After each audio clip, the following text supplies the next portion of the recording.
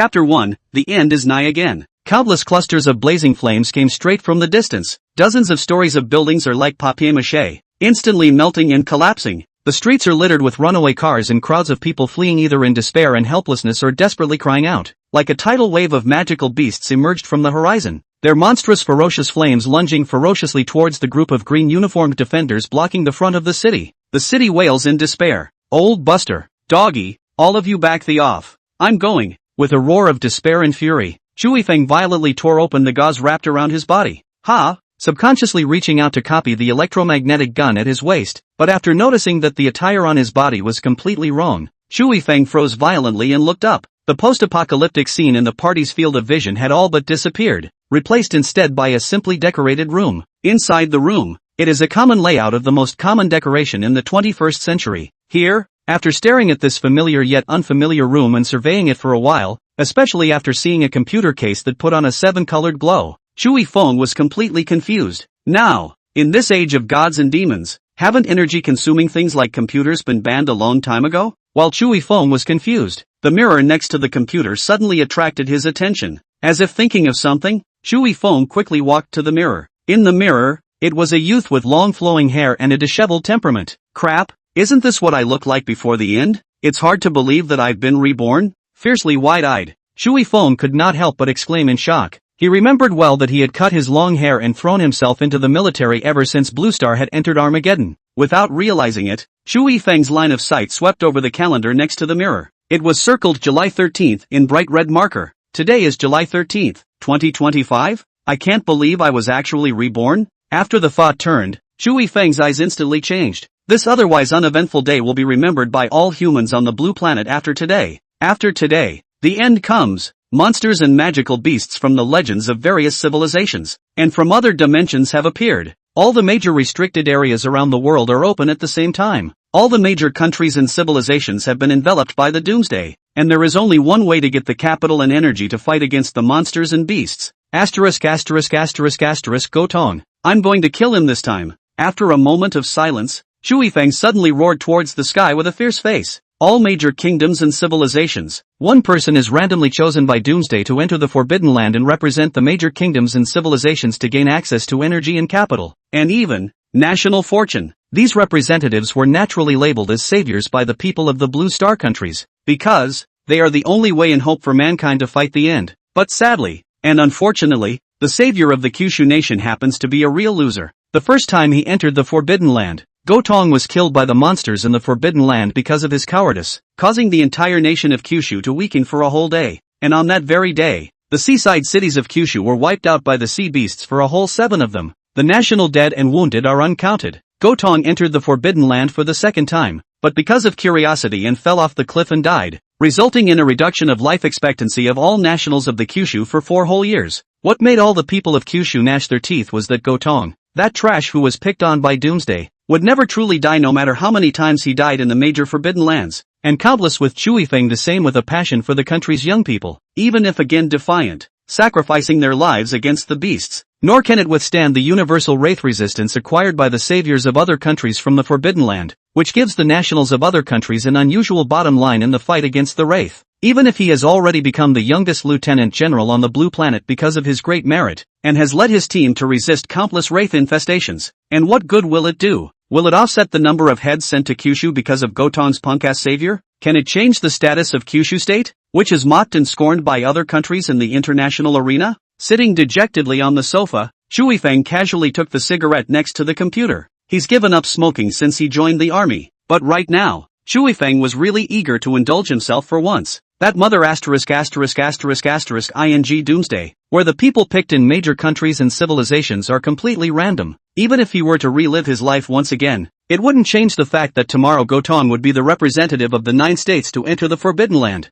Go Tong, that loser, will still substitute Kyushu state into the abyss of no return. Just sitting on the sofa, looking out the window at the thick black night color gradually becoming blood red, Shui Feng's heart was filled with sadness. The vision in the sky became more and more obvious, and gradually, it also attracted the attention of countless people. Crap, what's going on? How did the sky turn red? World War III is on? Crap, you guys look at the moon. How come the moon looks like a blood ball? This isn't the end of the ING world. is it? The clamor outside the window became more and more agitated. But Chui Feng just pulled out his cell phone in silence and looked at the countdown on the stopwatch. It's July 13th, 11:59 at night. Staring at the virtual clock on the stopwatch silently rotating, Chui Feng could not help but feel annoyed in his heart. Once ground zero hits, the ing end is officially here. 10, 9, 8. The spinning second hand finally stopped at 12. A voice without the slightest bit of emotion instantly sounded in Chui Feng's mind. Foolish and humble humans, I am the end of your fear. Cry out, wail, despair, and let me hear the countdown of your lives turn. To make your despair even more delicious, you can resist me and I will give you the chance. As a sign of my mercy and justice, I will randomly select one of your major human kingdoms and civilizations to be your so-called savior. I will grant them superpowers in the Forbidden Lands, and their performance in the Forbidden Lands will have a direct impact on all of you. Energy, superpowers, weapons against magical beasts, or plagues, infestations of alien beasts. It is their performance that determines my gifts for you. Griffins, enjoy. I'm giving you a meet and greet. With the sound of that voice without the slightest emotion within his mind, the clamor outside the window stopped as if the pause button had been pressed. What the? Did you guys hear something? You guys heard it too? I thought I was hallucinating. Can someone tell me if this is ing real or not? Aren't you guys curious as to what that doomsday whatever he was talking about as a meet and greet? As this female voice with a crying tone sounded, in front of Chui Feng, a transparent and suspended virtual screen appeared. Chapter 2, Killing the Savior. When this virtual screen appeared, everyone was dumbfounded, including Chui Feng, who had already gone through all of this once. A pair of sword brows also instantly wrinkled. On the screen, a sea of blood red. As the blood-colored moon over the ocean went further and further down, the sea suddenly churned like boiling water. On the virtual screen that everyone could see, countless shark spine-like things suddenly appeared on the blood-colored sea. And in the bottom left corner of the screen was a rapidly scrolling bar of pop-ups. It's actually possible to send pop-ups just like the live streaming software? Brothers upstairs, forget the pop-ups for a second. Can someone tell me what these things are in the sea that this whatever doomsday is making? Why does this beach scene look so much like my villa? What the? These things aren't ing man-eating sharks, are they? So what if they're man-eating sharks? It's not like they can go ashore. There's nothing to be afraid of. Naive. Slowly throwing away the cigarette butt, Chui Feng closed his eyes powerlessly. The next scene is more familiar to him than to anyone watching live right now. The bloody-handed sharks came ashore, and the residents of Pengcheng along the coast were slaughtered overnight. And Pengcheng, which is a prosperous city in the country of Kyushu, was completely flooded overnight. Sure enough,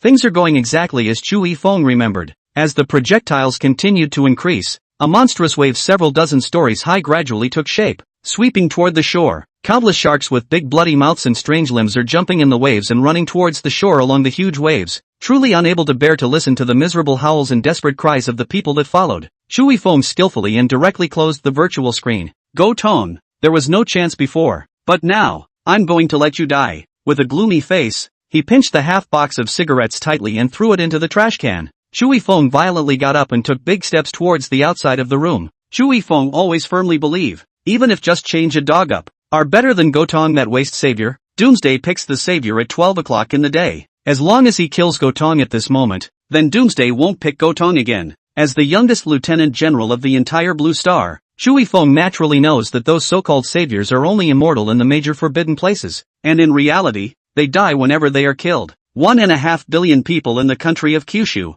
I don't believe that you can pick out someone who was even more of a waste than Gotong. Walking on the road, Chui Feng spat hatefully and gave a middle finger towards the red moon in the sky. Every kingdom's savior's information is top secret, and so is that loser Gotong. But the information that preceded each savior becoming a savior is something that everyone with a little bit of heart can look up. Gotong's address and information before he became the savior of the nation of Kyushu was even more raked over the coals by Kyushu nationals. Gotong lived in the Lingyuan neighborhood, not too far from the neighborhood where Chui Feng was. Following the memories in his mind, Chui Feng lightly found Gotong's room. Boom boom boom. Looking at the door number in front of him that was memorized in his heart, Chui Feng rubbed his face and forced himself to make a calm expression to knock on the door of the room. Who? A lazy voice came through the door. Delivery man, your delivery has arrived. Chui Feng replied without changing his face. Crap, you takeout boys are really awesome. You still have the heart to deliver takeout now? The door to the room opened in response, and a lewd, greasy face peeked out.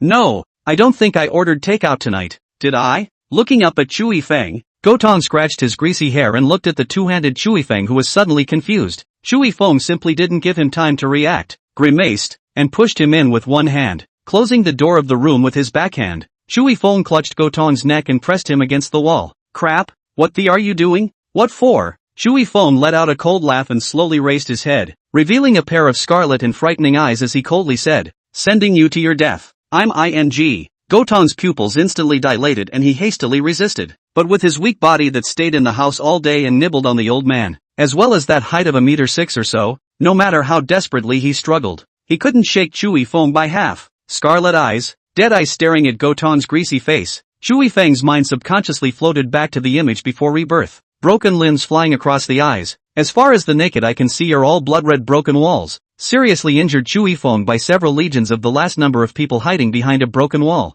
Boss, those 9-eyed giant lizards are really here. What should we do? Don't ing bull me. What else can we do but retreat? The front divisions are finished. What the? Crazy bastard. Get the back here. Crazy man. Don't go to your death. There are tens of thousands of miles of country behind us to retreat to. Although Shenzhou is big, behind us are hundreds of millions of civilians. You guys retreat. I'm a lieutenant general. I'll go. Both eyes even slowly flowed out blood-colored tears. Shui Feng gritted his teeth and sank his nails into Gotong's neck, and said word by word, do you realize how many nationals of the Kyushu kingdom have died for no reason because of your cowardice? Do you realize? The only hope for the average citizen is you? How ing dare you be so cowardly as to hide in the Forbidden Land and be a dog to others, ceding the country's interests to the Japanese out of thin air? Do you know that tens of thousands of soldiers under my hand died in order to fend off the magical beasts that came out because of you? Tell me, what the makes you enjoy the best offerings of an entire country and still be such a ing loser? You ing talk to me. Gotong,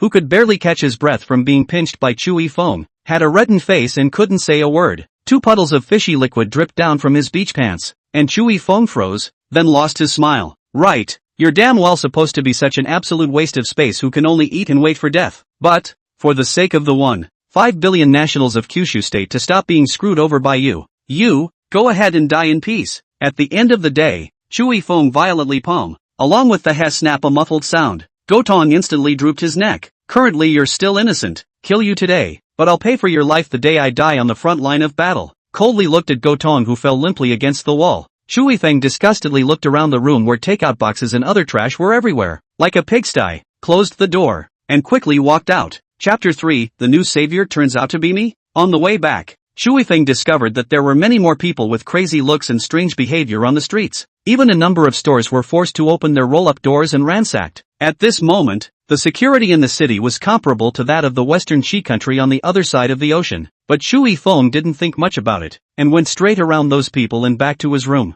Lying on the bed, looking at the red moon outside the window, Shui Feng's mind was filled with the deeds of fighting various magical beasts side by side with his comrades. In the tossing and turning of his mind, Shui Feng unknowingly fell asleep. The next morning, Shui Feng directly changed into a clean clothes, to the barber store. But after arriving at the barber store, Shui Feng was surprised to find that the barber store that had cut his hair for the last time in his previous life was closed, standing frozen in place. Looking at the barbershop's closed roll-up door, Shui Feng's eyebrows were furrowed. Shui Feng was pretty sure that he had gotten his hair cut at this store in his last life, on this very day. But now, is it hard to believe that one has changed history? Casually sitting down on the bench opposite the barber store, Shui Feng's thoughts were chaotic to the extreme. Wave after wave of chaotic and noisy people passed by on the streets, and time passed unconsciously. Meanwhile, the dignitaries of the Blue Planet countries have held emergency meetings. The council chamber of the Kyushu kingdom is quite an ancient hall. In the hall that could accommodate hundreds of people, there were only 7 old men with half-white hair in the row of seats at the very front. In front of the seat is a tens of square meters LCD screen. The screen is showing the images of Pengcheng being attacked by the bloody-handed sharks last night, as well as scenes of magical beasts attacking cities in other countries. What do you think about this doomsday? The old man with the country face who had been staring at the screen slowly closed his eyes and asked feebly, all the top scientists in the country have already studied it. This doomsday came out of nowhere. Science can't give any explanation. A middle-aged man beside him held up his glasses, at a loss. What about the traditional Taoist, Buddhist and other religions in the country? The old man asked again. It can't be explained and no solution is given. The other man in the Chinese mountain suit returned feebly. The remaining few people looked at me and I looked at you, all unable to answer. I've communicated with the presidents of West Chi, North E. One can only conclude that this is something that is beyond the capacity of all of us as human beings. Neither technology, nor religion, can give us any solutions. All we can do is rescue those nationals who have been victimized by the monsters and defend ourselves against them. The old man was unable to get up, stumbling slightly as he walked out of the room while muttering to himself, "Now we can only pin our hopes on those who represent. Or can we call them saviors? This is probably called heavenly punishment?" The old man walked out of the council chamber with a slow pace, and the remaining few people bowed their heads in silence. This scene has been played out in various countries of the Blue Planet, all waiting for the end to announce the savior of the nations. Chu Yifeng knows nothing about this. At this moment he is immersed in his own change history doubts, until that cold voice in his mind once again pulled Chu Yifeng back to reality. The virtual screen appeared uncontrollably in front of his eyes, a blood moon appearing right in the center. "Are you satisfied, my Anoles, with the welcome gift I gave you last night? Isn't it exciting to see who your countries are represented by? Now, you can stop looking forward to it. For I am about to announce the next controller of your destiny. The controllers of the destinies of your countries are Western Qi, Yaoan, Northern Desert, Tuawafu, the 9 states country, Chu Yifeng."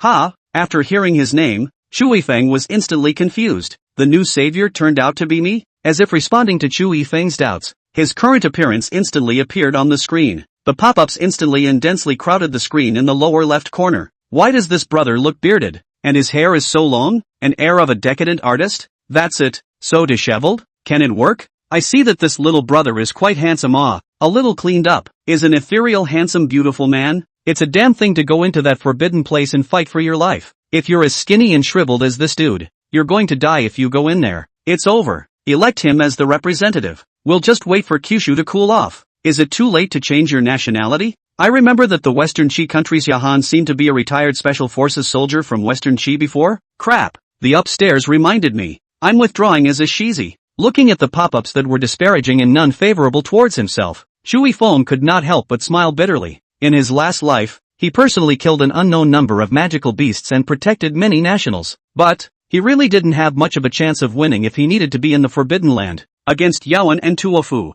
Yaoan and Tuaf were the savior twin stars looked up to by all the humans of the Blue Star in their last life. And in the Forbidden Land, they did not know how many countless benefits they had gained for all their respective countries. Alright, all representatives of states have been announced. Attention delegates, I will give you 10 seconds to refurbish. In 10 seconds, you will each enter a different forbidden place to fight for different benefits, or punishments, for the people of your countries. The voice in Chu Yifeng's mind sounded again, and before he could react, a great suction force instantly came. When he came back to his senses, Chu Yifeng realized that he was already in a rainforest. Seeing clearly the dim surroundings, and the various shrubs growing savagely, Chu Yifeng instantly let go of his heart. He remembered that this forbidden place was the snake swamp rainforest that Gotong had entered in his last life, and the boss in this rainforest is a strange snake with a pair of glowing blue feathered wings that spews poisonous mist. With a thought, calling out the virtual screen, Chu Yifeng watched the pop-up screen in the lower left corner while carefully advancing towards the outskirts of the snake swamp rainforest. He remembered clearly that on the outskirts of the serpent swamp rainforest,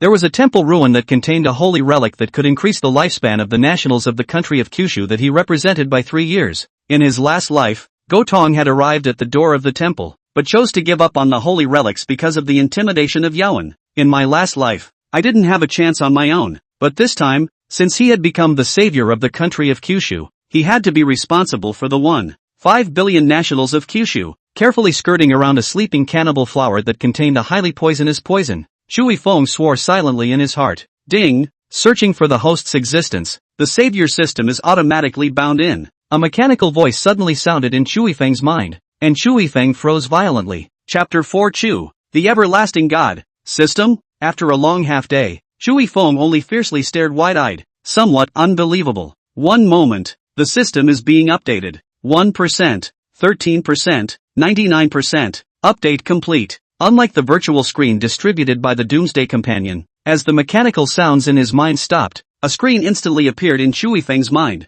The system newbie packs are as follows. Please also make your choice as soon as possible. Option A, Essence of Xiang Yu, King of Western Chu, Cultivation Technique, and a pair of Dragon Soul Halberds. Option B, Tomb Raider Zhang Family Patriarch Zhang Chilling Physique, Hands, as well as a pair of Black Gold Ancient Sword. Option C, System Mall Lucky Spin Once. Chu Yifeng was instantly happy, looking at the two options on the screen in his head for a moment not knowing what to choose. Xiang Yu, the Western Chu hegemon, he is naturally more than familiar with. Since ancient times, the country of Kyushu has extolled. The general is not more than Li, and the king is not more than Xiang. The Xiang in this case refers to Xiang Yu, the power to carry the tripod. No two in 1,000 years are praising Xiang Yu's prima donna. In the end, the Wujiang River was besieged. Xiang Yu also only rely on 18 riders will be blocking the Han army to kill the blood flow into the river. Scared of the wind, his body and technique, if you give it to yourself? Shaking his head, Shu Yifeng forced himself to settle his mind and looked seriously at option B. Zhang Qiling can be said to be Tomb Raider notes in the ceiling of the war. No matter what the monster, Shiva, dumplings, and even a variety of poisonous insects and beasts, there is no can hurt him. His blood, called Qilin blood, is invulnerable to all poisons and can kill and intimidate any poisonous insects. As for the black gold ancient knife, it is even more blowing hair. 100 evil. Cut any monster is like chopping melon and cutting vegetables general. As for option C, Shu Yifeng didn't even look at it. Frowning and pondering for a moment, Shu Yifeng suddenly clenched his teeth and fixed his eyes on option A. System, I choose Xiang Yu essence. The mechanical voice in his head sounded in response. Received. The system newbie gift pack has been issued. Please also check for receipt by the host. Just as the system voice fell, Shu Yifeng suddenly frowned once again. A strong and incomparable power suddenly appeared on his body out of nowhere, which almost overflowed and formed an earth-colored armor on his body surface. Slightly waving his arm, a whirlwind suddenly surfaced around him. Once he clenched his fist, a burst of bones suddenly crackled. At the same time, Shu Yifeng's mind, a blood-red coiled with 9 teeth and claws coiled dragon halberd suddenly emerged. Crap! Dumbfounded for a moment, feeling the abundant and vigorous energy within his body, as well as the strong and incomparable killing aura of the dragon soul halberd within his mind, Shu Yifeng could not help but marvel. Is this the strength of Xiang Yu?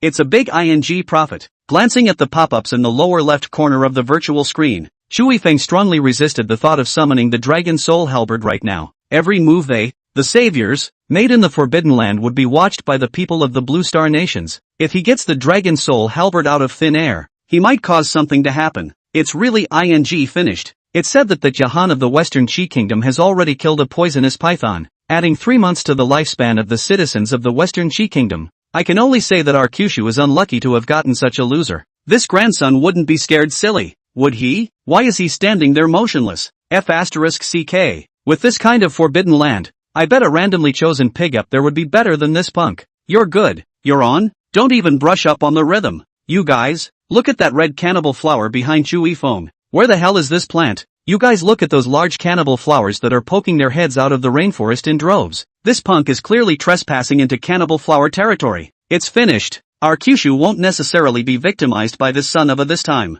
Before he could ask the system if it was possible to shrink the dragon soul halberd into the shape of a dagger, Shu Yifeng was violently caught by a few pop-ups on the screen. Cannibal flower territory? With a shock in his heart, Shu Yifeng subconsciously turned his head. A huge mouthful of sharp teeth the size of a truck car instantly appeared in front of his eyes. Crap! With a cry of alarm, Shu Yifeng's body folded, his toes violently pointing at the ground, and he quickly slid over towards his back. Bang! Boom! 2 loud bangs sounded at the same time, and Shu Yifeng frowned as he clenched his fists at the cannibal flower that had almost gnawed down a large chunk of the ground he had just stood on. This cannibal flower was different in shape from the cannibal flowers he had seen in the past. Not only could its body size rise tremendously in a short period of time, even the stalk of the root plant that had originally supported it had unexpectedly grown several hideous foot limbs. Its body, there are countless long and thin blood-red velvet beard, is full of poisonous appearance. System, can the dragon soul halberd shrink and change shape? In an instant it became clear that relying on bare hands, it would be difficult to exterminate this cannibalistic flower. Shu Yifeng subconsciously thought of the dragon soul halberd in his mind. Any item issued by the system can be adjusted by the host to change its shape at will according to his or her heart. Having received an affirmative reply from the system, Shu Yifeng could not help but feel a great sense of certainty in his heart. With a thought, the dragon soul halberd in his mind suddenly appeared in his palm, transforming into a dragon body dagger with his mind. As his fingers slowly brushed over the dragon soul dagger, Shu Yifeng was in a trance as if he had heard a dragon's roar. As the dragon sounded, the surrounding air rippled like the surface of a lake into which stones had been thrown. The majestic and vast killing aura was like a substance that filled the surrounding space. Stimulated, the cannibal flower that had gnawed off a large chunk of the ground spat out the dirt, flung its foot limbs and raised its head, its huge mouth full of sharp fangs rushing straight towards Shu Yifeng. Shu Yifeng bowed slightly and took a guarded stance. As if seeing something puzzling, the cannibal flower's oral cavity suddenly closed slightly and looked sideways at Shu Yifeng behind him suspiciously. Shu Yifeng just wanted to subconsciously turn his head, and after inadvertently seeing the pop-ups on the screen, his face suddenly became odd.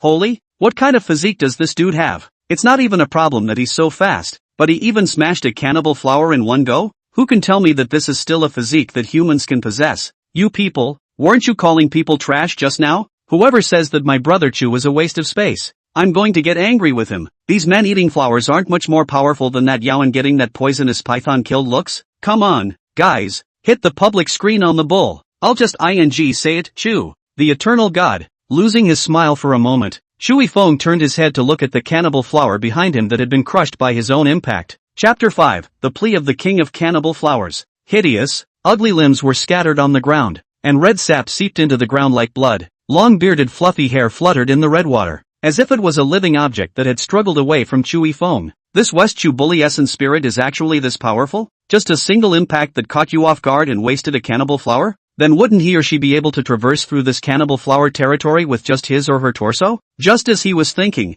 Shui Feng's heart jumped violently and he quickly turned his head. Roar! Countless strips of blood-red sap and fluff attacked Shui Feng like a hurricane with a hiss. The cannibalistic flower in front of him would even sneak up on him. Quickly closing his breath, he dodged the attack of the cannibal flower. The moment Shui Feng held the dagger horizontally and cut off the foot limb of the cannibal flower, his entire body shifted horizontally towards the left side. Seeing that the hasty sneak attack was easily neutralized by Chui Feng, the cannibal flower could not help but fling its foot limbs in chagrin. Immediately after that, several ugly foot limbs at the same time, the cannibal flower opened its mouth wide, spraying red poisonous mist once again attacked Chui Feng. Chui Feng knew that the red sap ejected from this cannibalistic flower contained a high level of poison, but he did not dodge it in the slightest. With just a frown and holding his breath, Chui Feng stomped on the tree trunk behind him with his toes, and leapt up amidst the rumbling sound of the large tree collapsing behind him. At the same time, a layer of earth-yellow light suddenly surfaced on Chui Feng's body, as if a layer of armor had been placed on him in a trance. Those red venom and fluff,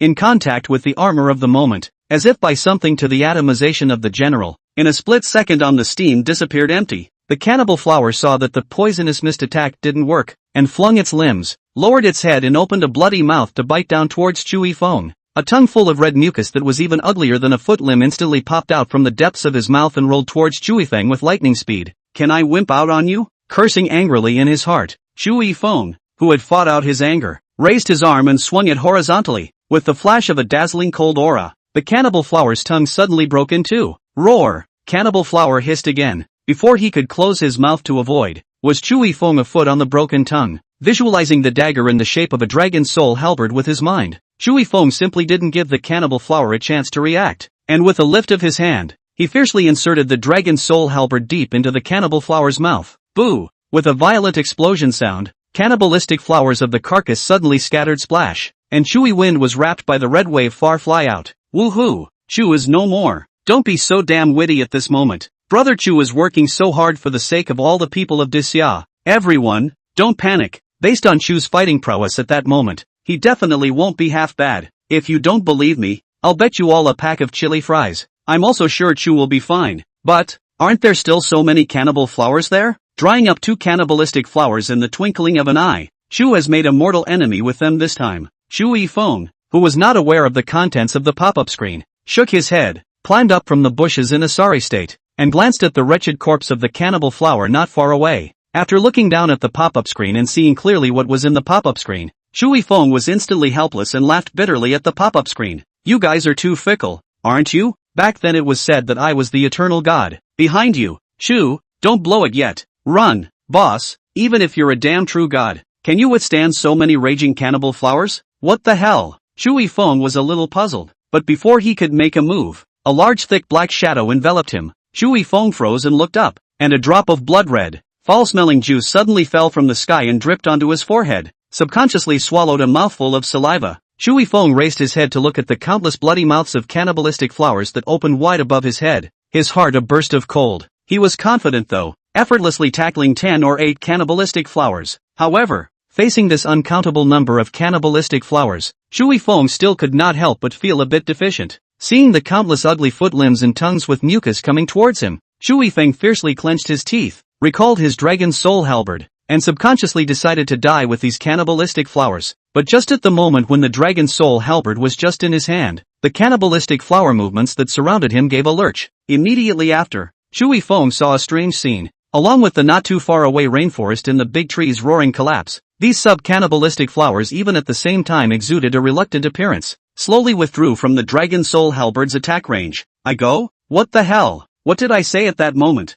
Shu is the only god. Shu, the only opener of the delegates of all the countries in the world. You guys know. This wave? This wave is called God Bless Me Didisya. God Bless Me Chu. Crouch, crap. That one that popped up again in the rainforest is a ing cannibal flower too? This thing must be as tall as a mountain. I'm afraid this isn't the king of the ing cannibals? While Chu Yifeng was wondering, he only felt a great pressure slowly approaching from afar. Once he turned his head, Chu Yifeng instantly froze, only to see, not far away is a small mountain general. Another cannibal flower color completely inconsistent with the purple and black cannibal flower, is waving a few dozens of meters thick foot limbs, is towards this side slowly come. Wherever it passed, large trees up to tens of meters high collapsed. Humans, don't be alarmed. I've come to talk to you about a matter of cooperation. As the huge mouth opened and closed, a strange sound came out from the mouth of the king of cannibal flowers. This thing can even talk? Chu Yifeng was slightly stunned, but in a whirlwind, he gathered his expression and remained calm as he looked at the king of cannibal flowers. What cooperation?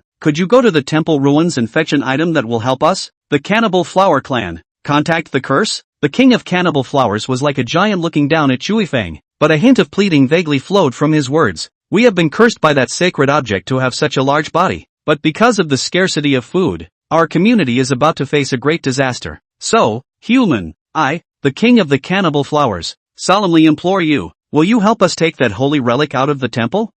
Yes. Chu Yifeng did not hesitate to agree. Looking at the king of cannibal flowers with a look of relief, the corner of Chu Yifeng's mouth slowly picked up. But, then, what good would I possess? I can send you the best wishes of our cannibal flower clan. Chapter 6, I really didn't do it for the increase. In an extremely sincere tone, the king of cannibal flowers assured Chu Yifeng. Chu Yifeng slightly turned his head sideways, looked at it, and smiled once again. While your sincerity impresses me, you need to know that I am not on my own. Behind me, I represent billions of nationals. So, why don't you start by telling me exactly what your blessing is all about? The king of cannibal flowers was slightly stunned, somewhat unable to understand what the billions of nationals in Chu Yifeng's words had to do with his own clan's blessing on him. However, after thinking about it, the king of cannibal flowers, facing Chu Yifeng's inquiry, still honestly gave out his clan's blessing. The blessings of our great family of cannibal flowers are no better than any other, but allow your essence to grow as you grow in strength. The initial blessing increases by 20% of your existing essence. Chu Yifeng almost thought that this king of cannibal flowers was the savior system that sent him a sweet little coat. You know, in the actual battle just now, he has personally experienced the power of Xiang Yu's essence of. The defense is superb and, what's more, there's a great deal of killing power. Another 20%? And, it will increase the rise as it grows in strength? Chu Yifeng couldn't even dream of thinking about how strong he would be by then. Returning to his senses, Chu Yifeng was almost so excited to the point of madness inside, yet he still forced down the excitement in his heart, nodding his head with a calm expression and casually saying, increase or whatever, it doesn't matter to me at all. The key you this. Well, cannibalism? It's more in tune with my temperament. Anyway, it's all just a casual thing. Don't worry, it's on me. I'll definitely take that so-called holy object out of the sanctuary for you. Hearing Chu Yifeng's assurance, the king of cannibal flowers was instantly overjoyed. After crouching his body as low as possible once again, the cannibal flowers dynasty excitedly said to Chu Yifeng, as a token of my gratitude and sincerity to you, honored guest, please also step up to my head as I personally lead you out of the serpent swamp rainforest. Chu Yifeng looked at the king of cannibal flowers' so-called head, that is, the closed flower, that was almost in front of him, but was still tens of meters high, and was instantly confused. All the viewers on the virtual screen also went crazy when they saw this scene. The pop-ups in the lower left corner were like an explosion for a moment as they came out furiously. Crap, the king of cannibal flowers is willing to be Chu's mount? Guys, I'm humanly stupid. Is this true? Still ing questioning it? Hurry up, pass to the extranet. Let those guys abroad see. What's the meaning of a ing row? Come on, brothers, all of you. Hit the public screen on the platoon. I'll make a ing unilateral declaration. Chu is my eternal faith from now on. Where are those who mocked Chu at that moment? All of them get the hell out and obediently sing their conquests. Chu Yifeng had already gone up to the head of the king of cannibal flowers at this moment, and when he inadvertently saw the pop-up screen on the virtual screen, he was suddenly bursting with pride. Watch it, that's a ing messianic accusation. To erect national self-confidence for a nation's citizens, to fight for national interests, and to make our great Dasha stand tall at the top of the races of the Blue Star countries. Meanwhile, on the outskirts of the Snake Swamp rainforest, A yellow-haired, blue-eyed man in a punching bag was struggling to pass through a swamp. The surface of the swamp was crimson wherever he traveled. Everywhere, there were poisonous pythons of varying lengths and sizes with their white bellies turned up. This yellow-haired man was the retired Special Forces soldier, Yahan, who was highly expected by all the citizens of the Western Qi Kingdom. Yawan had only just killed a giant poisonous python all by himself, adding 3 whole months to the lifespan of all the Western Qi Kingdom's citizens. At this moment, the virtual screen in front of him was filled with praises from the nationals of the Western Qi Kingdom. Show those humble nationals of every other country. What country is ING called the Blue Star Boss? What representative is called the Savior? I can swear to God that Yawan Savior's ability is definitely the man who stands at the top of the heap among the more than 130 delegates from the countries of the Blue Star.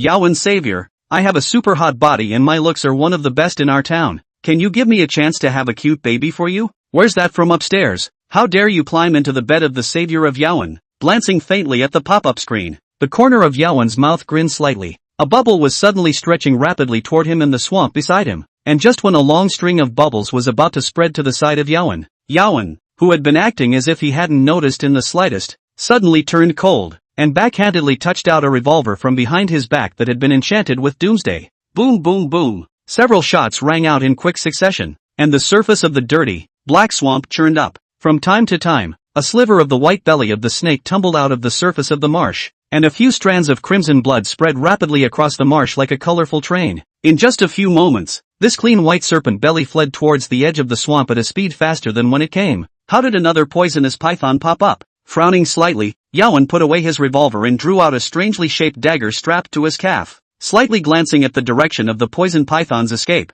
Yawan quickly chased after the python with his dagger in hand. Snappy snappy. The slimy swamp decidedly wrapped around Yawan's legs and feet, causing him to make a not-so-small commotion with every step he took. Before he could walk a few steps in his difficult trek, Yawan suddenly had a sinking of his feet, followed by a sinking of his heart. Bad. Accidentally introduced to the depths of the swamp by a poisonous python. Before he could make a move, a cold and completely alien touch to the swamp wrapped him in a death grip. And the touch, too, bound his deadly struggles to a dead stop. It's a poison python? This thing even has intelligence? Yawan was so shocked that there wasn't even a trace of blood left on his white-skinned face. With the slow passage of time, the icy touch on Yawan's body becomes more and more obvious. The whole person is slowly engulfed by the swamp, and his chest also seems to be pressed by 1,000 pounds of boulders on his chest, and he can't breathe a bit of air. Rustle rustle rustle. As an eerie sound came, Yahan, who was already drowning in the swamp up to his neck, fought to raise his head, only to see countless monstrous snakes of varying sizes, but even the thinnest of them were as thick as a finger have swam from all around the swamp.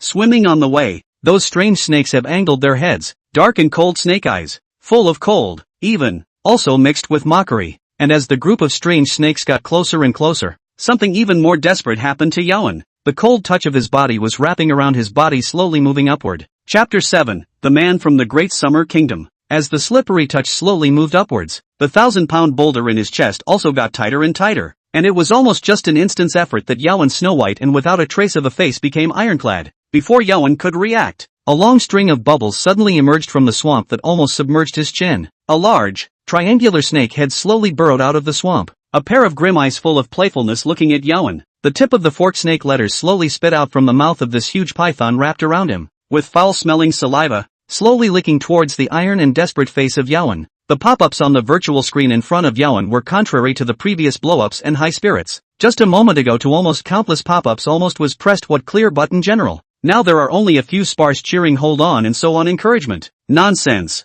Looking at the pop-up screen full of despair and pessimism, Yahan heart tangled. He was a little unsure whether to use his own bottom card. Representatives of each nation are given a superpower by Doomsday when they are sent into the Forbidden Land, and Yaichan while honored with the most powerful skill in superpowers. That's rebirth. No matter how far his flesh was shattered and destroyed, as long as he was given time, he would be able to rebuild his flesh and restore it to its peak state. All in all, compared to other delegates who were in the Forbidden Land and only had one life, as long as he was in the Forbidden Land, he was immortal. However, this superpower was treated by Yahan as his bottom card, and would never be exposed easily. Though the individual delegate's performance in the Forbidden Land can only be viewed in real time by the population of their country. But, what if some do-gooder uploads his exposed undercard to a video site and it's seen by a delegate from another country? That is never what Yawan wants to see. This was because his character as a person was just extremely domineering and forceful. After being chosen by Doomsday as the representative of the Western Qi Kingdom, he viewed all the representatives on the Blue Star as enemies. Yawen,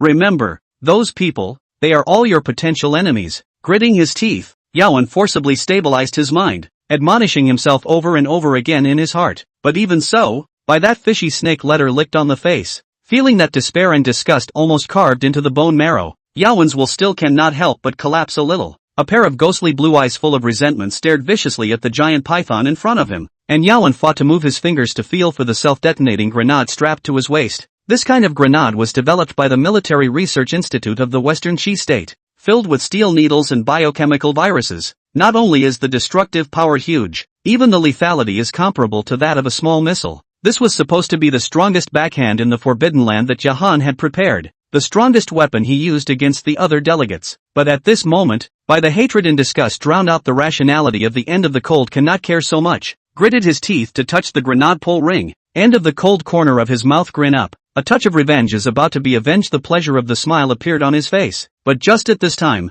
tightly winding his python suddenly looked up to the north in disbelief. The snake letter quickly gulped between, full of panic and unbelievable. As Yawen sensed that the restraints on his body were lessening, his face couldn't help but stiffen, and he took this opportunity to start struggling to try and break free from the python's restraints. But something that made Yawen break his head didn't expect to happen. The water of the snake swamp beneath him suddenly rippled. The countless poisonous pythons that surrounded him raised their heads in unison and looked towards the snake swamp rainforest in the north. The exalted neck was still trembling, and the rapid quivering of the flush-spewing serpent's letters made an eerie noise. This noise in Jahan's ears, almost like countless messy and noisy mosquito flies, dead in his mind flipping and stirring, so that he did not have a moment's effort, just feel a splitting headache. And just as the noise reached its peak and Yawen was about to be unable to hold on, it suddenly stopped. Immediately after that, Yawen felt his body shaking violently. Confused for a moment, Yawen looked up at the python in front of him as an afterthought. However, he realized that a touch of anthropomorphic panic had appeared on the python's face, and he quickly drew his body, which was tightly wrapped around Yawen's body, away from him,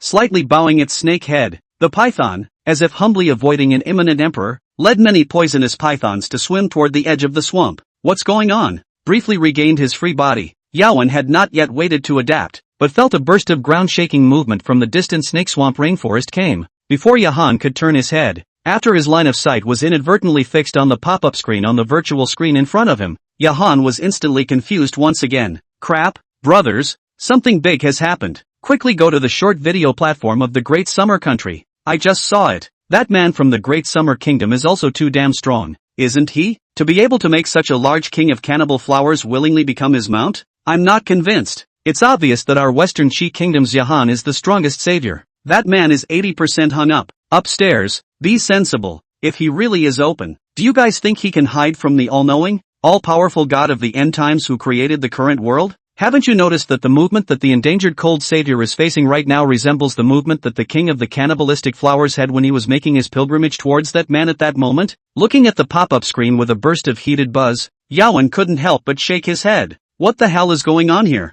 It's so inscrutable how the picture is turning so fast now. Didn't I just say that the savior you guys are touting? How come it's the man that's being touted now? King of the cannibals, what the hell is that? Could it be the king of those cannibalistic flowers he had so carefully avoided at that moment? And, Daxia, could it be that the nationals of the Western Qi nation who are posting pop-ups at this moment are talking about the representative of the Great Summer Nation? With doubt in his heart, and a hint of jealousy, Yawen fought to turn his head. A scene he would never forget came to him all at once. Like a small mountain, throwing dozens of foot limbs as thick as the trunk of several people ringed the giant cannibal flower, with an unparalleled sense of oppression, without hesitation into the swamp, splashing dozens of feet of the monstrous waves, and at the top of the head of this giant cannibal flower, there was even a long-haired man with an idle demeanor and a handsome face that didn't resemble a mortal. Before Jahan could react, tens of feet of monstrous waves came splitting and drowning towards him. Crap, goo goo goo. Chapter 8, what a ing fancy job. Jahan snapped wide-eyed. Pressure on the root has not had time to react. Was the stench of the swamp water to the swear words blocked in the throat? Immediately afterward, his entire body was slammed deep into the swamp by a huge wave with infinite weight. The look was like a nail that had been randomly smashed into the dirt by a hammer. Was a breathless choking feeling flooded at the same time?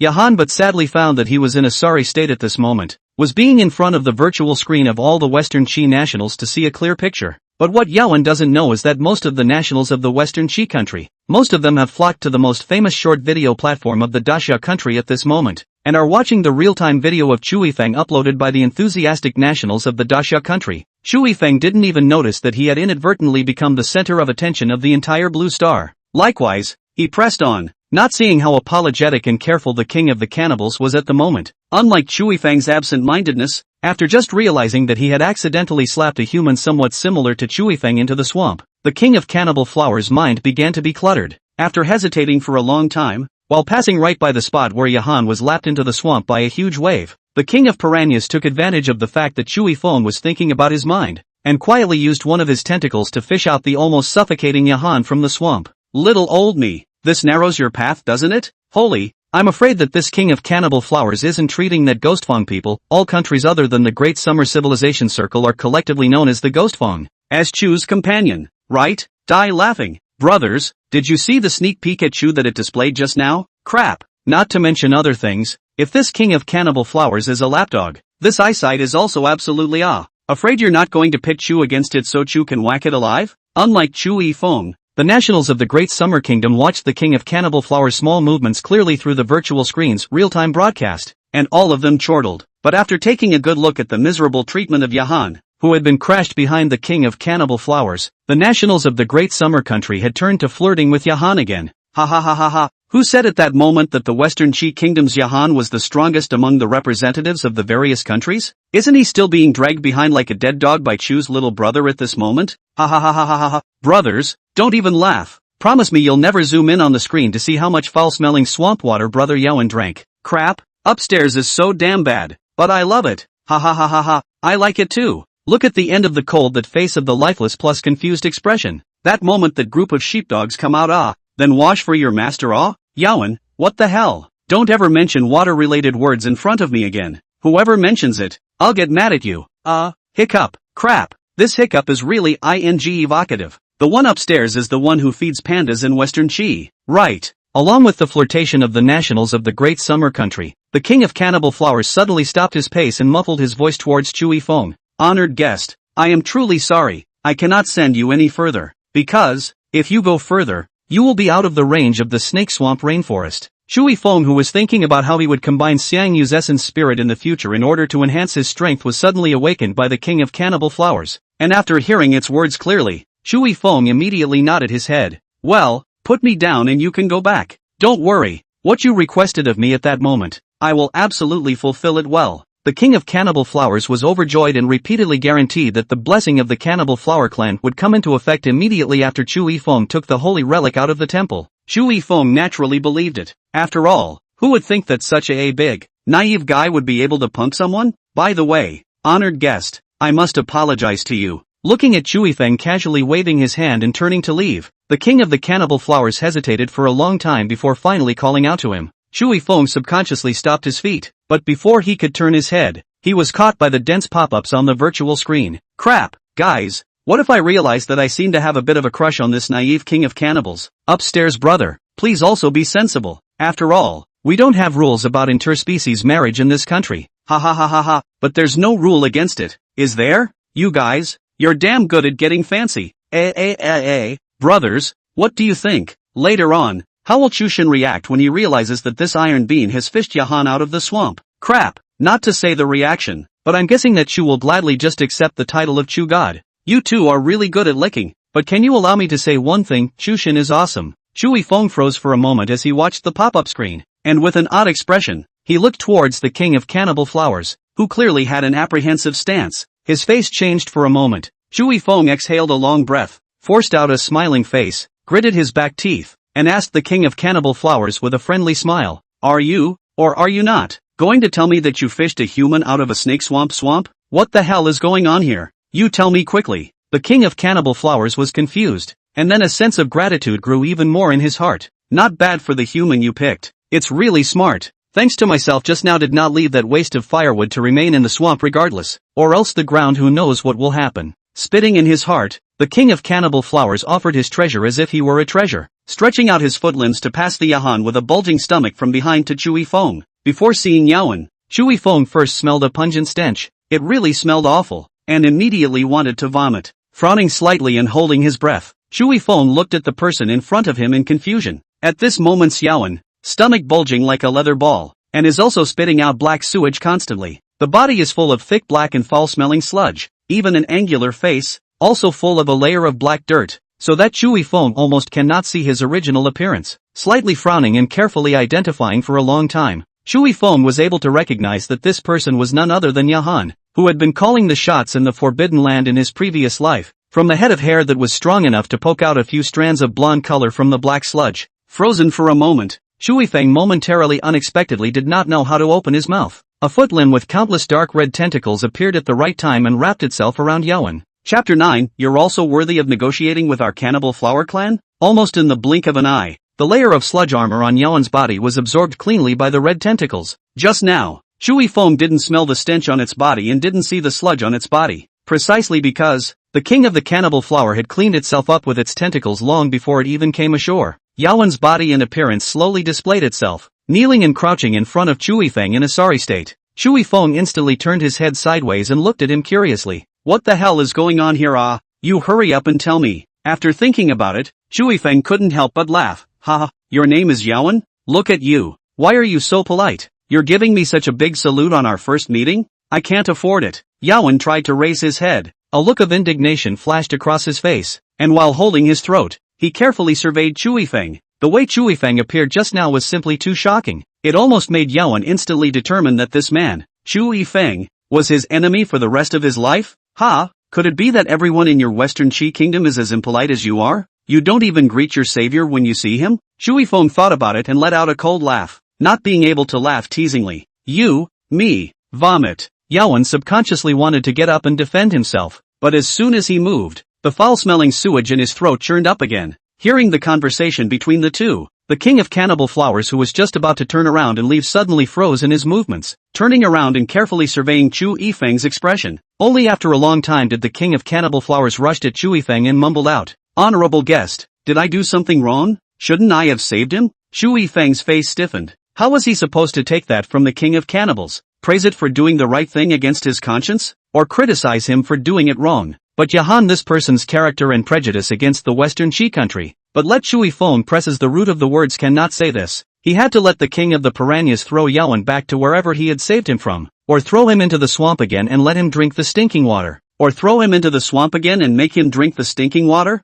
But at this moment Yawen has not yet done like the last life of the threat of the great summer country savior. Never mind. We have to be mindful of the international implications. The thoughts in his mind spun for half a day, and Chu Yifeng froze for a moment, unable to speak. Carefully surveyed will Chu Yifeng color. The king of the cannibal flower, suddenly more carefully rushed Chu Yifeng again, said, "Honorable guest, why don't I still throw him in the swamp? Would that be all right with you?" Once those words came out, Chu Yifeng was instantly helpless, and could not help but stroke his forehead and waved his hand casually at it. No need, he's still a human anyways. You go back first. That thing I promised you will definitely be accomplished for you. Needless to say, he knew the pop-ups on the virtual screen must have exploded once again by now. Stealing his eyes to look at the pop-up screen, Chu Yifeng couldn't help but be infuriated and laugh. I unilaterally declare that the king of cannibal flowers, this iron bean, I will love from now on. Ha ha ha ha ha ha ha. This guy is so cute. Why do you have to say that out loud? When you leave, feel free to dump that Yawen back into the swamp.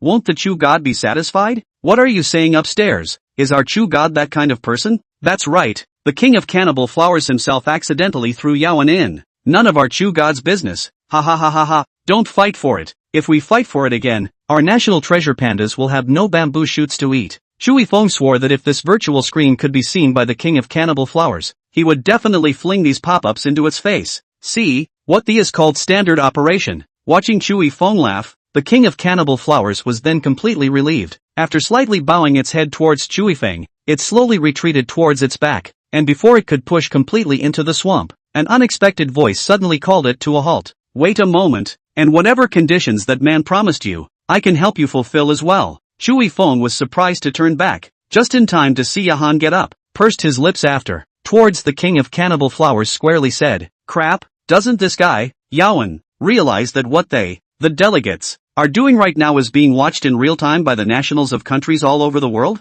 Where the did he get such thick skin?" As if he didn't see Chu Yifeng's surprised and contemptuous eyes, Yahan slowly straightened his waist, holding his head high and looking seriously at the king of cannibal flowers. Your Excellency, you may not be aware of my strength. To introduce myself, I am the sole savior of the Western Qi Kingdom. Yahan, all the conditions this man has promised you, I can double down and help you fulfill them. Burp. Saying that, Yahan slightly pressed downward on the overflowing swamp stinky water and once again said seriously, but I have one condition. You will escort me to the Serpent Marsh Temple ruins. The king of cannibal flowers was confused, raising his huge head and sizing up Yahan. Yahan's body tightened, and his waist couldn't help but straighten even more. Chu Feng, however, looked at it with a carefree expression and a smile. The king of cannibal flowers thought for a moment, then suddenly lifted his foot and limb. Yawan's heart burst with joy. This damned forbidden land does not know how many dangers. If he can coax this king of cannibal flowers to escort him to the ruins of the Serpent Swamp Temple, it may be possible to save how much trouble. At least,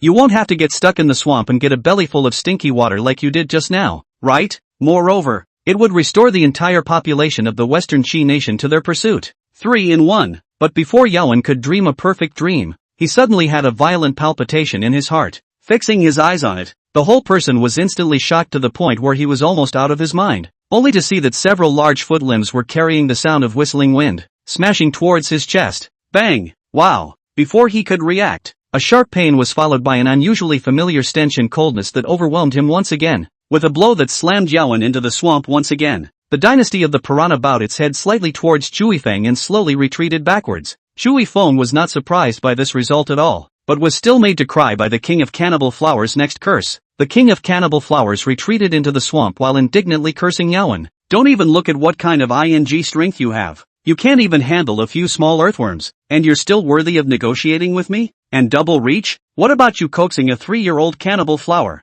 There isn't a second holy relic in the whole world. Yawan just struggled to climb out of the swamp a little, was angry at the king of cannibal flowers to see, immediately as a whip once again ruthlessly smashed down. Bang! With a loud explosion and a splash, Yawan suddenly disappeared under the stinking waters of the Snake Swamp. Chapter 10, Chui Feng's Superpower. After staring at the bubble at the place where Yahan disappeared for a long time, Chui Feng looked at the pop-up screen as an afterthought. Crap, Brother Flower's wave. Is this the legendary I predicted your prediction? I said why didn't Brother Hua slap that Yawan right into the swamp at that moment? It seems that the shamelessness of the Western Qi people is known even to the creatures in the Forbidden Land. Doesn't that have to be? The impudence and stench of the Western Qi Kingdom just has to be washed away with the stinking water of the swamp. I'll stop spraying the Western Qi people's shamelessness for now. Brothers, come on, join me in giving the bowl and applause to our Chu God's #1 lickspittle, Brother Hua. Seriously, our brother's licking skills are weak compared to Brother Hua's. Bro Mo, did you all upload this video to the platform?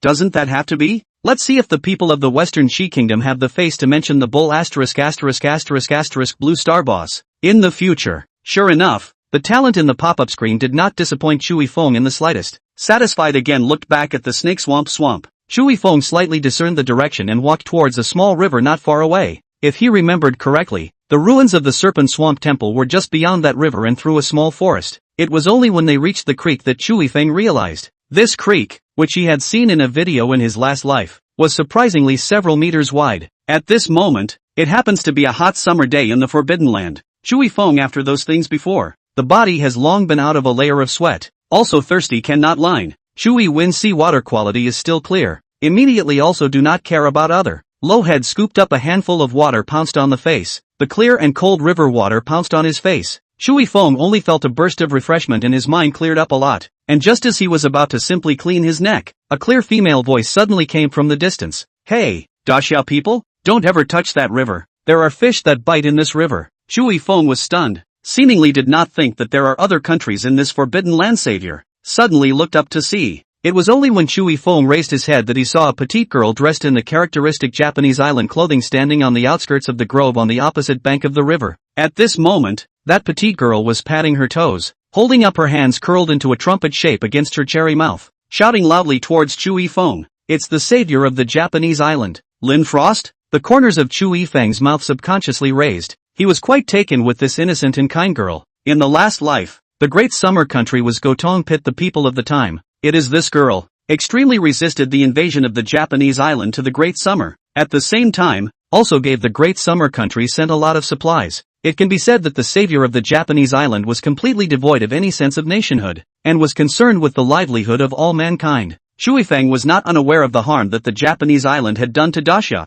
but even so, he couldn't bear a trace of malice towards this girl who was privately called White Lotus, virgin bitch by the Japanese islanders. Seeing Shui Feng not only not paying attention to his own warning, but also showing himself a fool's smile, Lin Frost immediately became anxious. After thinking about it, Lin Frost pursed her lips and pulled up a hint of her skirt, signaling Shui Feng to look at her bloodied and scarred calves. Really, the biting fish in this river are fierce. If you don't believe me, my calf was hurt by those biting fish. Shui Feng once again froze and frowned slightly, but before he could react, there was a sudden electric tingling sensation between the palms of his hands that still remained in the water. Looking down, Shui Feng was dumbfounded. Only a few strange fish with silver scales that were only the length of a finger were dangling from his hand. The strange fish, you could tell, were fluttering their tails, trying with all their strength to close their mouths of sharp, white teeth tightly. But because Shui Feng had the protection of Xiang Yu's essence spirit, even if the strange fish flung its tail to appear as a phantom, it did not leave a trace on his hand, not to mention biting Shui Feng as bruised as Lin Frost.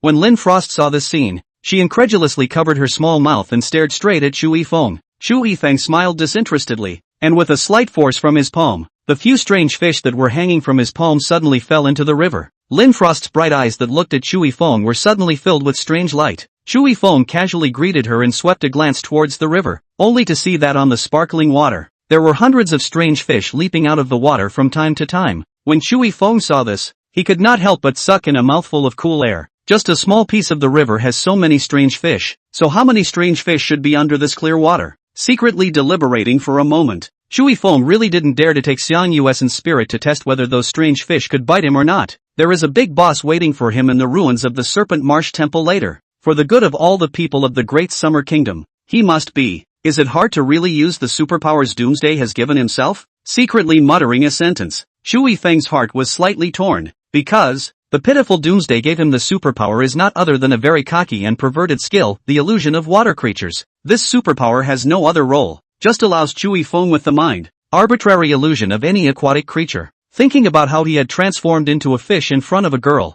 Shui Feng shuddered. That image is just too beautiful to imagine. Standing in place, frozen for a moment, Shui Feng suddenly clenched his teeth. For the sake of the national fortune of the Great Xia Kingdom, the interests of all the people of the Great Xia Kingdom, spell it out. So, under Lin Frost's direct gaze, Shui Feng frowned and tentatively stretched his feet into the river. Immediately after that, Lin Frost watched as Shui Feng, such a large living person, suddenly disappeared into the riverbank. After freezing for a moment, Lin Shuang quickly ran towards the riverbank, looking around with an anxious face, trying to find Shui Feng's figure. But even if she thought through her head, I'm afraid she wouldn't have thought that Shui Feng is now at the bottom of the river constantly cursing his own stupidity. Those weird fish are all carnivorous. Their tempers are as short as a powder keg. When the strange fish that Shui Feng had manifested was diving at the bottom of the river, it only accidentally touched a strange fish beside it, and it was suddenly turned its head to give a vicious bite on its tail. I don't know if it is because these strange fish have a group recognition function,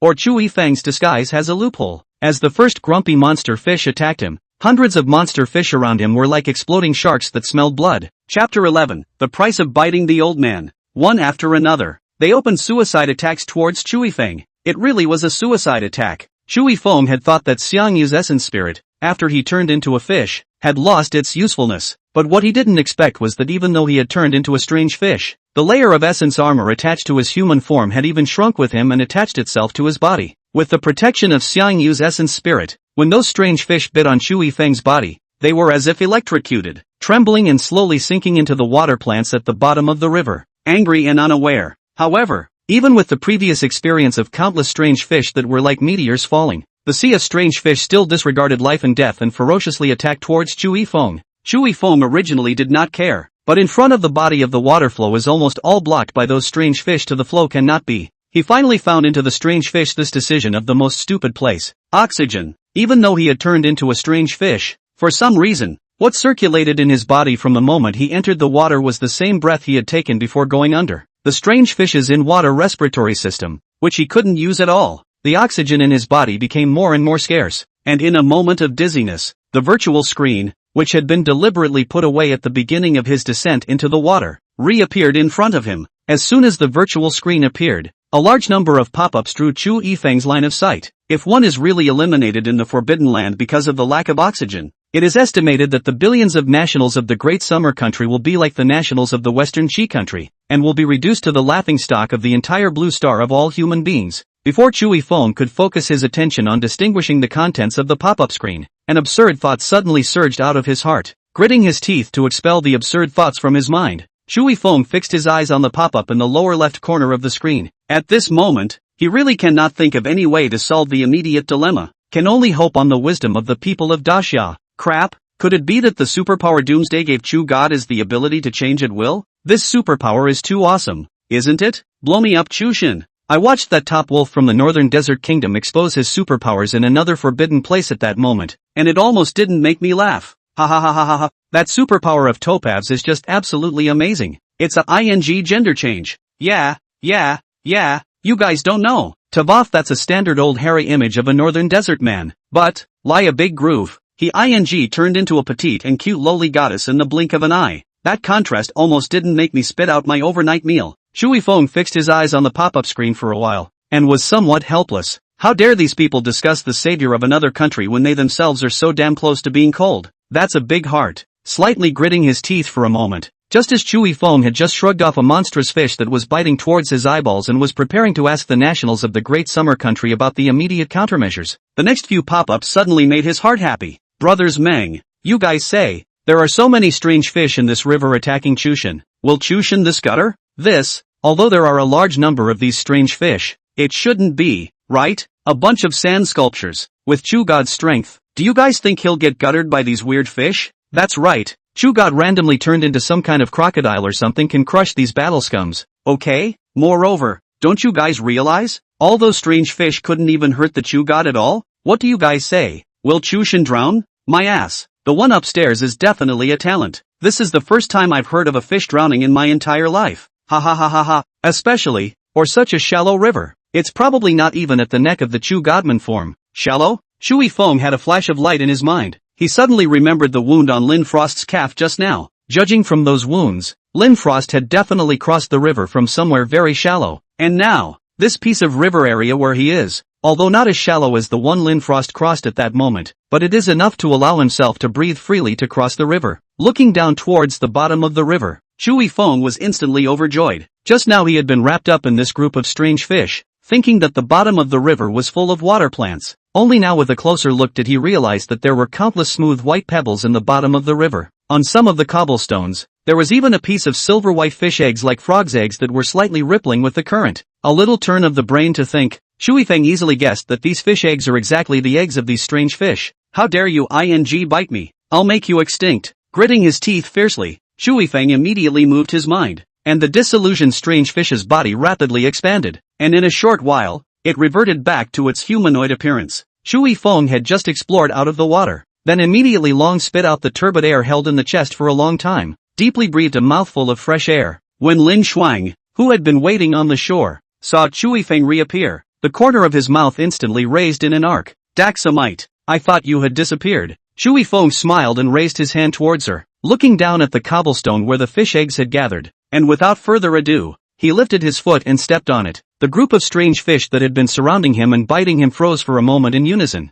and immediately afterward, they swiftly attacked towards Chewy Feng with an even more ferocious offense than just now. But these attacks of theirs, falling on Chewy Feng, are just not even scratching, and with a burst of sound like the popping of bubbles, the fish eggs attached to the pebbles exploded under Chewy Feng's feet one after another. Amidst the sound of fish eggs cracking that sounded like a hymn that kept interlacing, Chewy Feng didn't take long to walk to the river bank. During this not-so-long journey, the eggs of the strange fish were destroyed by Chewy Feng as much as possible. All you can hear is the sound of ticking. Standing on the riverbank whose touch was completely different from the pebbles at the bottom of the river, the water droplets on the clothes on Chewy Feng's body dripped down. With a slight force, a strange fish was also shaken down by him. Lin Frost had been looking at Chewy Feng from the side with his head on one side, his eyes filled with a puzzled look at the fact that his body was intact. Daxia people, do you need help? If there is a need to say, tight hurry to speak. I must immediately go over. Help, okay. However, out of the quality of superior goodness, Lin Frost stiffly did not ask, and only smiled as she looked at Chewy Feng to ask the question.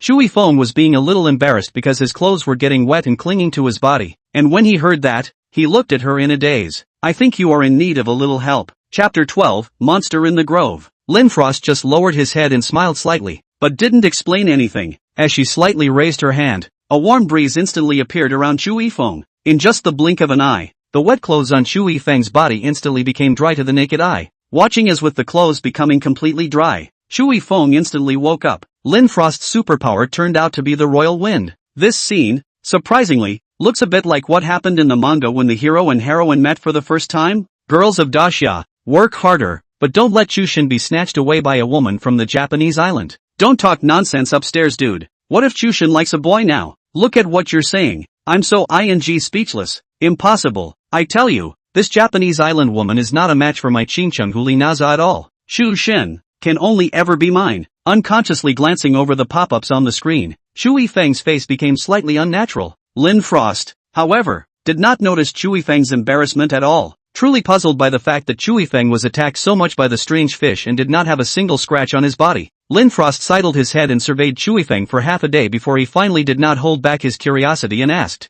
Daxamite, is the superpower you were given by the god of doom the adamantine body? Ha? Vajra's body? Chu Yifeng was dumbfounded. Lin Frost puffed up his little mouth and gestured towards a strange fish still hanging on his arm. Why else would these strange fish that can bite through gold and iron not leave a single scratch on you? Chu Yifeng followed her line of sight downwards, and only then did he realize that there was an extraordinarily tenacious strange fish pinned to his arm. Not having the good sense to casually flick off the strange fish, Chu Yifeng looked up at the grove beside him and casually nodded his head perfunctorily. Sort of. Did you go inside the woods? Lin Frost blushed slightly and glanced down towards the woods. There are some monsters inside the woods, and I'm a little afraid to go in by myself. As if she was afraid that Chu Yifeng wouldn't believe her, Lin Frost hurriedly added frankly, the superpower I was given by the god of doom is the royal wind, which doesn't do much against those monsters. Chu Yifeng, who had already guessed her superpower just now, casually nodded his head and thought about it, immediately striding towards the woods. Just such a small forest sandwiched between two mountain ranges. Chu Yifeng really didn't believe that there would be any more ferocious monsters in it, but no matter what monsters there were, Chu Yifeng knew that he had to face them, because, behind him, there was Daxia, and Daxia's billions of nationals. Seeing Chu Yifeng enter the grove, Lin Frost thought about it, and with a slight clench of her teeth, she also followed him in. Not long after entering the woods, Chu Yifeng discovered a hint of something wrong. It was surprisingly silent in these woods. Unlike the territory of the cannibal flower clan, the silence here was completely dead, and not a single sound or sign of biological activity could be heard at all. Lin Frost carefully surveyed the surroundings and followed behind Chu Yifeng step by step. Because of the small favor she helped just now, Chu Yifeng was not prepared to drive her away. Based on Lin Frost's nature in her last life, it wasn't too likely that she would snatch the snake staff from the ruins of the Snake Swamp Temple from herself, and as long as she does not move should not move the idea, Chu Yifeng does not mind that she borrowed his blessing, successfully go to their own completion of the task, alive out of the Snake Swamp Forbidden Land. But just as Chu Yifeng was carefully surveying his surroundings, the clothes behind him tightened violently. Frowning slightly and turning his head, Chu Yifeng happened to meet the sight of Lin Frost, whose small face was pale. Before Chu Yifeng impatiently asked, Lin Frost trembled and stretched out her brittle arm, pointing to a bush not far in front of the two of them. There, a couple monsters are staring at the two of us. Chu Yifeng was startled in his heart and instantly turned his head, looking over in the direction Lin Frost had pointed. Lin Frost pointed to a small bush that was barely visible if you didn't look closely. Next to that small bush, there was a blackish-brown boulder 1 person high, and next to the boulder, there were several scarlet eyes the size of lanterns staring dead on at Chu Yifeng and Lin Frost through the gaps in the bushes. Ha! The moment he saw those scarlet eyes, Chu Yifeng held the dragon soul dagger upside down in his hand. An inexplicable fear instantly surfaced in his heart. Slightly arching his body and subconsciously blocking Lin Frost behind him, Chu Yifeng silently confronted those scarlet eyes. But after waiting for a long time, Chu Yifeng never saw any other movement from those scarlet eyes. Guys, did you see that? Those eyes in that bush? This thing, it looks so damn scary. Look at the size of its eyes. It can't be a monster with such a huge body like those cannibalistic flowers or something like that, right? Whatever. Anyway, brothers, let's just firmly believe that none of these things are anything to Chu God. After thinking about it, Chu Yifeng subconsciously looked at the pop-up screen before moving, and burst into tears. The strand of inexplicably appearing fear in his heart was washed away a bit by the sand sculpture pop-ups. Chu Yifeng slowly raised his feet and carefully touched towards the direction of the bushes, but until he touched the side of that bush, those scarlet eyes didn't make a single movement. Chu Yifeng was thoroughly puzzled, turning his head to look at Lin Frost, who was trembling uncontrollably due to great fear. Chu Yifeng used his dragon soul dagger to pluck away the bushes that were blocking a few scarlet eyes. Claptrap. as if the owner of those scarlet eyes was awakened by Chu Yifeng's movements. They instantly stirred. Chu Yifeng hurriedly took half a step back, and the dragon soul dagger subconsciously stopped in front of his body. But the next moment, after seeing clearly the owner of those scarlet eyes, Chu Yifeng's face instantly became odd. The owners of these scarlet eyes were actually a few moths with huge feathered wings. Crap, what the am I seeing? Isn't this a chalk slaughtering moth from anime? There's a real one in reality? It's over. Even these monsters from the anime are starting to appear in the real world. It looks like the world is really going to end. Upstairs is only just through the net. Also, Chu Xin and the others are not in reality now, but are fighting for us in the weird forbidden land of the country's luck. After Chu Yifeng watched the few frightened moths fly far away, he was unintentionally attracted by the densely packed pop-up screens. After thinking about it, Chu Yifeng couldn't help but punch the pop-up screen and ask, "Do any of you recognize this moth?" Chapter 13, Important Characteristics of Chalk Slaughter Moths. Mom, I'm out of my league. Chu Xin actually interacted with us? Crap, this is called my close communication with the true God and Savior? Chu God's voice is really good. It's so magnetic. It's really charming. The girlfriend fans upstairs, please also show some restraint. The Chu God belongs to all of us Dasha nationals. He doesn't belong to a certain individual. Everyone stop brushing. It's still important to answer Chu Xin's question first. Just how Chu Yifeng did not expect is that as he asked the question, the pop-up screen unexpectedly boiled up instantly. Just when Chu Yifeng was facing the dense pop-up screen, momentarily confused.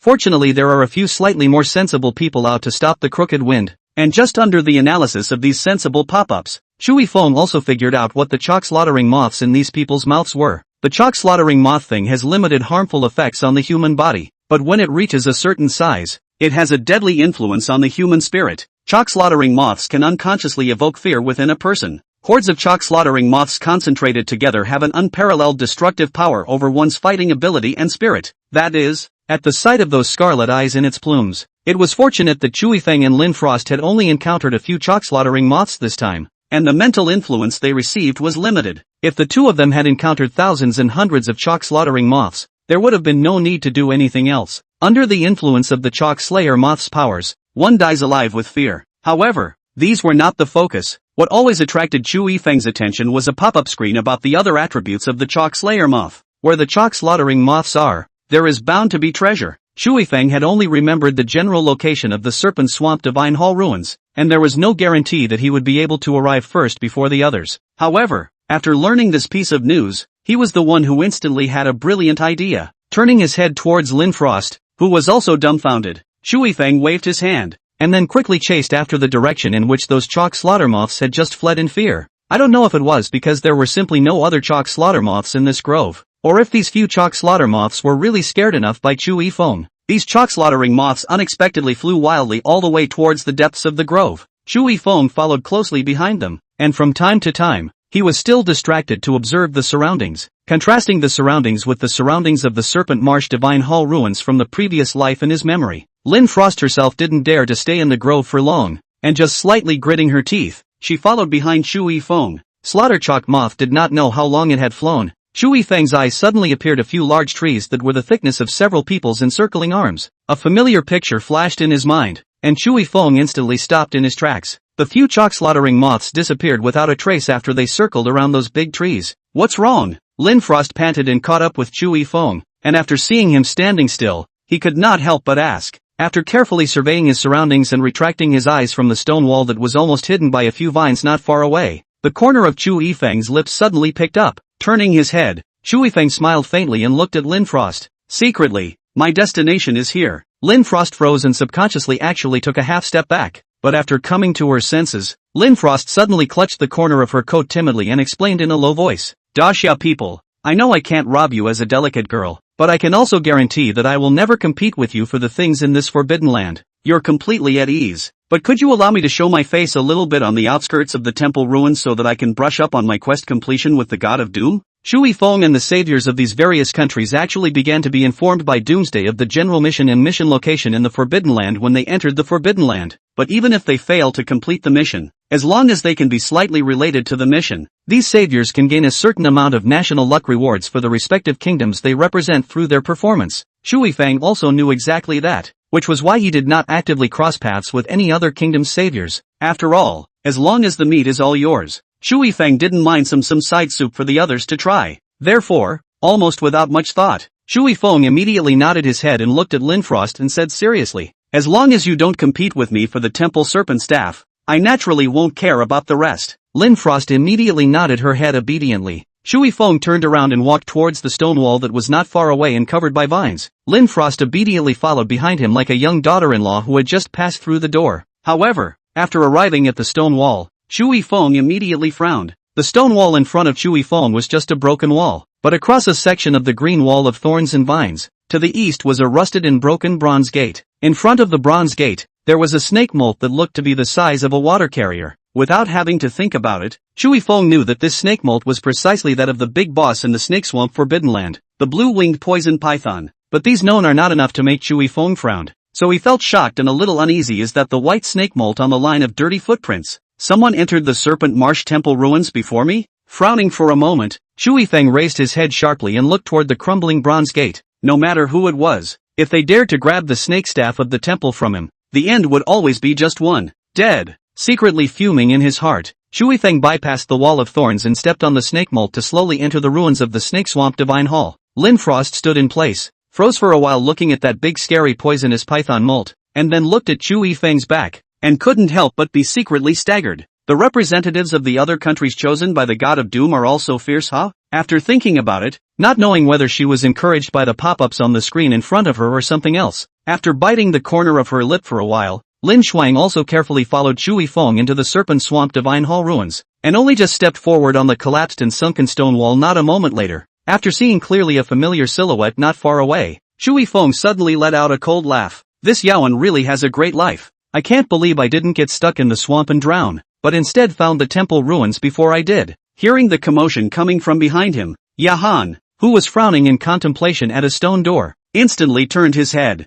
However, after seeing that the one who was holding his arm and smiling coldly was Shui Feng, who was regarded as his mortal enemy, Yahan's blue eyes instantly filled with blood. Chapter 14, Goodbye to Yaoan. Shui Feng. The strange Daxiao words came out from Yahan's throat, and Yahan's eyes were scarlet as he stared at Shui Feng. What do you want to do? Why are you calling Dad properly? Shui Feng didn't goad him at all, directly raising his head and disliking him in a cold voice. Ha ha ha ha ha, what's the point of calling Dad? Shu God is truly my idol. Speaking is so powerful, no wonder so many people love him. Too damn awesome, too damn relieved. Let that bastard be arrogant again. This stupid Western She-man didn't really think he could fight Shu God, did he? Shu God's 3 strokes hit out. If he doesn't kneel on the ground and call Shu God's father, I'll ing livestream and eat Xiang. Where did this Yaoan get the guts to provoke the Shu God? Afraid you're addicted to that foul-smelling swamp water? Along with Chu Yifeng's mockery, the pop-up screen was followed by a burst of ridicule posted by a large number of fans. Yahan's fists were clenched tightly, staring at Shui Feng.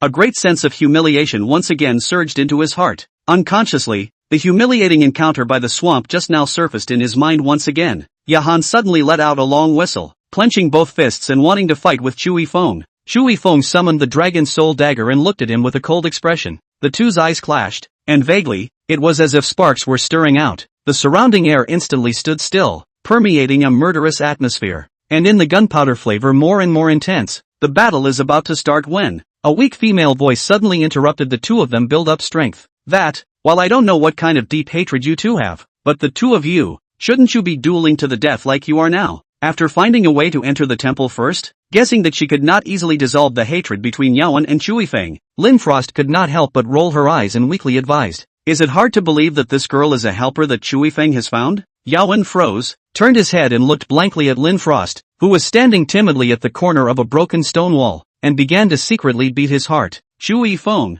on the other hand, had known Lin Frost's nature for a long time, so he did not feel surprised by her outburst urging for battle. Instead, without realizing it, he saw the relief on the stone door behind Yaoan, and Shui Feng's heart moved instead. Shui Feng hadn't paid attention just now, but now he reacted to the fact that the three of them were at this moment, almost at the front hall of the ruins, and the place where Yaoan was standing happened to be the main hall of the shrine that was still well preserved compared to the other buildings. In his last life, Shui Feng didn't have the opportunity to come to the ruins of this divine temple, so he had also been ignoring one thing. This divine hall was, indeed, a typical Dixia-style building. Those broken flying eaves and arches of the ruins of this divine temple, the pagoda hall along. Shui Feng himself was not sure how many times he had seen it within the Daxia country, the relief on the stone door behind the end of the cold, but also the most famous in the traditional culture of Daxia strange door 8 trigrams lock. Although it was unclear when Yawen had found this place, Chui Feng was certain. If it is not the Daxia people who have a certain understanding of Qi Men Bagua, not to mention Yahan, the self-proclaimed savior of Western Qi, even their true god may not be able to open. But they, even if they go through all the trouble, rack their brains, also cannot open this strange door gossip lock stone door. For Chu Yifeng, it is simply as easy as a poem. Because, in the troops under Chu Yifeng's jurisdiction in his last life, there was a close confidant who was precisely a Taoist priest who was proficient in Chiman Bagua. After a long time, Chu Yifeng was brought by him as also considered quite proficient in the art of Chiman Bagua. Just as Chu Yifeng was deducing in his mind to break this Chiman Bagua lock, Yahan, who had been staring at Lin Frost, suddenly let out a cold laugh. I remember, you're the representative of Ludong, Lin Frost? Saying that, Yahan Long coldly looked at Chu Yifeng, then rushed at Lin Frost and arrogantly said, "What?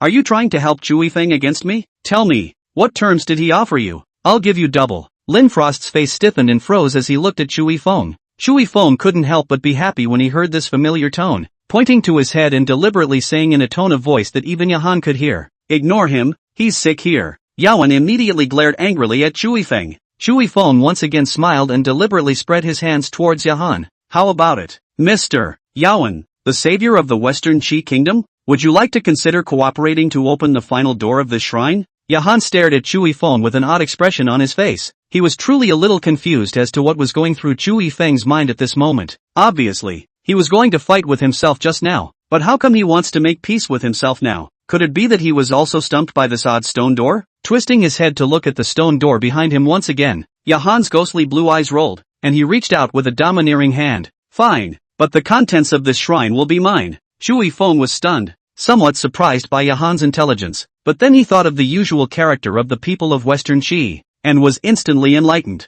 As the savior of the Western Qi Kingdom, Yahan wasn't just stupid, but also had greed engraved in his bones as well as dominance. Crap, where did this guy get such a big face? Normal. Upstairs, brother. I have to remind you that no matter how low the moral bottom line of the people of the Western Qi nation is, you have to have some acceptance. As a Daxian who had done business in the Western Qi state for a few years, I have to admit that my buddy upstairs has seen through the despicable character of the Western Qi state's nationals. Don't worry, brothers, there's no need to get excited. Let's just watch how Chu God plays him to death. I bet that in 3 hours, Chu Shin will be able to pit this grandson. Yuck, and play until he doesn't even have any pants left. Yahan, I didn't drink enough of the stinky water in the swamp just now. Kneeling down and begging Chu Shin to continue feeding me. The same as Chu Yifeng's realization. The virtual screen in front of him was also full of about the endless layers of trolls against the Western Qi Kingdom. After thinking about it, Chu Yifeng nodded his head in agreement without hesitation. He sensed in the thought of Qi Man Bagua lock cracking method. There is about pit miserable end of the cold end ways. Lin Frost immediately looked at Chu Yifeng in surprise. Based on what she had just gone through with Chu Yifeng, she had pretty much seen that Chu Yifeng was someone who valued the interests of the Great Summer Kingdom more than anything else. How could he agree so readily to such an overbearing condition from Yawen at this moment? Couldn't it be that Chu Yifeng had thought of a way on how to victimize this incredibly stupid man? Yahan, in such a short period of time? Is this man even that good at scheming? Chapter 15, Qi Man Bagua lock opened. Entrance presented. Retracting her eyes from Chu Yifeng, who was smiling unconcernedly, Lin Shuang secretly set an iron rule in her heart that she could not violate even if she died. One must be careful not to offend this savior of the Great Summer Kingdom. Noticing Lin Frost's strange gaze as he looked at himself, Chu Yifeng's eyes turned cold, slowly turned his head, put his finger up at the corner of his lips, and made a silencing gesture. Lin Frost nodded honestly and covered her cherry mouth. Inadvertently seeing the difference between the two, Yawen suddenly turned his head. After sweeping his suspicious line of sight from the two of them one by one, Yahan coldly spoke out. "I'm telling you guys, you'd better never let me catch you doing anything small behind my back. Otherwise, I'll torture you to death in a million ways you can't even think of." Chu Yifeng impatiently waved his hand to interrupt him and said, "Come on, with all that weight?" Yawen's aura was stagnant, and he looked at Chu Yifeng defiantly, provoking. "What, you want to give it a try? Don't think that with a covenant of cooperation, you can rest on your laurels. If I were you, I wouldn't choose to provoke me at a time like this, because I have a way to open this stone door, and you do not." After staring at Yawen and letting out a cold smile, Chu Yifeng didn't care about his irritated eyes and calmly walked to his side. "If you say you can open it, You can open it? Do you believe that I can break open this rotten door just as well with explosives? With a look of annoyance, Yawen stared hatefully at Chui Feng. Dynamite? Chui Feng was Yahan this idiotic words to the gas laugh, pointing to the Chiman Bagwalak stone door, proudly said, "You stupid bastard, if you dare to use explosives, believe it or not you can't get in this life." As soon as the words fell, Chui Feng suddenly reacted as an afterthought, staring at Yahan, a pair of sword brows suddenly frowning. Why did Yawen suddenly mention explosives? Is it hard to believe that he brought explosives into the forbidden zone? Thinking again, from the time he had met Yawen, his consistent dominance and inexplicable arrogance, Chui Feng could not help but feel a hint of vigilance in his heart. This fool, Yawen, absolutely could not let him enter the interior of the Divine Hall without any problems.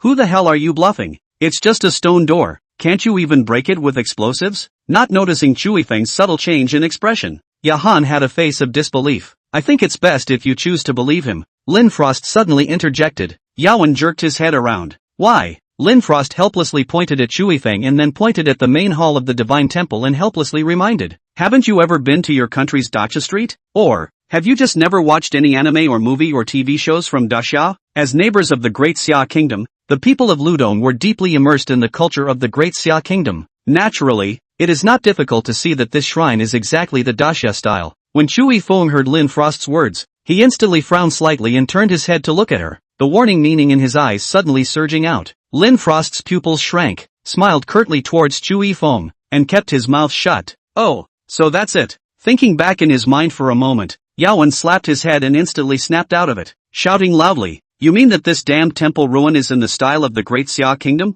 As the savior of the Great Xia Kingdom, Chui Feng must be more familiar with its construction than the two of us. Ooh, I can't believe you figured it out so quickly. Marvelous. Afraid that Lin Frost would point out any more information that would make Yahan get wary, Chui Feng took the lead and perfunctorily said. A proud look flashed across Yawen's face. After a few moments, Chui Feng, who had been nailed in front of the stone door of the Chi Men Bagwalak, suddenly clapped his palms together, and a flash of pompous laughter instantly appeared on his face. Well, cracked? Seemingly completely unanticipated. The strange stone door that he had drilled for several hours and never found the doorway, was cracked by Chui Feng just so easily. An unnatural look instantly surfaced on Yahan's face. Chui Feng glanced at him proudly. Or else, saying that, Chui Feng casually flicked the several reliefs engraved on the stone door that represented the 8 trigrams of Chi Men. Rumble. And just at the moment Chui Feng rattled the relief, the large area of ruins directly behind the stone door behind him suddenly began to tremble violently. A person-high broken dragon and tiger reliefs have collapsed, by the vines climbing to cover the broken walls one by one collapsed and broken, as well as in some terrain low-lying places accumulated into the water pool, but also rapid evaporation, revealing the dry ground. Yawen and Lin Frost were confused in unison as they looked at the sudden movement, and just as the two of them were out of their minds watching the objects on the ruins constantly shifting, Chui Feng was not idle either. After carefully staring at the 8 slanting downward holes that appeared on the ruins, Chui Feng easily distinguished the entrance to the underground hole that symbolized the door of life. East, south, west, north, as well as southeast northeast, southwest northwest, and other 8 around the entrance of a hole in the ground dispersed by a strange snake statue revealed because of the breakage of the vines, symbolizing the 8 gates of life, death, rest, scenic beauty, openness, dew, surprise, and injury. This was the most superficial common sense in the Chiman Bagua for Chui Feng. After finding the dead door which was the opposite of the life door, the corners of Chui Feng's mouth subconsciously grinned. After thinking about it, Chui Feng slowly walked over to Yahan and patted his shoulder. Yahan snapped out of his shock and subconsciously turned his head, looking at Chui Feng with an unkind expression as he threatened without even thinking about it. According to the treaty we both made before, what's in the temple can only belong to me. You can't have any thoughts about it. Saying that, Yahan secretly touched to the grenade attached to his waist, only waiting for Chui Feng to have the slightest dissent or movement. He would directly throw the grenade ruthlessly into his face, a solution to the previous humiliation. But what he did not expect was that Chui Feng honestly nodded his head and conceded. It was a real admission of weakness, only to see Chui Feng directly spreading his palms towards him, saying with a sincere face, "Brother, you don't think I'm one of your Western Qi Kingdom, do you? Don't worry, since we've made a contract with you, even if it's just a verbal one, we Daxia people will carry it out to the end." Yawen froze, looking at Chui Feng's sincere look almost skeptical. In his perception, the so-called contract was nothing more than a shackle used by the strong to bully the weak. He had truly never thought that someone who was clearly stronger than him would also abide by an unequal treaty. A look of shame flickered on his face, and Yahan looked at Chui Feng ferociously. So tell me, Which one of these 8 entrances to the hole in the ground is the right one? Chapter 16, The Gate of Death. Which is right? The corner of Chu Yifeng's mouth hooked up a smile-like arc, then casually pointed to one of the doors in the door. Said, guess it's this one. Estimate? After hearing Chu Yifeng's reply, Yahan's face instantly became very ugly. There are 8 doors here. How do I know which one is right? Why don't you go in each door and take a look? Chu Yifeng lest the fire didn't burn big enough. He poured more oil on it. Surnamed Chu. I knew you didn't have good intentions. Playing tricks with me, right? Yawan first glared viciously at Chu Yifeng. Then he walked over to the door that the latter was casually pointing at, sneered, and turned around to enter into the opposite door. Obviously he did not believe Chu Yifeng, and thought that the other party wanted to harm him, so he would decisively choose the opposite direction. But actually, people who know a little bit about Chi Man Bagua should know that the door that Chushin pointed to is actually the door of life, and as a result, this guy doesn't believe it at all. As the saying goes, the kind of person he is will think others are, and this guy is dishonest himself, so he thinks others will be as dishonest as he is. Pity me, Shu Shen, who is all righteousness, that I would still be questioned about the spirit of contract by such a villain. I can't wait to see the jokes on the other side. This wave is lifting a stone. Under the spitting of many pop-ups, Yawan also entered directly into the door of death. Right at that moment, Lin Frost walked over to Chu Yifeng's side and asked in a soft voice, are we going in too? Wait. Chu Yifeng was not in a hurry to leave, but stayed behind. He also wanted to see how powerful the Chi Men 8 trigrams formation in the ruins of the Snake Swamp Divine Hall was. If it's good, let's see if we can reproduce a copy back in Dasha. Even if it couldn't be made in bulk, it would be nice to get 1 or 2 similar formations. Okay then. Lin Frost naturally do not understand Chu Yifeng's intention, thought the other party is waiting to see Yahan's joke. Although they were outside the 8 gates at this moment, a curtain of flowing light also appeared in front of the 2 of them as Yawan entered the death gate. The streaming curtain was so clear that it was like a movie playing in a theater, and the situation in Death's Gate was projected on top of the curtain. After entering the dead door, Yawan did not directly explore the front path, but stopped and ambushed the door. Looking at that appearance of the other party, it seemed that they were planning to wait for Chu Yifeng and Lin Frost to enter the door and then directly surprise and sneak attack the 2 of them. Obviously, not only did Jahan not believe in the direction Chu Yifeng was pointing, he also didn't believe that the other party would really give up all of the treasures within the Divine Hall, so he shamelessly chose to sneak attack. Looking at the appearance of the other party arching their backs and cat-gripping their weapons by the door, Chu Yifeng could not help but shake his head. Good lord, the Western Chi people really do refresh my knowledge of the 3 words shameless every day. Engaging in a sneak attack is something I didn't expect. Luckily I, Shu Shen, predicted my opponent's prediction. Please enjoy the following. A comedy by the savior of the Western Chi Kingdom. Yawan. I move a stone to hit myself. Yawan waited at the door for a while, and after seeing that no one came in, he then put away his weapon with some disappointment and turned to look at the world inside the door. The world inside the door was originally pitch black, but as Yawan turned this way, a beam of light suddenly appeared in front of him. Immediately afterward, cluster after cluster of flames rose up. The world inside the door brightened instantly. It was as if Yawan's arrival had bestowed light on the place. Before Yawan could lament the miracles that he, the savior, had brought to the world, he was shocked by the scene in front of him. Only 10 meters away from Yawan, there was an altar, and on top of the altar was a huge bronze statue. The bronze statue, holding a trident with a serpent body and human face, stood on top of the altar, with a tightly closed beast pupil on its brow. Humans standing under such a huge bronze statue were as small as ants. Just as Yawan was gazing at the bronze statue, which originally had its 3 eyes tightly closed, suddenly opened its eyes. The blood-red pupils of the beast locked onto Yawan's body. Death to those who break into the temple. With a hoarse voice, countless human-faced pythons drilled out from all sides of Yawan, each one as thick as an adult's arm. If a dense phobia saw this scene, they would be scared to death on the spot. And even though Yawan was an agent with an extremely strong mental quality, he was also stunned by the scene before him.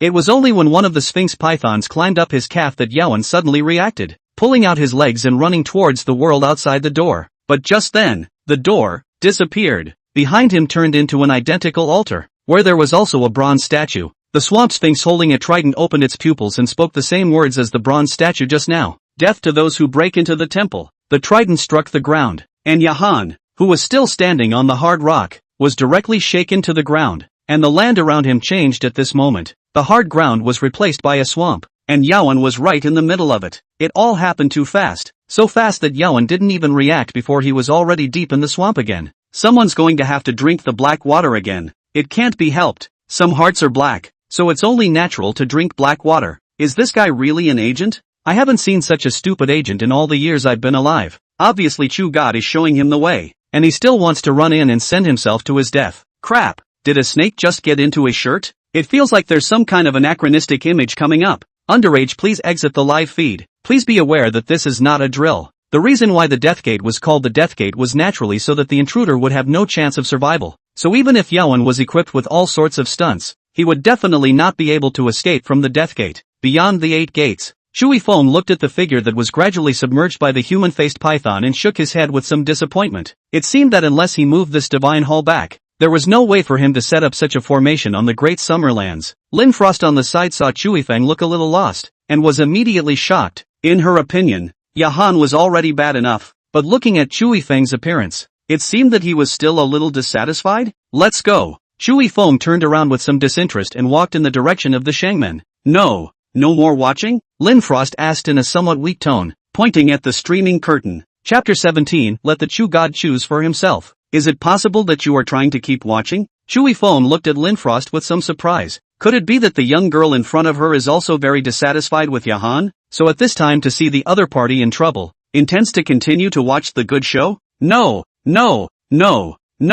it's not like that. Lin Frost hurriedly waved her hand. I thought you would continue to watch. After all, he just had numerous rude behaviors towards you. After saying that, Lin Frost directly covered her small rosy mouth, and inadvertently, she spoke out her mental thoughts. However, Chui Feng didn't seem to mind as he shrugged his shoulders. There's still so much time left in the trial, and this stupid dog won't really die here. So if you really want to watch the show, there's plenty of opportunity. There's no need to rush it at all. After hearing what Chui Feng said, Lin Frost also weakly nodded once again. She realized that the man in front of her was not only good at scheming, but he was also very vindictive. Luckily, he just chose to follow the other party from the very beginning, instead of thinking of using the other party just like Yaon. Go! Chui Feng stood at the doorway of the birth gate and said to Lin Frost. Aha! Lin Frost hurriedly trotted to Chui Feng's side, as good as a child. The two of them entered into the living door one after the other. Holy, what's with this sudden CP feeling? Belly black invincible open stream war god times good soft and cute secondary girl? Brother Meng, quickly give me the public screen to hit in the match. Match you big head hell. I Changzhou Louis Fei first disobeyed. Chu God is mine. They're a perfect couple. It's your turn to object. You ugly bastard. Chui Feng took advantage of the occasion to enter the door of life, but also casually glanced at the pop-up screen, and then saw the words above. His face suddenly became a bit unnatural. It's the end of the world and these people are actually in the mood to kowtow to CP? It's true that CP brains can't quit the traditional skill of seeing CP and knocking on CP even when they reach the end of their days. Is this the legendary god of your great summer kingdom? Lin Frost didn't know about the pop-up, and as soon as she entered the Sangha, she wandered around the sacrificial hall. Unlike the slightly shabby outer hall, the inside of the sacrificial hall looked extremely luxurious and solemn both in terms of decoration and arrangement. Chui Feng looked over in the direction that Lin Frost was pointing, only to see that there was a bronze statue in the center of the main hall. Only this bronze statue was slightly different from the bronze statue that Yaon had seen in the Death Gate. For example, although the bronze statue in the Death Gate was also human-faced and snake-bodied, it only had 3 eyes, whereas this human-faced and snake-bodied bronze statue in front of him only had 2 eyes. And not only that, it didn't even have a weapon, let alone any sign of a snake staff. But that didn't mean that the bronze statue in front of him was not as powerful as the bronze statue in the Death Gate. On the contrary, in Chui Feng's opinion, the identity of this bronze statue in front of him should be even higher, as the other party's appearance was already infinitely close to that of a human. Not only that, the battle robe draped on the other party's body was made of countless small snakes, and even the altar under the tail, likewise had countless snakes coiled in it. Looking down carefully, Chui Feng even saw the swamp sphinx that had appeared in the Death Gate earlier. Only the swamp sphinx had by now become a fresco, engraved on the stone pedestal of a bronze statue, prostrating itself in the image of an enshrined king. This, a sign of submission of the weak to the strong. Human face and snake body. It seems that such a character often appears in the mythology of the Great Summer Kingdom. It is known as Manhwa, right? Seeing that Chui Feng didn't answer, Lin Frost asked again and Lin Frost obviously knew something about the Great Summer Kingdom, which was why he had associated the bronze statue in front of him with the legendary Manhwa.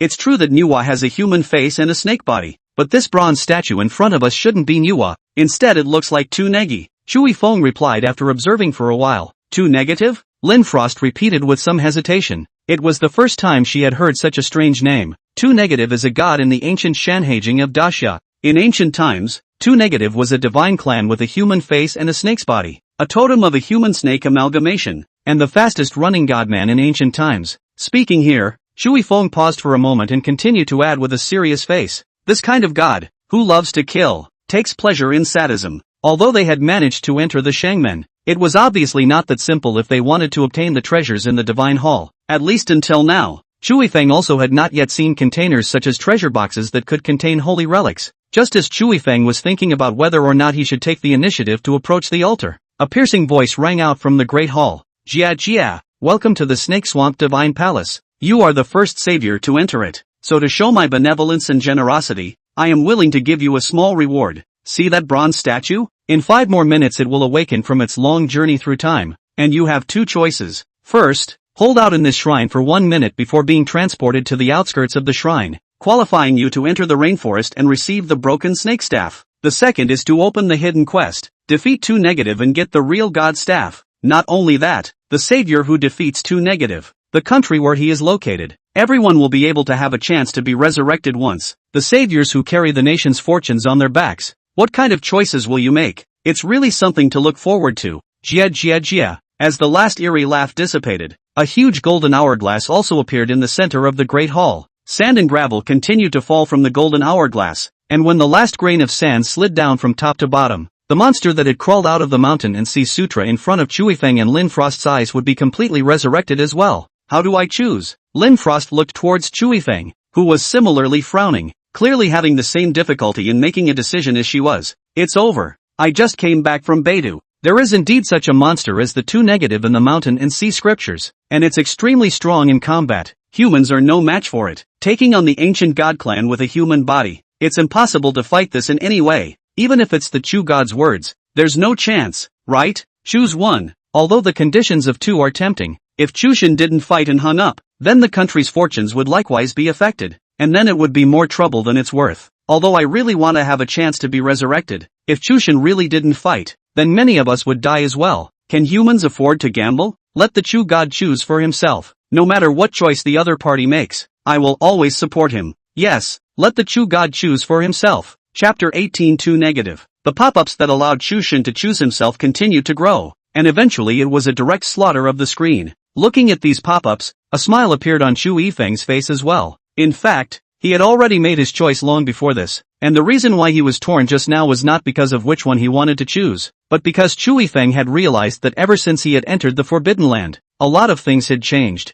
It was as if a butterfly in the center of a storm flapped its wings, and the wheel of history took another path because of him. For example, before the rebirth, until Yaowen took the treasure from the temple, 2 negative had never awakened since the beginning, not to mention any hidden quests and hidden rewards, and this time, Doomsday actually gave him the right to choose like this, and also offered a reward that was hard to refuse. With a victory over 2 negative, it would be possible for each of the people of the Great Summer Kingdom to have a chance to be resurrected. This reward was simply too tempting for Chui Feng, and there was absolutely no way he would voluntarily give it up. So, I'll take one. The resounding voice echoed through the Great Hall. Lin Frost looked at Chui Feng with a surprised expression. The latter's choice was clearly unexpected. There you go, savior from the land of Ludo. Doomsday's voice sounded once more, although the image of Doomsday didn't appear. Right after the other party asked, Lin Frost felt a slightly evil and terrifying line of sight lock onto her body. Make your choice, Doomsday repeated. At this time, Chui Feng also turned his head to look at Lin Frost, who lightly bit his lips, and replied in a somewhat bitter tone. Sorry, I'll take the second one. Lin Frost knew her own strength very well. She knew that she wasn't a match for 2 negative, so she decisively chose the second challenge. Although there was no way to get a resurrection for everyone in his country, being able to brush up on the progress of the quest was enough for Lin Frost. Other than that, she doesn't ask for anything. After all, her own ability is there. Since you've all made your choices, the trial has officially begun. Good luck to you all, saviors. As the last syllable landed, the large hall that was still peaceful had steeply begun to vibrate violently, as if it was an earthquake. Lin Frost hurriedly grabbed onto one of the stone pillars closest to her, but before she could stand firmly, she heard Chui Feng shouting urgently, "Let go!" Hearing the other party's words, Lin Frost let go of her hand almost instantly. A python with a body as thick as a baby's fist brushed past Lin Frost's hand. Lin Frost looked up and saw that the patterns engraved on top of the stone pillars began to wriggle almost simultaneously, and a python drilled out from inside the pillars. Those pythons had strange patterns on their bodies,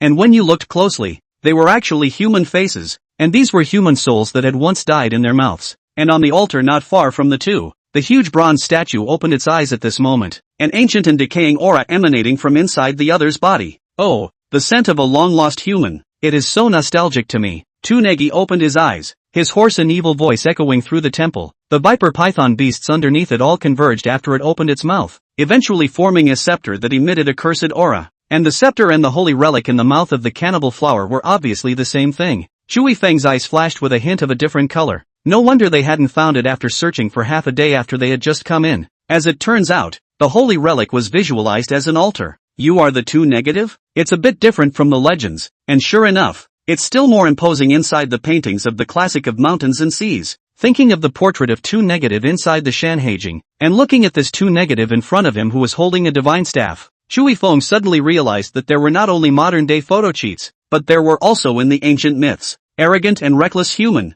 You will pay for your own words. The two negatives simply did not expect that this tiny human in front of him would actually dare to talk to him like this. And at that moment, the scepter in his hand also knocked heavily on the ground. A halo of light emanated from the scepter, and where the halo passed through, the hard ground was all turned into a quagmire. I don't know if you're a snake or a loach, so fond of holes. Almost at the moment when two negative had just made a move, Chui Feng had already moved his body like the wind to the side of two negative, and the sharp blade in his hand drew a morose light in the air, charging straight at two negative. When facing this divine clan that had awakened from the distant past, Chui Feng chose to take the initiative to attack. This was unexpected by almost everyone, including two negative. In ancient mythology, humans were very small beings, and with a wave of one's hand, one was able to easily end the lives of those people. So two Negi also took it for granted that when it awakened, these two weak humans in front of him would either take the initiative to beg for forgiveness and honor him as their king, or they wouldn't even be able to rise up the courage to fight back, and would be abused and killed by him. However, what it did not expect was that Chui Feng simply did not follow the usual path, and without even saying one more word of nonsense to him, he chose to take the initiative. The dagger's blade landed on two Negi's body, easily cutting through the opponent's skin,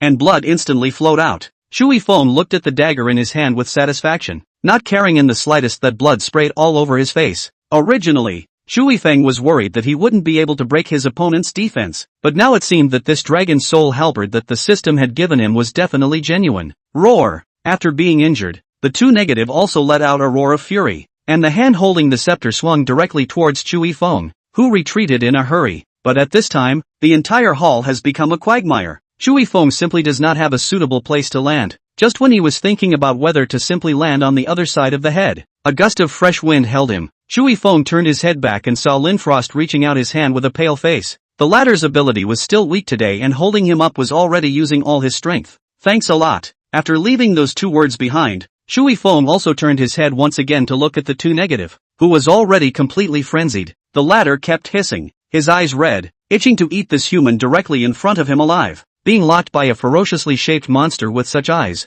Chui Feng's face did not show any fear. On the contrary, his expression instead became frantic. It was as if he was instantly possessed by a god of war that had been revived from the distant past. Come on, battle it out. Chui Feng similarly roared angrily, then once again took the initiative to charge towards two Negativo. Chapter 19 Battles with God's Clan. In an instant, one person and one beast were wrestling together like this. The two negatives' divine ability was not even in time to be cast before Chui Feng forced the opening of a physical battle, and the latter did not give it a chance to use its divine staff at all. Mom asked me what happened and why I was on my knees watching the broadcast. To take on an ancient god clan with a human body, I, Chu God, am truly not human. Go Chu God. Finish off this douchebag and let him know that we humans aren't to be messed with. The person called two negative isn't a douchebag, but it's close, because he's about to get hit with a douchebag by the Chu God. Guys, hit the public screen on the bull. Don't rush to revel in cheering first. Have you guys noticed a problem? Lin Frost chose the second challenge, which means that after 1 minute, she will disappear from here. What is Chu Shin going to do then? Even if Lin Frost hadn't directly disappeared,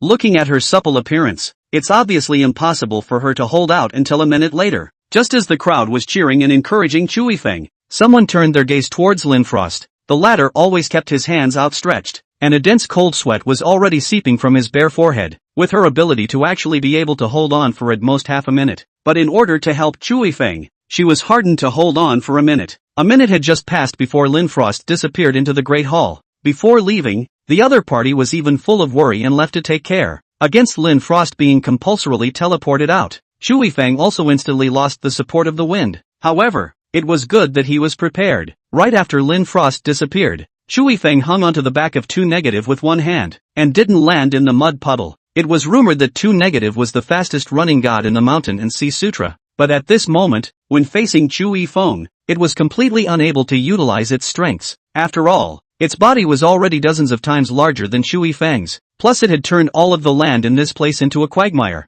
so this likewise limited its own movement. On the other hand, Shui Feng was taking advantage of the opponent's huge body and simply used the opponent's body as his landing point, giving the opponents back a blow from time to time. Faced with this kind of harassing attack, 2 Negi could do nothing even if he had great strength. It was like an elephant, when facing a tiny flying insect, unless it could just happen to throw a punch directly at the opponent's body. It could only be teased by the flying insect whose size was several times smaller than its own. And at that moment 2 Negi was like an elephant being teased by flying insects. Although it had the power to blast its opponent to death with a single punch, it had difficulty in catching its opponent. And the deadliest thing was that this flying insect also had a mysterious weapon that could harm it. If he was facing an ordinary savior, it was naturally impossible for 2 Negative to fight so stiflingly, but he was facing Shui Feng, an open player who didn't want to die. Even if he was hanging on, he actually didn't want to die, which simply made people, oh no, it made 2 Negi helpless. You have the ability to fight this seat head on. After another punch hit the air, 2 Negi finally couldn't hold back and roared at Shui Feng.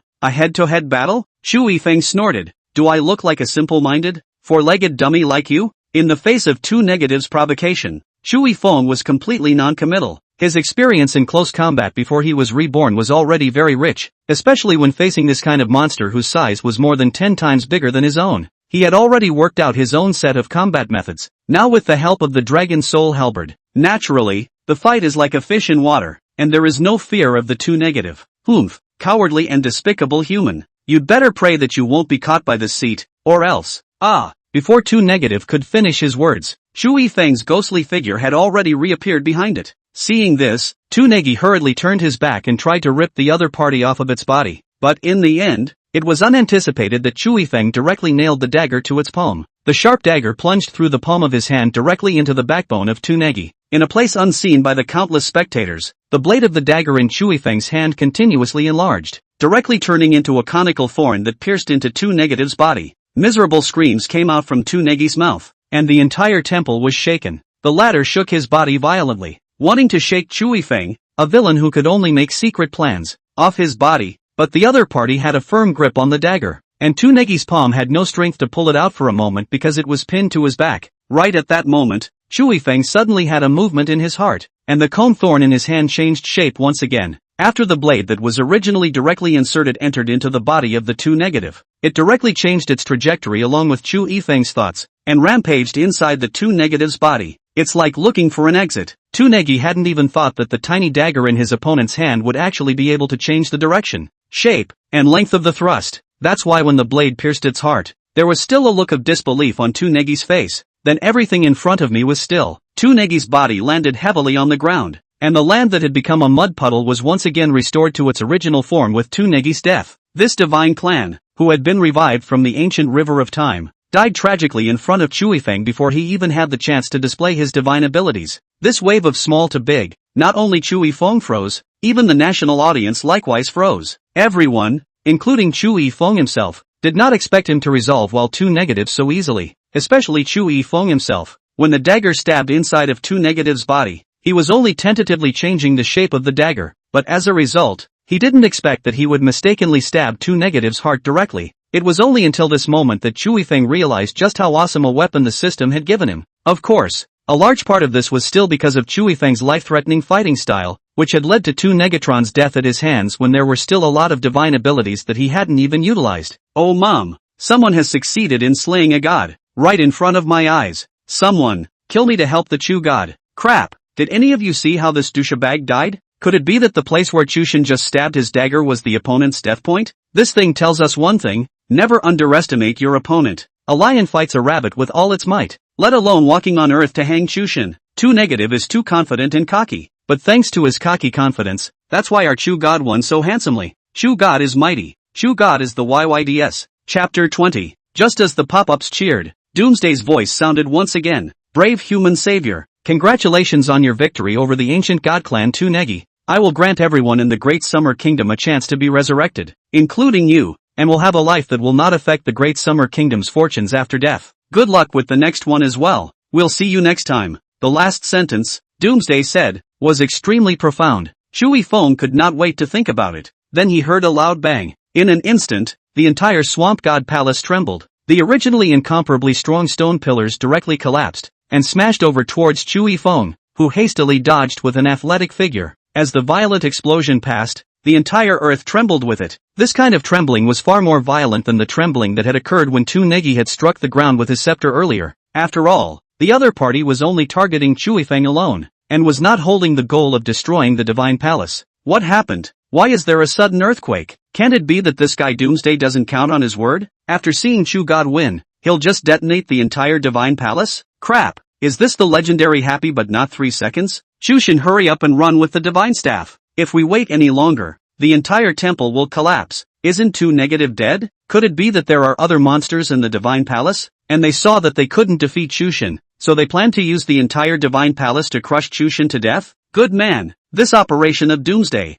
I'm calling it an inside job. Obviously quite a few people thought that it was Doomsday who had directly detonated the entire Divine Hall after seeing Shui Feng win so easily. However, Shui Feng knew that although this guy Doomsday was perverted, he was absolutely true to his word. Completely like a system that has been set up with a strict program, it is absolutely impossible to go against what you have said. So the explosion was definitely not Doomsday's doing. Just as Shui Feng had taken the Divine Staff and kept running to avoid obstacles in the ruins, Shui Feng suddenly smelled the flavor of gunpowder. At the same time, Yaowen's face instantly appeared in Shui Feng's mind. It's him. End of the line. The son of a actually did bring in the explosives. Doesn't he know that after he detonates the explosives, the entire Divine Palace will be reduced to rubble? Looking at the rocky walls that kept collapsing in front of him, Shui Feng went crazy and ran towards the exit. It was so hard for him to defeat Tu Niga. He didn't want to die here just like that. Even if he had a life that wouldn't affect the fortunes of the Great Summer Kingdom after he died, then Shui Feng didn't want to waste it so lightly. That was why Shui Feng was running and dodging hard even as the heavy objects kept collapsing. It wasn't until the light at the exit was about to be completely covered by those broken walls that Shui Feng finally chased the tail of light and escaped from the Swamp God Palace. Before he could stabilize his stance, the Swamp Divine Palace behind Shui Feng was already completely collapsed, and everything inside was submerged in rubble. Instead of leaving, Shui Feng waited for the shaking to stop and dug frantically in the ruins. He's going to find that son of a Yaowen,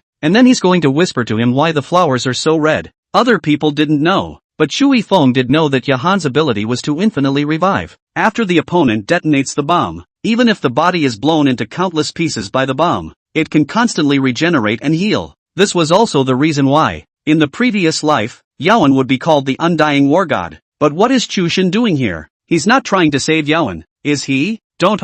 Chu God. What's the point of repaying a grudge with virtue? That kid Yaowen was ready to sneak up on you before. The Swamp God's Palace has turned into this ghostly state. It is absolutely impossible for the other party to still be alive. Although I know that the Chu God is from the humanitarian spirit, but the person is already dead. It's better to let the other party go into the ground. Just as Shui Feng kept digging up the ruins with his hands on one side, he also summoned the virtual screen out on the other side. He had just secured a resurrection for the nationals of the Great Summer Kingdom, and at this time, he was looking at the pop-up screen to see the reactions of the people. As a result, he didn't expect to see everyone discussing his excavation of the ruins at this time once he opened it. After Shui Feng saw that everyone thought that he was doing this to save Yahan, he couldn't help but let out a cold laugh. Screw the humanitarian spirit. I'm trying to dig up Yaowen and thwart him. If it wasn't for this dog, Yaowen, suddenly detonating the bomb, he would have been able to search through the Divine Palace and might have been able to find other treasures. After all, in the previous life's Swamp Temple, there were a lot of good things inside, but now with Yaowen detonating the bomb,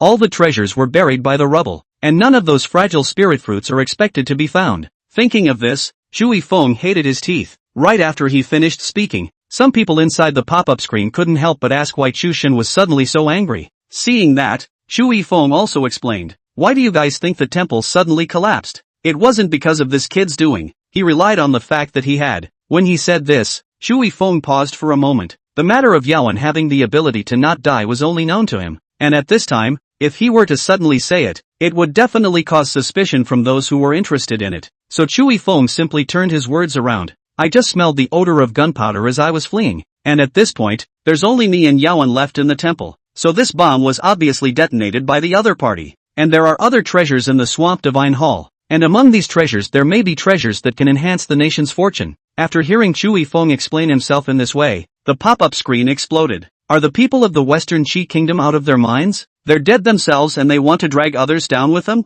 Here, make me into a shovel and send it over to the Chu God. I'm going to help the Chu God together to thwart this bastard Yaowen. I haven't seen someone as shameless as Yaowen in my 20 years of living. Chushin, don't be angry. A scumbag like Yahan doesn't deserve you to be so angry. Yes. Chushin, don't get angry, because it's not good to get angry like that and get sick. Looking at the pop-ups that kept comforting himself and cursing Yaowen, Chui Feng's mood gradually became calm. The reason why he was so angry before was because there were still many treasures in the Divine Palace that he hadn't taken away, and after calming down at this moment, he was relieved. Even if he turned the Swamp Divine Palace upside down right now, it would probably be very difficult to find Yahan's body that had been shattered into crumbs, so it would be better to hurry up and send the holy relics to the cannibalistic flower. Chapter 21, Recognizing the Master by Dripping Blood. After thinking clearly about this point, Chui Feng did not continue to dwell on it, but instead picked up the divine staff and ran back towards the Cannibal Flower King's territory. Along the way, Chui Feng also met a lot of strange and weird demonic beasts, but they were all easily solved by him. After all, he had traveled the road once before, so this time, Chui Feng quickly arrived at the location that he had agreed upon with the King of Cannibal Flowers. From a long distance away, Chui Feng saw the King of Cannibal Flowers standing in the territory anxiously waiting.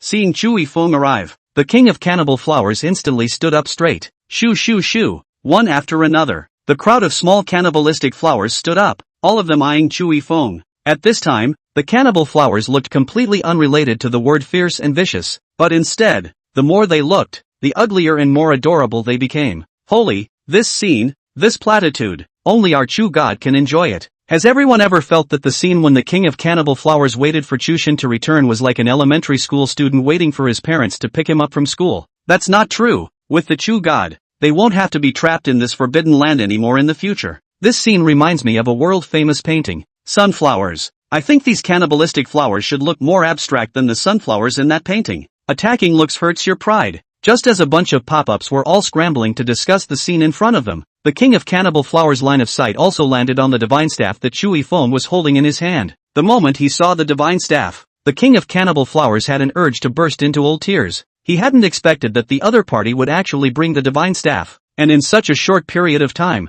so it seemed that he hadn't chosen the wrong person this time. Savior of mankind, you really did bring back the holy relic. The Cannibal Flower King's tone was filled with delight, and it was just short of directly rushing to Chui Feng's face. The other little cannibalistic flowers likewise danced around happily, and all of a sudden the entire swampy rainforest was in chaos. Luckily, Chui Feng stood far away, or else he would have definitely been tossed into the mud. Yes, I brought back the holy relic, but I didn't know how I was going to use it to lift your curse. Chui Feng raised the divine staff in his hand as he spoke, but as the god's staff was raised, the little cannibalistic flowers that were still dancing around shivered. Obviously the god's staff has a great influence on them. Even the huge-sized King of Cannibal Flowers shivered and took a step back after Chui Feng raised his divine staff, his face filled with fear. I'm sorry, I didn't realize this play. This holy relic had such an effect on you guys. Chui Feng hurriedly put the god staff down. As a matter of fact, up to now he hadn't figured out what the hell this god staff was for, and there was no difference between holding it and an ordinary prop. It's okay, my esteemed guest. If it wasn't for you bringing back the god staff, we don't know how long we would have been stuck here, but I don't really know how I'm going to use it to lift the curse of your cannibal flower race, Chui Feng said with a bit of a headache. After he got the divine staff he ran straight all the way back. On the way he didn't have time to study it carefully. At this moment he even didn't know how to use the divine staff. There is only one way to lift the curse, and that is for the owner of the scepter to manipulate the scepter to lift it. The King of Cannibal Flowers replied after some thought. In fact, he wasn't sure if this was the right way to go about it, because the age was just a little too far back, or the way it was handed down from his grandfather's grandfather. After hearing the King of Cannibal Flowers say that, Chui Feng was also somewhat speechless. What's the difference between what you said and what you didn't say? No, my honored guest, what I mean is that you might be able to drop your blood on top of the god staff, and after the god staff absorbs your blood, it will recognize you as its master. The King of Cannibal Flowers explained in a flinty tone. Although the King of Cannibal Flowers himself had no bottom in his heart when he said this, his tone was very confident, completely unable to see that he had no bottom in his heart. That's it? Chui Feng looked down at the divine staff in his hand. Earlier when he fought with Tu Negativo, The latter hadn't used the god staff much because he had been tangled up in close quarters and forcefully pulled into a physical battle. Therefore, Shui Feng did not know much about the functions of the divine staff. But what was certain was that this divine staff was definitely not simple if it was activated. If too negative that Dushabag were to directly use the divine staff against himself from the start, then Shui Feng might not really be able to do anything about the other party. But Tu Negi was too arrogant to think of himself as a human being, and that's why he lost to himself in a moment of carelessness. After having the King of Cannibal Flowers' guidance, Shui Feng no longer hesitated, but instead directly bit his finger. Scarlet blood landed on top of the divine staff, and the divine staff, which was originally still flat and uneventful, suddenly glowed with the entry of the blood. The snake's head above the god's staff was repeatedly coming to life at this moment. Shui Feng looked at the scene in front of him with some curiosity, but very quickly, he couldn't continue to remain calm, because right after Shui Feng's blood fell into the divine staff, the divine staff immediately erupted with a terrifying suction force. This suction force crazily devoured Shui Feng's blood, like a bloodthirsty beast. As the blood continued to drain away, Shui Feng's face became extremely ugly, and in contrast to that was the light on the divine staff. Seeing that, Shui Feng also violently raised his head to look at the King of Cannibal Flowers, who was still some distance away from him. The other person seemed to be equally stunned and was currently looking at himself with shocked little eyes. And right at that moment, as the divine staff continued to devour Shui Feng's blood, an invisible pressure emanated from the divine staff. As the pressure dispersed, Shui Feng himself hadn't even reacted much yet. The King of the Cannibal Flowers, who was still some distance away from Shui Feng, hurriedly led his minions to keep retreating backward until the pressure had no way to approach them, and only then did the King of the Cannibal Flowers stop. Obviously, these cannibalistic flowers were very resistant to or fearful of the intimidating pressure emanating from the god's staff. When Shui Feng saw that the King of Cannibal Flowers had brought his minions to hide far away, the big stone in his heart was finally put down.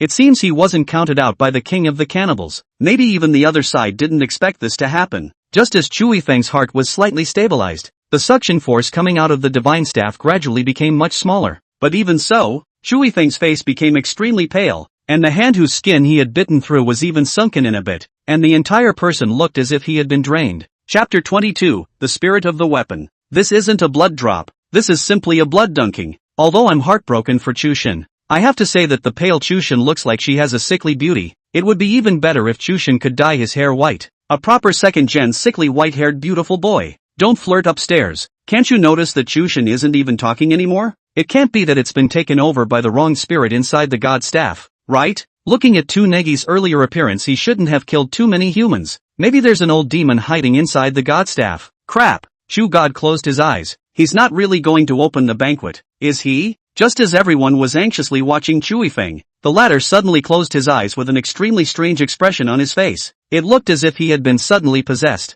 The crowd was immediately frightened, but outside the screen, they cannot do anything about it, can only through the crazy way to brush the screen, trying to cause Shui Feng's attention. But Shui Feng didn't react at all. He was unaware of everything that was happening in the outside world. As the blood continued to be poured into the divine staff, a trace of connection was finally established between Shui Feng and the divine staff. Only this thread of connection was very weak, so weak that it was as if it would simply disconnect at any time. I don't know if it was because today's Shui Feng was still too weak, so the divine staff that possessed Infinite might seem to disdain recognizing him as its master. However, because some sort of bond had already been established between the two, even if the divine staff was no longer willing, it had to establish a connection with Shui Feng. Shui Feng closed his eyes and carefully felt the weak connection, trying to communicate with it. Finally, a reluctant voice rang out. "You're too weak. Can you not disturb my sleep?" Crap, the scepter spoke? Shui Feng snapped his eyes open with a skeptical look on his face. Before he was reborn, Yaowen took away the broken god's staff and exchanged it for a generous reward from Doomsday's hands. Since then,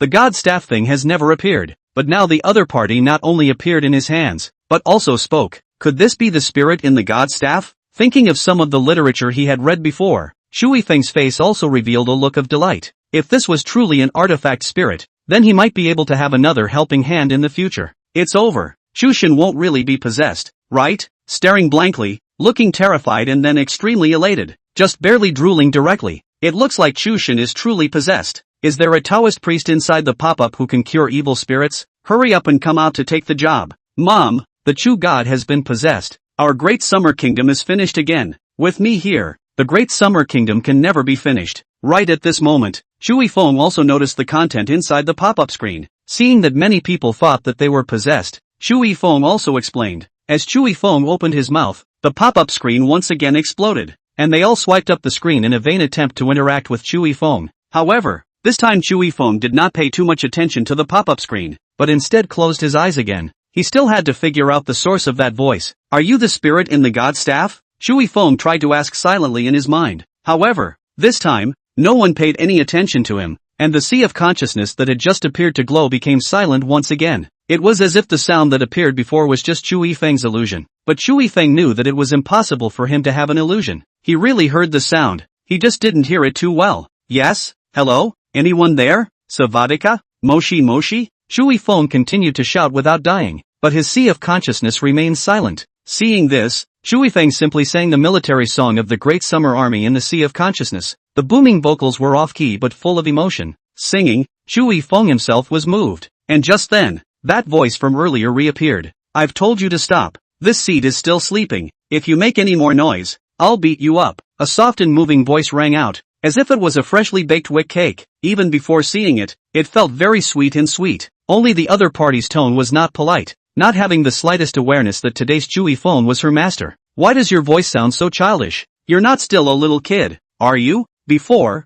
when the other party said his first sentence, Chui Feng had not heard it. However, by the time the other party said his second sentence, Chui Feng was suddenly realizing that the other party's voice sounded childish. Clearly the voice of a young girl no older than 14 or 15. You're the one who's a little kid. Your whole family's a little kid. The young girl whose original tone still seemed a little sleepy, couldn't help but jump out after hearing what Chui Feng said. At that moment, a very sweet-looking little elf also appeared in Chui Feng's mind. Only unlike the sweet and cute appearance, the expression on the elf's face was very rich, living up to her reputation as an arrogant girl. Sure is a little kid. Looking at the other party's appearance, Chui Feng also could not help but sigh with emotion. This seed said. This seed is not a child. This seed has lived for tens of thousands of years. Seeing Chui Feng still calling himself a little friend, the little elf was so furious that he almost jumped up and directly punched this newly minted master. Okay, you're not a little kid, so let me ask you, who the hell are you? This seed is the artifact spirit born from this divine staff, and possesses an incomparably lofty identity, so that even if you have already dripped blood to recognize your master, you will never want to be the true master of this seat. The elf said in a haughty tone with her arms wrapped around her and her chin slightly raised. Row. Chui Feng nodded his head once again. As an adult he naturally would not argue with a small child. After all, it wasn't as if he was the master of the other party who said so. The two had already formed a bond, and he was already the master of this divine staff. Since you already know, then don't continue to disturb this seat's sleep. This seat is sleepy, so back off. Seeing that Chui Feng had agreed to be so well behaved, the little artifact spirit also looked at the other party with extreme satisfaction. She decided that as long as the other party was honest from now on, then she wouldn't mind reluctantly letting the other party be her servant. Wait, just as the little artifact spirit was preparing to go back to sleep with a satisfied face, Chui Feng suddenly called out to the other party. What else? The little artifact spirit asked impatiently. Whose sacred staff do you own anyway? The reason why Chui Feng asked that was because he felt that with Tuniga's strength, he shouldn't possess such a mysterious divine staff. Why should I tell you? The little artifact spirit frowned at Chui Feng, clearly not wanting to answer the other party's question. Chapter 23, Lifting of the Curse. Because I'm your master. Just now you and I have made a contract, so from now on, I'm already your master. Chui Feng deliberately emphasized the word master. As expected, right after he emphasized the word master, the little artifact spirit once again exploded. You say to form a contract is to form a contract. You but only have the right to use the god staff. Just died in your hands of that stupid big man. The same also have the right to use the god staff. But he is not my master. My master is only female. At this point, the elf suddenly covered her mouth with both hands, and her crystal clear wings flapped. Female what? Chui Feng seized the focus of the other party's words and pursued the question. Humph. None of your business. The little artifact spirit hummed softly. No more talking to you unseen human. This seed is going to sleep. I'm warning you, don't disturb this seat's rest. After saying that, the elf's figure became illusory, repeatedly disappearing in front of Chui Feng in the next second, to look at the other party to disappear again. Chui Feng also hurriedly shouted, wait a minute, let's lift the curse on these cannibalistic flowers first, or I'll keep singing here and not let you sleep.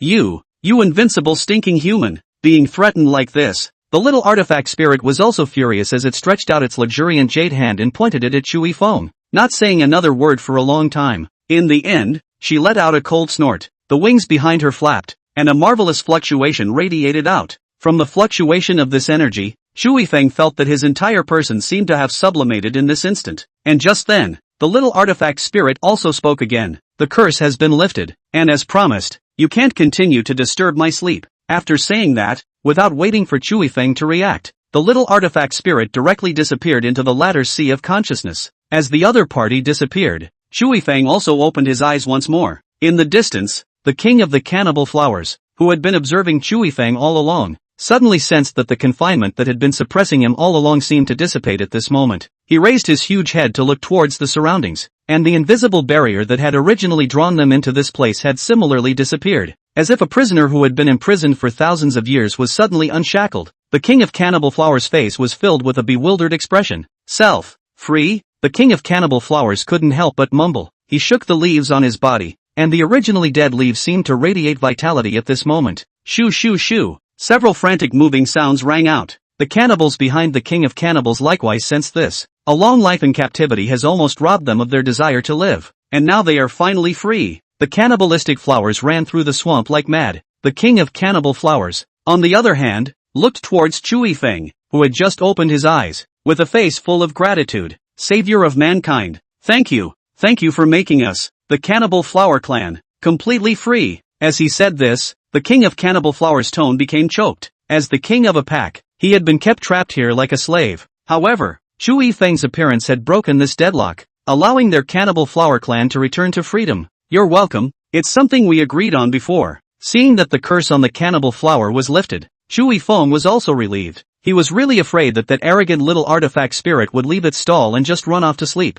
But the good thing is that although the other party has an arrogant personality, he keeps his promises very well. Say the curse is lifted and it's lifted. Even if we agreed on this, then I thank you very much. I declare that from now on, you are our eternal honored guest of the cannibal flower clan. In the future, if there's anything you need from us, just say so, and we'll definitely help to the end. The king of cannibal flowers was very sincere when he said this, so sincere that he didn't look like a monster with a tyrannical nature, but rather quite human. After hearing the promise made by the king of cannibal flowers, Chu Yifeng's face also revealed a smile. Only that smile looked as treacherous as it could be. Although he didn't know what these cannibalistic flowers were for yet, he thought that if he met Yawen again afterward, it should be possible for these cannibalistic flowers to take turns eating Yawen all over again, so that shouldn't be too much to ask, right? After all, the other party was immortal. I just don't know how the other party is going to be reborn after being eaten by the cannibal flower. It's impossible to wait for the cannibal flower to digest it, right? Just thinking about that scene,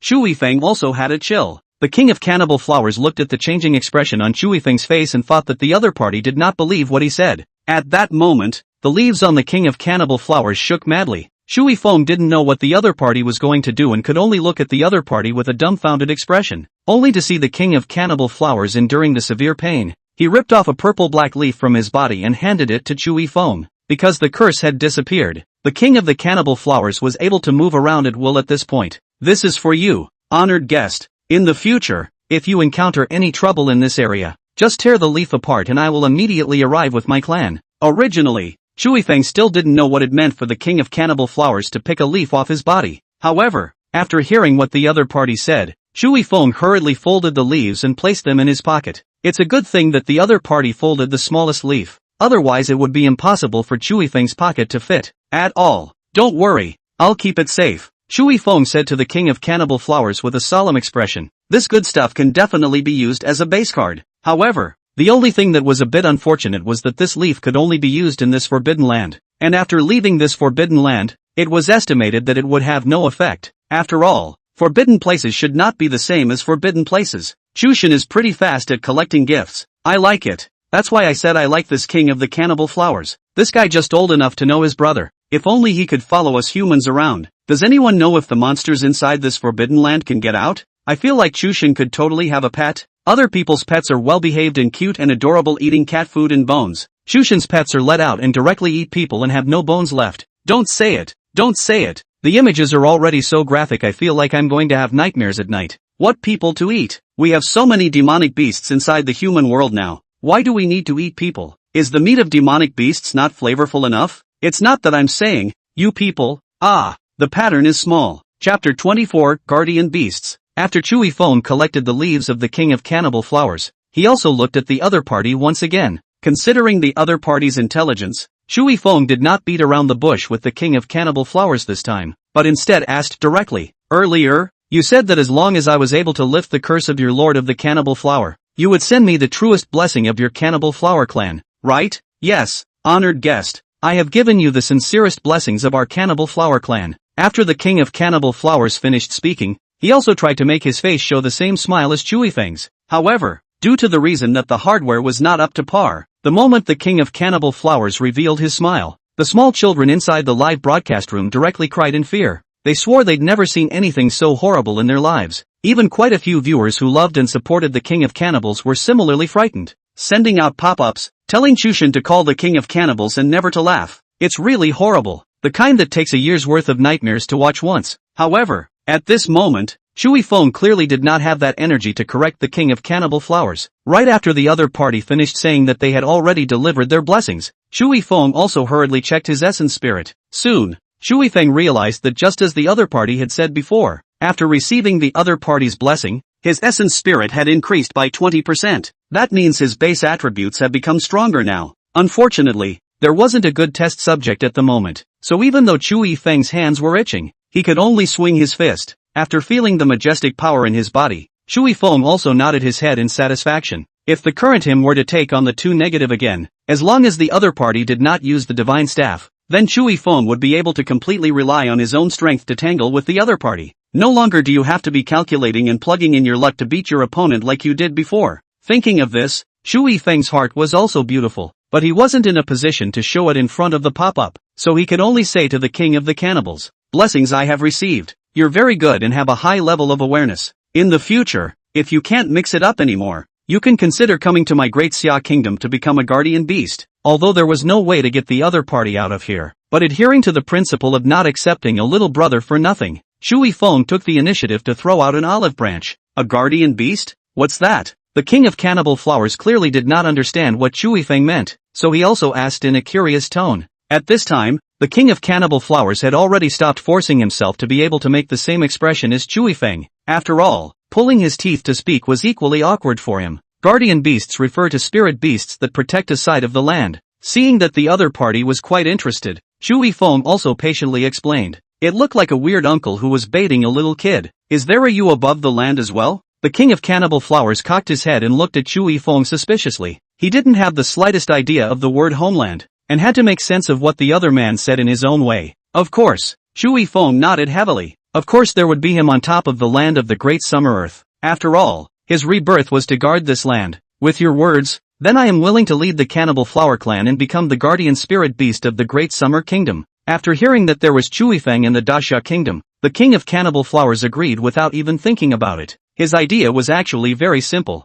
Since the human in front of him was able to easily obtain the divine staff, that also proved that the other party was extremely powerful, and finding a powerful person as their backer, no matter how you think about it, it was them, Cannibal Flower, who had earned it. Yes, willing the king of cannibal flowers to agree, Shui Feng also let out a loud shout, a satisfied smile on his face. Yes, the king of cannibal flowers followed Shui Feng's example and similarly bellowed. However, he didn't have the aura of Shui Feng. Instead he looked like a simpleton. Shui Feng held back his laughter, and towards the king of cannibal flowers, he stretched out a hand, and said to the other party with a solemn expression on his face, "Then I will at this moment bestow upon you the title of Guardian Beast of the Great Summer Kingdom in the name of the Savior of the Great Summer Kingdom. From today onwards, you are the Guardian Beast of my Great Summer Kingdom, and in the future you will shelter each other and be allies forever. If there is any betrayal, you will be executed even though you are far away." Aha! The king of cannibal flowers simply did not understand what Shui Feng was saying there, but that did not affect him at all as he nodded his head obediently. This makes the originally solemn atmosphere become somewhat joyful, and the pop-up screen is like a New Year's screen,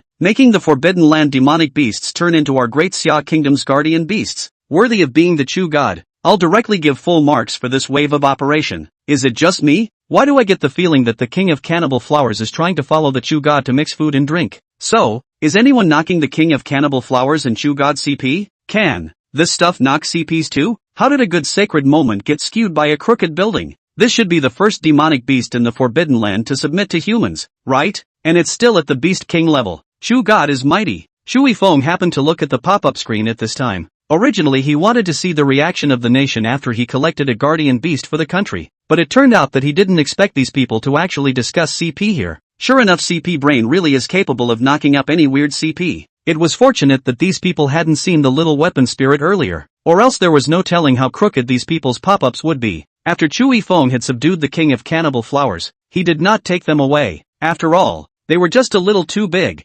especially the king of the cannibal flowers. When the other party stood behind Chui Feng could not see a single ray of light in front of him at all, and it would not be an exaggeration to describe it as covering the sky. That was why Chui Feng and them had no way to act together at all, so he had to leave the king of the cannibals to deal with his race on his own, and let the other find a comfortable home to reroute in. Instead, he was once again on his way to the deepest part of the swampy rainforest. He hadn't completely achieved his ultimate goal of entering the Forbidden Land this time around. I also wonder how the saviors in other countries are doing with their missions. After all, Chui Feng had only met Lin Frost and Yaowen from the time he entered the Forbidden Land until now, and none of the other saviors had encountered them. But from that it was also possible to see how big this swampy rainforest really was. It looks like we'll have to pick up the pace, and it looks like there will be a penalty if we're too late, Chui Feng whispered, and then he was accelerating his speed. Oh, those saviors from other countries, it's time to meet them. Chapter 25, The Stone Tablet. Deep in the swampy rainforest, only a monolith through the sky stands in the way of the savior's advance.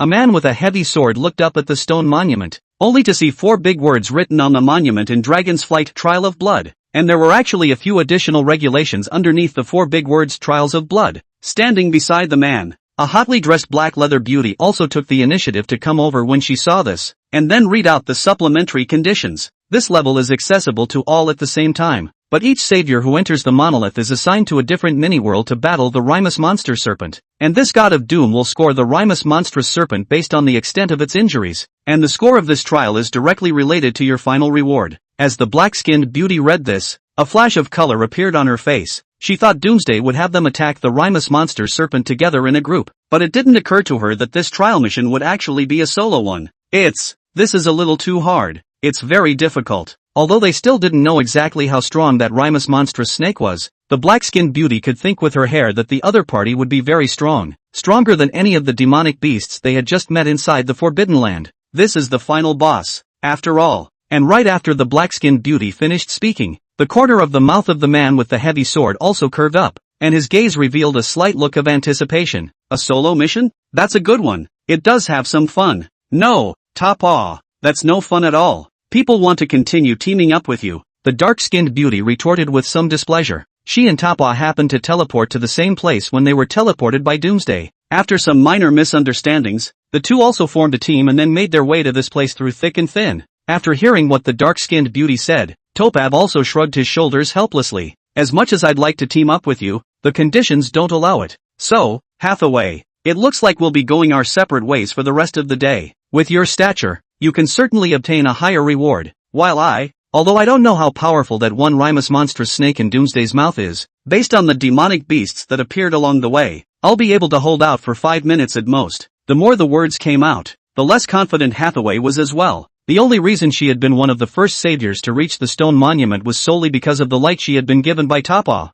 If it weren't for the other's words, she'd probably still be struggling in the swamp at this point. Takawafu was clearly the kind of straight man who wouldn't comfort a girl, and just as Hathaway's expression was a bit lost, he just said in a cold tone, "Good luck getting more than 5 minutes then. Come on, Tavaf. No girl will like you like that." Hathaway couldn't help but sputter. Much of the earlier sense of loss was also washed away by the other man's straight attitude. Just as the two stood in front of the stone monument and spoke, one after another, people swept out of the rainforest. The first thing these people did after they landed was to check out what was on the stone tablet. After reading the rules and realizing that they didn't need to reckon and fight with people anymore, the saviors from different countries also struck up a conversation with each other. Hathaway is one of the more outgoing types and quickly mingled with several other Salvationists, and although Tavav didn't say much, these saviors learned from Hathaway how great Tavav was. At once, there were also quite a few people who took the initiative to climb into conversation with Tavarf, their words full of flattery. Hathaway didn't mind either. On the contrary, she was happy to see it.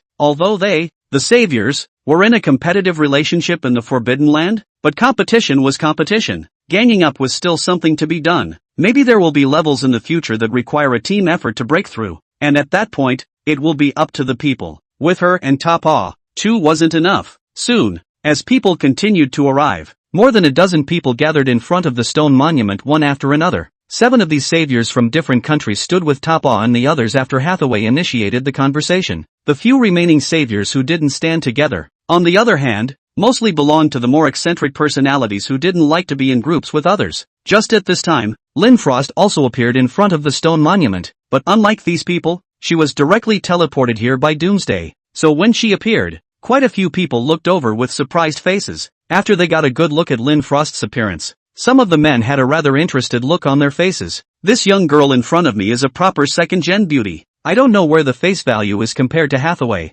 Even though aesthetics vary from state to state, Lynn Frost still wins the hearts of many men. Little sister, how did you appear here out of nowhere? Hathaway volunteered to walk up and ask. I was transported here by Doomsday. Lynn Frost took a step back and replied timidly. Teleported here? Did you trigger some kind of mechanism? Hearing Lynn Frost's reply, Hathaway also looked at the other party with some confusion. Only her tone wasn't exactly friendly. Instead it was somewhat questioning. Lynn Frost's sudden appearance instantly darkened the originally pretty-faced Hathaway. The men who had been circling around her were all looking at Lynn Frost with unblinking eyes at this moment. Not only that, but Topav, who had been acting like a straight man from just now until now, also looked at the other party with a slightly odd gaze. Facing Hathaway's questioning, Lynn Frost didn't tell the whole story but said vaguely, I don't know what's going on. Doomsday just teleported me here. Did you guys just keep gathering around the stone monument? Is that what you're looking at? The stone tablet is inscribed with the last test. Someone immediately jumped in and answered, do you need help with the content? Beautiful lady, perhaps I will explain it in more detail than they did.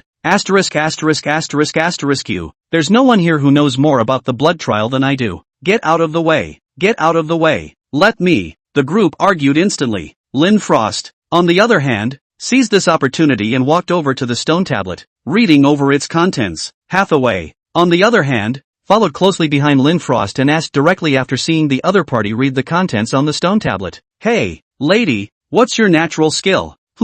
What? Lynn Frost looked at Hathaway with some surprise and blushed slightly. She obviously hadn't expected the other woman to ask that out of the blue. Chapter 26, Lowly Bloodline. This is obviously very rude behavior on Hathaway's part. Even Tuo Wafer couldn't help but furrow his brows. But he didn't stop Hathaway and instead looked at Lynn Frost. Obviously he was equally curious as to what the natural skill of the girl in front of him, who was like an angel incarnate, would be. We'll all know when the test is over. By the way, how do we enter this monolith? Do any of you people know? Lynn Frost also smiled and changed the topic after reacting. Obviously she didn't want to answer Hathaway's question, and the others didn't show the slightest bit of displeasure or raise questions because of this. After all, things like natural skills were originally their own secrets. Hathaway asking Lynn Frost directly in full view of the public is at best a no-brainer and at worst a bit of a bully. However, since Hathaway had come with Topaz, no one dared to say anything, and everyone could only go along with Lynn Frost's words. I don't know. Someone just tried to enter, but they didn't find the right way. Now what are we going to do? What the hell is the method of entry? Could it be because there are still too few saviors who have reached this place, so the monolith has no way to open? I guess so. When there are more people. I just don't know when those backward saviors will get here. We'll just have to wait a little longer. There's nothing to be done, so we'll all have to wait together for now. Seeing only that the trial was delayed in opening at the moment, the crowd had nothing better to do than to stand here and wait. As time passed, soon, there were also nearly 30 saviors from different countries converging in front of the Forbidden Land, and there was no Chewy Fang in these saviors. Lynn Frost's face was a little anxious as he looked over towards the outskirts of the rainforest. So much time had passed that he didn't know how the other party was doing now. Thinking of the ferocious and chilling looking too negative, Lynn Frost was also worried for a while. Perhaps she should have made the same choice as Chewy Feng at that time, so that she could fight alongside the other party. But she was the savior of a country, and without 100%, Lynn Frost simply didn't dare to choose the second option, and the pop-ups were all telling her to pick the first one. Lynn Frost same wouldn't be waiting for that kid from the Great Summer Kingdom, right? In my opinion, Chewy Feng has already fed 2 negative a long time ago. With his strength, how could he possibly be 2 negative's opponent? I've long looked at Chewy Feng with displeasure, and I'm completely confused as to why Miss Lynn Frost would be impressed with Chewy Feng. The lowly bloodline of the Great Summer Kingdom is simply not worthy of Miss Lynn Frost. Betting on the honor of my Yamamoto family, when Miss Lynn Frost comes out, I will vow to pursue her to the death. In short, we absolutely can't let the people of the Great Summer Country defile Miss Lynn Frost. Miss Lynn Frost will always be the goddess in our hearts. Just as Lynn Frost looked over in the direction of the rainforest beyond from time to time, the pop-ups in Ludum started to discuss it as well. Because of the historical legacy, Most of the people in the Lunong country disliked the people of the Great Xia country, so when they realized that Lin Frost had some concern for Chui Fang, these people immediately exploded. But since Lin Frost wasn't watching the pop-ups, she didn't realize all of this. Just as Lin Frost waited somewhat anxiously, a familiar silhouette appeared in view. Yai-chan? What's he doing here? She hadn't heard about his death on the World Channel before. Did the other side find a way out of the land of the dead? This is so out of character. After all, Chui Feng had told him that once he entered the door of death, unless life and death were eliminated, it was absolutely impossible to walk out of it alive. Just as Lin Frost looked at Yahan in the fall, Yahan likewise saw Lin Frost, and instantly, a look of anger appeared on his face as he walked quickly towards Lin Frost. Chui Feng man? After saying that, Yawan also looked around. At this moment, although there were quite a few people gathered in front of the stone monument, there was no sign of Chui Feng. I don't know. Lin Frost shook his head somewhat innocently. Aren't you with him? Come on, tell me where the hell this asshole went. I must teach him a lesson. At the end of his words, a hint of killing intent also flashed in Yawan's eyes, because he had been unable to get out of the death door because he was trapped in it. After suffering countless inhuman tortures, Yawan, in the end, also directly detonated the bomb, and he himself was blown to pieces. That kind of drilling and piercing pain almost made Yawan go crazy, although he finally managed to resurrect himself,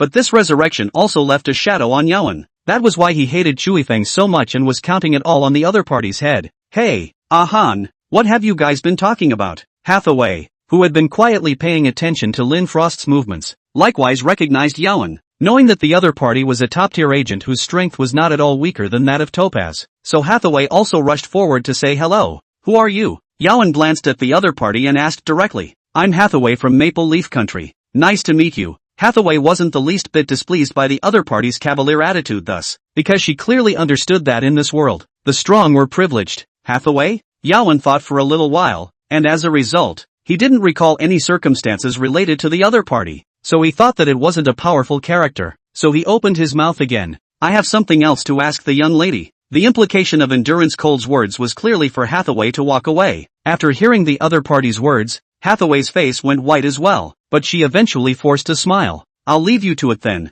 Having said that, Hathaway also rejoined Tapa. Yawan once again looked at Autumn Forest Frost. I asked you a question. Where is Chui Feng? Right after you entered into the Death Gate. It wasn't long before Chui Feng and I parted ways as well, so I don't really know where he is. Are you telling the truth? Yawan looked at Lin Frost with some disbelief. The latter nodded hastily. Of course it's true. I don't have to lie to you. It was true that Lin Frost hadn't lied to the other party, only that he had just omitted some of the key points. That's fine. After hearing Lin Frost even say that, Yahan also chose to believe what the other party said. The reason why he believed the other party was not because the other party's answer was flawless, but because he felt that Lin Frost would not offend himself because of Chui Feng. After all, between himself and Chui Feng, Yahan was confident that Lin Frost would choose himself. Chapter 27 Gifts from the End of Days. The arrival of Yahan added another fierce general to the Savior's lineup, and many people came forward to flatter each other after Lin Frost and Yahan finished talking. Even Lin Frost, who was on the side, was praised. Only at this time, Lin Frost was not in the mood to care about this at all.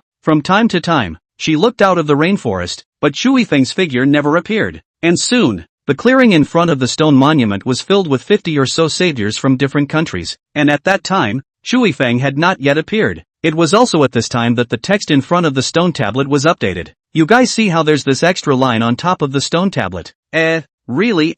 There's actually an extra hourglass. Is it a countdown? What is this one used for? Bring it to me. Yawan rushed to the front and read out the line of text that suddenly appeared on the stone tablet. After half an hour, the stone monument will be opened and maintained for 10 minutes, and all testers who do not enter the monument after 10 minutes will be judged as failures. Right after Yawan finished speaking, many people had a look of surprise on their faces, and some even couldn't help but say, that means this place will open in an hour? But we've only reached over 50 saviors here? Aren't there more than 100 countries above the blue star? It seems that more than half of the people will be eliminated this time. The elimination rate of the first Forbidden Land is so high, then won't the subsequent Forbidden Lands be even more dangerous? No, why on earth did you choose me as the savior? It's only by luck that I made it all the way here alive, and if I had to do it again, I don't know if I'd make it. It's amazing that someone can even back out under such a high-pressure environment. However, these are a small number of people. More people. After realizing that the trial was about to begin, couldn't help but have a smile on their faces. It is important to realize that the fewer people who enter the monument to participate in the trial of blood, the greater their rewards will be,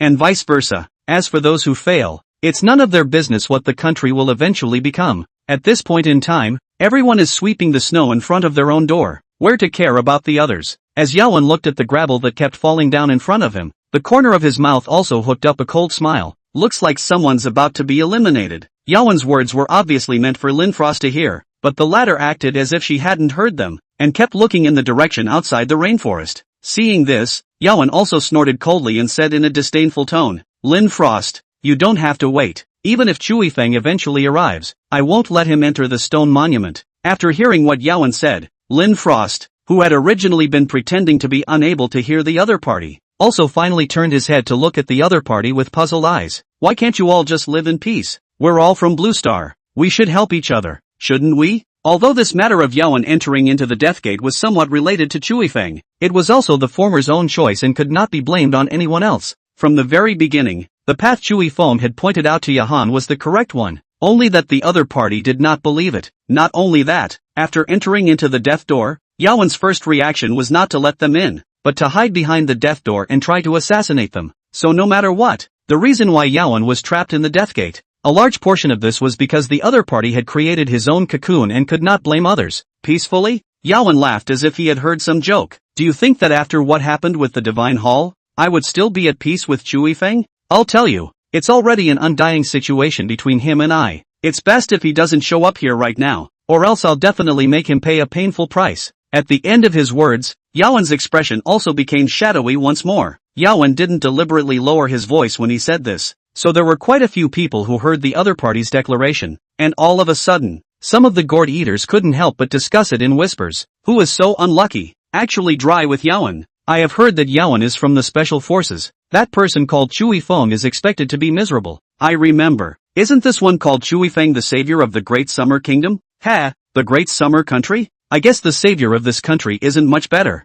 Ha, fortunately, the other party was smart enough to directly give up the trial mission. Otherwise, the other party would not only fail the mission, but would also be taught a lesson by Yawen. Chui Feng and Yawen aren't opponents of the same magnitude at all. Just as the crowd was talking, Linfrost withdrew his gaze with some disappointment. She realized that reasoning with Yawen wouldn't work, so she simply stopped reasoning. As for the crowd's discussion that Chui Feng didn't dare to appear because he was afraid of the end of the world cold, Linfrost was non-committal. She had seen Chui Feng strike, and the other party's strength was not weaker than Yahan. The reason why the other party hadn't shown up until now was probably because something had delayed them. Time passed by, and soon, half an hour was up, and Chui Feng hasn't shown up yet. But at this point, no one was already talking about him, and all eyes were on the stone tablet. As the last gravel fell, the writing on the stone tablet disappeared, and in its place were 5 teleportation portals that emitted a ghostly blue light. Oh fortunate saviors, welcome to the final gateway to the Forbidden Land. Doomsday's voice suddenly rang out.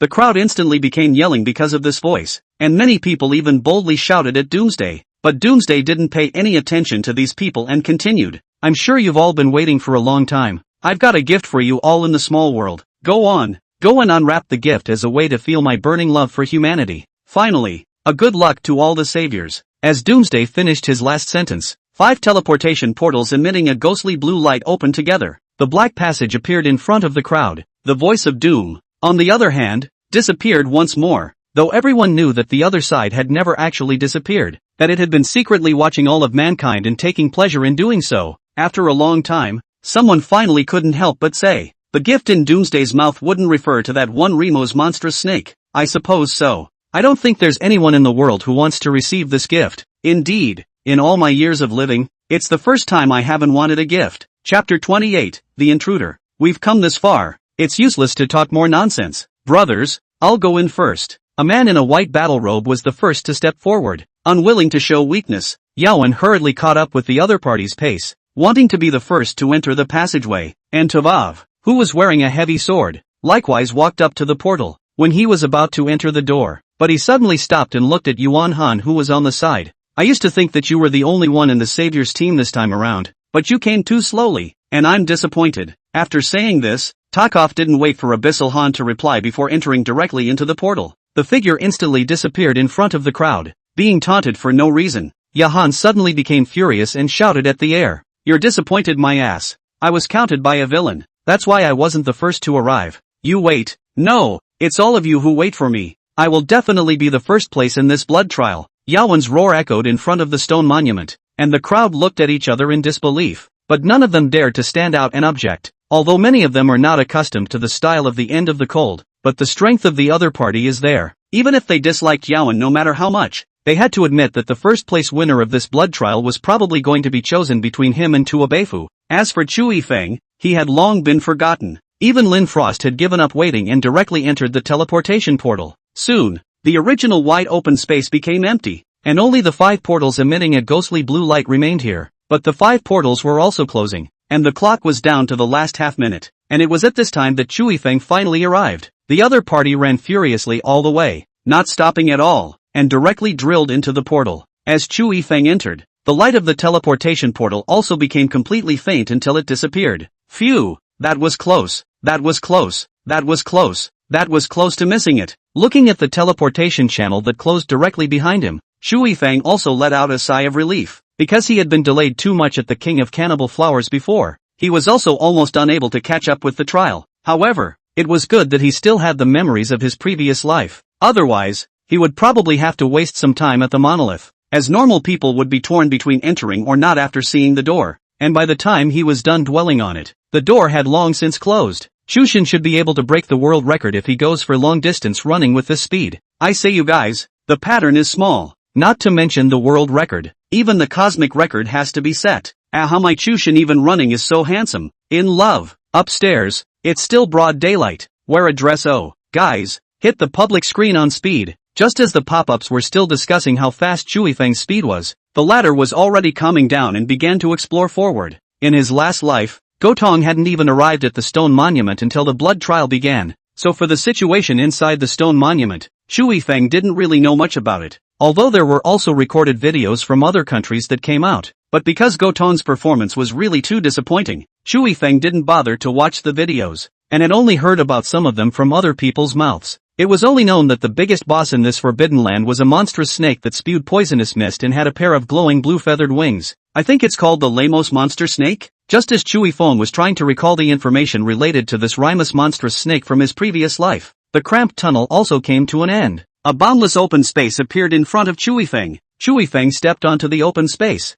and the tunnel behind him then faded away, while a strange snake with glowing blue feathered wings appeared in front of him. The strange snake was dozens of feet tall, but compared to the 2 negative that Chu Yifeng had faced earlier, it was slightly shorter. But even so, to Chu Yifeng, a tiny human, the other party was still a behemoth. Just as Chu Yifeng was sizing up the monstrous snake in front of him, the Rimus monstrous snake likewise noticed the intruder in front of him. Here comes another challenger who is sent to his death. The Rimus monstrous serpent flapped its wings and hung in the air, looking down at Chu Yifeng. As my return gift, I'll make your death a little easier. Of course, if you get scared during the sparring session and want to admit defeat, then just yell out that you admit defeat. As he said this, Rimus monstrous serpent's tone became contemptuous with it. Oh cowardly human, feel free to release your fear of me. No? You want me to be afraid of one like you? A disdainful look appeared on Chu Yifeng's face. In the swampy rainforest there was a shrine with a monster called 2 negative. It was bigger than you, but do you know how badly it died? 2-chan is dead? The Rimus monstrous serpent obviously knew about the 2 negative, which was why after hearing Chu Yifeng say that the 2 negative was dead, he had a look of incredulity on his face. The other party's pair of silver gray beast pupils also revealed a look of shock. Yeah, dead, killed by me. Chu Yifeng nodded his head, his tone of voice that was a matter of course. Impossible, never, 2 negative. That's an ancient god clan. The Rimus monster snake still refuses to believe it. So what if it's an ancient god clan? Anyone who dares to stand in my way must die. When he said this, Chu Yifeng also raised his hand and pointed towards the Rimus monstrous serpent, saying with a single word, including you. Big talk. The Rimus monster snake roared, and no longer cared about whether or not 2 negative was dead. Directly a tail whip towards Chu Yifeng, who hastily dodged. The tail whip lashed on the ground, and the ground directly exploded a deep pit where Chu Yifeng had been before. A trace of color flashed in Chu Yifeng's eyes, but before he could think about it more, another tail whip lashed towards him. Airborne explosions continued to ring out, and the tail of the Rimus monstrous serpent left streak after streak of residue in the air. Crap, is there any mistake? Why is this guy so fierce? Shouldn't he be weaker than 2 Niga? This whip probably has the force of 1,000 pounds, right? It's fortunate that the one fighting the other party wasn't me, or else I would have directly become mush. This is too fierce. Chu God is just really hung up. It's impossible to beat it. It's over. It's over. Why don't Chu Shin simply surrender directly? Anyway, we've gotten enough benefits this time. We don't have to slaughter this strange snake. A real man never surrenders. Chu Shin, it doesn't matter if you die. The big deal is to start all over again. Charge me, guys. Hit the public screen on the gas. Chapter 29, The Tail is Broken to Survive. While Chewy Phone was dodging the Rimus monster snake's attacks, he was also constantly trying to find a way to get closer to the other party. However, the speed of the opponent's attack was too fast. If not for the fact that Chewy Fang's ability had just been increased, he really wouldn't have been able to dodge the opponent's attack. At the same time, Chewy Fang's heart was also somewhat surprised. Originally he thought that the strength of this strange snake in front of him should be weaker than 2 negative, but as a result, he didn't expect that the strength of the other party was not below 2 negative at all. On the contrary, stronger. This kind of strong does not refer to all the functions of the body, but the ability to fight. If 2 Negi was a divine clan with an empty divine staff, then the monstrous snake in front of him was a fighting machine that had developed its abilities to the extreme. There is absolutely no comparison between the two. This is not surprising. Warrior God's 2 negative is only the guardian of the temple, but the snake in front of you is the strongest boss on this forbidden land. But the butterfly effect he's triggered is outrageous. How could the normal saviors possibly defeat such a huge beast? Even if they each had natural skills, it was never possible. After all, even he himself, with his essence plus increase, could only barely tie with his opponent. It was too difficult to decapitate the other side. Another tail whip hit the ground, and the dry yellow earth crumbled away inch by inch, and Chewy Fang retreated back and forth, once again pulling away the distance between him and the Rimus monster snake. Originally, Chewy Fang had wanted to get up close and personal with his opponent, just like he had dealt with 2 Negativo, but his opponent didn't give him that chance at all. A tail covered in fish scales was impervious to defense. Chewy Fang couldn't get close at all. Neither of them were in a hurry to strike again after they had distanced themselves. Rimus monstrous snake gazed at the human in front of him with unblinking eyes. Just as Chewy Fang was surprised by his fighting ability, he was equally surprised by the other party's stance. Just now, although he had been the one to initiate the attack, none of his attacks had landed on Chewy Fang's body. This caused the Rimus monstrous snake's face to be a bit unsettled, but soon enough, he once again regained his previous expression of contempt for the other party. Enough of the cat and mouse game. Little human, it's time for you to feel the greetings from the swampy rainforest. As the last syllable landed, the wings of Rimus monstrous serpent stirred. There's more than a little bit of an eerie smell in the air. It's poison. The fishy odor caused Chewy Fang to instantly cover his mouth and nose. Once a large amount of this poisonous mist was inhaled, then Chewy Fang would only have one path to take to admit defeat. But then the trial would be a failure. Thinking that after failing the trial, he wouldn't be able to get any rewards, Chewy Fang's face gradually became frantic. Behind him were hundreds of millions of nationals of the Great Xia country, and he absolutely could not lose here. After releasing the poisonous mist, Rimus monstrous serpent had also been paying attention to the change of expression on Chewy Fang's face. Originally, he had thought that the appearance of the poisonous mist would cause the other party to feel fear. Anything less should cause the other party to frown and show a look of embarrassment. But he guessed wrong through and through. The young man in front of him not only didn't show half a bit of fear in his eyes, but instead, his battle intent was overwhelming. If Rimus monster snake could swear, he would have said, "Crap,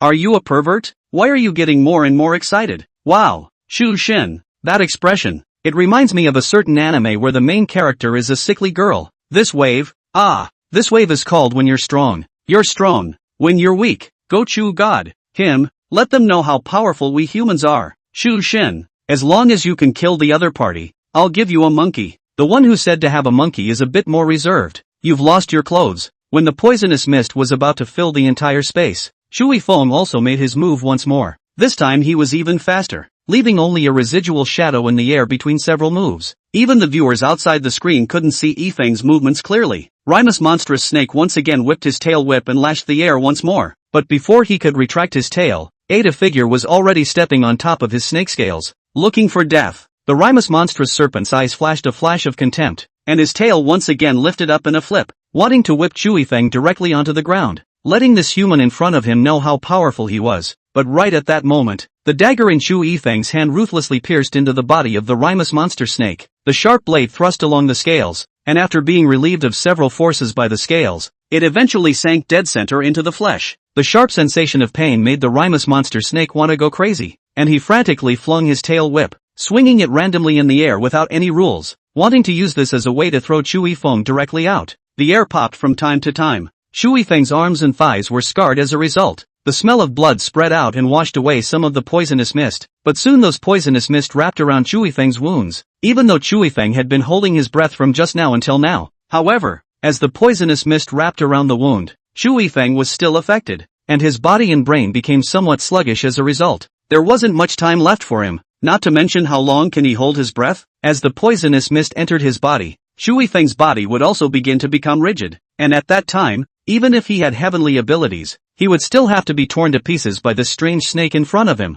Couldn't even cry out to admit defeat. Thinking of this, Chu Yifeng's eyes also became frantic, and the dagger that was inserted into the body of the Rimus monstrous serpent directly changed its original form at this moment. That part of the body turned directly into a lance, and it was still spreading. The Rimus monstrous serpent had not expected this hand of Chu Yifeng at all, and a look of determination appeared on the former's face even as the lance was about to approach his abdomen. The black tail snapped open when he saw Remo's monstrous serpent's hand rise up. Ah! Harrowing screams echoed across the clearing. In order to survive, the Remo's monster snake chose to break its tail to survive. The several feet long tail snapped open, and Chu Yifeng hastily drew out his weapon. The lance resumed its dagger-like form. Just now, he was just a little bit short of being able to solve this strange snake in front of him. As a result, he didn't expect the other party's reaction speed to be fast enough to come up with a way to break his tail. Crap! This is too hard on himself. Isn't there poison on Chushin's dagger? The strange snake broke off its tail directly to prevent the toxin from spreading. Even though this monster in front of us is an enemy of our humans,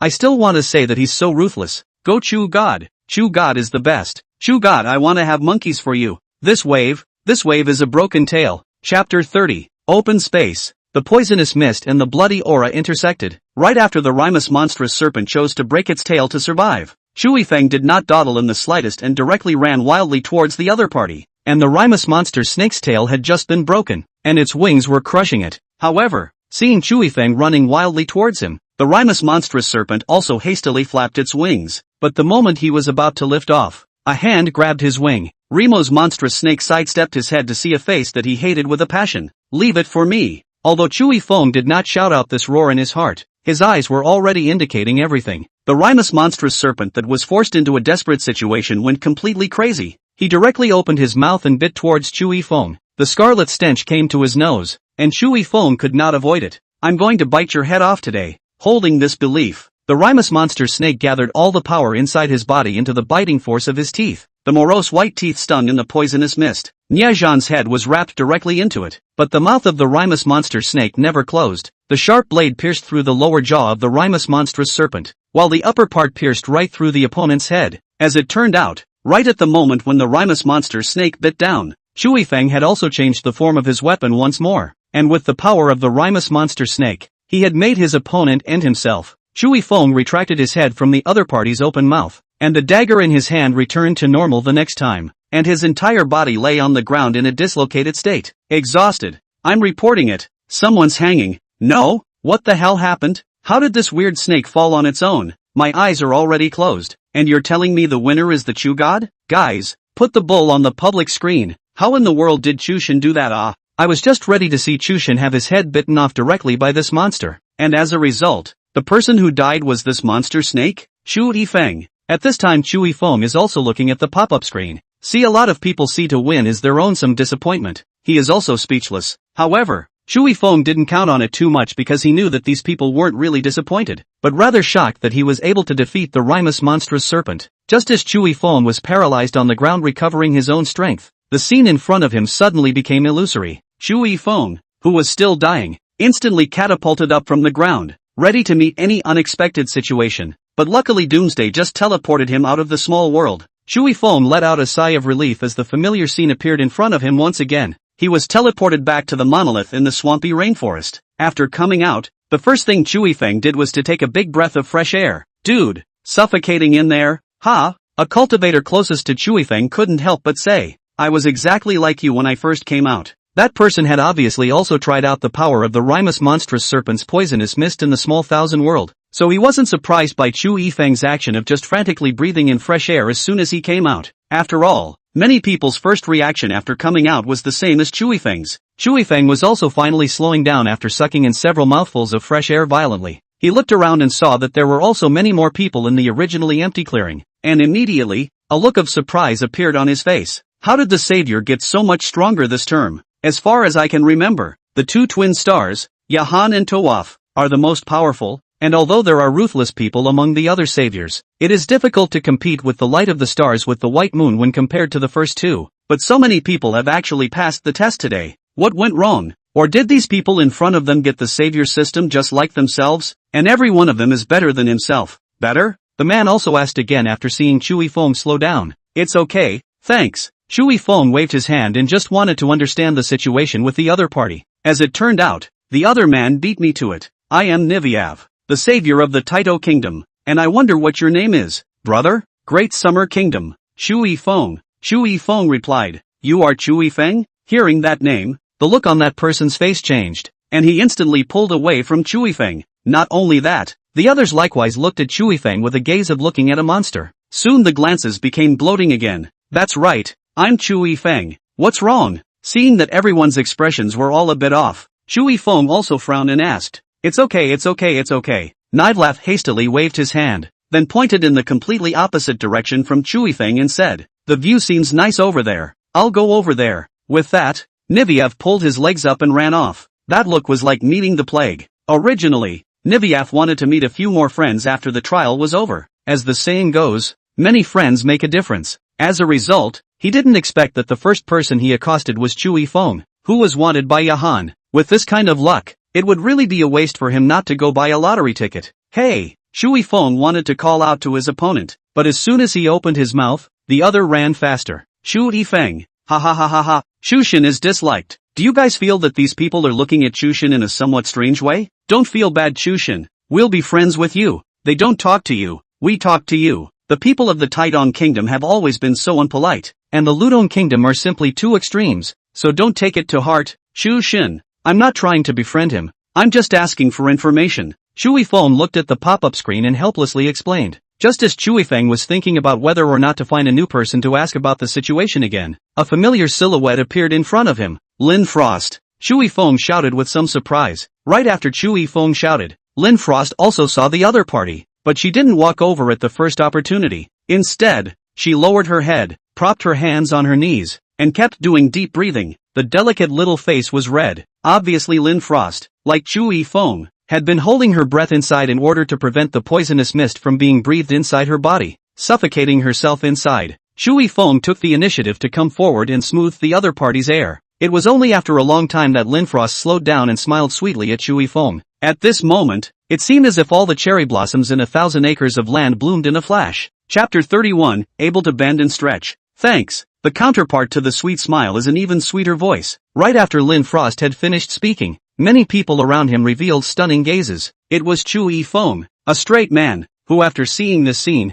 also had an unnatural look on his face, but very quickly, he returned to normal. It's fine, but are you okay? Are you hurt? At the same time Chui Feng asked those words, his gaze swept over Lin Frost's body. The latter's image at this point was not as refined as before, but it didn't look like it was injured either. This realization struck Chui Feng. It seems that these people are all tough characters who dress up as pigs and eat tigers, and each of them is more powerful than themselves. He had a long way to go in the future if he wanted to surpass these people. Although Chui Feng also killed the Rimus monster snake, but the price paid was extremely heavy. The body suffered a lot of injuries. The arm has left a long blood scar. Was Chui Feng with clothes randomly bandaged up? I'm fine, but you seem to be quite injured. I didn't have gauze with me when I came in, and this gash on your head. When she said this, Lin Frost paused for a moment, then reached out and ripped off her sleeves, revealing her flawless white skin. The sound of fabric slicing through stimulated the cerebral nerves of every male in the clearing. Let me wrap it up for you. No. Chui Feng's words of refusal had yet to be uttered. The young girl is already walking forward, wrapping the gauze around Chui Feng's head. Blood stained the clean white fabric and then was covered in layer upon layer. Finally, Lin Frost tied a bow at the back of Chui Feng's head. Well, good. Looking at his masterpiece, Lin Frost nodded in satisfaction. This is the last level in the Forbidden Land, so after the results are announced, we should be able to go out soon. When that time comes, you must remember to find a doctor in your country of Daxia to deal with the wounds. If it gets infected, it's not good. Thanks. Chui Feng took a somewhat unnatural step back. He hadn't made this move when facing either Rimus monster snake or too negative. I'm sorry, I was being too abrupt. Shui Feng's retreat was also what caused Lin Frost to suddenly react to the fact that her actions just now were a bit too intimate, so she hurriedly apologized with a red face. No, it's me. Shui Feng wanted to explain that the reason why he had backed off was not because of the other party's abrupt move, but the words came out of his mouth but he didn't know how to speak. He couldn't say he was frightened. Could he? For a moment, the atmosphere between the two of them became somewhat awkward and ambiguous. Knocked up.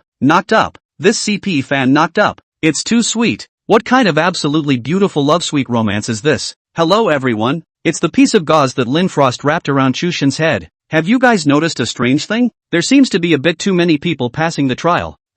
Is there something wrong somewhere? These people in front of us don't look like they're any stronger than Chushin. Yeah, chilled. He's not still in there, is he? He's too weak then. He actually hasn't decapitated the Rimus monster snake yet. What do you care about Yaowen? Come knock CP with us. The interaction between Lin Frost and Shui Feng not only caused the pop-ups of both countries to boil over. Even the gazes of the others in the clearing who looked at Shui Feng were filled with envy and jealousy. Lin Frost's face value had already conquered many men in the clearing long before Shui Feng arrived. However, the other party had been acting extremely polite and cold. So many people had hit a wall. But at this moment, the goddess of their hearts was taking such care of Shui Feng. It was simply unbearable. The person who came out afterward couldn't help but open his mouth and sneer. Although this strange snake is powerful, it's not difficult to hold on inside for a while. I really can't figure out why someone would come out of it so quickly. Here's the thing about underdogs. You can't expect him to stay in there for a long time. Maybe people don't even go in there at all. They've been in the clearing since just now.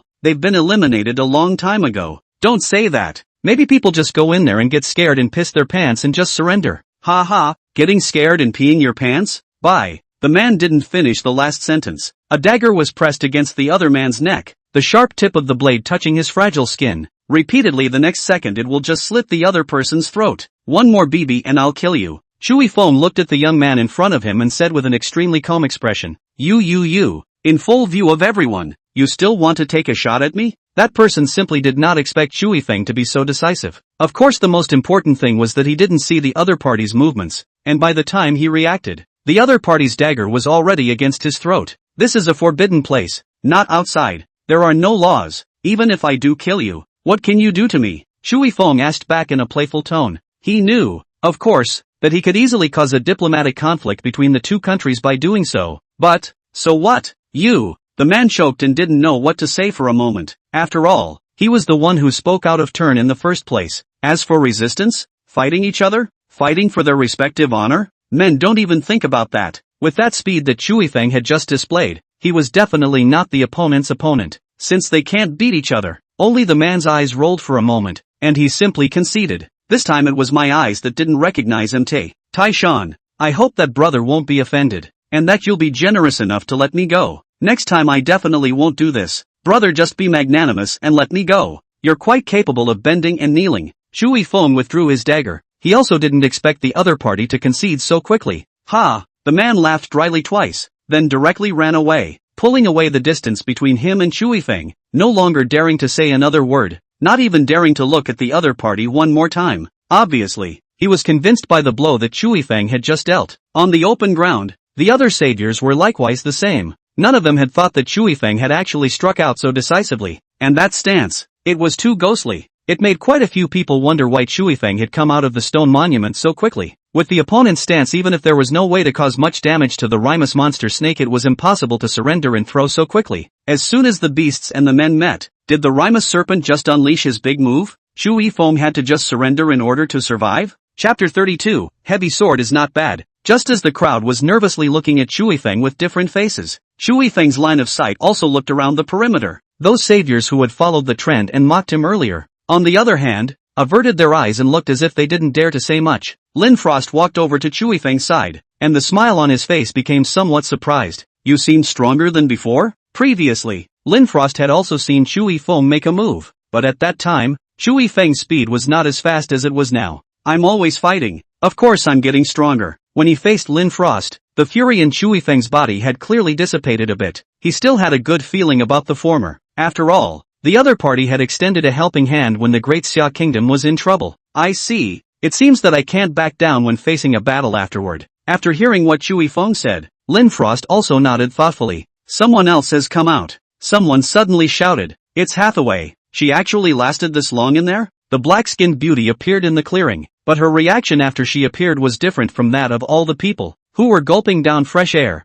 while she kept vomiting, looking as if she was trying to vomit her stomach out. Is it poisoned? Linfrost also said with some uncertainty after seeing this scene. I don't think so. The poisonous mist of the Rimus monster snake is one that causes the brain and body to gradually become rigid. It shouldn't be so bad that it causes people to vomit. Although Chewy Fong did not directly inhale the poisonous mist, the wound was wrapped in it. Therefore, Chewy Fong still knew a little bit about the effects of the poisonous mist. However, it was good that by the time he came out, the toxins that remained inside his body had disappeared along with the small world. After hearing what Chewy Fong said, Lin Frost bit her lip, although Hathaway had given her a hard time many times before. But seeing the other party so difficult, she still walked towards the other party and whispered, "There's a pond to the north of the clearing on this side." Linfrost just opened his mouth. Hathaway, who covered her chest and kept vomiting, was then already turning her body sideways with her back to the other side. Seeing this, Linfrost did not continue speaking, but instead turned around once more to return to Chewy Feng's side. Chewy Feng wanted to comfort the other party, but after opening his mouth, he ended up saying nothing. Just at this time Hathaway finally finished puking. She wiped her mouth with her hand, not caring how bad her image was at this point. She just glared at Lin Frost and walked towards the pond in the north. The constant churning in her stomach prevented her from saying a word. Right after Hathaway came out, saviors were also constantly being teleported out of the stone monument, and soon, the open space was packed with people. At this point, the only ones still left inside the stone monument were Takwov and Yawen. Seeing that the two of them were slow to come out, many people also whispered, "Yawen and Tavaf are worthy of being agents. And after being in there for so long, they're showing off my human style to the best of their ability. Their moss monster snake is so powerful. It's simply not something ordinary people like me can handle. Why don't we wait for the two of them to come out and ask them if the two of them have any thoughts of forming an alliance? Anyway, the Western Chi Kingdom has the power to dominate the blue planet right here on the blue planet, so it's not a big deal to worship the other party as the leader of the alliance." After Chewy Feng heard these murmurs, he also couldn't help but frown. Then asked in a low voice to Autumn Linfrost who was at the side, "Are you done with the trial?" "Of course it's done." A smile appeared at the corner of Linfrost's mouth. This time she didn't last long in the small world, but at least she had completed the trial. Hearing Autumn Linfrost's reply, a look of surprise flashed across Chu Yifeng's face as well, but he quickly adjusted his mind and heartily complimented him. "Their moss monstrous serpent's strength is terrifying. Wanting to decapitate him is by no means an easy task. You were able to snatch him before Yawen and Tua Waifu. You are truly a heroine." Lin Frost froze. She kind of couldn't understand what the other person was saying. And just then, Yawen and Tavaf appeared in the clearing one after the other. At this point, all of the human saviors who had entered the stone monument for the trial at this time had also come out. The first reaction of Yawen and Tua Waifu after they came out was likewise to take a big breath of fresh air, and that appearance was even more lousy than the Chu Yifeng before. But even so, the gazes of everyone present looking at the duo were filled with admiration. The look as if they were looking at a hero and a monster. This made Chu Yifeng vaguely feel as if something was wrong. And just at this time, Yahan also noticed Chu Yifeng. "You guys finally made it. I thought I wouldn't even see you kid after the trial was over." Though, the corner of Yawen's mouth curved up in a cruel arc. "You're a brave kid, actually daring to appear in front of me. Why do I not dare to appear? But you actually dare to appear in front of me." Chu Yifeng similarly hated Yahan with a passion. If it wasn't for the other party, those treasures wouldn't have been buried under the rubble. "What kind of person are you that you dare to speak so loudly?" Yawen obviously did not expect Chu Yifeng to actually dare to speak to him like that, and a look of surprise appeared on his face. "The last beast who said those 4 words to me has been killed by me." The beast in Chu Yifeng's mouth naturally referred to the Rimus monster snake. "You're Chu Yifeng? The savior who made Yawen suffer? It's really you." Just then, Tua Wafer also spoke. His voice was a bit hoarse, but it gave off an extraordinarily thick feeling. "That's right, you're Tavaf, aren't you? Nice heavy sword." Compared to his bad to the bone impression of Yahan, Chu Yifeng's impression of Tua Beifu was not bad at all. The other party had always spoken very little, but he was an absolutely decent person, completely different from the well-dressed true villain that Yawen was. "Thanks." Tua Wei thanked him, then did not speak again, but instead looked at Yahan and Chu Yifeng. Yahan, who was already furious, was also even more furious after seeing Chu Yifeng and Tua Beifu's interaction, and hurriedly defended himself. "Tobaev, please watch your words. Old me was set up by this person. If it wasn't for the other party, I would have definitely arrived at the stone monument before you." "Oh." In the face of the exasperated Yawen, Takov merely let out an oh-so smile. Then he retreated to the side, obviously not wanting to get involved in the conflict between Yahan and Chu Yifeng. Yawen punched his fist on cotton. and the expression on his face was extremely ugly. Instead, Chui Feng laughed, only that smile looked extraordinarily sarcastic. Chapter 33 Male Green Tea. Counting? When have I ever counted on you? I pointed you in the direction of the door of life, but not only did you not follow the path I pointed out, instead you walked into the opposite path, the door of death. Is this also my fault? Yawen. We have an old saying in the country of Daxia called there is a way to heaven you don't go, there is no door to hell you break in, probably talking about people like you. A good way to live is not to go. You have to find your own way to death. Once Chui Feng's words came out, many saviors on the field also whispered, although they did not know exactly what conflict had occurred between Chui Feng and Yahan, but listening to what the former had just said, it seemed that it was also Yahan's own problem. It was clearly you who lured me into the death gate, and that trap was also a trap that only existed in your great Xia kingdom. I was merely caught in your cunning plan. Yawen naturally would not admit that it was his own initiative to walk into the dead door, and immediately also dead duck mouth hard sophistry. Oh, the corner of Chu Yifeng's lips hooked. According to you, are you a dog that I raised? You enter the gate of death when I tell you to? Then if I let you die now, will you go? Chu Yifeng, you're bullying people too much. You don't even talk about the principle of peaceful coexistence between countries. Facing the aggressive Chu Yifeng, Yahan directly put a high hat on the other party's head. You, the Western Qi Kingdom, are also worthy of saying the words peaceful coexistence in front of me? Chu Yifeng almost didn't laugh at what the other party said. Over the years, the Western Qi Kingdom, which was the #1 power in the Blue Star, could be said to be no different from bandits and rogues, and people coming out of such a country dared to say the words living in harmony in front of him? Chu Yifeng, it's just fine for you to denigrate me. This is after all just a fight between the two of us, but you actually escalated the grudge between the two of us to the national level. What? Could it be that you want to start a war with my Western Qi Kingdom on behalf of the Great Xia Kingdom? When he said this, Yahan's gaze towards Chu Yifeng also brought contempt. In terms of national strength alone, the Great Xia Kingdom was no match for their Western Qi Kingdom. How are you like a male green tea?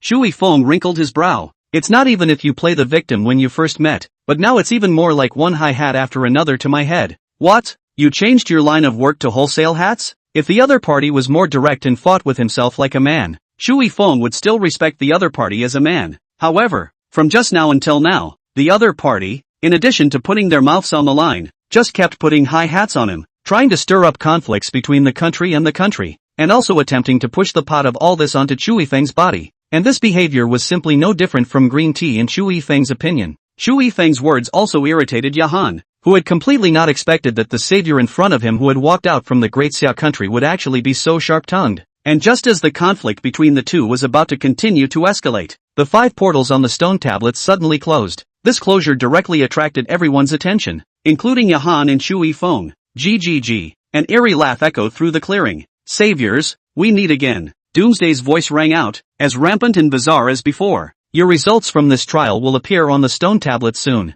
I don't like weaklings, so this time only the top 10 of the trial will be eligible for rewards, while those outside of the 10 and those saviors who didn't complete the trial will be punished. Crime and punishment, merit and virtue. It's so unbelievably exciting. After saying that, Doomsday also snapped his fingers. The eerie feeling that made people fearful seemed to dissipate a bit at this moment, and words began to surface continuously on the ancient stone monument, and the crowd hurriedly walked forward. Even Chu Yifeng looked over with a curious expression. He wanted to know who those saviors who had surpassed him were. 10th place, Lin Frost, totaling 20,000 points of blood damage to the Rimus monster snake. Receiving the reward, the city walls of the Ludong Kingdom are fortified, and for the next 3 days, there will be no invasion of demonic beasts. The first person's name that appeared on the stone tablet was none other than Chu Yifeng's incomparably familiar Lin Frost. 20,000 points of blood damage, or almost 20% of the 100,000 life points of the Rimus monster snake? Thinking of this, Chu Yifeng also looked towards Lin Frost. You didn't slay the Rimus monster snake?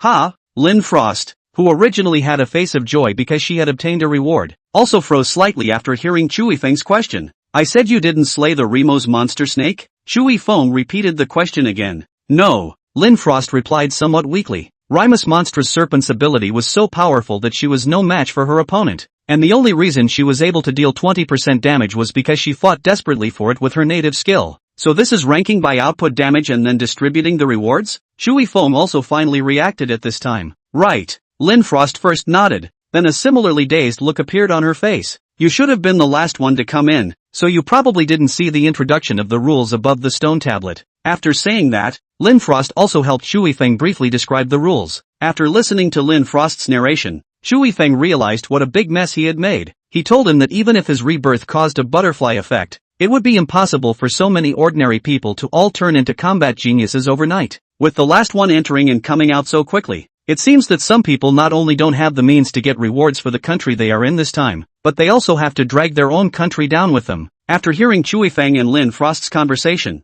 Yawen also couldn't help but speak out in mockery. By this time the names of 5-10 saviors had also been announced on the stone tablet one after another, but there was no Shui Feng in it, so Yawen naturally thought that Shui Feng ranked outside the top 10. It wasn't that he looked down on this savior from the Great Summer Kingdom. Rather, it was because the other party didn't know the rules and had only been inside the small world for such a small amount of time that it was too late to cause much damage to the Rimus monster snake. Oh, Shui Feng simply didn't bother to pay attention to Yahan. Anyway, the results of the trial would be coming out soon, and by the time that time came, the other party would also know who exactly was the jumping clown. Look guys, 4th place is out. Just then, someone suddenly shouted. The crowd's gazes were also drawn to the stone tablet once more. 4th place, Hathaway of the Maple Leaf Kingdom, totaling 32,000 blood damage to the Rimus monster snake, receives the award, Maple Leaf. Chapter 34, Who's in first place? The country's generals are physically strengthened and their functions are increased by 10%. Right after the content on the stone tablet fully emerged,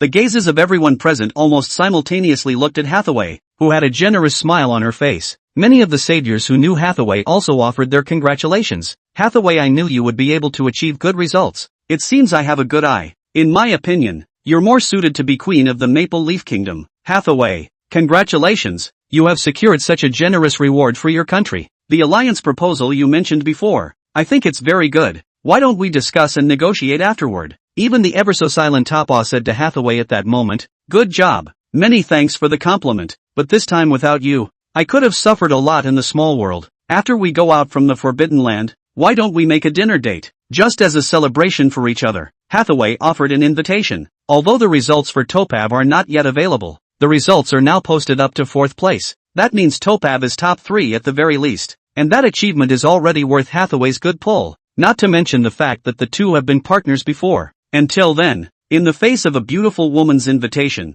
Tavoff didn't show too much excitement, and didn't even agree outright. Living like a big, uncomprehending straight man, it was a sight to see a bunch of men who had some thoughts about Hathaway pounding their chests and wanting to get up there and just take over for Topherwolf. 4th place, it's really strong, it's really good. Lin Frost, who hadn't said anything, suddenly murmured in a small voice. Originally, she was satisfied with her 10th place finish, but after learning that Hathaway had gotten 4th place, Lin Frost's mood became a bit complicated. She didn't dislike Hathaway, but the fact that the other party had made things difficult for her 3 times before did give Lin Frost a comparative mentality. However, the result of this trial was for Lin Frost to realize that his opponent was far more powerful than himself. This made Lin Frost slightly resentful. If you think the other side is strong, then go ahead and surpass them. I believe you can. At this moment, Shui Feng was in an extremely good mood, so after hearing Lin Frost's small murmur, he also took the initiative to open his mouth to encourage him. I'll try. Shui Feng's encouragement caused Lin Frost's originally somewhat lost mood to become revitalized once again. The latter inclined her head to look at Shui Feng with a sweet smile. Another beauty storm. Shui Feng was already immune, but most of the nationals of the Great Summer Kingdom were not. It's been screenshotted, and from today on, that's the screensaver on my cell phone computer laptop. The upstairs layout is small, and just now, I've typed up the Lin Frost poster and taped it to the headboard. Little Stepford wife frustrated by trials. Overbearing presidents softly consoling. Thanks, already brainstorming a novel. This pair is too good to knock. Friends, all in, get into a hammer. Chushin is mine. I'm the one and only true daughter who can give Chushin a monkey. Right after the 4th place of the trial was announced, it wasn't long before words also surfaced on the stone monument once again. 3rd place, Tavoff of the Northern Desert Kingdom, totaling 88,000 blood damage to the Rimus monster snake, receives a reward. All nationals of the Northern Desert Kingdom have their physical fitness strengthened by 45% and have their lifespan increased by half a year each. 2nd place, Western Chi Kingdom Yahan, totaling 90,000 damage to the Rimus monster serpent, receives a reward. All nationals of the Western Chi Kingdom have their physique strengthened by 50%, and each person's lifespan is increased by half a year. This time Doomsday didn't continue to tease these stupid and clumsy humans, but just announced the 2nd and 3rd place winners. After the results are announced, Tua Wafer also glanced at Yawen with some surprise. clearly not expecting that the other party would actually be above him. And when Yawen saw that, Topab looked over. A smug smile appeared at the corner of his mouth. Crap! The difference between 4th place and the top 3 is actually that big. This damage is just broken? Soon. Someone noticed something special about the list. Even Hathaway looked at Top Wolf and Yawen with a shocked expression. She obviously hadn't thought that the difference between her, the 4th place, and the top 3 would actually be so horrifying. 32,000. 88,000. Hathaway couldn't help but let out a bitter laugh. That's an outrageous damage ratio too. She had generalized her natural skills to the extreme in the small world, but she hadn't even managed to deal half the damage of Tavath and Yawen. One can only imagine to what extent these two are perverted. No, is this list a mistake? Why hasn't the 1st place been announced even now? It's really urgent. Can't you just hurry up? I think, maybe it's because in Doomsday's opinion, no one deserves to take 1st place, so he's the one who intentionally left that 1st place empty? After all, now that the names of Yawen and Tuabefu had appeared, the crowd really couldn't think of anyone else who was qualified to take 1st place. Just as the crowd was talking, Lin Frost also looked at Chui Feng beside him, who had a relaxed and cozy expression on his face, completely unable to see the loss. A thought that was somewhat unbelievable to Lin Frost herself appeared in her mind. Before Lin Frost could open his mouth to inquire, the long silent list also finally revealed its final answer. And at that moment, Chui Feng also timely tapped on the live screen. This inspiring moment he wanted to witness with the nationals of Daxia. Under the gaze of countless people, the words on the stone tablet emerged. 1st place, Chui Feng of the Great Xia Kingdom. Battle result, killing the Rimus monster serpent. Awarded, favorable winds and rains in the Great Xia Kingdom, a full year's harvest of grain, and an 80% enhancement of the physical fitness of all nationals. Just as this paragraph of text appeared, the live broadcast screen in front of Chui Feng was directly swiped. Shu God is awesome. Shu God is mighty. Come on people, kill me to help Shu God. Good winds and rain. A whole year's harvest of grain, plus a chance to be resurrected. Such rewards. Who else? As a Daxian, I am indeed proud. This time, Shu God used his strength to prove to the world that our great Xia country is not some sick man of East Asia, but a true dragon. Shu God is bullish and Shu God YYDS. Similar pop-ups kept scrolling through the screen. Seeing this scene, Chui Feng also laughed. He killed Gotong and carried his sins just for this moment. The great Summerland is no longer weighed down by waste. Chapter 35, Returning the Treasure to Me. Just as Chui Feng was admiring the pop-ups inside the screen, the gazes of all the saviors in the clearing converged on the former's body. How can it be? Yawen looked at Chui Feng with a face full of shock. You killed that monstrous snake. Impossible. Absolutely impossible. How could the sick man of East Asia have this fighting ability? It must be Doomsday's mistake. It's definitely Doomsday's mistake. Not only was Yahan, the rest of the people likewise looked at Chui Feng with shocked faces. No one had thought that this Chui Feng, who was not well known in front of them, had actually directly decapitated the Rimus monstrous serpent. Thinking of the fear that the Rimus monstrous serpent had once brought to them, quite a few people once again looked at Chui Feng with a look of awe in their eyes. Even Topav's face showed surprise. No wonder Yawen fell into your hands. You are indeed very strong. Before entering the small world, Takov had also thought about just slaughtering the Rimus monstrous serpent. But the idea is beautiful. The reality is cruel. The Rimus monstrous serpent that possessed a huge body and various magical abilities was obviously not something he could kill just because he wanted to, so Takov decisively chose to swipe damage on his opponent's body after engaging in a short exchange of blows. As for killing each other, that's too hard. Even Yawen, who possessed the skill of being able to constantly resurrect and kill, couldn't do it. So they all chose to swipe damage on the Rimus monster serpent until they eventually couldn't carry it at all and were teleported out. However, this young man in front of him had directly decapitated the Rimus monstrous serpent with his own strength. It's a feat almost beyond human capability, but Chui Feng had done it, and the other party had refreshed the limits of humanity. Even Tavav had to admire the other man. This can't be. Something must have gone wrong somewhere. How could a savior out of the great summer country do this thing of beheading the Rimus monster snake? Yawen still had an unbelievable face, and his mouth even kept retorting. It was as if the contents of the stone tablet would change if he said so. But he was overthinking it all the same. Just after the results were all announced, Doomsday's voice sounded once more. This test of the Forbidden Land is just an appetizer. In a month's time, a new Forbidden Land will be opened, where I have prepared a real feast for you. In half an hour you will be sent back to your respective countries to enjoy the embrace or scorn of your people. By the way, in 3 days, all of your countries will receive a large-scale attack by demonic beasts. I wish all of you will have a good luck. Jia jia jia. After a weird laugh, Doomsday also disappeared once more, while an hourglass once again appeared in front of the crowd. 5 minutes. That's the last 5 minutes Doomsday gives the saviors to discuss. And at the same time, Densely written words appeared on the other side of the stone tablet. These texts record the penalties received after failing a savior's trial. Noah's country. Choifsling. Failed the trial. Punishment. 1 day of national weakness for the whole country. Pongoku. Listen to Kovar. The trial has failed. Punishment. All generals up and down the country are weakened for 5 days. Dingling Kingdom. Dan. Jurjil. Failed the trial. Penalty. City defense weakened by 20%. Paragraph after paragraph surfaced one after the other. As these words surfaced, many saviors even lost their voices and cried. There are weak and incompetent people in this group, but more of them are still ordinary people who have put their best foot forward but have no way to change this. Looking at the scene in front of him, Shui Feng's face also became serious. The next Forbidden Land trials would be harder than one another, and even if he was able to get the first place and the rewards now, it didn't mean that he would continue to get the rewards next. That's why he has to get stronger to do it, or he'll become just like these people, unable to do anything but cry. Shui Feng, you honestly say, did you obtain some treasure in the Divine Hall? That's why you were able to behead the Rimus monstrous serpent? Right at that moment, Yawen also rushed to Shui Feng's face once more. Apparently he had finally slowed down from the matter of the other party getting the first place in the trial. Not only that, but he also thought that he had found the key to the reason why Shui Feng was able to decapitate the Rimus monstrous serpent. So what if it is? So what if it isn't? Shui Feng narrowed his eyes at Yahan.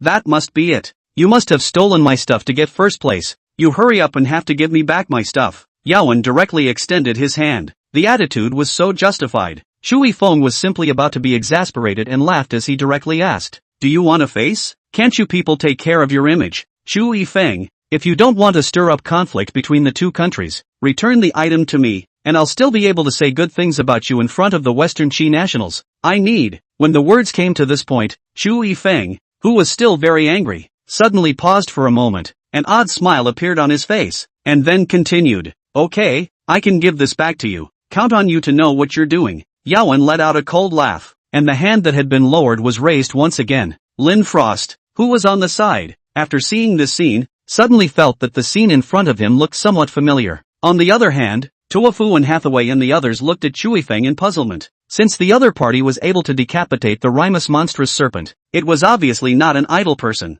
It should be impossible for them to succumb so quickly. Right under the crowd's gaze, Shui Feng took out a leaf from his pocket and then slowly opened it. Is this the treasure you obtained in the temple? Why does it look a bit familiar? As if I've seen it somewhere? As Yawen looked at the deep purple leaves in front of him, he also felt something familiar. But for a moment I really couldn't remember exactly where I'd seen it before. Yes, this is the treasure I acquired in the temple. Shui Feng smiled and nodded, then directly tore the leaf apart in front of Yahan. What the hell are you doing? Yawen was stunned. Stop it, don't tear it, it's my treasure. As Yawen spoke, he snatched the leaf from Shui Feng's hand. Okay, here you go. Shui Feng did not resist, but instead shoved the torn leaves directly to Yahan. The latter took the leaf and studied it carefully, but after looking at it for half a day, he did not see the way in it. But how exactly does this thing work? Yawen looked up at Shui Feng, and when he saw that the other party's face was filled with a teasing smile, he instantly said angrily, are you tricking me? I'm not fooling you. This is indeed a treasure. Shui Feng smiled a treacherous smile. Chapter 36, 100 times. Lin Frost, who was on the side, saw this and took 2 steps back, pulling away the distance between him and the other party. Tabab and Hathaway moved a few steps to the side all the same, even though they didn't know what was going on. Especially Hathaway. A woman's intuition made her directly move away from Yahan and Shui Feng. Ever the socializer, she chose to be explicit in this moment as well. Then how exactly is this treasure going to be used? At this moment, all of Yawen's attention was focused on the treasures in front of him, and he didn't even notice the movements of the crowd. This treasure. I've just used it. Didn't you hear the sound of the earth shaking? Shui Feng still smiled as he replied. And just after he finished speaking, the earth began to shake. Almost all of the saviors looked north in unison at that moment. There, a large group of cannibalistic flowers came towards the clearing as if they were migrating. The one at the head, the king of the cannibal flowers, even had a stature that was not inferior to that of the Rimus monstrous serpent. This caused some of the saviors who had only just been abused by Rimus monstrous snake to scatter like crazy. Didn't you say that the trial in the Forbidden Land had ended? Why are you still here?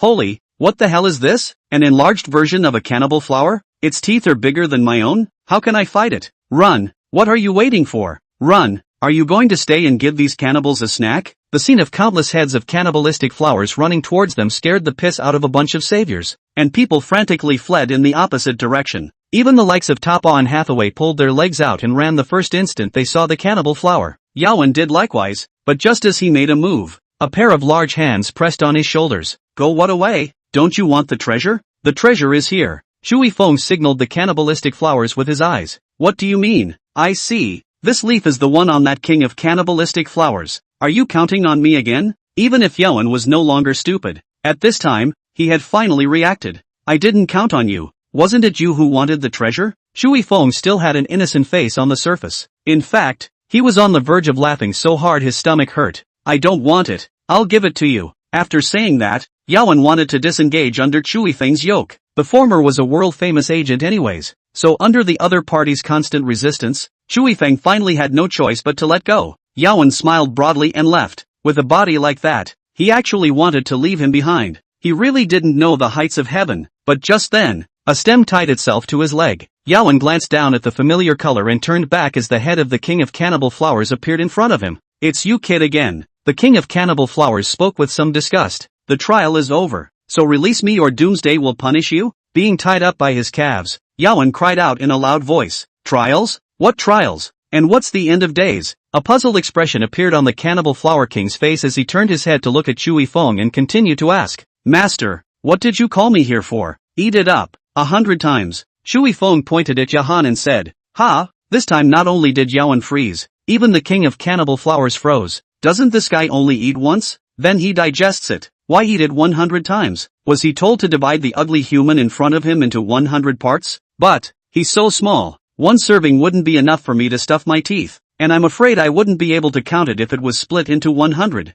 The king of cannibal flowers was also a bit shy when he said the last. He was such a big demonic beast, but as a result, he couldn't even count. It was really strange to make the cannibal flower embarrassed. It's okay, he'll come back to life after you eat him. Just eat him 100 times. Saying that, Shui Feng also looked at Yawen with an unsuspecting expression. In fact, he didn't even want to do this anymore. But nay, the other party was just too shameless and actually dared to mention the treasures in the divine hall in front of him. One must know that he wouldn't have lost so many treasures if it wasn't for the bomb carried by Yawen that had collapsed the great hall. Thinking of this, Shui Feng also urged. You'd better get going. Yes, master, I'll set out at once. Though the king of cannibals still didn't understand why Yawen could be revived indefinitely. However, he who had already resolved to defect to Shui Feng, naturally would not disobey the other party's orders, so he also simply and directly picked up Yahan from the ground, and then threw it into his mouth in the midst of the other party's face full of fear, and directly swallowed it without even chewing it. Not good. After eating it, the king of cannibals smashed his mouth and commented. In fact, because Yachan seemed so small to him didn't even get any flavor out of it. But this scene was enough to shock everyone. The saviors who had already run away stopped, then watched as the king of cannibal flowers swallowed Yawen in one bite. Not only that, the other party actually called Shui Feng master. Could it be that this king of cannibalistic flowers in front of him with a huge figure and a terrifying face was a pet raised by Shui Feng? That's too much to believe. They had only entered the Forbidden Land for how long? And Shui Feng had actually adopted a group of cannibalistic flowers. If they continued to stay, would the other party be able to just be the king of this Forbidden Land? Many people shivered at the thought. In particular, the group of people who had spoken out against Shui Feng earlier were trembling with fear. As strong as Yahan, he had ended up in such a miserable state, let alone them saviors who couldn't even enter the top 10. I thought it was a power break between just the top 3 and the 4th place, but it turns out that I didn't realize that the 1st place and the 2nd and 3rd places were likewise, and that this savior from the great summer country is just too fierce. Then the shock and fear of the countless saviors present. The Dasha pop-ups just seem so much more cheerful. Promise me that 100 times is 100 times, not one less. The king of cannibal flowers is also too cute. Is there anyone in our country who does animation? Directly make him into an anime. I want to catch up with him for 100 years. XSWL. But how did the Chu God know that Yawen has the ability of infinite rebirth? Infinite rebirth. This ability sounds like it's a bit fierce. So what? It's still not a defeat to the Chu God. Chapter 37, the great event that determines the body of the state of Dasha. Retrieving his sight from the pop-up screen, Shui Feng looked as if nothing had happened, looked towards the other saviors who were looking at him oddly, and shrugged his shoulders in curiosity. What's wrong? All looking at me like that? Look, what does it mean to have a gap between man and God? This ing is. Versailles can be so nonchalant. Chu God, this is too damaging, isn't it? This is a hard stab to the hearts of the rest of the people. He, but I like it. Bury this friendly brother upstairs in enemy clothing. Crap. For the first time, I realized that Chushin turned out to be so cute. Chushin, I love you. I want to give you a monkey. The eyes of the saviors from the rest of the countries that looked at Chui Feng stagnated in unison. A few of these saviors, who had caused serious disasters in their own countries because of their poor performance, buried their heads deeply. Yaowen looked at Chui Feng's eyes reddened with jealousy that spread wildly, almost making one suspect that the next moment fire would erupt from those two dark blue orbs. Chui Feng at this time, as if he just saw him, cold smile, open step toward him, slowly walked. The rest of the saviors between the two subconsciously ducked. The corner of his mouth grinned. Chui Feng came to Yahan's ear and whispered in a voice that everyone could hear. Don't ever forget that 100 times punishment of yours. All of Blue Star's humanity is watching. Put. With a movement in his throat, a bright red arrow of blood suddenly blazed out from Yahan's mouth. As if consciously favoring Yaowen, Doomsday's voice suddenly sounded at that moment. All rewards and penalties have now been announced. Now, you may return to your kingdom. See you next time, dear Grills. A dazzling white light instantly enveloped everyone present as Doomsday's words paused. Chui Feng has not even reacted. The whole person was instantly drowned by a surge of cheers. Shu God, we love you. Shu God, God forever. Shu Shin, we want to give you monkeys. In the midst of a raging and surging wave of sound, Chui Feng opened his eyes in confusion. Only then did he realize that the location where he had now appeared was exactly where he had entered the Forbidden Land. Thanks to the countless police officers who formed the human wall, this didn't allow the frenzied people to break through to him. Hesitation for a moment. Chui Feng really do not know what to make a look. To greet this group of simple and mellow people of Xia, only to smile and raise his arm toward them. Among the police officers who helped Chui Feng form a human wall to block the people of Dasha, a few young men in different uniforms suddenly drilled out. A young man at the head of the group, before walking up to him, suddenly stopped and gave him a standard military salute. Chui Feng subconsciously wanted to return the salute, but after reacting, he still forcefully suppressed his impulse. The young black-faced soldier seemed to be completely unaware of Chui Feng's abnormality. After performing a standard military salute towards him, he said with a flushed face, Chu Shin. No, Mr. Chu. We are from the 3rd Theater of the central part of the Dasha State Security Section, the 6th Detachment. Now, by special order of the highest superior, I welcome you to Kyoto. May I ask if it is convenient for you? Chui Feng froze, subconsciously turning his head to look at the people of Dasha who were cheering because of the frenzy. His eyes could not help but be in a trance. In his last life, he had been given this kind of mission countless times to greet Goton who had returned from the Forbidden Land. At that time,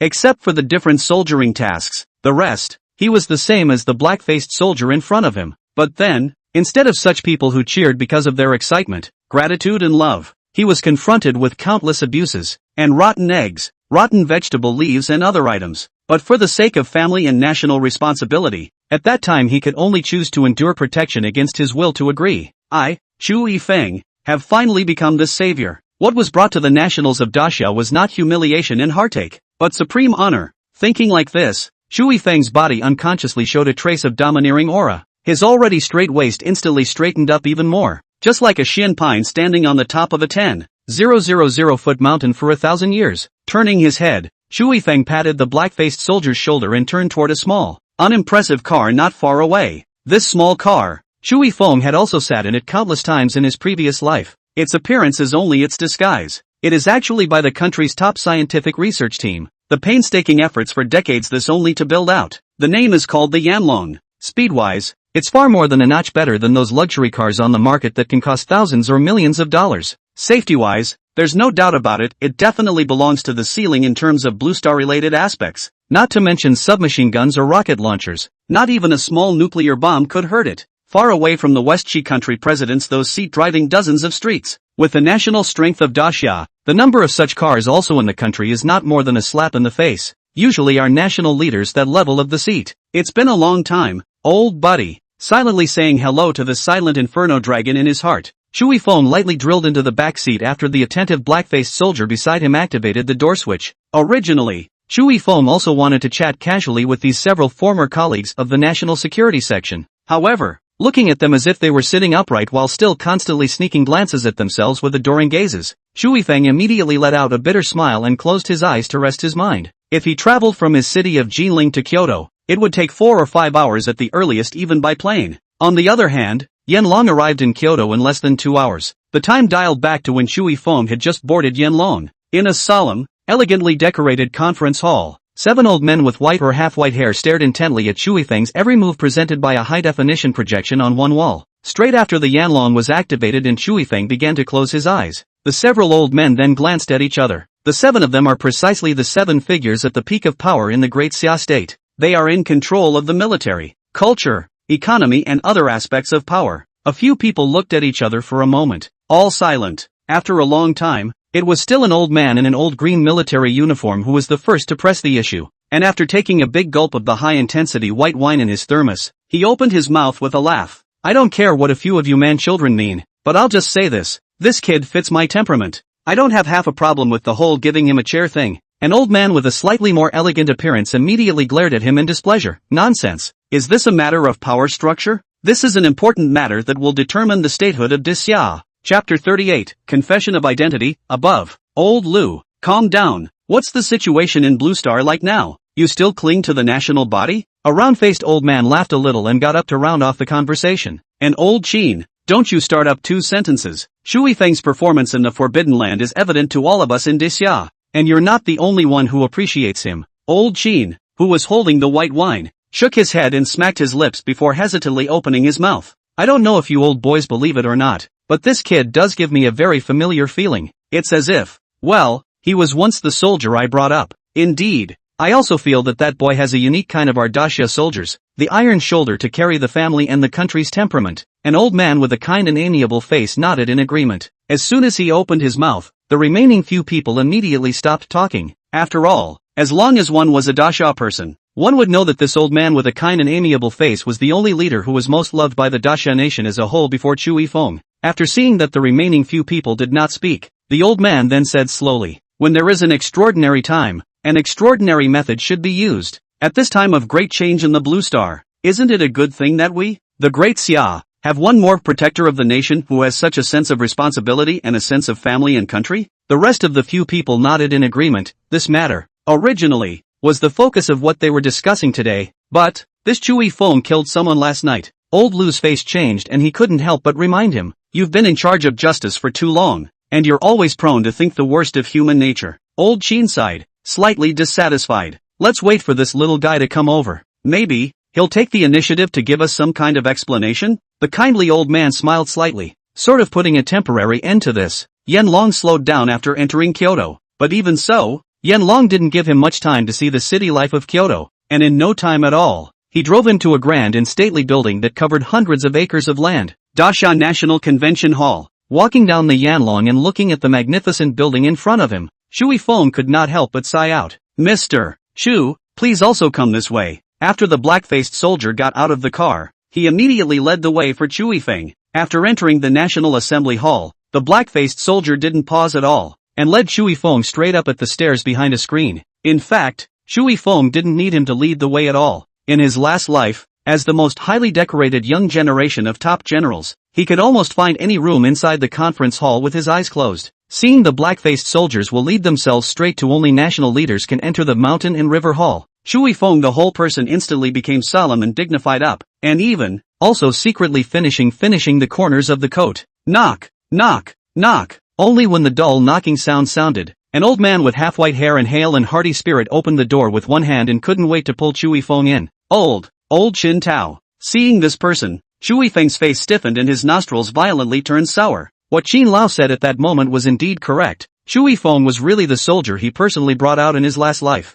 In his last life, Elder Qin's death was extremely tragic. It was to cover Chui Feng escorting the transfer of several national leaders of the Great Summer, and died in battle at the foot of the Great Wall, and that 10-death mission, which should have been his Chui Feng's. It was this old man, who had guarded the Great Summer Kingdom for decades with his military body, who had taken a life for him. Elder Qin also looked stunned when he heard this title, but then he spilled out a smile, patted Chui Feng's shoulder, and laughed. We've all looked away. This kid, surprisingly, is so slippery. He even inquired in advance about my old Qin's nickname with the gang of rabbits under him. A few of the remaining old men laughed heartily at once. Old Qin, this person, as long as there is a good seedling in his sights, will always hesitate to do anything to pave the way for him to build bridges. Shui Feng did not move and wiped his eyes. After seriously and worshipfully looking at a few old people with half-white hair, his heart suddenly made a decision. He was going to tell a few people about the detours that Daxia had taken in his last life, even if, at the cost of exposing his identity as a reborn person. Pop, straightening his chest and closing his abdomen. Shui Feng immediately rushed at the several people and performed a military salute. Facing the varying gazes of several old men, Shui Feng solemnly and slowly said, "Snapdragon 1st Legion General, Shui Feng, salute the several chiefs." The old Qin body in front of him suddenly trembled slightly and turned his head to look at him with an odd expression. The remaining few old men also lost their concentration for a split second in unison, turning their heads to look at Elder Qin, who was in charge of the military of the army. In Shui Feng's profile, it clearly showed that he was nothing more than an ordinary person. When this general speaks, "There's the Snapdragon Legion? Kid, I have to warn you, don't look at the fact that you've made such a great achievement for Desya now." Speaking here, Elder Qin slightly paused for a moment, turned his head to look at the rest of his several old friends, and turned his head to seriously look at Shui Feng. "But on an occasion like this, misrepresenting your military position and status, I'll book you for a felony. You're the one who won't give up." Shui Feng recalled Qin Lao's personality of protecting his calf in his last life and could not help but slander a sentence in his heart. However, on his face, he didn't show the slightest bit of it, and after giving a military salute once again towards several old men, including Qin Lao, he explained, "I know a few of the chiefs must be wondering at this point, but what I am about to say, I can assure you on my military persona, is absolutely more astounding than the appearance of doom." The kindly old man carefully looked at Shui Feng's face for a while, waved his hand towards him, and said amiably, "There's no rush first, sit down and talk. We old men here appreciate you, so if you have anything to say,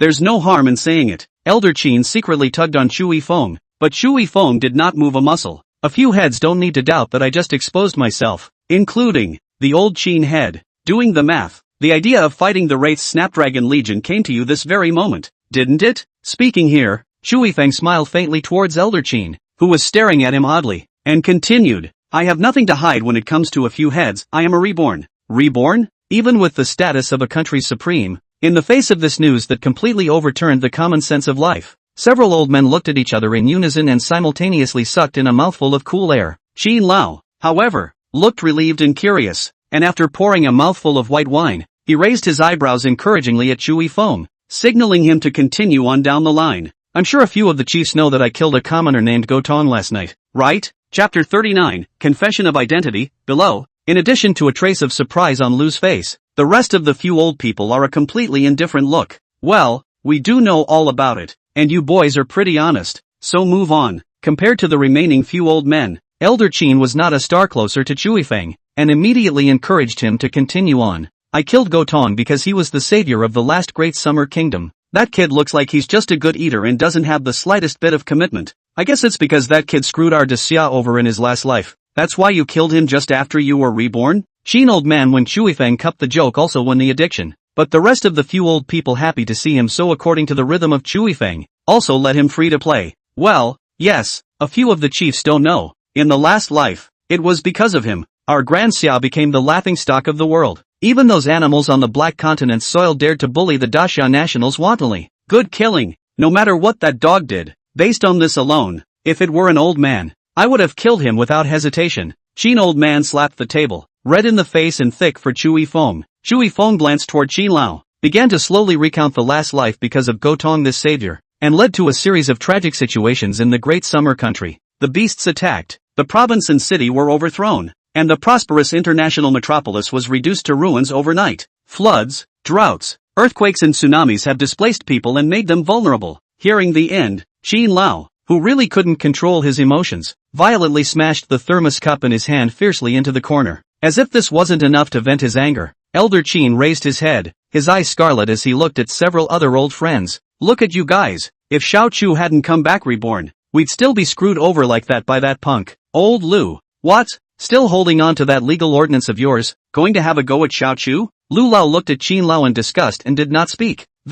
Never mind. I'll follow old Qin and call you Xiao Chu. Is that okay with you?" The kindly old man looked up at Shui Feng. With this attitude, he was completely treating Shui Feng as someone he could trust and be close to. After Shui Feng heard his words clearly, his face stiffened and he busily nodded his head. The old man waved his hand and slowly laughed. "Although we don't know if there is any universality to this encounter of yours, since you have gone through so much in your last life, I'm sure there's no need for us old farts to reiterate to you what family values are. There's one big question I'm concerned about right now. Little Chu, in your last life, after all you've been through, is there anything you can point us in the right direction?" Shui Feng had pretty much figured out his temper at this point, and after thinking about it, he returned without panicking. Elder Jiang, you're welcome. Instructing you is something that Junior would never dare to think or say, but since I have revealed my reborn identity to you all today, there is really something that requires you to notify the people below to pay some attention to it. First, this doomsday can be roughly hypothesized to be related to spiritual power based on the research of the scientists in the last life. By spiritual power I don't mean a single person's, but the kind where many people's grudges or whatever negative emotions are entangled together to form a will of their own that handles things according to their own rules. The old man frowned slightly as he listened and waved his hand,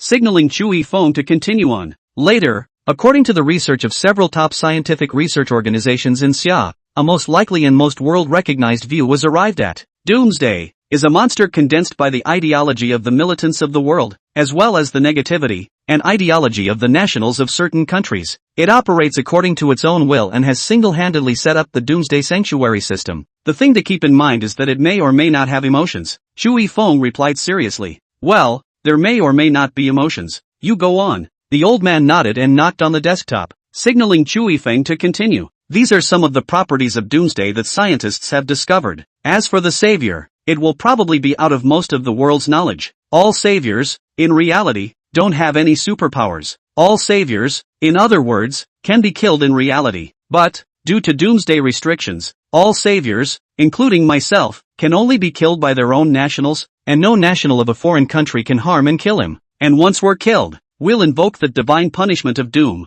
which will lead to endless demonic beasts going berserk, as well as all sorts of unexpected and various punishments. As soon as Shui Feng spoke these two most significant pieces of news, he immediately drew a few old men to ponder in unison. After they had finished digesting it, Shui Feng then roughly described some of the other minutiae, and by the time Shui Feng proposed to form an army that would specialize in fighting against the tides of magical beasts, Xin Lao slammed the desktop and said in excitement, "You guys, I told you, this kid looked familiar the first time I saw him, whether you admit it or not. At least this kid, I recognize." The kindly old man smiled slightly. "We didn't say that we don't recognize Xiao Chu's status either. It's just that we've been listening to him to listen to the fascination. What do you guys know about hammers? The acknowledgement I'm talking about is not your bull ***** protectorate god general position. It's the fact that this kid has to come and help me train this Snapdragon Legion under my hand." Xin Lao laughed, with the appearance of a protective son who was afraid that Shui Feng would be snatched away. "What protector of the realm?" Shui Feng was dumbfounded. Elder Lu smiled at Elder Qin and teased,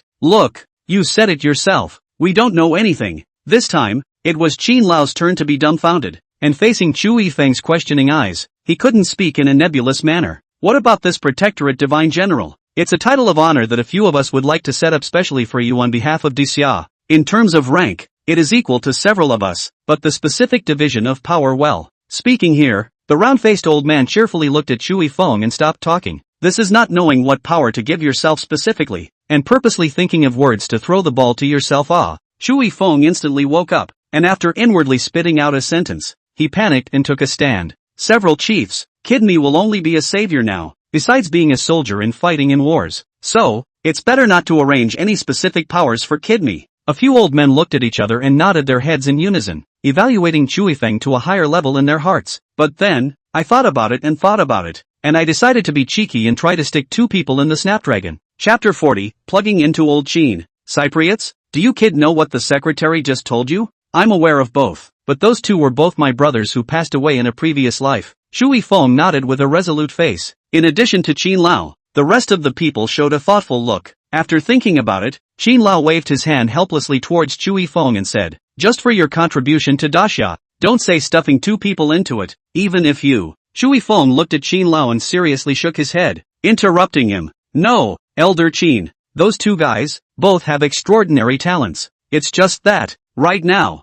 they can't find their way for the time being. Without an introduction, they must still go through all that pain before they can enter Snapdragon again and bathe in blood. Forget it, if they're so good at what you do, they must have their own strengths." Elder Qin nodded slightly and suddenly looked at the remaining few people and asked, "You guys don't have anything else, do you? If there isn't, I'm going to drag him into a discussion to see how I can form the Snapdragon Legion to be even stronger than I was in my last life." "Hey, you can get so worked up with yourself. This bullishness. Go. And remember to bring Xiao Chu back to the state banquet hall for dinner at night time." After leaving the conference hall, Elder Qin's face immediately sank. Shui Feng, who was extremely familiar with his character, immediately sighed in his heart. The stubborn old man could save face in front of a few other people and muddle through the fact that he was shoving people into the Snapdragon Legion. But privately, do not ask a clear. That is really not the eyes cannot rub sand stubborn old man's character. Shoo kid. Hard words first. It's not true that I think highly of you little guy, but it doesn't mean that old me will give them face. If, later on,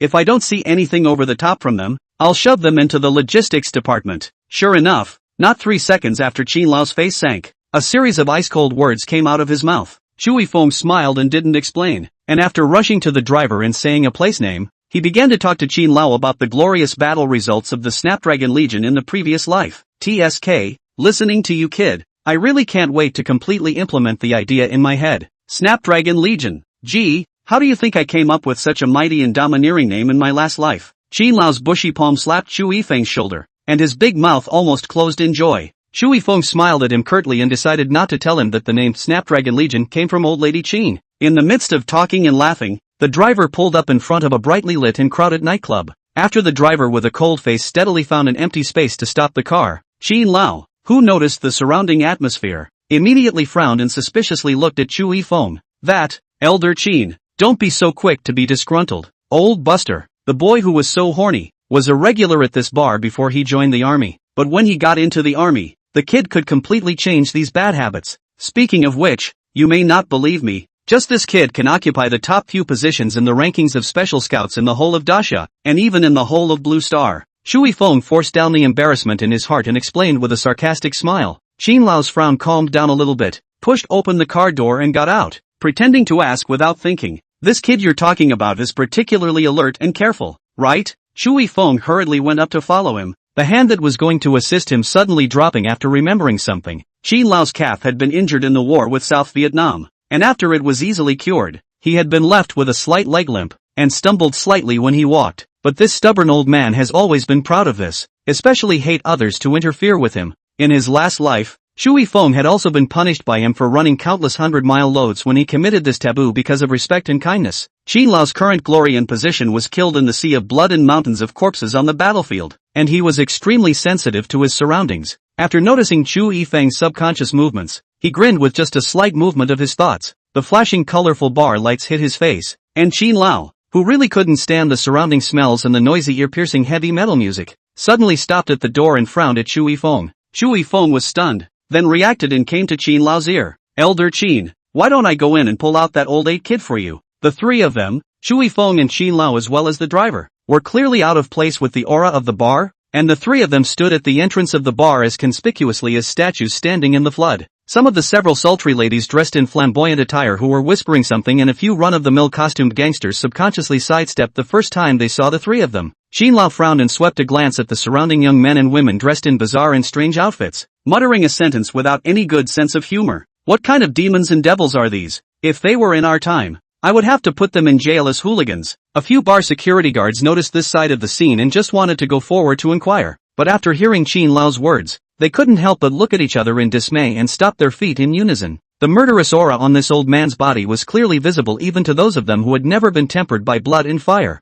Shu Yifeng smiled awkwardly and pointed towards the unimpressive red flag car parked not far away. It's my fault for not thinking things through. You old man go back and wait for a while. I'll personally go in and grab that old 8 kid for you to cross your eyes. Qin Lao thought about it and nodded his head, leaving Shu Yifeng behind and going straight back to the red flag car. Shu Yifeng casually waved his hand towards a few security guards and went straight into the bar. The leading security guard inadvertently saw Chu Yifeng's looks clearly, and immediately froze, turning his head to look at the several companions beside him. Brothers, why do I think the guy waving his hand looks so much like Chushin? Silly you, a godlike figure like Chu God will come to our place? Don't even think about it. The human Chu God is thousands of kilometers away from us. He only came out of the Forbidden Land in the afternoon. Where would he come to us now? Shu Yifeng, who was not the least bit aware of the fervent admiration of the several security guards behind him, frowned immediately after entering the bar. Even if he had been decadent for so long before, he had never entered a nightclub like a bar. Now surrounded by loud and noisy heavy metal music and the unpleasant and choking smell of mixed perfumes and cigarettes, it was instantly a bit too much to bear. Chapter 41, Chushin, you're the first one.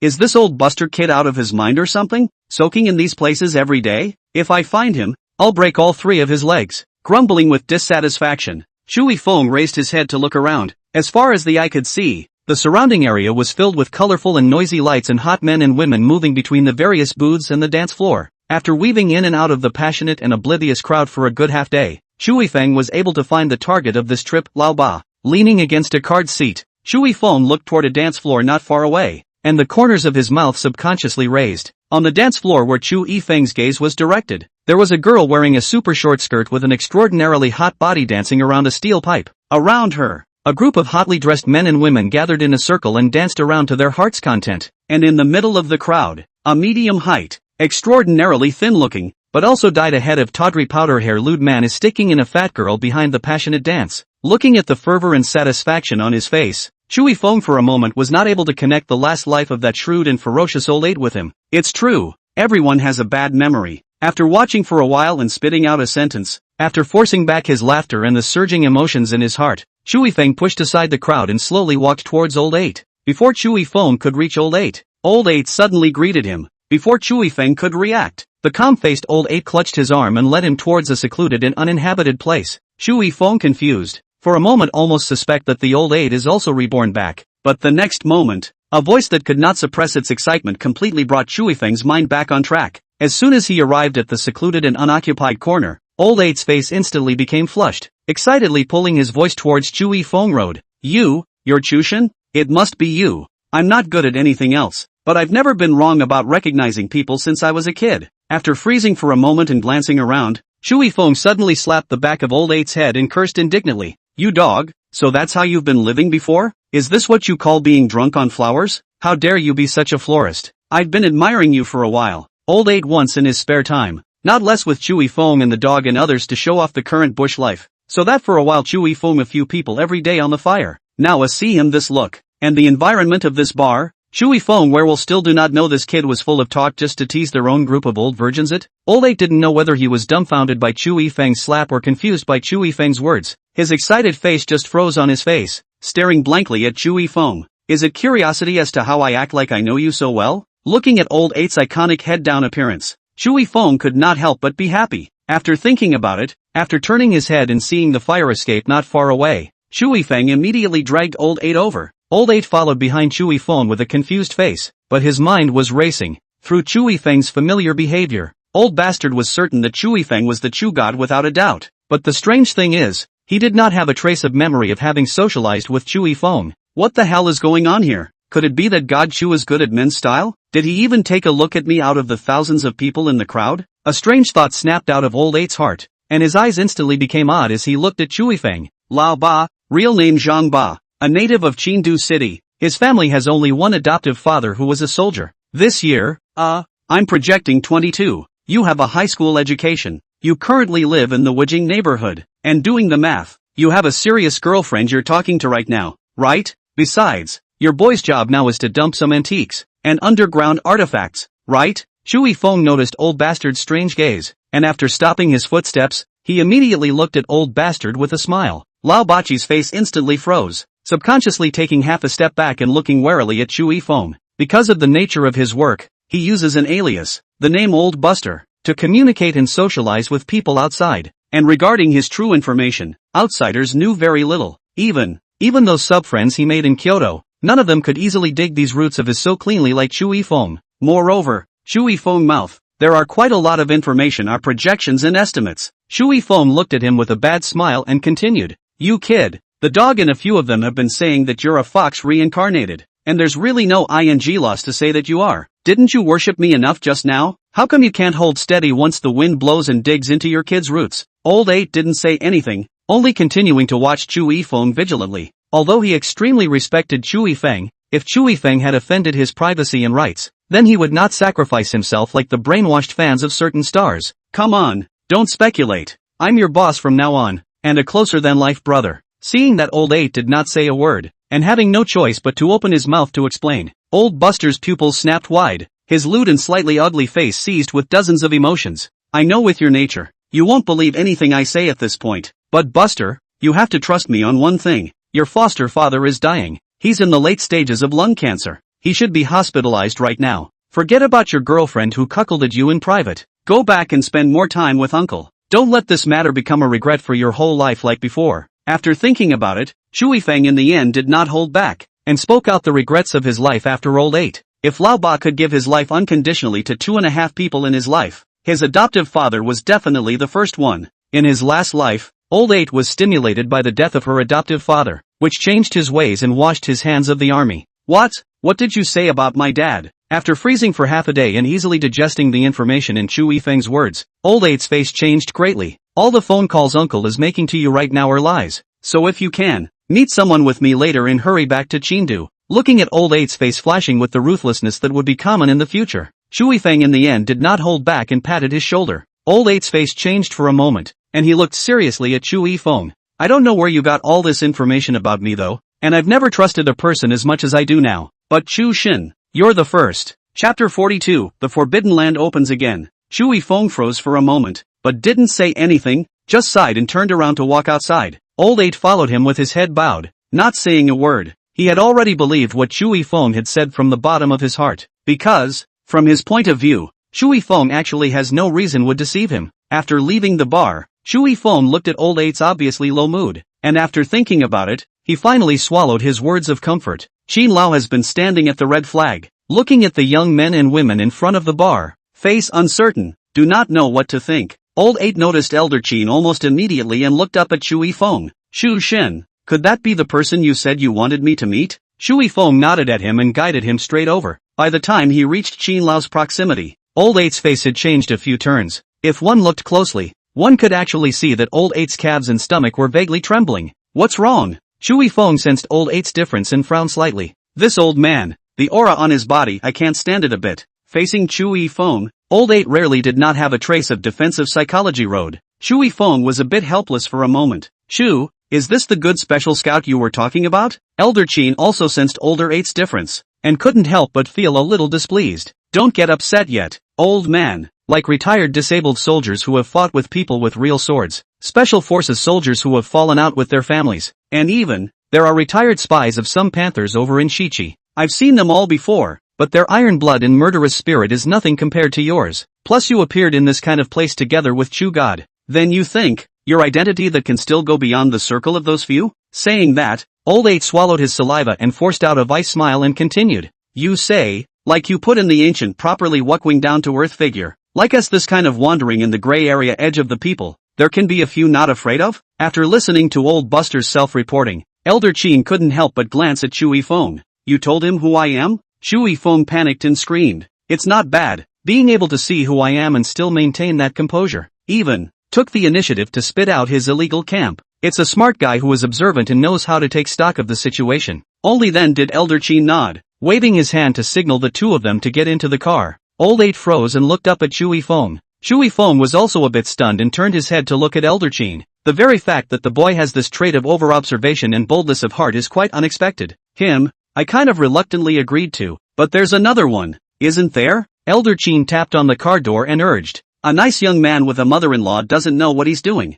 Hurry up, bad. Forgetting the old Qin this quick temper. He did have the right to pull the compliant right into the military base, but the human old 8 still have to go back to accompany his adoptive father on his last journey. Chu Yifeng's face stiffened, and he and old 8 exchanged glances. Not knowing what to say for a moment, old 8's face hesitated for a moment, and after pulling down Chu Yifeng, he took the initiative to welcome Elder Qin. That, Chief, although I don't know what you and Chu Xin are talking about, nor do I know what kind of things you want me to do, but can you give me some time first? I'm going to go back to see my father. The Chu God said. His days are numbered. Qin Lao's movements lurched as he looked sideways at Chu Yifeng, a chilling aura unconsciously flowing from his body. You told him about that identity of yours? Hearing Elder Qin's obviously displeased tone, Chu Yifeng's heart burst. Chief, Chu Xin also has good intentions. And, if my dad really did have terminal lung cancer and hid it from me, I thought, if I didn't accompany him on this last journey, then no matter what I achieve in the future in whatever industry, this matter will be the regret of my life. Without waiting for Chu Yifeng to open his mouth, old 8 immediately rushed at Qin Lao and opened his mouth pleadingly. Elder Qin, old 8's father is actually not his real father, but his adoptive father. His adoptive father, too, is a retired veteran. After thinking about it, Chu Yifeng chimed in and opened his mouth. Chu Yifeng knew that regardless of geography, as long as they were old retired veterans, they were the soft spot in Qin Lao's heart. As long as this matter was brought up, old Qin's perception of old 8 in his heart would definitely be raised by more than one notch. So, Xin Lao's face slightly softened a bit, and just as he was about to nod his head, his face suddenly stiffened, and he turned his head to look blankly at Chui Feng. Before Chui Feng could react, the virtual screen that belonged solely to the savior appeared in front of his eyes. Why again? Chui Feng was stunned. His last life can never know. The first time to enter the Forbidden Land time has just ended, so soon to open the Forbidden Land again. Turning his head to look at Old 8, Chui Feng saw that Old 8 was also looking at him with an odd expression on his face and bitterly laughed. Chu God, it's time for you to show off your skills again. I'll just explain it properly to Elder Qin later. Humble ants. It is unfortunate to inform you that the moment of the Forbidden Land trial is about to come once again. Pray that your saviors gain good fortune and work for your greater well-being in the Forbidden Land. Doomsday's voice rang out at the right time, and before Chui Feng had a chance to give an explanation at Elder Qin, a familiar suction force once again enveloped him all over. Before Chui Feng could open his eyes, a familiar exasperated voice snapped in his ears. Chui Feng? Is it Yaowen? Chui Feng had only just recognized the owner of the voice when he noticed a hurricane suddenly coming towards his chest. Before Chui Feng could even open his eyes, he violently lowered his waist to dodge from the force of the wind. The one that Yaowen used to sneak attack himself was definitely a sharp weapon like a boning knife. He didn't want to just enter the Forbidden Land and be sent back to reality by a despicable sneak attack. Xiang Yu Essence. While lowering his waist to dodge the strong wind, Chui Feng immediately summoned his body protector essence and Dragon Soul Dagger and violently slashed in the direction where the strong wind was coming from. Yaowen misses with a blow and whirls around.